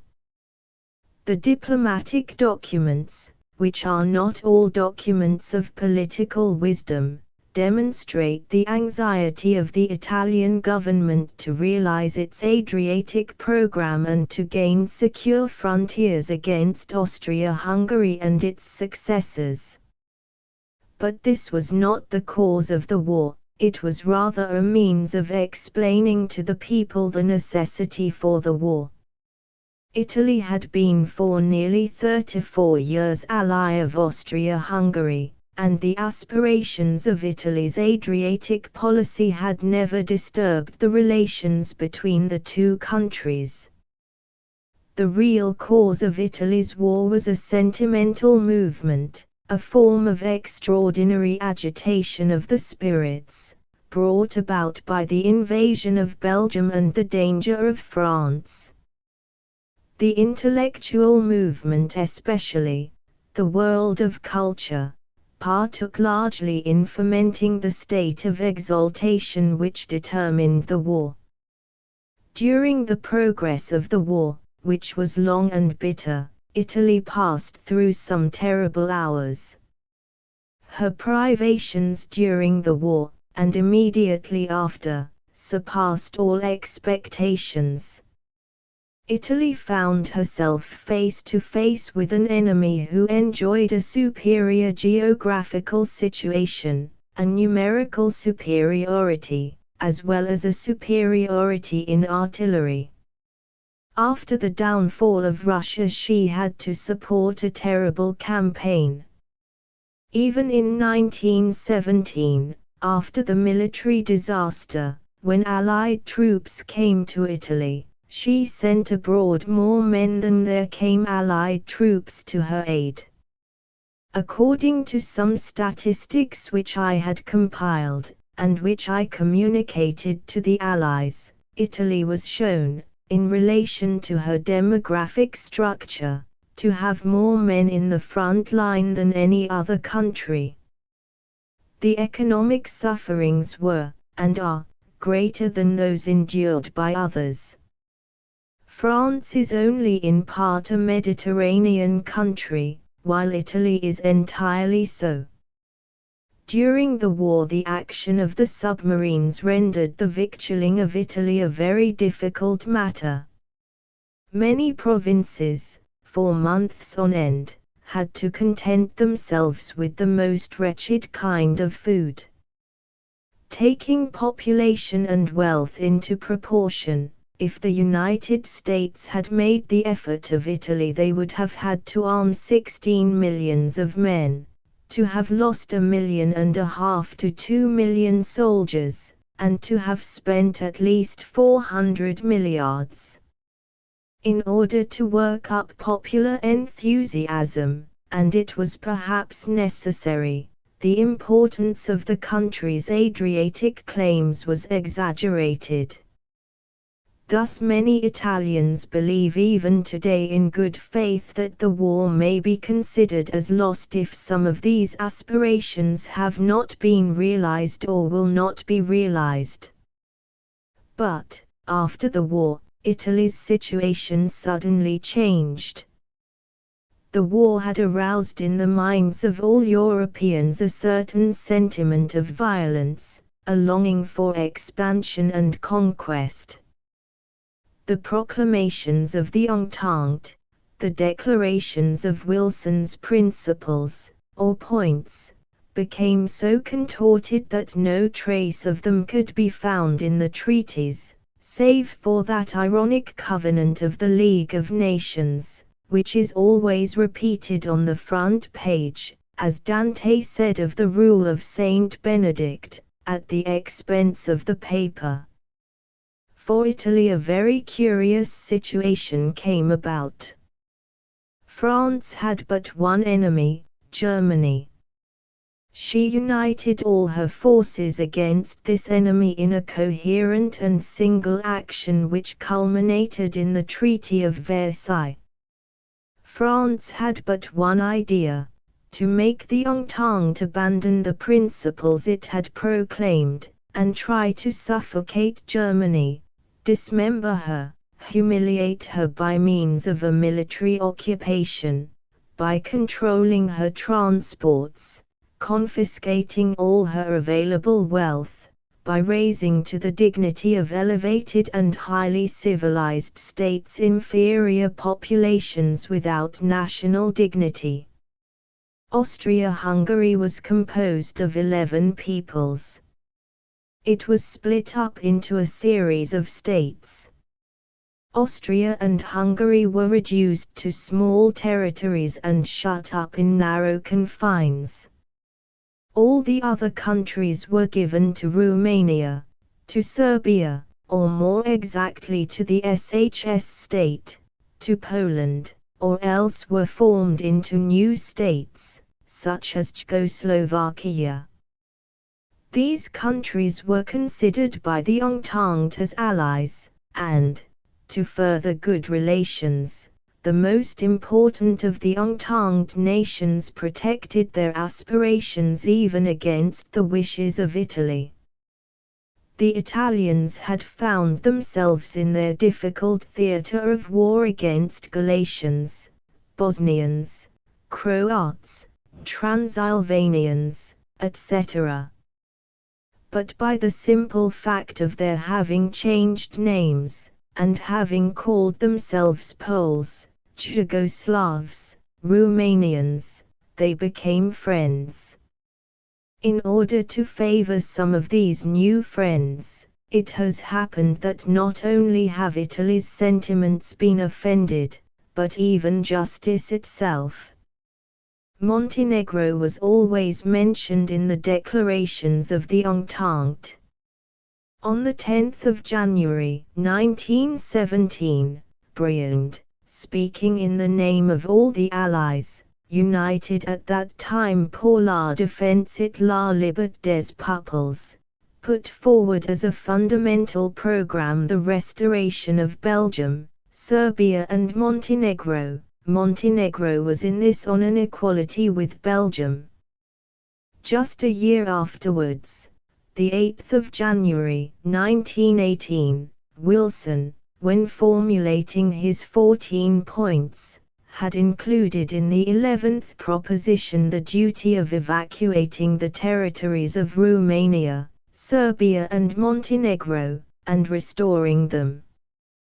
The exact reason for which it was established that Montenegro should be absorbed, even without plebiscite, by the SHS state, thus offending also Italy's sentiments, will remain one of the most melancholy pages of the new Holy Alliance that the Entente has become, along with that poor prestigious organism, the League of Nations.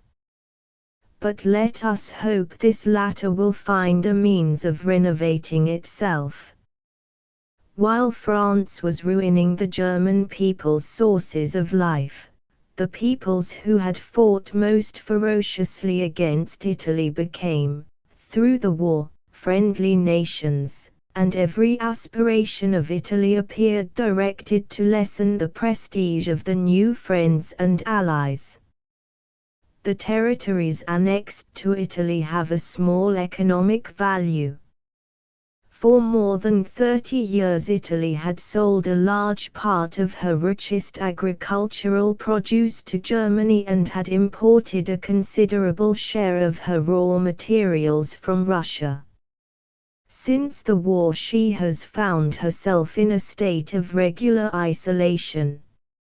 A large part of the Italian press, which repeats at haphazard the communist themes of the French press instead of wishing for a more intense revival of commercial relations with Germany, frightens the ignorant public with stories of German penetration, and the very plutocracy in France and Italy, though not to the same extent in Italy, abandons itself to the identical error.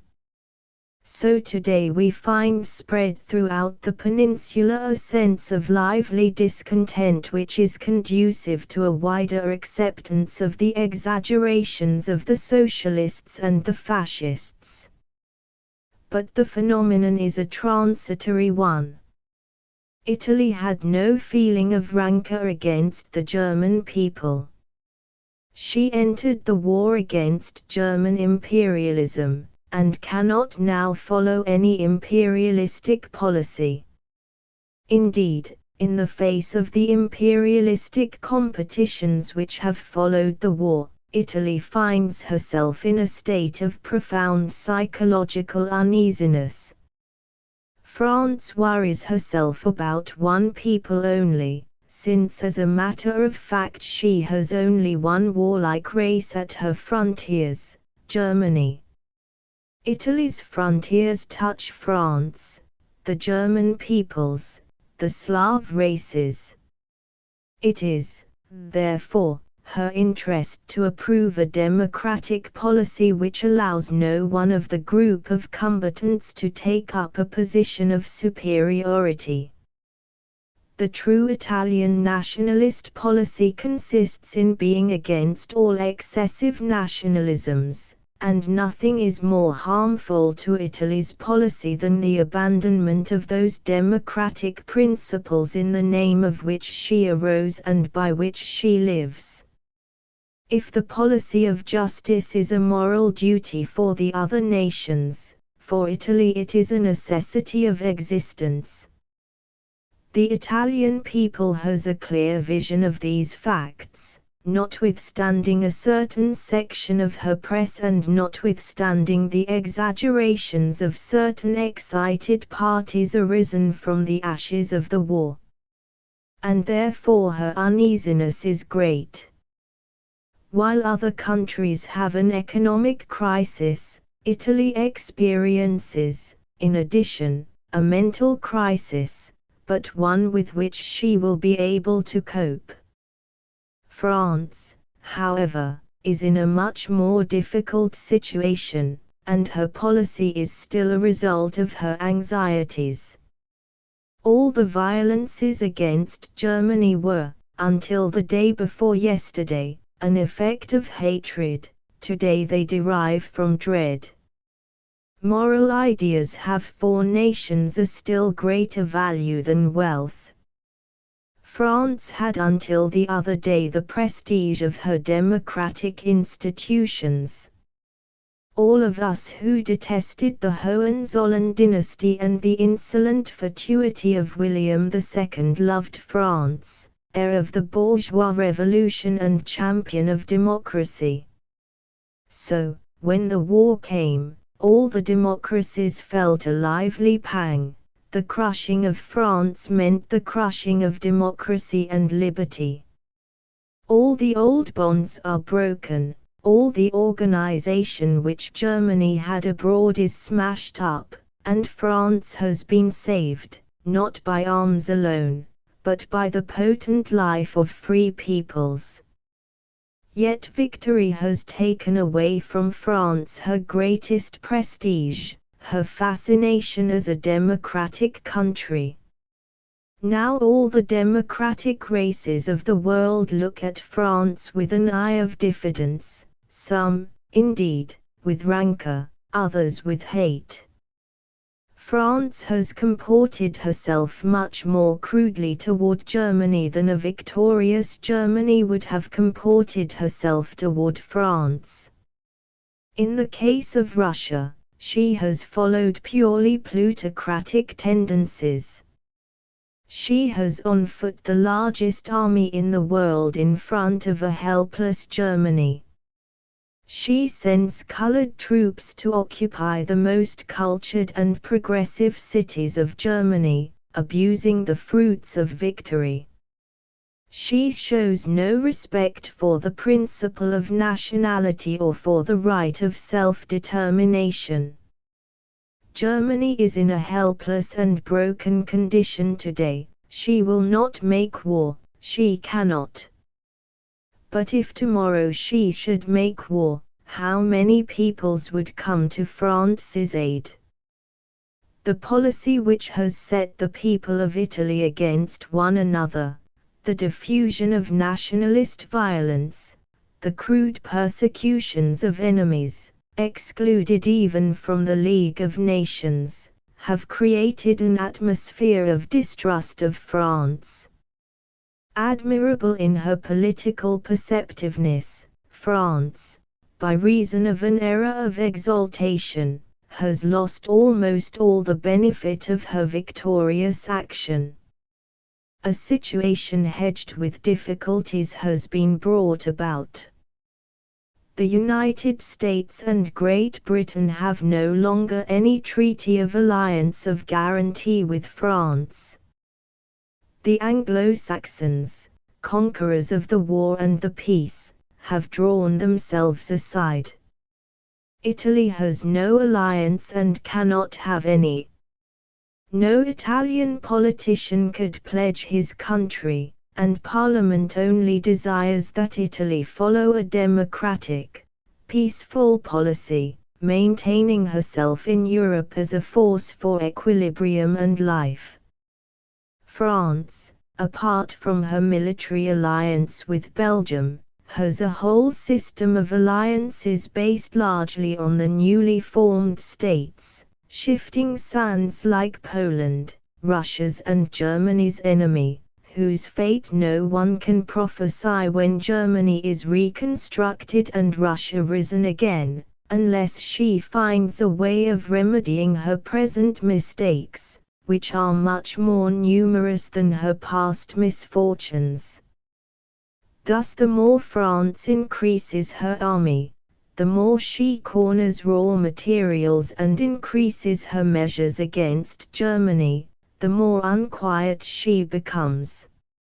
She has seen that Germany, mistress on land, and to a large extent on the seas, after having carried everywhere her victorious flag, after having organized her commerce and, by means of her bankers, merchants and capitalists, made vast expansions and placed a regular network of relations and intrigue round the earth, fell when she attempted her act of imperialistic violence.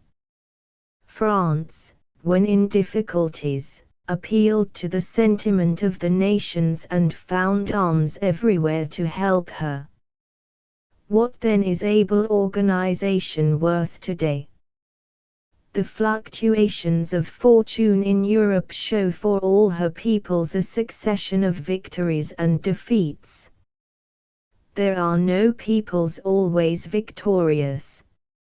After having, under Napoleon I, humiliated Germany, France saw the end of her imperialistic dream, and later witnessed the ruin of Napoleon III.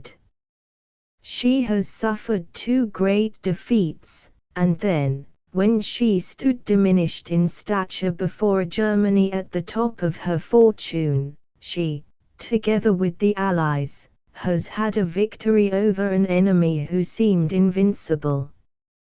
But no one can foresee the future. To have conveyed great nuclei of German populations to the Slav states, and especially to Poland, to have divided the Magyars, without any consideration for their fine race, among the Romanians, Czechoslovaks and the Jugoslavs, to have used every kind of violence with the Bulgars, to have offended Turkey on any and every pretext. To have done this is not to have guaranteed the victory and the peace. Russia sooner or later will recover. It is an illusion to suppose that Great Britain, France and Italy can form an agreement to regulate the new state or new states that will arise in Russia.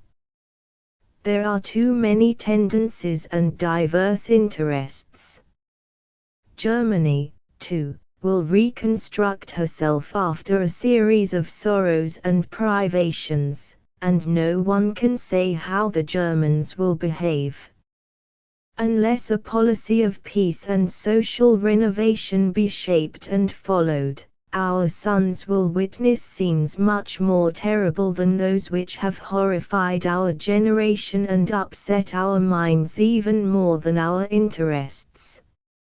Meanwhile, in spite of the frightful increase of scrofula, rickets and tuberculosis, from which the conquered peoples are principally suffering, the march of the nations will proceed according to the laws which have hitherto ruled them and on which our limited action can only for brief periods cause small modifications or alterations. Demographic forecasts, like all forecasts of social events, have but a comparative value. It is true that demographic movements are especially biological manifestations, but it is also true that economic and social factors exercise a profound influence in limiting their regularity and can disturb them very considerably. It is better therefore not to make long prophecies. What is certain is that the French population has increased almost imperceptibly while the population of Germany augmented very rapidly. The annual average of births in the 5 years before the war, 1908 to 13, was 762,000 in France and 176,000 in Belgium. In Germany it was 1,916,000. The average of deaths was 729,000 in France, 117,000 in Belgium, and 1,073,000 in Germany. Thus, per thousand, the excess of births in France was 0.9. In Belgium 7.7, in Germany 13. The war has terribly aggravated the situation in France, whose demographic structure is far from being a healthy one. From statistics published giving the first results of the French census of 1921, without the new territory of Alsace-Lorraine, France, in the interval between the two census periods, has decreased by 2,102,864, from 39,602,258 to 37,499,394, 1921. The deaths in the war do not represent a half of this decrease, when is deducted the losses among the colored troops and those from French colonies who fought for France. The new territories annexed to France do not compensate for the war mortality and the decrease in births. We may presume that if normal conditions of life return, the population of Germany and German Austria will be more than 100 millions, that the population of Belgium altogether little less than 50 millions, that Italy will have a population much greater than that of France, of at least 4 to 5 million inhabitants, and that Great Britain will have about 60 million inhabitants. In the case of the Germans we have mentioned 100 million persons, taking into consideration Germany and German Austria. But the Germans of Poland, of Czechoslovakia and the Baltic states will amount to at least 20 million of inhabitants. No one can make forecasts, even of an approximate nature, on Russia, whose fecundity is always the highest in Europe, and whose losses are rapidly replaced by a high birth rate even after the greatest catastrophes. And then there are the Germans spread about the world, great aggregations of populations as in the United States of America and in a lesser degree in Brazil. Up to now these people have been silent, not only because they were surrounded by hostile populations, but because the accusation of being sons of the Huns weighed down upon them more than any danger of the war. But the Treaty of Versailles, and more still the manner in which it has been applied, is to dissipate, and soon will entirely dissipate, the atmosphere of antipathy that existed against the Germans. In Great Britain the situation has changed profoundly in 3 years. The United States have made their separate peace and want no responsibility. In Italy there scarcely exists any hatred for the Germans, and apart from certain capitalists who paint in lurid colors the danger of German penetration in their papers because they want higher tariff protection and to be able to speculate on government orders, there is no one who does not desire peace with all peoples.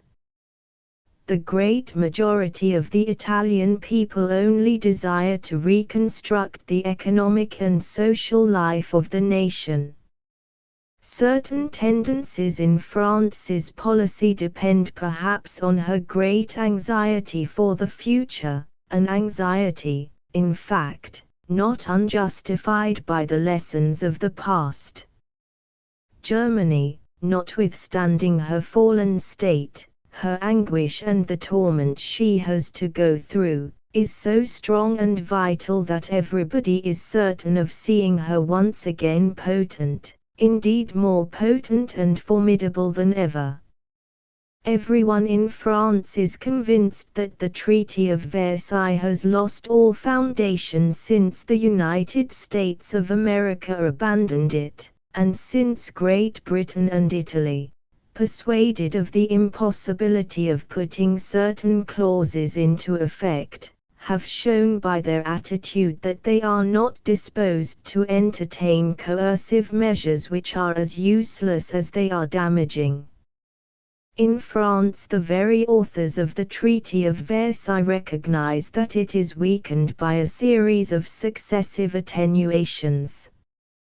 Tardieu has asserted that the Treaty of Versailles tends to be abandoned on all sides, set faillite des causes allemands, des causes allies, des causes francises, p. 489. The United States has asked itself, after the trouble that has followed the treaty, if wisdom did not lie in the old-time isolation, in Washington's testament, in the Monroe Doctrine, keep off. But in America they have not understood, says Tardieu, that to assist Europe the same solidarity was necessary that existed during the war, p. 493. Great Britain, according to Tardieu, tends now also to stand aside. The English are inclined to say, "Nen parlons plus," p. 493. No Frenchman will accept with calm the manner in which Lloyd George has conceived the execution of the peace treaty. The campaign for the revision of the treaties sprang up in lower spheres and from popular associations and workmen's groups, has surprised and saddened the French spirit, p. 495. In the new developments état ce un autre Angleterre, état ce un autre Lloyd George. p. 496. Even in France herself Tardieu recognizes sadly the language has altered. Les gouvernements français, qui s'y sont succèdent au pouvoir depuis le 10 janvier, 1920, that is, after the fall of Clemenceau, accused in turn by Poincaré of being weak and feeble in asserting his demands, ont compromis les droits que le prédécesseur avait fait reconnaître à la France, p. 503. Taking into consideration Germany's financial downfall, which threatens to upset not only all the indemnity schemes but the entire economy of continental Europe, the state of mind which is prevalent is not much different from that which Tardieu indicates. It is already more than a year ago since I left the direction of the Italian government, and the French press no longer accused me of being in perfect agreement with Lloyd George. Yet Poincaré wrote on the 1st of August, 1920, l'autre masquith déclarate au Parlement britannique, quelque forme de langage question en employé, la conférence de Sparabénet, en fait, une conférence pour la révision des conditions du traité. Chat, a répondu Lloyd George. C'est là une déclaration très grave par l'effet question elle peut produire en France. Gene puis la laisser passer sans la contredire. Contradiction de pure forme, faite pour courtoisie vis-à-vis de nous, mais qui malheureusement n'y change rien au fond des choses. Chaque fois que le Conseil suprême est réuni, il laisse sur la table des deliberations quelques morceaux épars du traité. No kind of high-handedness, no combined effort, will ever be able to keep afloat absurdities like the dream of the vast indemnity, the Polish program, the hope of annexing the Saar, etc. As things go, there is almost more danger for the victors than for the vanquished. He who has lost all has nothing to lose. It is rather the victorious nations who risk all in this disorganized Europe of ours. The conquerors arm themselves in the ratio by which the vanquished disarm, and the worse the situation of our old enemies becomes, so much the worse become the exchanges and the credits of the victorious continental countries. Yet, in some of the exaggerated ideas of France and other countries of the Entente, there is not only the rancor and anxiety for the future, but a sentiment of well-founded diffidence. After the war, the European states belonging to the Entente have been embarrassed not only on account of the enormous internal debts, but also for the huge debts contracted abroad. If Germany had not had to pay any indemnity and had not lost her colonies and mercantile marine, we should have been confronted with the absurd paradox that the victorious nations would have issued from the war worn out, with their territories destroyed, and with a huge foreign debt.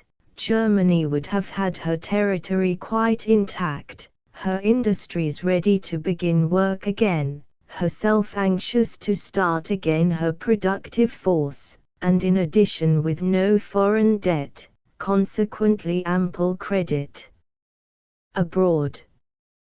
In the mad struggle to break up Germany there has had part not only hatred, but also a quite reasonable anxiety which, after all, must be taken into consideration. Even today, 3 years after the war, Great Britain has not paid her debt to America, and France and Italy have not paid their debts to America and Great Britain. Great Britain could pay with a great effort, France and Italy cannot pay anyhow.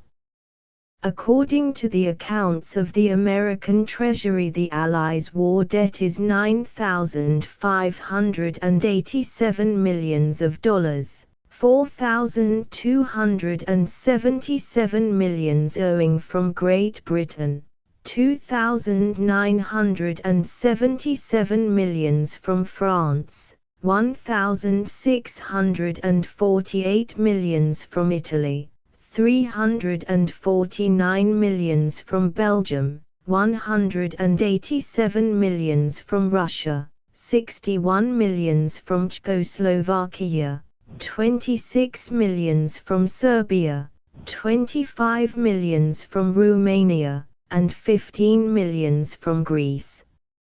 Up to last July, Great Britain had paid back $110 million. Since the spring of 1919, the payment of the interest on the amounts due to the American Treasury has been suspended by some European states.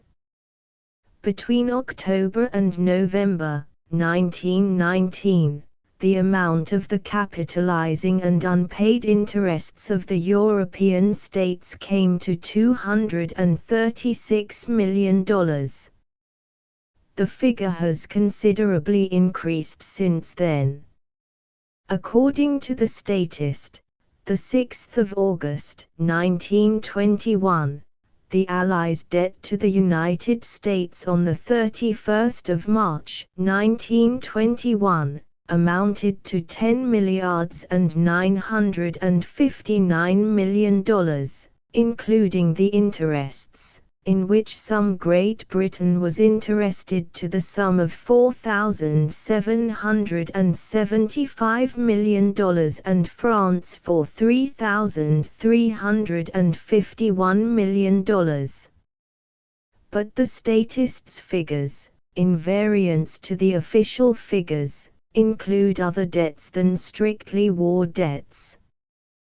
The debts of the various Allied countries to Great Britain on the 31st of March 1921, according to a schedule annexed to the financial statement for 1921-22, published by the British Treasury, came to £1,777,900,000, distributed as follows: France $557 million, Italy $476 million, Russia $561 million, Belgium $94 million, Serbia $22 million, Portugal, Romania, Greece and other allies $66 million.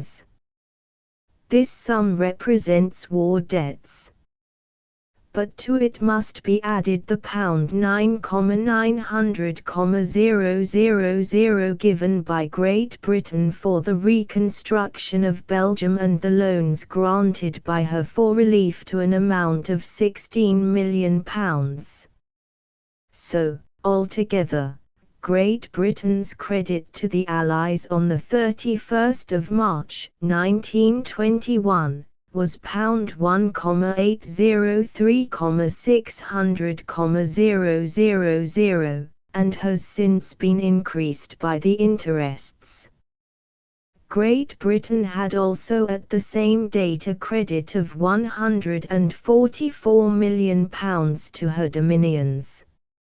France has credit of little less than 9 milliard francs, of which 875 millions is from Italy, 4 milliards from Russia, 2,250 millions from Belgium, 500 millions from the Yugoslavs, and 1,250 millions from other allies. Italy has only small credits of no account.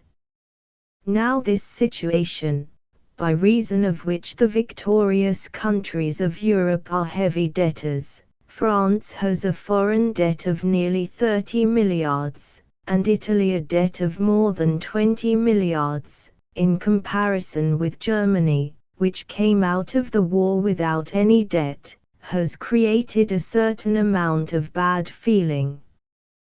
Germany would have got on her feet again quicker than the victors if she had no indemnity to pay and had no foreign debts to settle.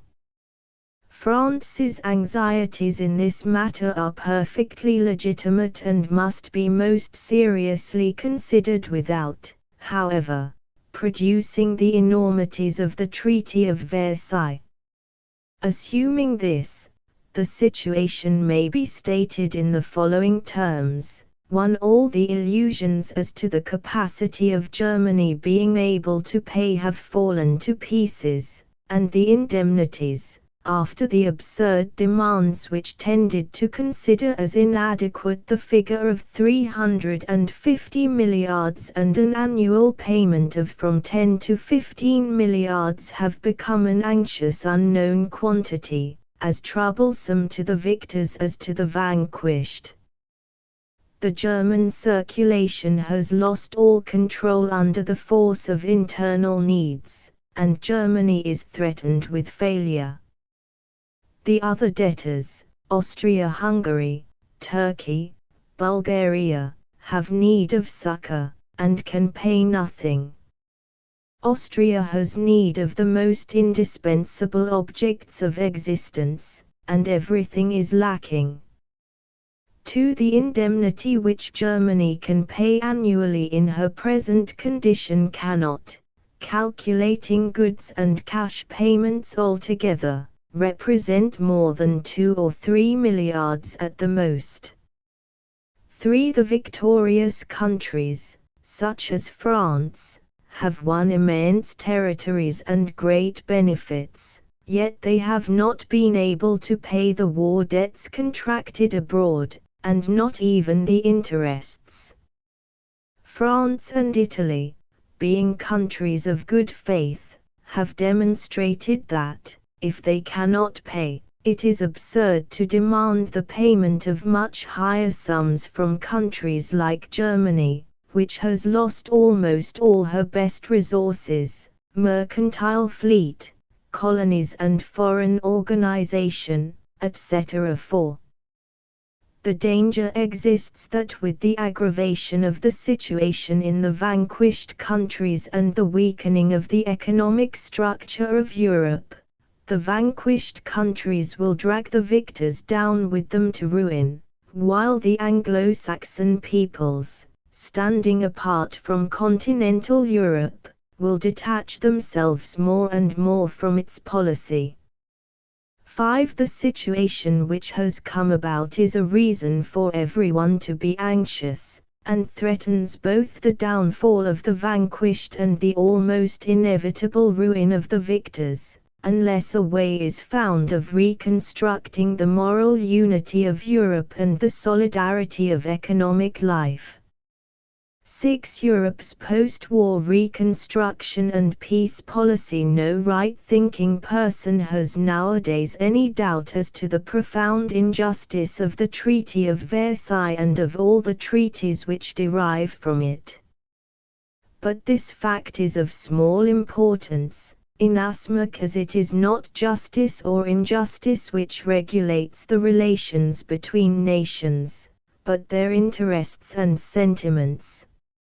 In the past we have seen Christian peoples, transplanted in America, maintain the necessity of slavery, and we have seen, and continue to see every day, methods of reasoning which, when used by the defeated enemy, were declared to be fallacious and wrong, become in turn, when varied only in form, the ideas and the customary life of the conquerors in the war, ideas which then assume the quality of liberal expressions of democracy.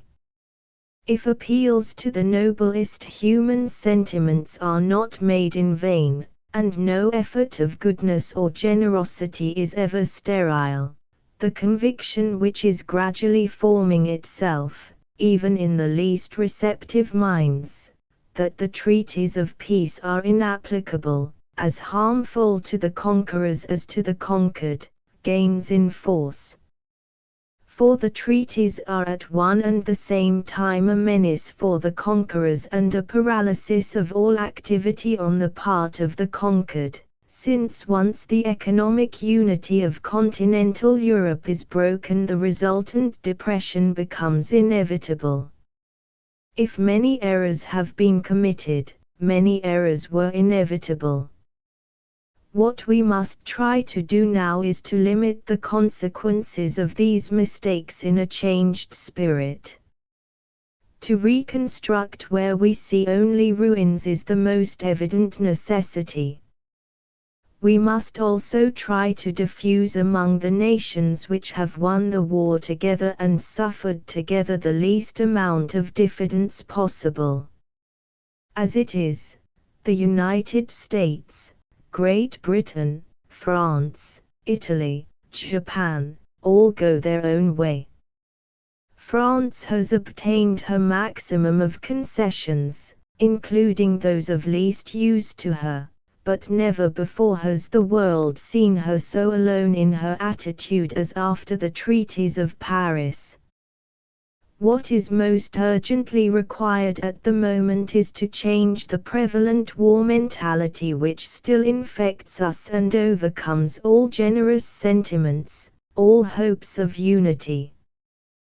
The statement that war makes men better or worse is, perhaps, an exaggerated one.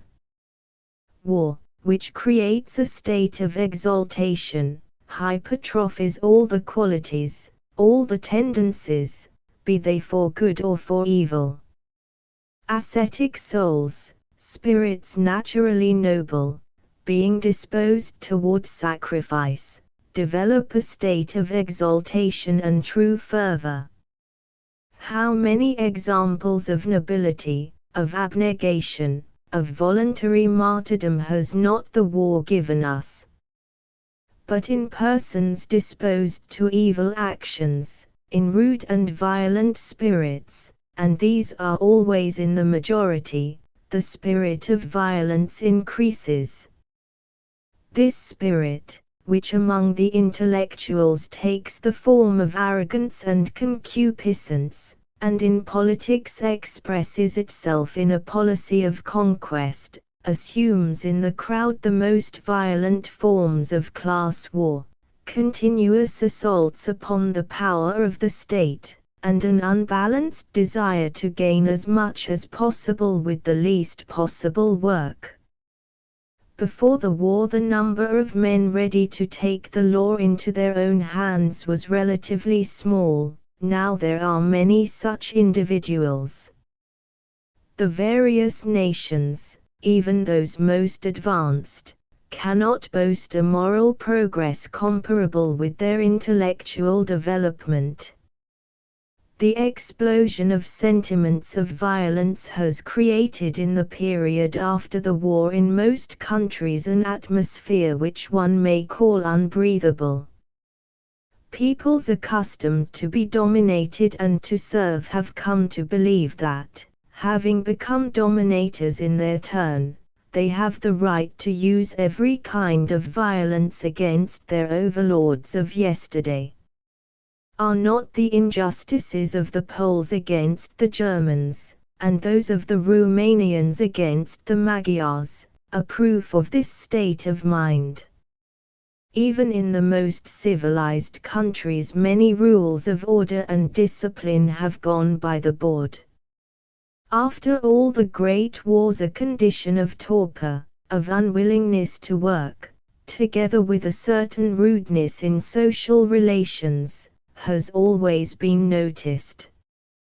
The War of 1870 was a little war in comparison with the cataclysm let loose by the European War. Yet then the conquered country had its attempt at Bolshevism, which in those days was called the Commune, and the fall of its political regime. In the conquering country we witnessed, together with the rapid development of industrial groups, a quick growth in socialism and the constitution of great parties like the Catholic Centre. Mutatis mutandis, the same situation has shown itself after the European War. What is most urgently necessary, therefore, is to effect a return to peace sentiments, and in the manifestations of government to abandon those attitudes which in the Peaces of Paris had their roots in hate. I have tried, as Premier of Italy, as writer, and as politician, to regulate my actions by this principle. In the first months of 1920 I gave instructions to Italy's ambassador in Vienna, the Marquise della Torretta, to arrange a meeting between himself and Chancellor Renner, head of the government of Vienna. So the chief of the conquered country came, together with his ministers, to greet the head of the conquering country, and there was no word that could record in any way the past hatred and the ancient rancor. All the conversation was of the necessity for reconstruction and for the development of fresh currents of life and commercial activity. The government of Italy helped the government of Austria in so far as was possible. And in so acting, I felt I was working better for the greatness of my country than I could possibly have done by any kind of stolid persecution. I felt that over and beyond our competition there existed the human sorrow of nations for whom we must avoid fresh shedding of blood and fresh wars. Had I not left the government, it was my intention not only to continue in this path, but also to intensify my efforts in this direction. The banal idea that there exist in Europe two groups of nations, one of which stands for violence and barbarism, the Germans, the Magyars and the Bulgarians, while the other group of Anglo-Saxons and Latins represents civilization, must not continue to be repeated, because not only is it an outrage on truth but an outrage on honesty. Always to repeat that the Germans are not adapted for a democratic regime is neither just nor true. Nor is it true that Germany is an essentially warlike country, and therefore different from all other lands. In the last 3 centuries France and England have fought many more wars than Germany.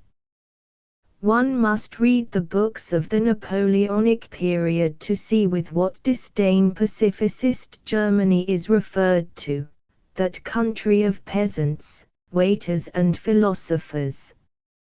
It is sufficient to read the works of German writers, including Treitschke himself, to perceive for what a long period of time the German lands, anxious for peace, have considered France as the country always eager for war and conquest. Not only am I of the opinion that Germany is a land suited for democratic institutions, but I believe that after the fall of the empire democratic principles have a wider prevalence there than in any other country of Europe. The resistance offered to the Peace of Versailles, that is, to disorganization, may be claimed as a merit for the democratic parties, which, if they are loyally assisted by the states of the Entente, can not only develop themselves but establish a great and noble democracy. Germany has accustomed us in history to the most remarkable surprises. A century and a half ago she was considered as a pacificist nation without national spirit. She has since then become a warlike country with the most pronounced national spirit. Early in the 17th century there were in Germany more than 100 territories and independent states. There was no true national conscience, and not even the violence of the Napoleonic Wars, a century after, sufficed to awaken it. What was required was a regular effort of thought, a sustained program of action on the part of men like Wolff, Fichte and Hegel to mold a national conscience. 50 years earlier no one would have believed in the possibility of a Germany united and compact in her national sentiment. Germany passed from the widest decentralization to the greatest concentration and the intensest national life. Germany will also be a democratic country if the violence of her ancient enemies does not drive her into a state of exaltation which will tend to render minds and spirits favorable to a return to the old regime. To arrive at peace we must first of all desire peace. We must no longer carry on conversations by means of military missions, but by means of ambassadors and diplomatic representatives. 1. The League of Nations and the participation of the vanquished. A great step towards peace may be made by admitting at once all ex-enemy states into the League of Nations. Among the states of European civilization millions of persons are unrepresented in the League of Nations. The United States, who has not wished to adhere to it after the Treaty of Versailles sanctioned violence, Russia, who has not been able to join owing to her difficult position, Germany, Hungary, Austria and Bulgaria, who have not been permitted to join, the Turks, etc. The League of Nations was a magnificent conception in which I have had faith, and which I have regarded with sympathy. But a formidable mistake has deprived it of all prestige. Clauses 5 and 10 of its originating constitution and the exclusion of the defeated have given it at once the character of a kind of holy alliance of the conquerors established to regulate the incredible relations which the treaties have created between conquerors and conquered. Wilson had already committed the mistake of founding the League of Nations without first defining the nations and leaving to chance the resources of the beaten peoples and their populations. The day, however, on which all the peoples are represented in the League, the United States, without approving the treaties of Versailles, Saint-Germain or Trianon, etc., will feel the need of abandoning their isolation, which is harmful for them and places them in a position of inferiority. And the day when all the peoples of the world are represented, and accept reciprocal pledges of international solidarity, a great step will have been taken. As things stand, the organism of the Reparations Commission, established by Schedule 2 of Part 8 of the Treaty of Versailles, is an absurd union of the conquerors, no longer allies, but reunited solely in a kind of bankruptcy procedure, who interpret the treaty in their own fashion, and can even modify the laws and regulations in the conquered countries.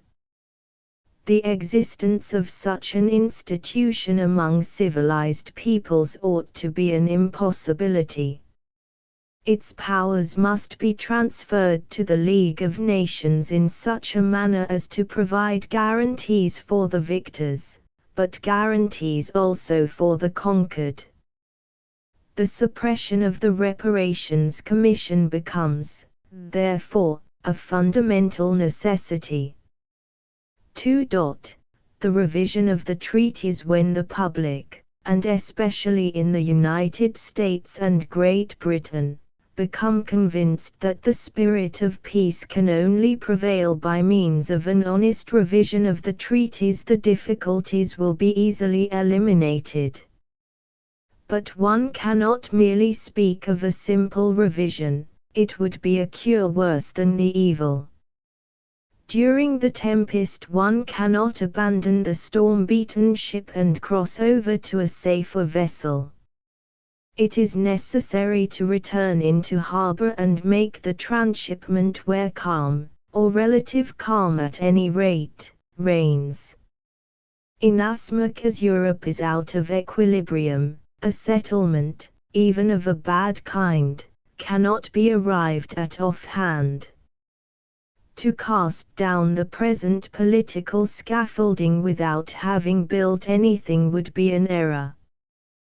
Perhaps here the method that will prove most efficacious is to entrust the League of Nations with the task of arriving at a revision. When the League of Nations is charged with this work, the various governments will send their best politicians, and the discussion will be able to assume a realizable character.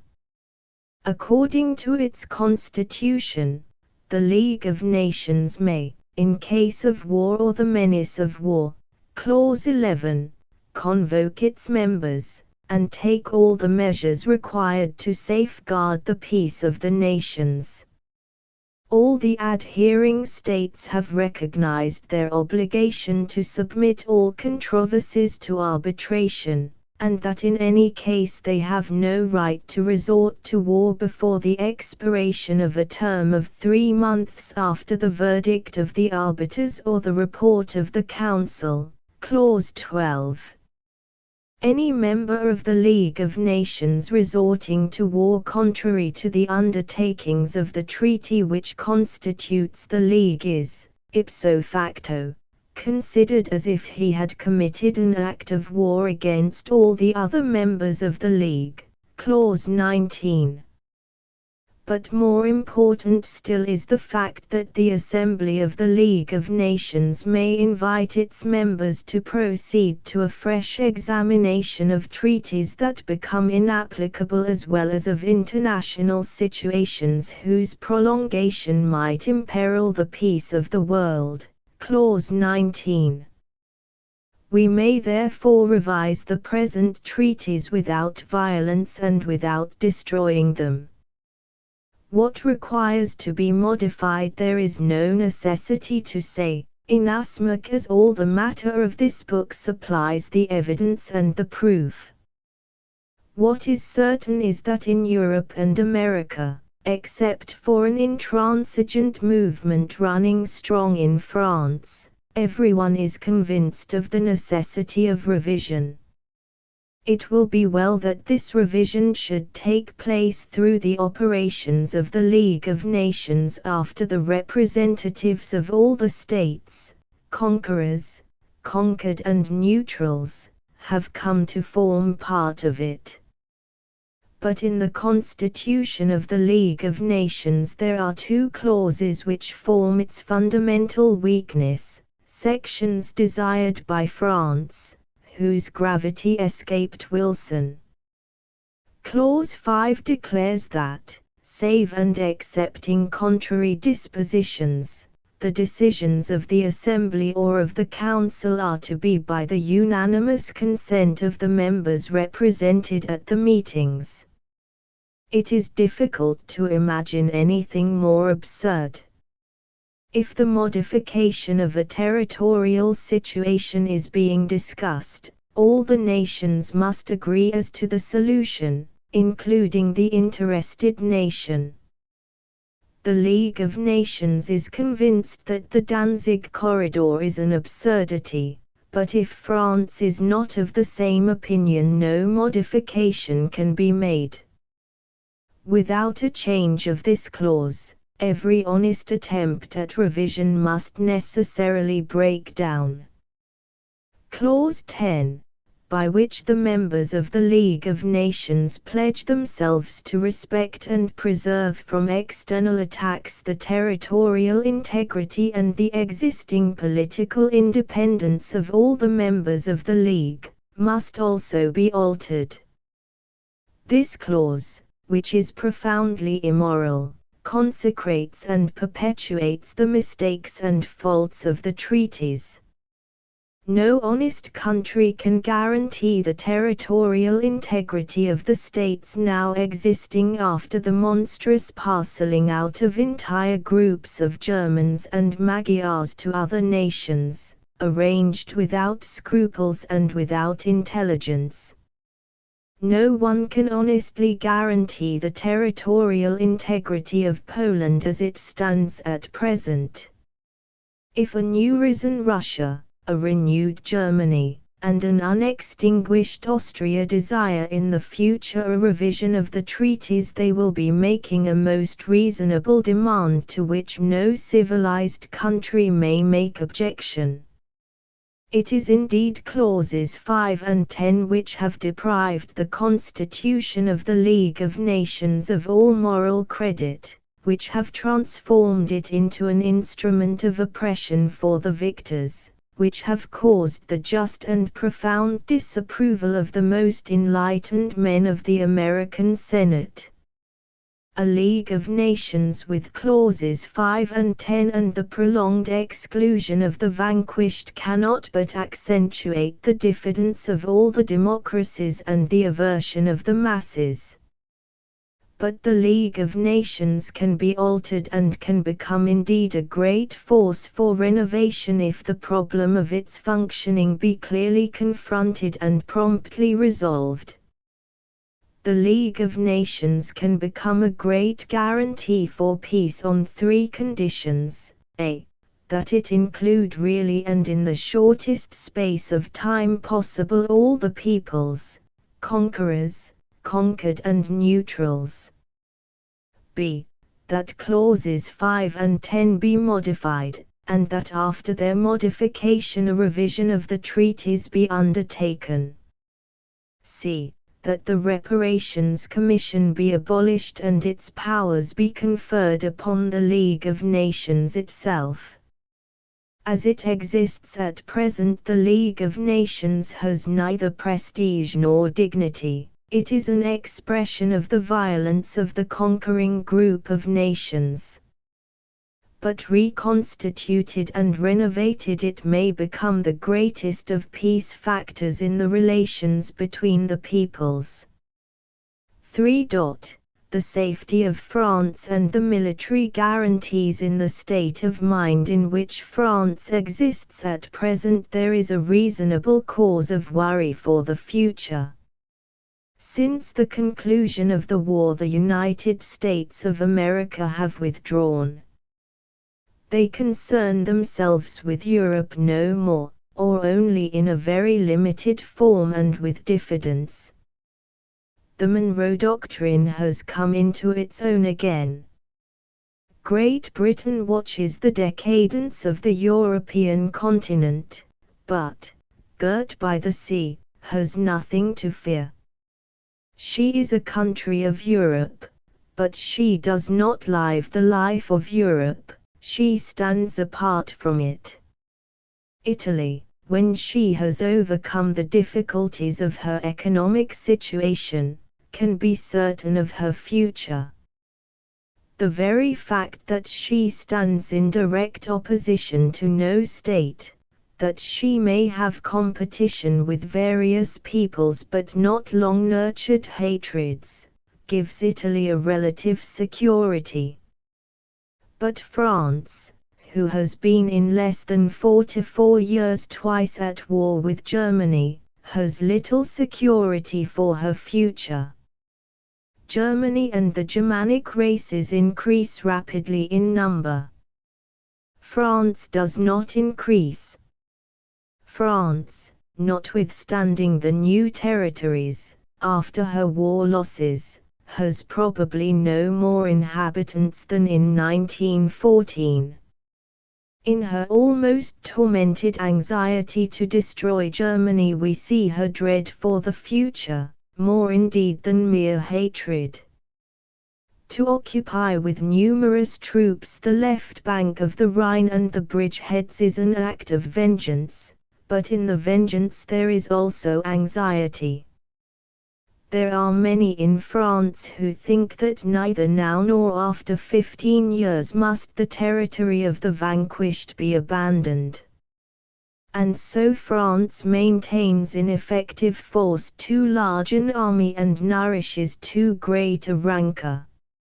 And for this reason she helps the Poles in their unjustifiable attempt in Upper Silesia, will not allow the Germans of Austria to live, and seeks to provoke and facilitate all movements and political actions which can tend towards the dismemberment of Germany. The British and the Italian viewpoints are essentially different.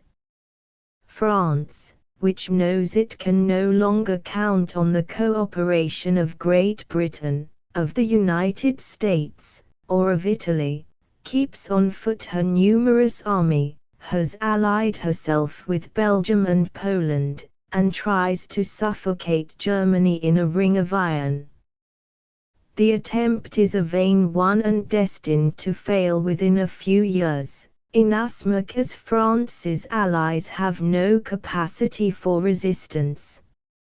Yet, all the same, her attempt derives from a feeling that is not only justifiable but just.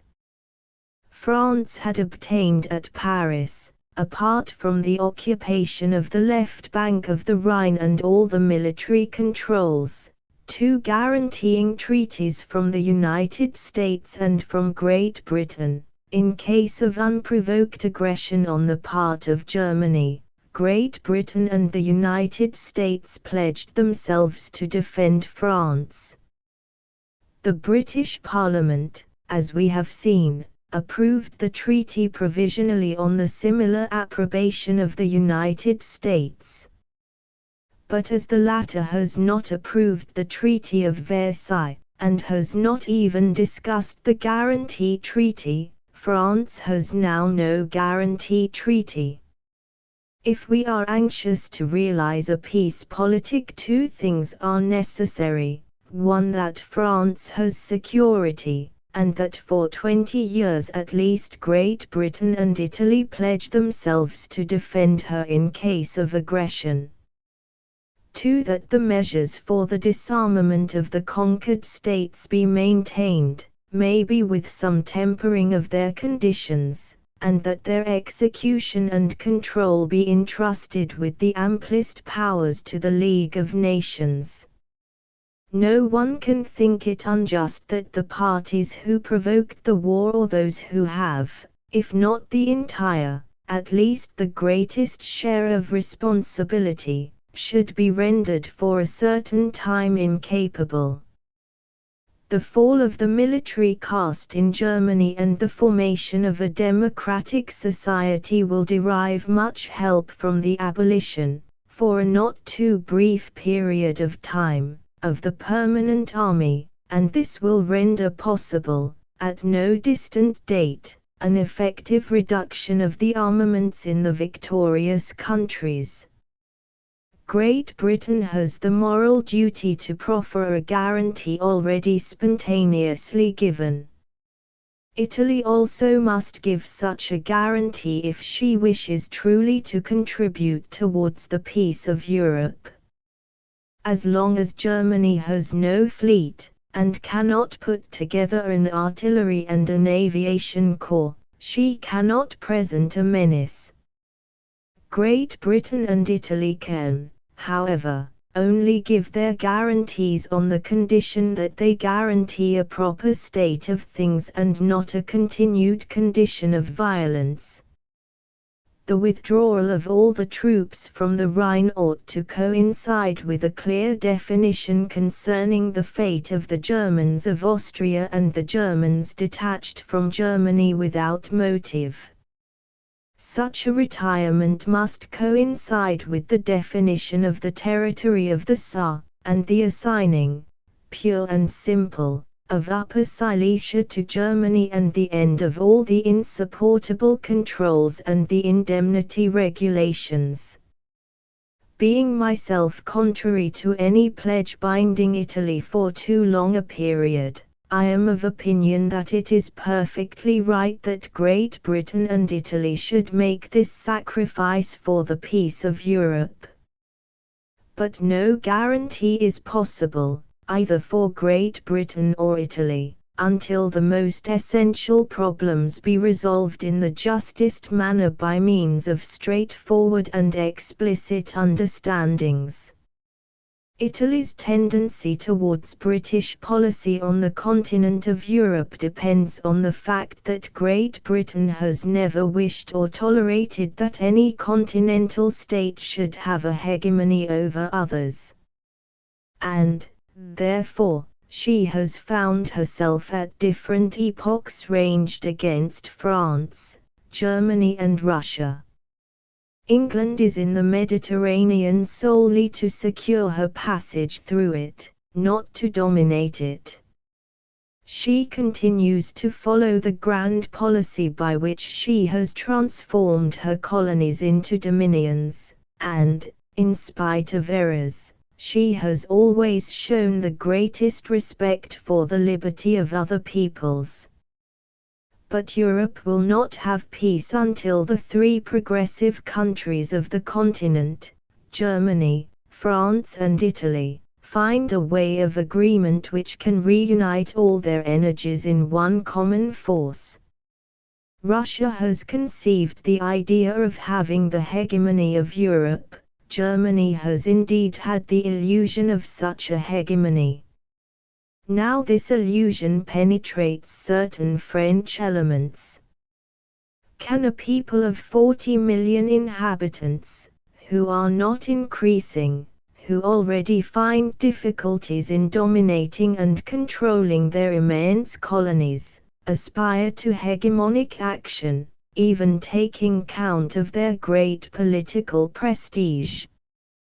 Can France lastingly dominate and menace a country like Germany, which at no distant date will have a population double that of France? The future of European civilization requires that Germany, France and Italy, after so much disaster, find a common road to travel. The first step to be taken is to give security of existence and of reconstruction to Germany. The second is to guarantee France from the perils of a not distant future. The third is to find at all costs a means of accord between Germany, France and Italy.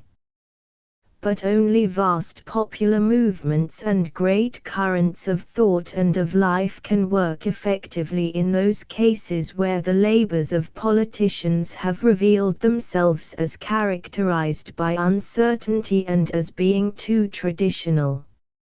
Europe is still under the dominion of old souls which often enough dwell in young bodies and, therefore, unite old errors with violence. A great movement can only come from the intellectuals of the countries most menaced and from fresh popular energies. 4. Regulating inter-allied debts, Germany's indemnity and that of the defeated countries. These two problems are closely connected. The victorious countries demand an indemnity from the conquered countries which, except Germany, who has a great productive force even in her hour of difficulties, are in extreme depression and misery. Great Britain is in debt to the United States, and France, Italy and minor nations are in their turn heavy debtors to the Americans and to Great Britain. The experience of the last 3 years has shown that, even with the best will, none of the countries owing money to the Entente has been able to pay its debts or even the interest. With an effort Great Britain could pay, France and Italy will never be able to, and have, moreover, exchanges which constitute a real menace for the future of each. The fact that France and Italy, although they came out of the war victoriously, have not been able to pay their debts or even the interest on them is the proof that Germany, whose best resources have been taken away from her, can only pay an indemnity very different from the fantastic figures put forward at the time of the Conference of Paris, when even important political men spoke of monstrous and ridiculous indemnities. The problem of the inter-allied debts, as well as that of the indemnity, will be solved by a certain sacrifice on the part of all who participated in the war. The credits of the United States amount to almost 48 milliards of lire or francs at par, and the credits of Great Britain to 44 milliards. Great Britain owes about 21 milliards to the United States and is in turn creditor for some 44 milliards. She has a bad debt owing from Russia for more than 14 milliards, but 13 milliards are owing from France, about 12 milliards from Italy, and almost 2-1/2 milliards from Belgium. That is to say, that Great Britain could well pay her debt to the United States, ceding the greater part of her credits towards France and Italy. But the truth is that, while on the subject of the German indemnities, stolid illusions continue to be propagated, perhaps now with greater discretion, neither France nor Italy is in a position to pay its debts. The most honest solution, which, intelligently enough, J.M. Keynes has seen from the first, is that each of the inter-allied countries should renounce its state credits towards countries that were allies or associates during the war. The United States of America are creditors only. Great Britain has lent the double of what she has borrowed. France has received on loan the triple of what she has lent to others. The credits of France are for almost 2/3 undemandable credits of Great Britain, more than 14 milliards being with Russia. They are for considerably more than 1/3 bad debts. France and Italy would be benefited chiefly by this provision.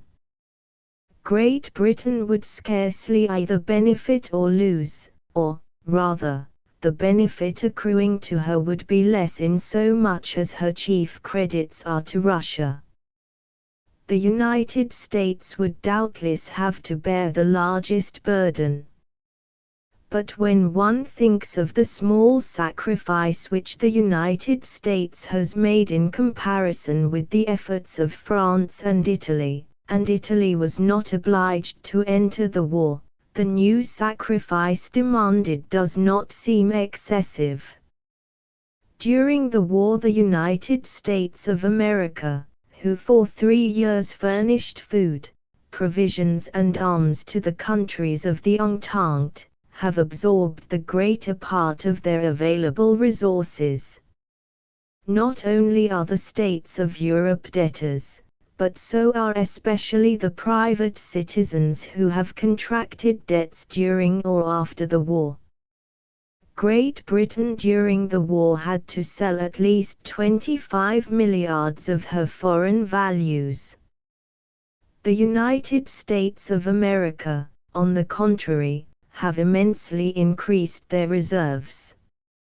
But this very increase is harmful to them, inasmuch as the capacity for exchange of the states of Europe has been much reduced. The United States now risk seeing still further reduced, if not destroyed, this purchasing capacity of their best clients, and this finally constitutes for the USA infinitely greater damage than the renouncing of all their credits. To reconstruct Germany, to intensify exchange of goods with the old countries of Austria-Hungary and Russia, To settle the situation of the exchange of goods with Italy and the Balkan countries is much more important for the United States and the prosperity of its people than to demand payment or not demand payment of those debts made for the common cause. I will speak of the absurd situation which has come about. Czechoslovakia and Poland unwillingly indeed fought against the Entente, which has raised them to free and autonomous states, and not only have they no debts to pay, being now in the position of conquerors, or at least allies of the conquerors, but they have, in fact, scarcely any foreign debts. The existence of enormous war debts is, then, everywhere a menace to financial stability. No one is anxious to repudiate his debts in order not to suffer in loss of dignity, but almost all know that they cannot pay. The end of the war, as Keynes has justly written, has brought about that all owe immense sums of money to one another. The holders of loan stock in every country are creditors for vast sums towards the state, and the state, in its turn, is creditor for enormous sums towards the taxpayers. The whole situation is highly artificial and irritating. We shall be unable to move unless we succeed in freeing ourselves from this chain of paper. The work of reconstruction can begin by annulling the inter-allied debts. If it is not thought desirable to proceed at once to annulment, there remains only the solution of including them in the indemnity which Germany must pay in the measure of 20%. Allocating a certain proportion to each country which has made loans to allied and associated governments on account of the war. In round figures, the inter-allied loans come to 100 milliards. They can be reduced to 20, and then each creditor can renounce his respective credit towards allies or associates and participate proportionately in the new credit towards Germany. Such a credit, bearing no interest, could only be demanded after the payment of all the other indemnities, and would be considered in the complete total of the indemnities. All the illusions concerning the indemnities are now fated to disappear. They have already vanished for the other countries, they are about to vanish in the case of Germany. Nevertheless, it is right that Germany should pay an indemnity. Yet, if the conquerors cannot meet their foreign debts, how can the vanquished clear the vast indemnity asked? Each passing day demonstrates more clearly the misunderstanding of the indemnity. The non-experts have not learned financial techniques, but common sense tells them that the golden nimbus which has been trailed before their eyes is only a thick cloud of smoke that is slowly dissipating. I have already said that the real damages to repair do not exceed 40 milliards of gold marks and that all the other figures are pure exaggerations. If it be agreed that Germany accept 20% of the inter-allied debt, the indemnity may be raised to 60 milliards of francs at par, to be paid in gold marks. But we must calculate for Germany's benefit all that she has already given in immediate marketable wealth. Apart from her colonies, Germany has given up all her mercantile marine fleet, her submarine cables, much railway material and war material, government property in ceded territory without any diminution of the amount of public debts, etc. Without taking account, then, of the colonies and her magnificent commercial organization abroad, Germany has parted with at least 20 milliards. If we were to calculate what Germany has ceded with the same criteria with which the conquering countries have calculated their losses, we should arrive at figures much surpassing these. We may agree in taxing Germany with an indemnity equivalent in gold marks to 60 milliards of francs at par, an indemnity to be paid in the following manner: a. 20 milliards of francs to be considered as already paid in consideration of all that Germany has ceded in consequence of the treaties. b. 20 milliards from the indemnity which Germany must pay to her conquerors, especially in coal and other materials, according to the proportions already established. c. 20 milliards, after the payment of the debts in the second category to be taken over by Germany, as part of the reimbursement for countries which have made credits to the belligerents of the Entente, that is, the United States, Great Britain and France, in proportion to the sums lent. In what material can Germany pay 20 milliards in a few years? Especially in coal and in material for repairing the devastated territories of France. Germany must pledge herself for 10 years to consign to France a quantity of coal at least equal in bulk to the difference between the annual production before the war in the mines of the north and in the Pas de Calais and the production of the mines in the same area during the next 10 years.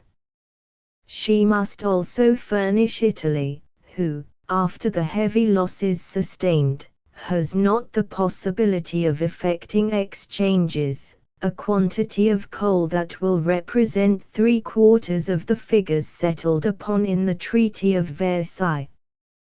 We can compel Germany to give to the Allies for 10 years, in extinction of their credits, at least 500 millions a year in gold, with privileges on the customs receipts. This systematization, which can only be imposed by the free agreement of the United States and Great Britain, would have the effect of creating excellent relations. The United States, cancelling their, in great part, impossible debt, would derive the advantage of developing their trade and industry, and thus be able to guarantee credits for private individuals in Europe. It would also be of advantage to Great Britain, who would lose nothing. Great Britain has about an equal number of debits and credits, with this difference, that the debits are secured, while the credits are, in part, unsecured.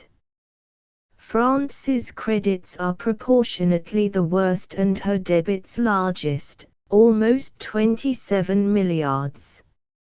France, liberated from her debt, and in a position to calculate on a coal situation comparable with that of before the war and with her new territories, would be in a position to re-establish herself. The cancellation of 27 milliards of debt, a proportionate share in 20 milliards, together with all that she has had, represent on the whole a sum that perhaps exceeds 50 milliards. Italy would have the advantage of possessing for 10 years the minimum of coal necessary to her existence, and would be liberated from her foreign debt, which amounts to much more than she can possibly hope for from the indemnity. Such an arrangement, or one like it, is the only way calculated to allow Europe to set out again on the path of civilization and to re-establish slowly that economic equilibrium which the war has destroyed with enormous damage for the conquerors and the certain ruin of the vanquished. But, before speaking of any indemnity, the Reparations Commission must be abolished and its functions handed over to the League of Nations, while all the useless controls and other hateful vexations must be put an end to. While the Allied troops' occupation of the Rhine costs Germany 25 milliards of paper marks a year, it is foolish to speak of reconstruction or indemnity. Either all occupation must cease or the expenses ought not to exceed, according to the foregoing agreements, a maximum of 80 millions at par, or even less. We shall, however, never arrive at such an arrangement until the continental countries become convinced of two things: first, that the United States will grant no credits under any formula; secondly, that Germany, under the present system, will be unable to pay anything and will collapse, dragging down to ruin her conquerors. Among many uncertainties, these two convictions become ever clearer. If in all countries the spirit of insubordination among the working classes is increasing, the state of mind of the German operatives is quite remarkable. The workmen almost everywhere, in face of the enormous fortunes which the war has created and by reason of the spirit of violence working in them, have worked with bad spirit after the war because they have thought that a portion of their labor has gone to form the profits of the industrials. It is useless to say that we are dealing here with an absurd and dangerous conception, because the profit of the capitalist is a necessary element of production, and because production along communist lines, wherever it has been attempted, has brought ruin and misery. But it is useless to deny that such a situation exists, together with the state of mind which it implies. We can well imagine, then, the conditions in which Germany and the vanquished countries find themselves. The workmen, who in France, England and Italy exhibit in various degree and measure a state of intractability, in Germany have to face a situation still graver. When they work, they know that a portion of their labor is destined to go to the victors, another part to the capitalist, and finally there will remain something for them. Add to this that in all the beaten countries hunger is widespread, with a consequent diminution of energy and work. No reasonable person can explain how humanity can continue to believe in the perpetuation of a similar state of things for another 40 years. In speaking of the indemnity which Germany can pay, it is necessary to consider this special state of mind of the operatives and other categories of producers. But the mere announcement of the settling of the indemnity, of the immediate admission of the vanquished nations into the League of Nations, of the settling the question of the occupation of the Rhine, and of the firm intention to modify the constitution of the League of Nations, according it the powers now held by the Reparations Commission, will improve at once the market and signalize a definite and assured revival. The United States made a great financial effort to assist their associates, and in their own interests, as well as for those of Europe, they would have done badly to have continued with such assistance. When the means provided by America come to be employed to keep going the anarchy of Central Europe, Romania's disorder, Greece's adventures and Poland's violences, together with Denikin's and Rangel's restoration attempts, it is better that all help should cease. In fact, Europe has begun to reason a little better than her governments since the financial difficulties have increased. The fall of the mark and Germany's profound economic depression have already destroyed a great part of the illusions on the subject of the indemnity, and the figures with which for 3 years the public has been humbugged no longer convince anyone. 5. Forming new connections with Russia. Among the states of the Entente there is always a fundamental discord on the subject of Russia. Great Britain recognized at once that if it were impossible to acknowledge the Soviet government, it was a mistake to encourage attempts at restoration. After the first moments of uncertainty, Great Britain has insisted on temperate measures, and notwithstanding that during the war she made the largest loans to the Russian government, more than 14 milliards of francs at par, while France only lent about 4 milliards, she has never put forward the idea that, as a condition precedent to the recognition of the Soviet government, a guarantee of the repayment of the debt was necessary. Only France has had this mistaken idea, which she has forced to the point of asking for the sequestration of all gold sent abroad by the Soviet government for the purchase of goods. Wilson had already stated in his 14 points what the attitude of the Entente towards Russia ought to be, but the attitudes actually assumed have been of quite a different order. The barrier which Poland wants to construct between Germany and Russia is an absurdity which must be swept away at once. Having taken away Germany's colonies and her capacities for expansion abroad, we must now direct her towards Russia, where alone she can find the outlet necessary for her enormous population and the debt she has to carry. The blockade of Russia, the barbed wire placed round Russia, have damaged Europe severely. This blockade has resolved itself into a blockade against the Allies. Before the present state of economic ruin, Russia was the great reservoir of raw materials. She was the unexplored treasure towards which one went with the confidence of finding everything.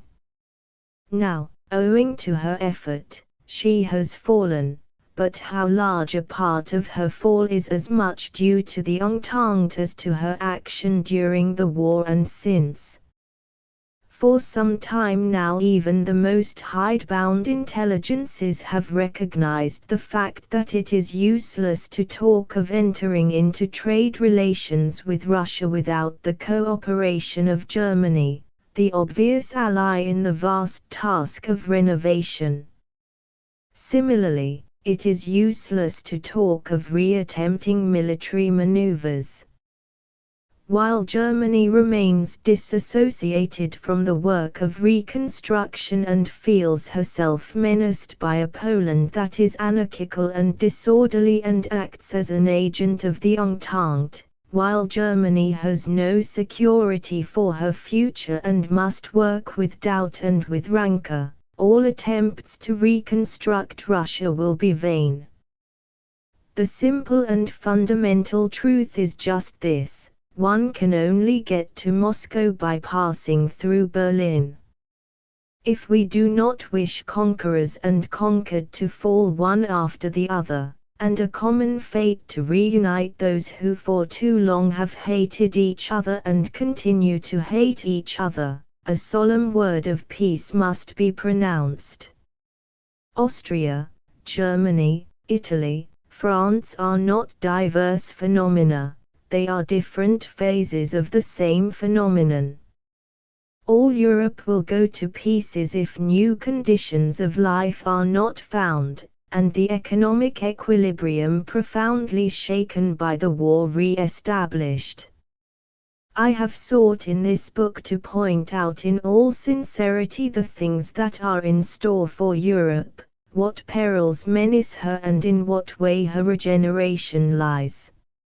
In my political career I have found many bitternesses, but the campaign waged against me has not disturbed me at all. I know that wisdom and life are indivisible, and I have no need to modify anything of what I have done, neither in my propaganda nor in my attempt at human regeneration, convinced as I am that I am serving both the cause of my country and the cause of civilization. Blame and praise do not disturb me, and the agitations promoted in the heart of my country will not modify in any way my conviction. On the contrary, they will only reinforce my will to follow in my own way. Truth, be it only slowly, makes its way. Though now the clouds are blackest, they will shortly disappear.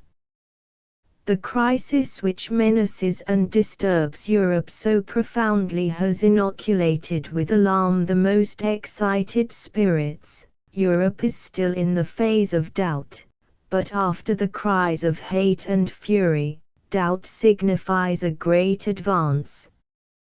From doubt the truth may come forth.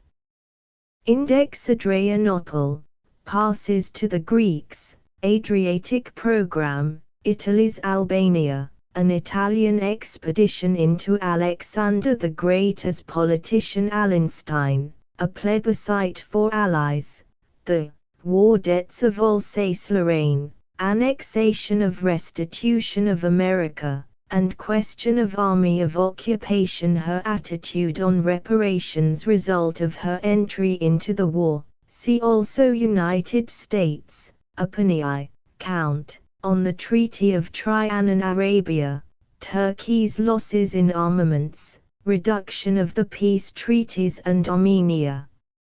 Movement for liberation of Armenian Republic, the armistice terms, summary of 3 words change tenor of army of occupation, the Asia Minor, the Entente powers and Turkey's losses in Australasia, British possessions in Australia as part of British dominions Austria, financial position of, loses access to the sea Austria-Hungary, and the Versailles Treaty civilizing influence of pre-war army of result of Treaty of Saint-Germain Germany en les states of, before the war victories of Austrian army.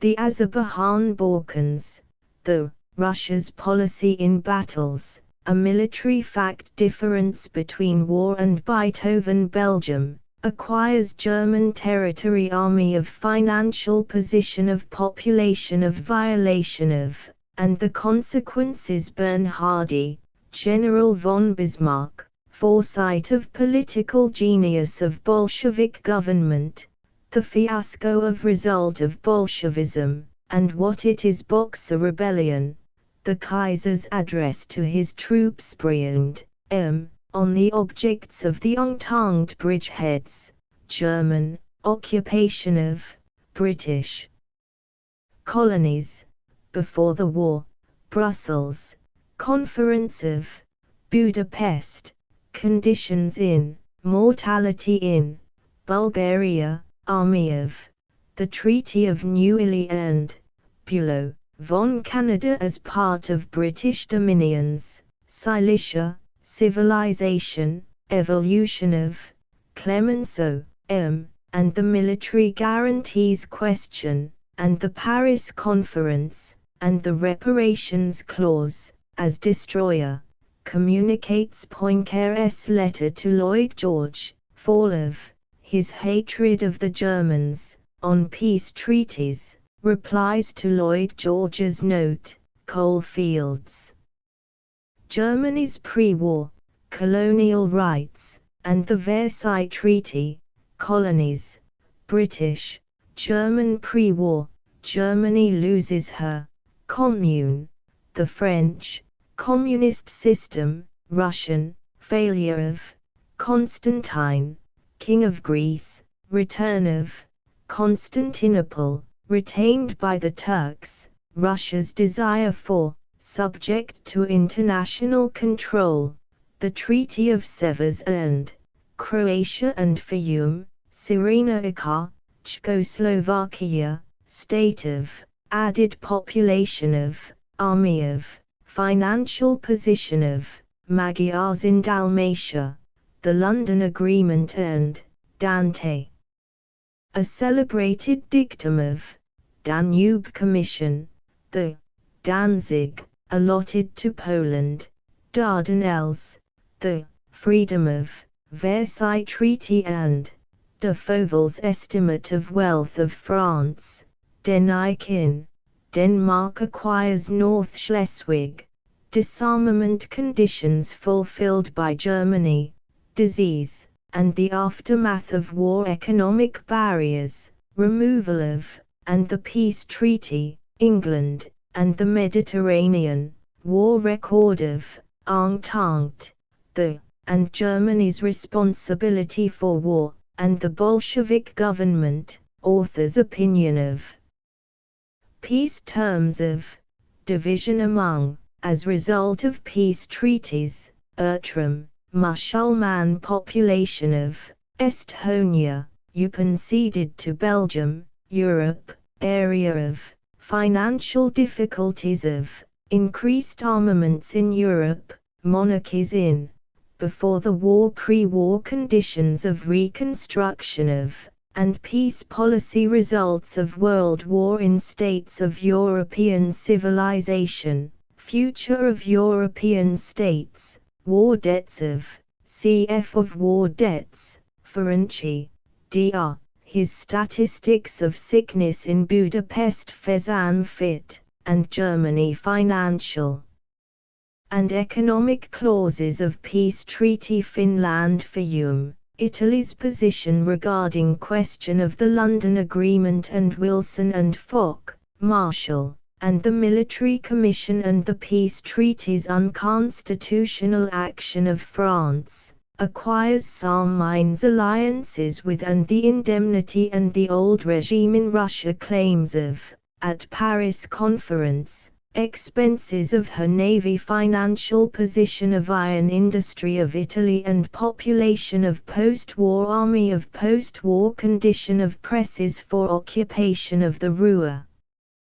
Pre-war status of private wealth of, before the war purport of her action in the conference recognizes government of Wrangel safety of, and military guarantees the political class in treaties with US and Great Britain war record of Franco-Prussian War, the indemnity demanded by victors unjust terms of Prussia-Frankfurt, Treaty of, compared with Versailles Treaty Frederick the Great, political genius of freedom of the seas, the peace treaties and French-American Treaty, the French-English Treaty, the French territories, liberation frontiers, changed condition of George Lloyd, a memorandum for peace conference, a truism of and question of military guarantees and reparations question and Russia and the Paris conference and the proposed trial of the Kaiser denounces economic manifesto difficult position of, at Paris conference on Poland's claim to Upper Silesia proposes Germany's admission to League of Nations Georgia. In Bolshevik hands Italy prepares a military expedition to German army reduced by peace terms delegates and the Paris conference German Austria, army of loses access to the sea plight of Germany, a country of surprises a war of reconquest by impossible accepts armistice terms Allies demands for indemnities and America's entry into the war and her indemnity and reconstruction of Russia and the political sense annual capitalization of commerce of before the war cost of army of occupation to effect of peace treaty on effect of President Wilson's messages on financial position of her indemnity increased her pre-war colonies her responsibility for the war how she can pay indemnity imports and exports of is she able to pay indemnity asked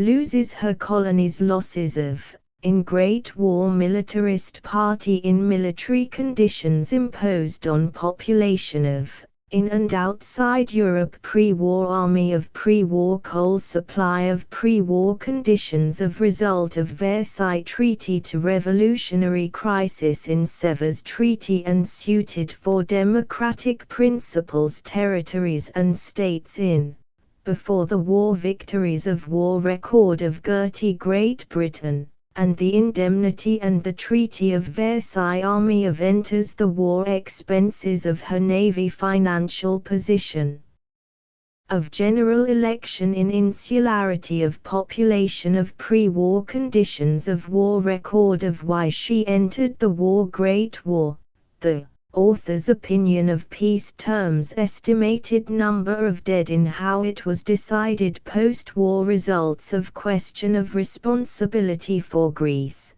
acquires Bulgarian territory army of financial position of her gains by Sevres Treaty her illusion of conquering Turkish resistance her policy of greed the Entente and Hegel, and Germany, Helfferich, and the capitalization of Germany.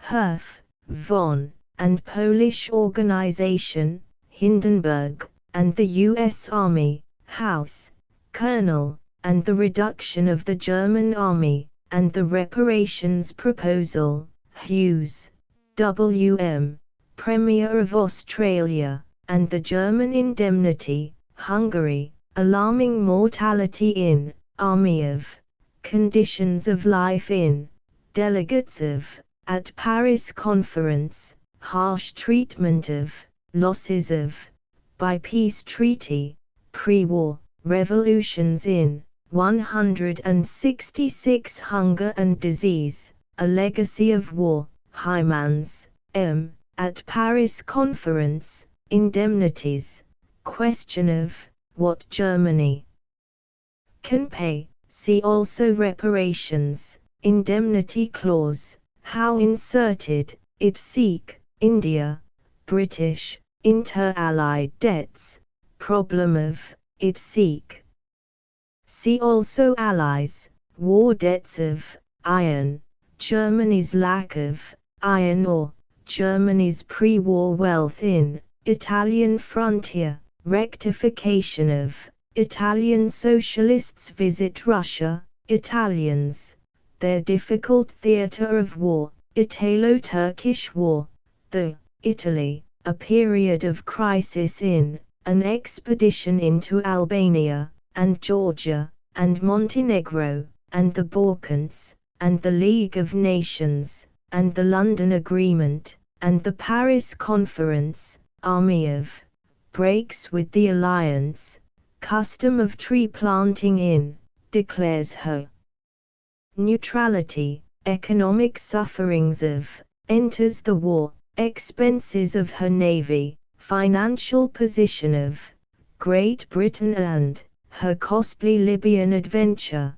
her freedom from revolutions, in the Triple Alliance, ministerial crisis in, population of, pre-war status of, stands apart from conference, suffers from situation in Russia territories annexed to, the Adriatic problem, the question of Fiume, votes for recognition of the Soviet, why she entered the war, Japan, expenses of her navy, Jews, Polish, Judinik, General, Yugoslavia, acquires Bulgarian territory, army of, financial position of, Magyars in, Julius Caesar as politician, Kant, Emanuel Kautsky, published documents of Keynes, John Maynard, and inter-allied debts and the Paris Conference author's admiration for represents English Treasury at Paris Conference the indemnity question and true forecasts of Klaus-Jan Firth,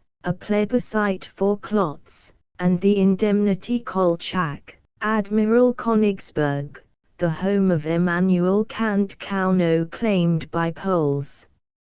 Labour and the War Lansing, Robert, and the Paris Conference law, Bona, and question of military guarantees and reparations and the Indemnity League of Nations, a suggested revision of treaties by and Danzig and the participation of the vanquished as trustee of Sarmine's Covenant of Foundation of, and its objects Germany debarred from its capabilities and mistakes modification of two clauses of its constitution needed powers of Wilson in a difficult situation Lettonia-Libyan adventure.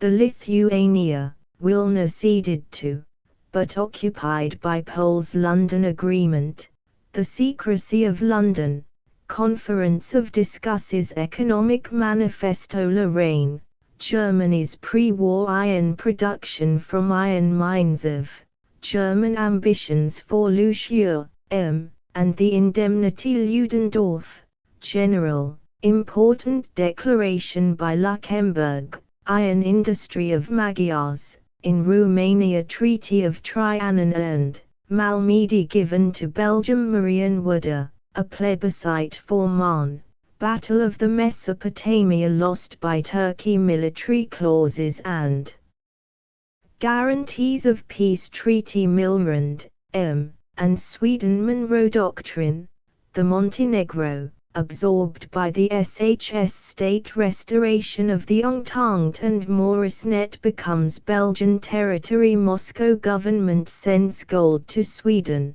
French action Musulman population of pre-war Turkey Napoleon I as politician his three great errors Napoleon III nationalism, and what it implies naval armaments, the race for New Italy, the Treaty of New Zealand, Britain's share of Nicholas II, his proclamation regarding Poland.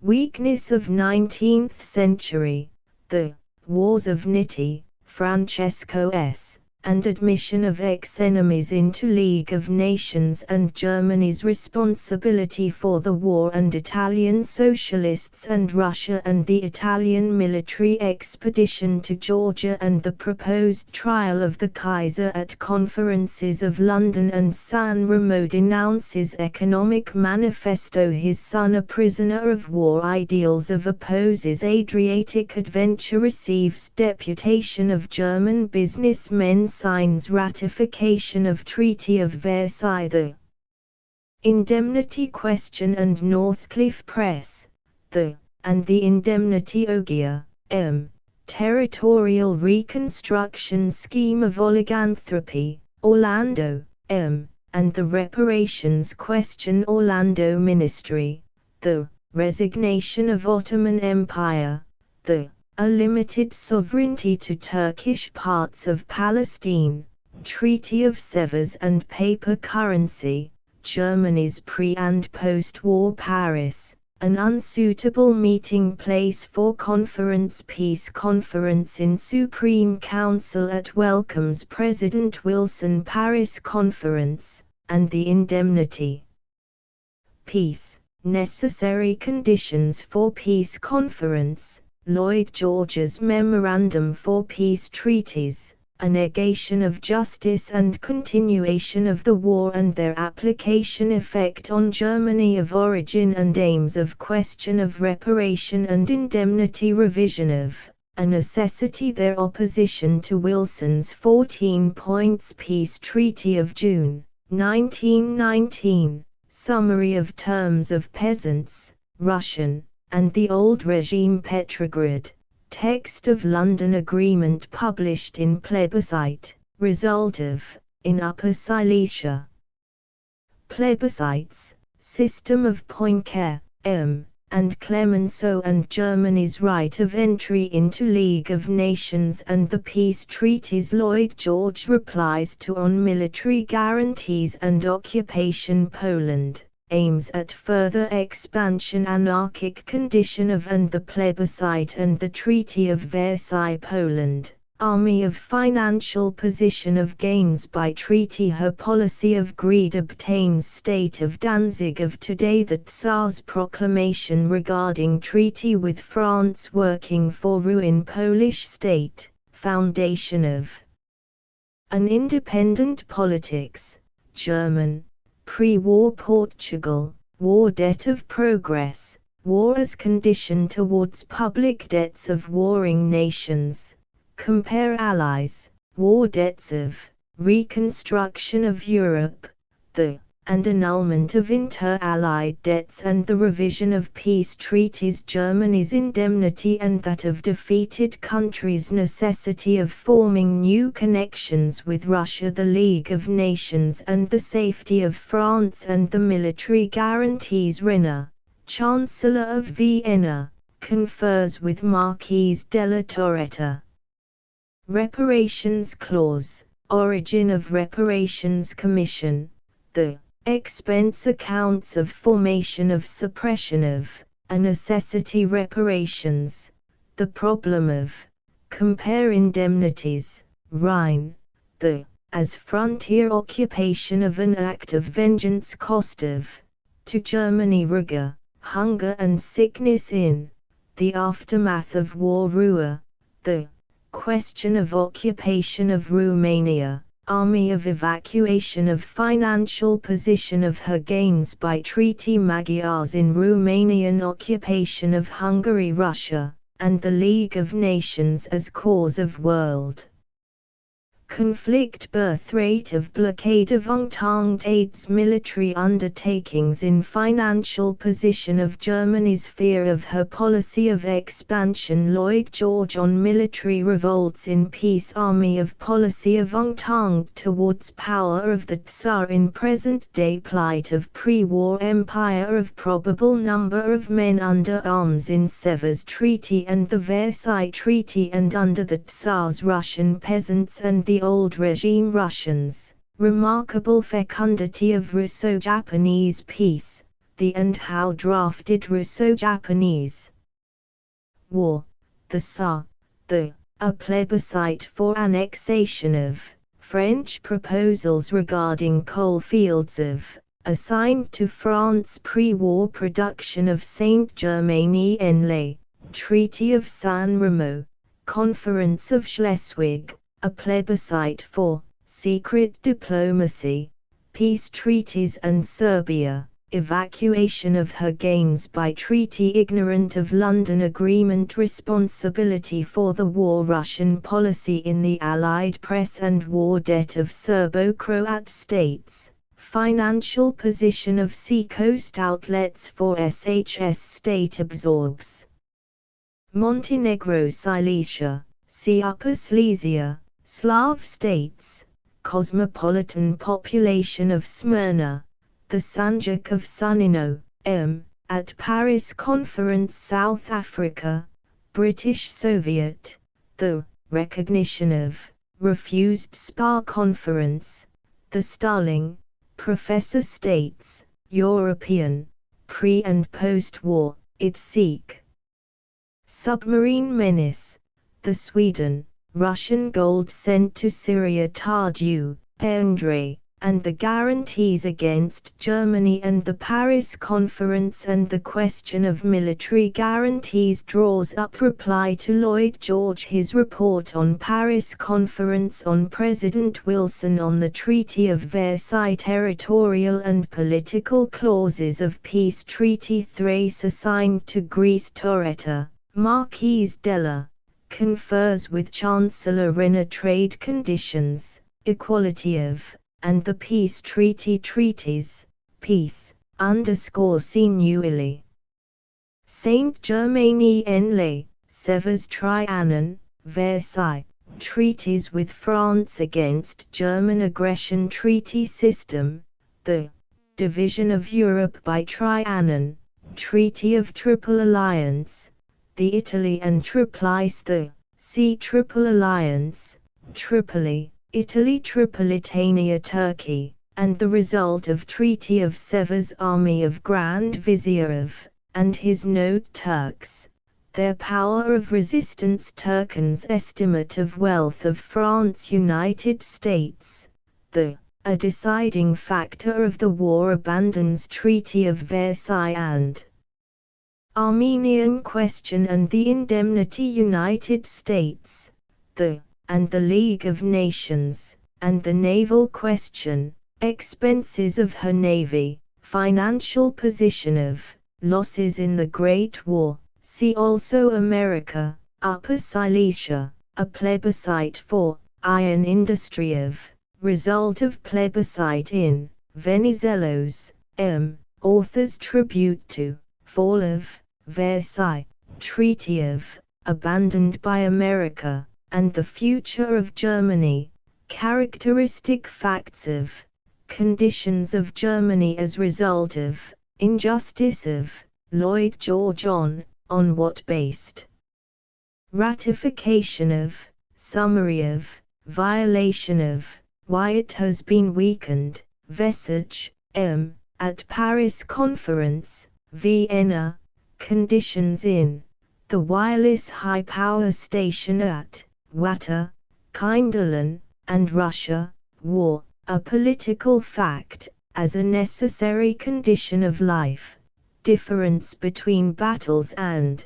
legitimacy of, the aftermath of, the nature of, war debts, a menace to financial stability, war debts of the Allies, compare inter-Allied debts, warfare, modern, what it means, wars of the last 3 centuries, the wealth, influence of, on life and happiness, William II, and his responsibility for the war, as Miles Driosus, author's aversion to, frenzied oratory of, proposed trial of, Wilna ceded to Lithuania, but occupied by Poles, Wilson, President, and Armenia and Fiume, and military guarantees, and the League of Nations, demonstrations against, in Italy, his 14 points, compared with Treaty of Versailles,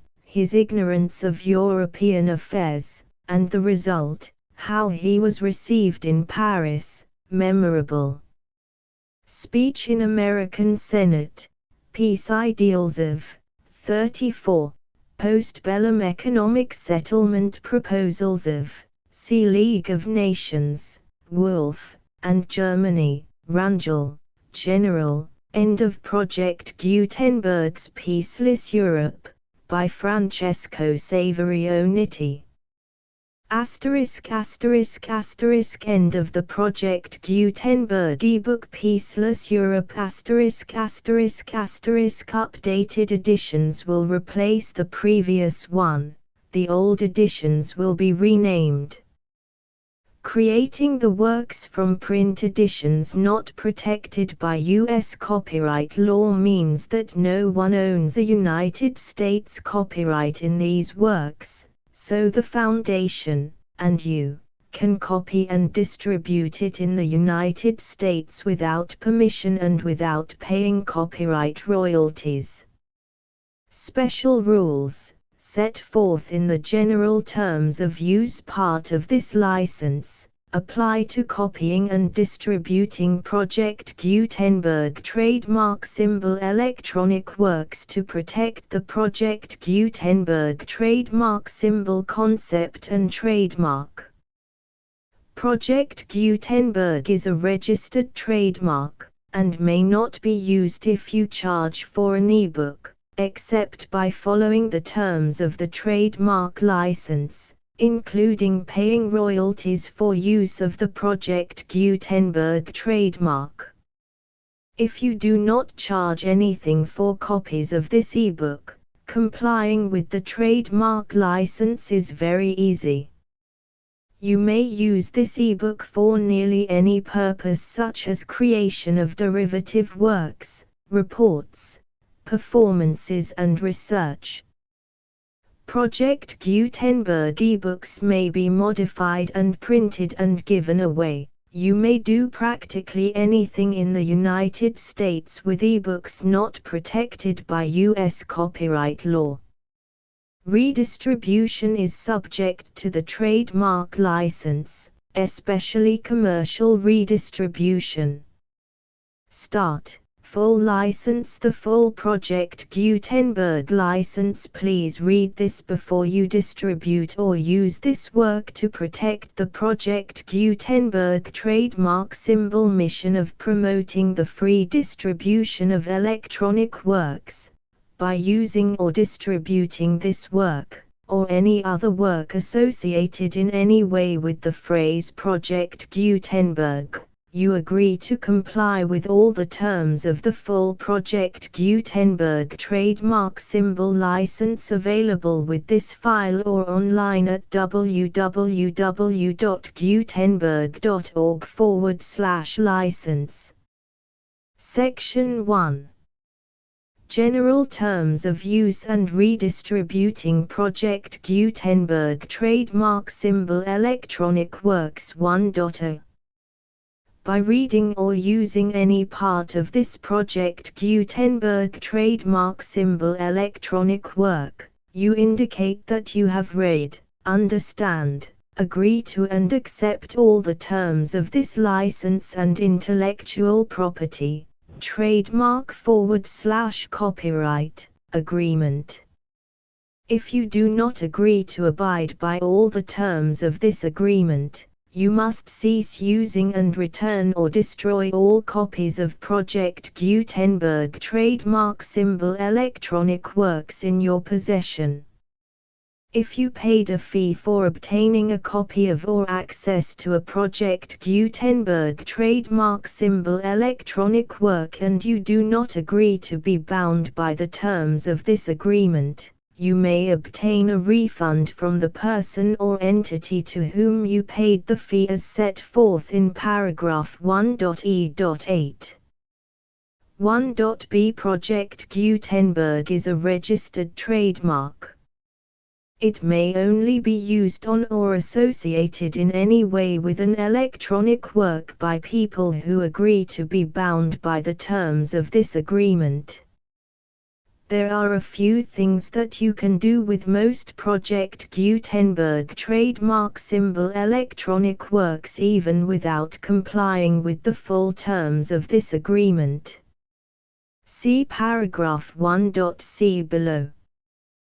There are a lot of things you can do with Project Gutenberg trademark symbol electronic works if you follow the terms of this agreement and help preserve free future access to Project Gutenberg trademark symbol electronic works. See paragraph 1.e below. 1.c. The Project Gutenberg Literary Archive Foundation, the Foundation or PGLAF, owns a compilation copyright in the collection of Project Gutenberg trademark symbol electronic works. Nearly all the individual works in the collection are in the public domain in the United States. If an individual work is unprotected by copyright law in the United States and you are located in the United States, we do not claim a right to prevent you from copying, distributing, performing, displaying or creating derivative works based on the work as long as all references to Project Gutenberg are removed. Of course, we hope that you will support the Project Gutenberg trademark symbol mission of promoting free access to electronic works by freely sharing Project Gutenberg trademark symbol works in compliance with the terms of this agreement for keeping the Project Gutenberg trademark symbol name associated with the work. You can easily comply with the terms of this agreement by keeping this work in the same format with its attached full Project Gutenberg trademark symbol license when you share it without charge with others. 1.d. The copyright laws of the place where you are located also govern what you can do with this work. Copyright laws in most countries are in a constant state of change. If you are outside the United States, Check the laws of your country in addition to the terms of this agreement before downloading, copying, displaying, performing, distributing or creating derivative works based on this work or any other Project Gutenberg trademark symbol work. The Foundation makes no representations concerning the copyright status of any work in any country other than the United States. 1.e Unless you have removed all references to Project Gutenberg, 1.e.1.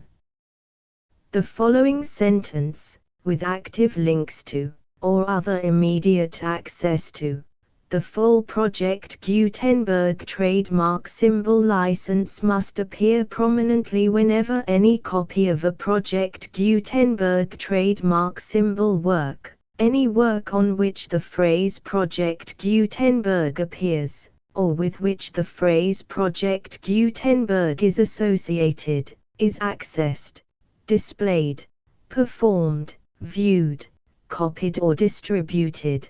This ebook is for the use of anyone anywhere in the United States and most other parts of the world at no cost and with almost no restrictions whatsoever. You may copy it, give it away or reuse it under the terms of the Project Gutenberg license included with this ebook or online at www.gutenberg.org. If you are not located in the United States, you will have to check the laws of the country where you are located before using this ebook. 1.e.2. If an individual Project Gutenberg trademark symbol electronic work is derived from texts not protected by U.S. copyright law, does not contain a notice indicating that it is posted with permission of the copyright holder, the work can be copied and distributed to anyone in the United States without paying any fees or charges. If you are redistributing or providing access to a work with the phrase Project Gutenberg associated with or appearing on the work, you must comply either with the requirements of paragraphs 1.e.1 through 1.e.7 or obtain permission for the use of the work and the Project Gutenberg trademark symbol trademark as set forth in paragraphs 1.e.8 or 1.e.9. 1.e.3. If an individual Project Gutenberg trademark symbol electronic work is posted with the permission of the copyright holder, your use and distribution must comply with both paragraphs 1.e.1 through 1.e.7 and any additional terms imposed by the copyright holder. Additional terms will be linked to the Project Gutenberg trademark symbol license for all works posted with the permission of the copyright holder found at the beginning of this work. 1.e.4. Do not unlink or detach or remove the full Project Gutenberg trademark symbol license terms from this work, or any files containing a part of this work or any other work associated with Project Gutenberg trademark symbol. 1.e.5. Do not copy, display, perform, distribute or redistribute this electronic work, or any part of this electronic work, without prominently displaying the sentence set forth in paragraph 1.e.1 with active links or immediate access to the full terms of the Project Gutenberg trademark symbol license. 1.e.6. You may convert to and distribute this work in any binary, compressed, marked up, non-proprietary or proprietary form, including any word processing or hypertext form. However, If you provide access to or distribute copies of a Project Gutenberg trademark symbol work in a format other than plain vanilla ASCII or other format used in the official version posted on the official Project Gutenberg trademark symbol website, www.gutenberg.org, you must, at no additional cost, fee or expense to the user, provide a copy, a means of exporting a copy, or a means of obtaining a copy upon request, of the work in its original plain vanilla ASCII or other form. Any alternate format must include the full Project Gutenberg trademark symbol license as specified in paragraph 1.e.1. 1.e.7. Do not charge a fee for access to, viewing, displaying, performing, copying or distributing any Project Gutenberg trademark symbol works unless you comply with paragraph 1.e.8 or 1.e.9. 1.e.8. You may charge a reasonable fee for copies of or providing access to or distributing Project Gutenberg trademark symbol electronic works provided that you pay a royalty fee of 20% of the gross profits you derive from the use of Project Gutenberg trademark symbol works calculated using the method you already use to calculate your applicable taxes. The fee is owed to the owner of the Project Gutenberg trademark symbol trademark, but he has agreed to donate royalties under this paragraph to the Project Gutenberg Literary Archive Foundation. Royalty payments must be paid within 60 days following each date on which you prepare, or are legally required to prepare, your periodic tax returns. Royalty payments should be clearly marked as such and sent to the Project Gutenberg Literary Archive Foundation at the address specified in Section 4, Information about donations to the Project Gutenberg Literary Archive Foundation. You provide a full refund of any money paid by a user who notifies you in writing, or by email, within 30 days of receipt that he does not agree to the terms of the full Project Gutenberg trademark symbol license. You must require such a user to return or destroy all copies of the works possessed in a physical medium and discontinue all use of and all access to other copies of Project Gutenberg trademark symbol works. You provide, in accordance with paragraph 1.f.3, a full refund of any money paid for a work or a replacement copy, if a defect in the electronic work is discovered and reported to you within 90 days of receipt of the work. You comply with all other terms of this agreement for free distribution of Project Gutenberg trademark symbol works. 1.e.9. If you wish to charge a fee or distribute a Project Gutenberg trademark symbol electronic work or group of works on different terms than are set forth in this agreement, you must obtain permission in writing from the Project Gutenberg Literary Archive Foundation, the manager of the Project Gutenberg trademark symbol trademark. Contact the Foundation as set forth in Section 3 below. 1.f1.f.1. Project Gutenberg volunteers and employees expend considerable effort to identify, do copyright research on, transcribe and proofread works not protected by U.S. copyright law in creating the Project Gutenberg trademark symbol collection. Despite these efforts, Project Gutenberg trademark symbol electronic works, and the medium on which they may be stored, may contain defects such as, but not limited to, incomplete, inaccurate or corrupt data, transcription errors, a copyright or other intellectual property infringement, a defective or damaged disk or other medium, a computer virus, or computer codes that damage or cannot be read by your equipment. 1.f.2 Limited warranty. Disclaimer of damages, except for the right of replacement or refund described in paragraph 1.f.3.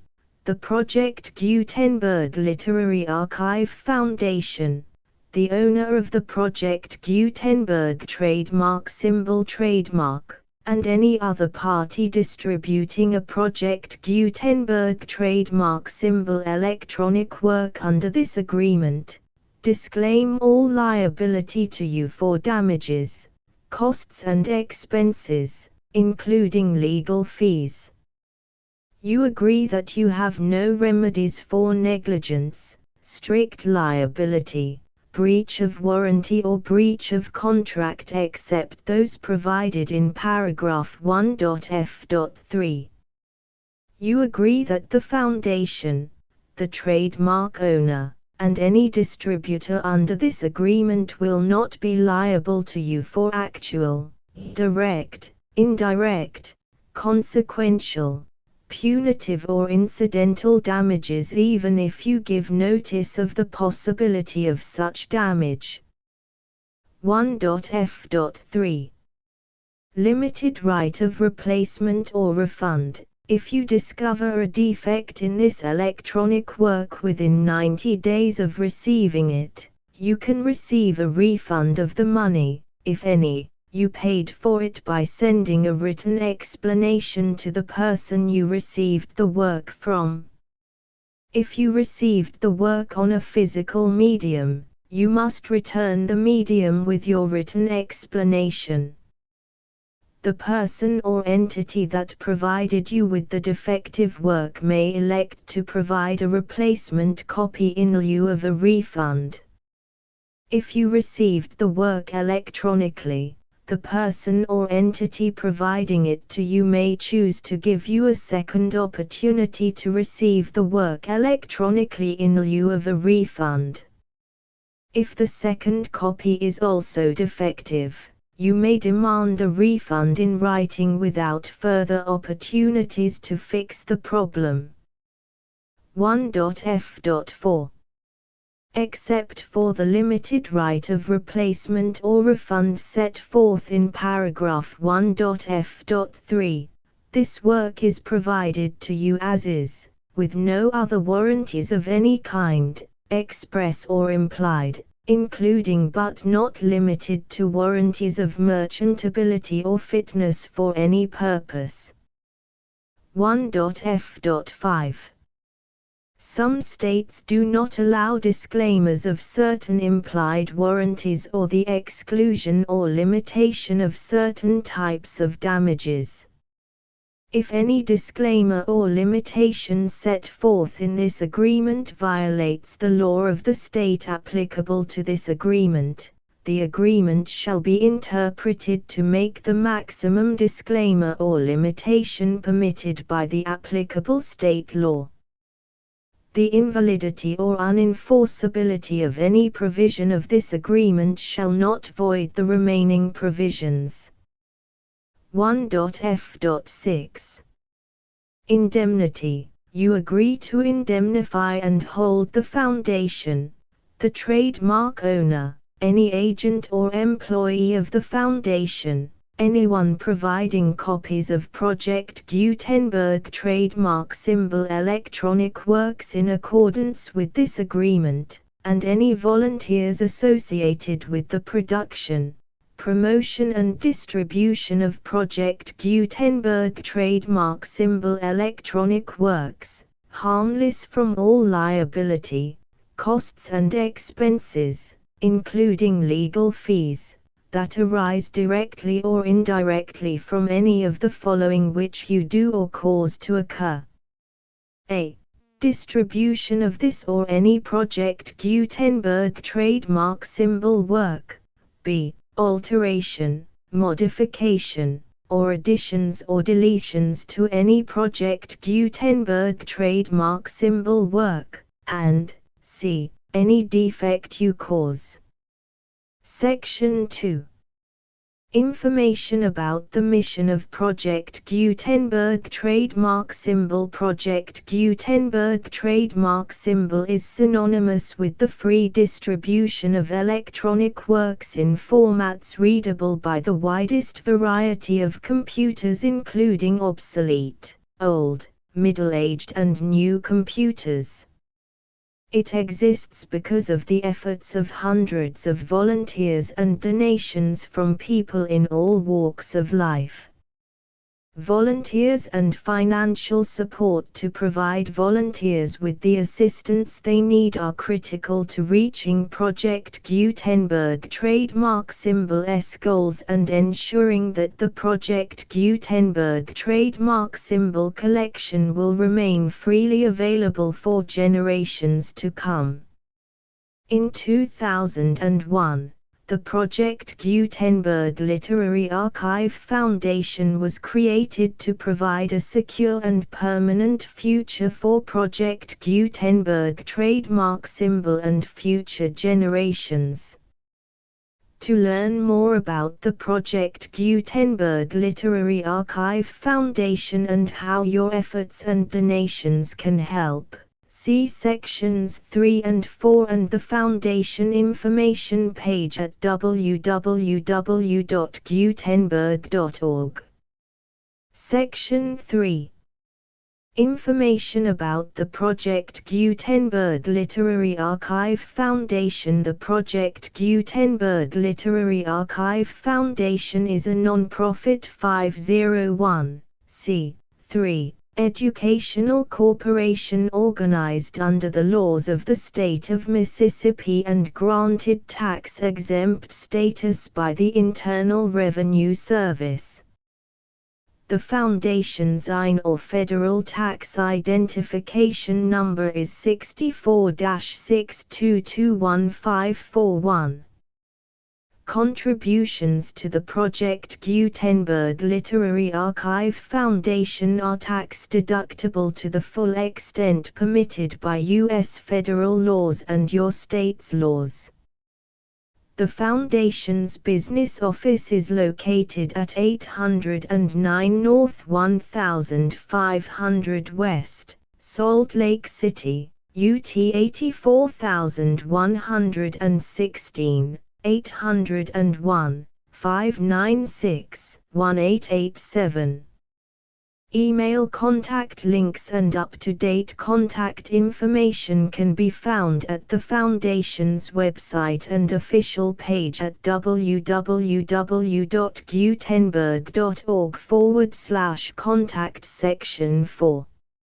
Information about donations to the Project Gutenberg Literary Archive Foundation. Project Gutenberg trademark symbol depends upon and cannot survive without widespread public support and donations to carry out its mission of increasing the number of public domain and licensed works that can be freely distributed in machine-readable form accessible by the widest array of equipment, including outdated equipment.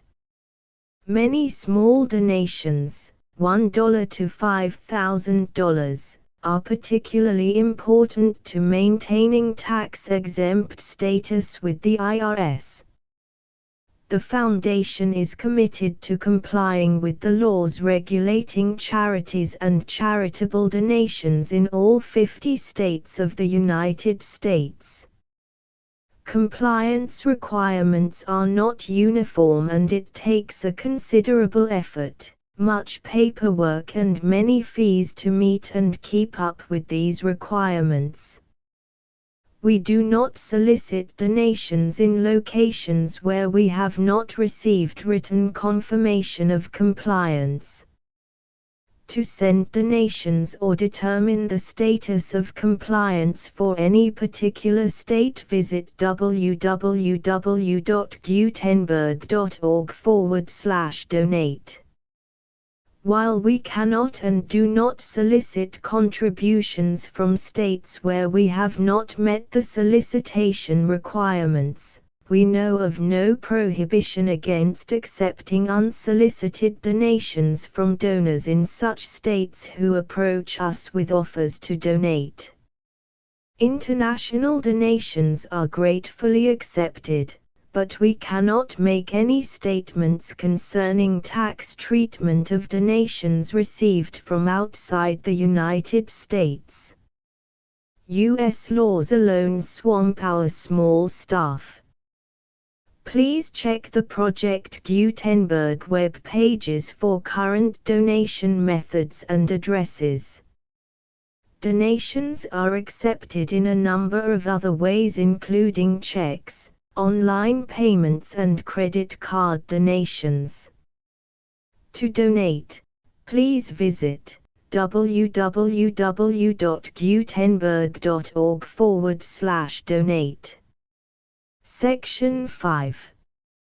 General information about Project Gutenberg trademark symbol Electronic Works. Professor Michael S. Hart was the originator of the Project Gutenberg trademark symbol concept of a library of electronic works that could be freely shared with anyone.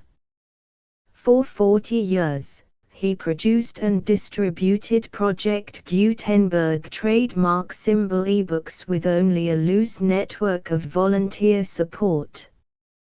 Project Gutenberg trademark symbol ebooks are often created from several printed editions, all of which are confirmed as not protected by copyright in the US unless a copyright notice is included. Thus, we do not necessarily keep ebooks in compliance with any particular paper edition. Most people start at our website, which has the main PG search facility, www.gutenberg.org. This website includes information about Project Gutenberg trademark symbol, including how to make donations to the Project Gutenberg Literary Archive Foundation, how to help produce our new ebooks, and how to subscribe to our email newsletter to hear about new ebooks. Peaceless Europe. Preface. Contents. 1. Europe without peace. I. Territorial and political clauses. 2. Military clauses and guarantees. 3. Financial and economic clauses. 324 v. 61. The League of Nations and the participation of the vanquished. 2. The revision of the treaties. 4. Regulating inter-allied debts, Germany's indemnity and that of the defeated countries. 5. Forming new connections with Russia. Index. The full Project Gutenberg license,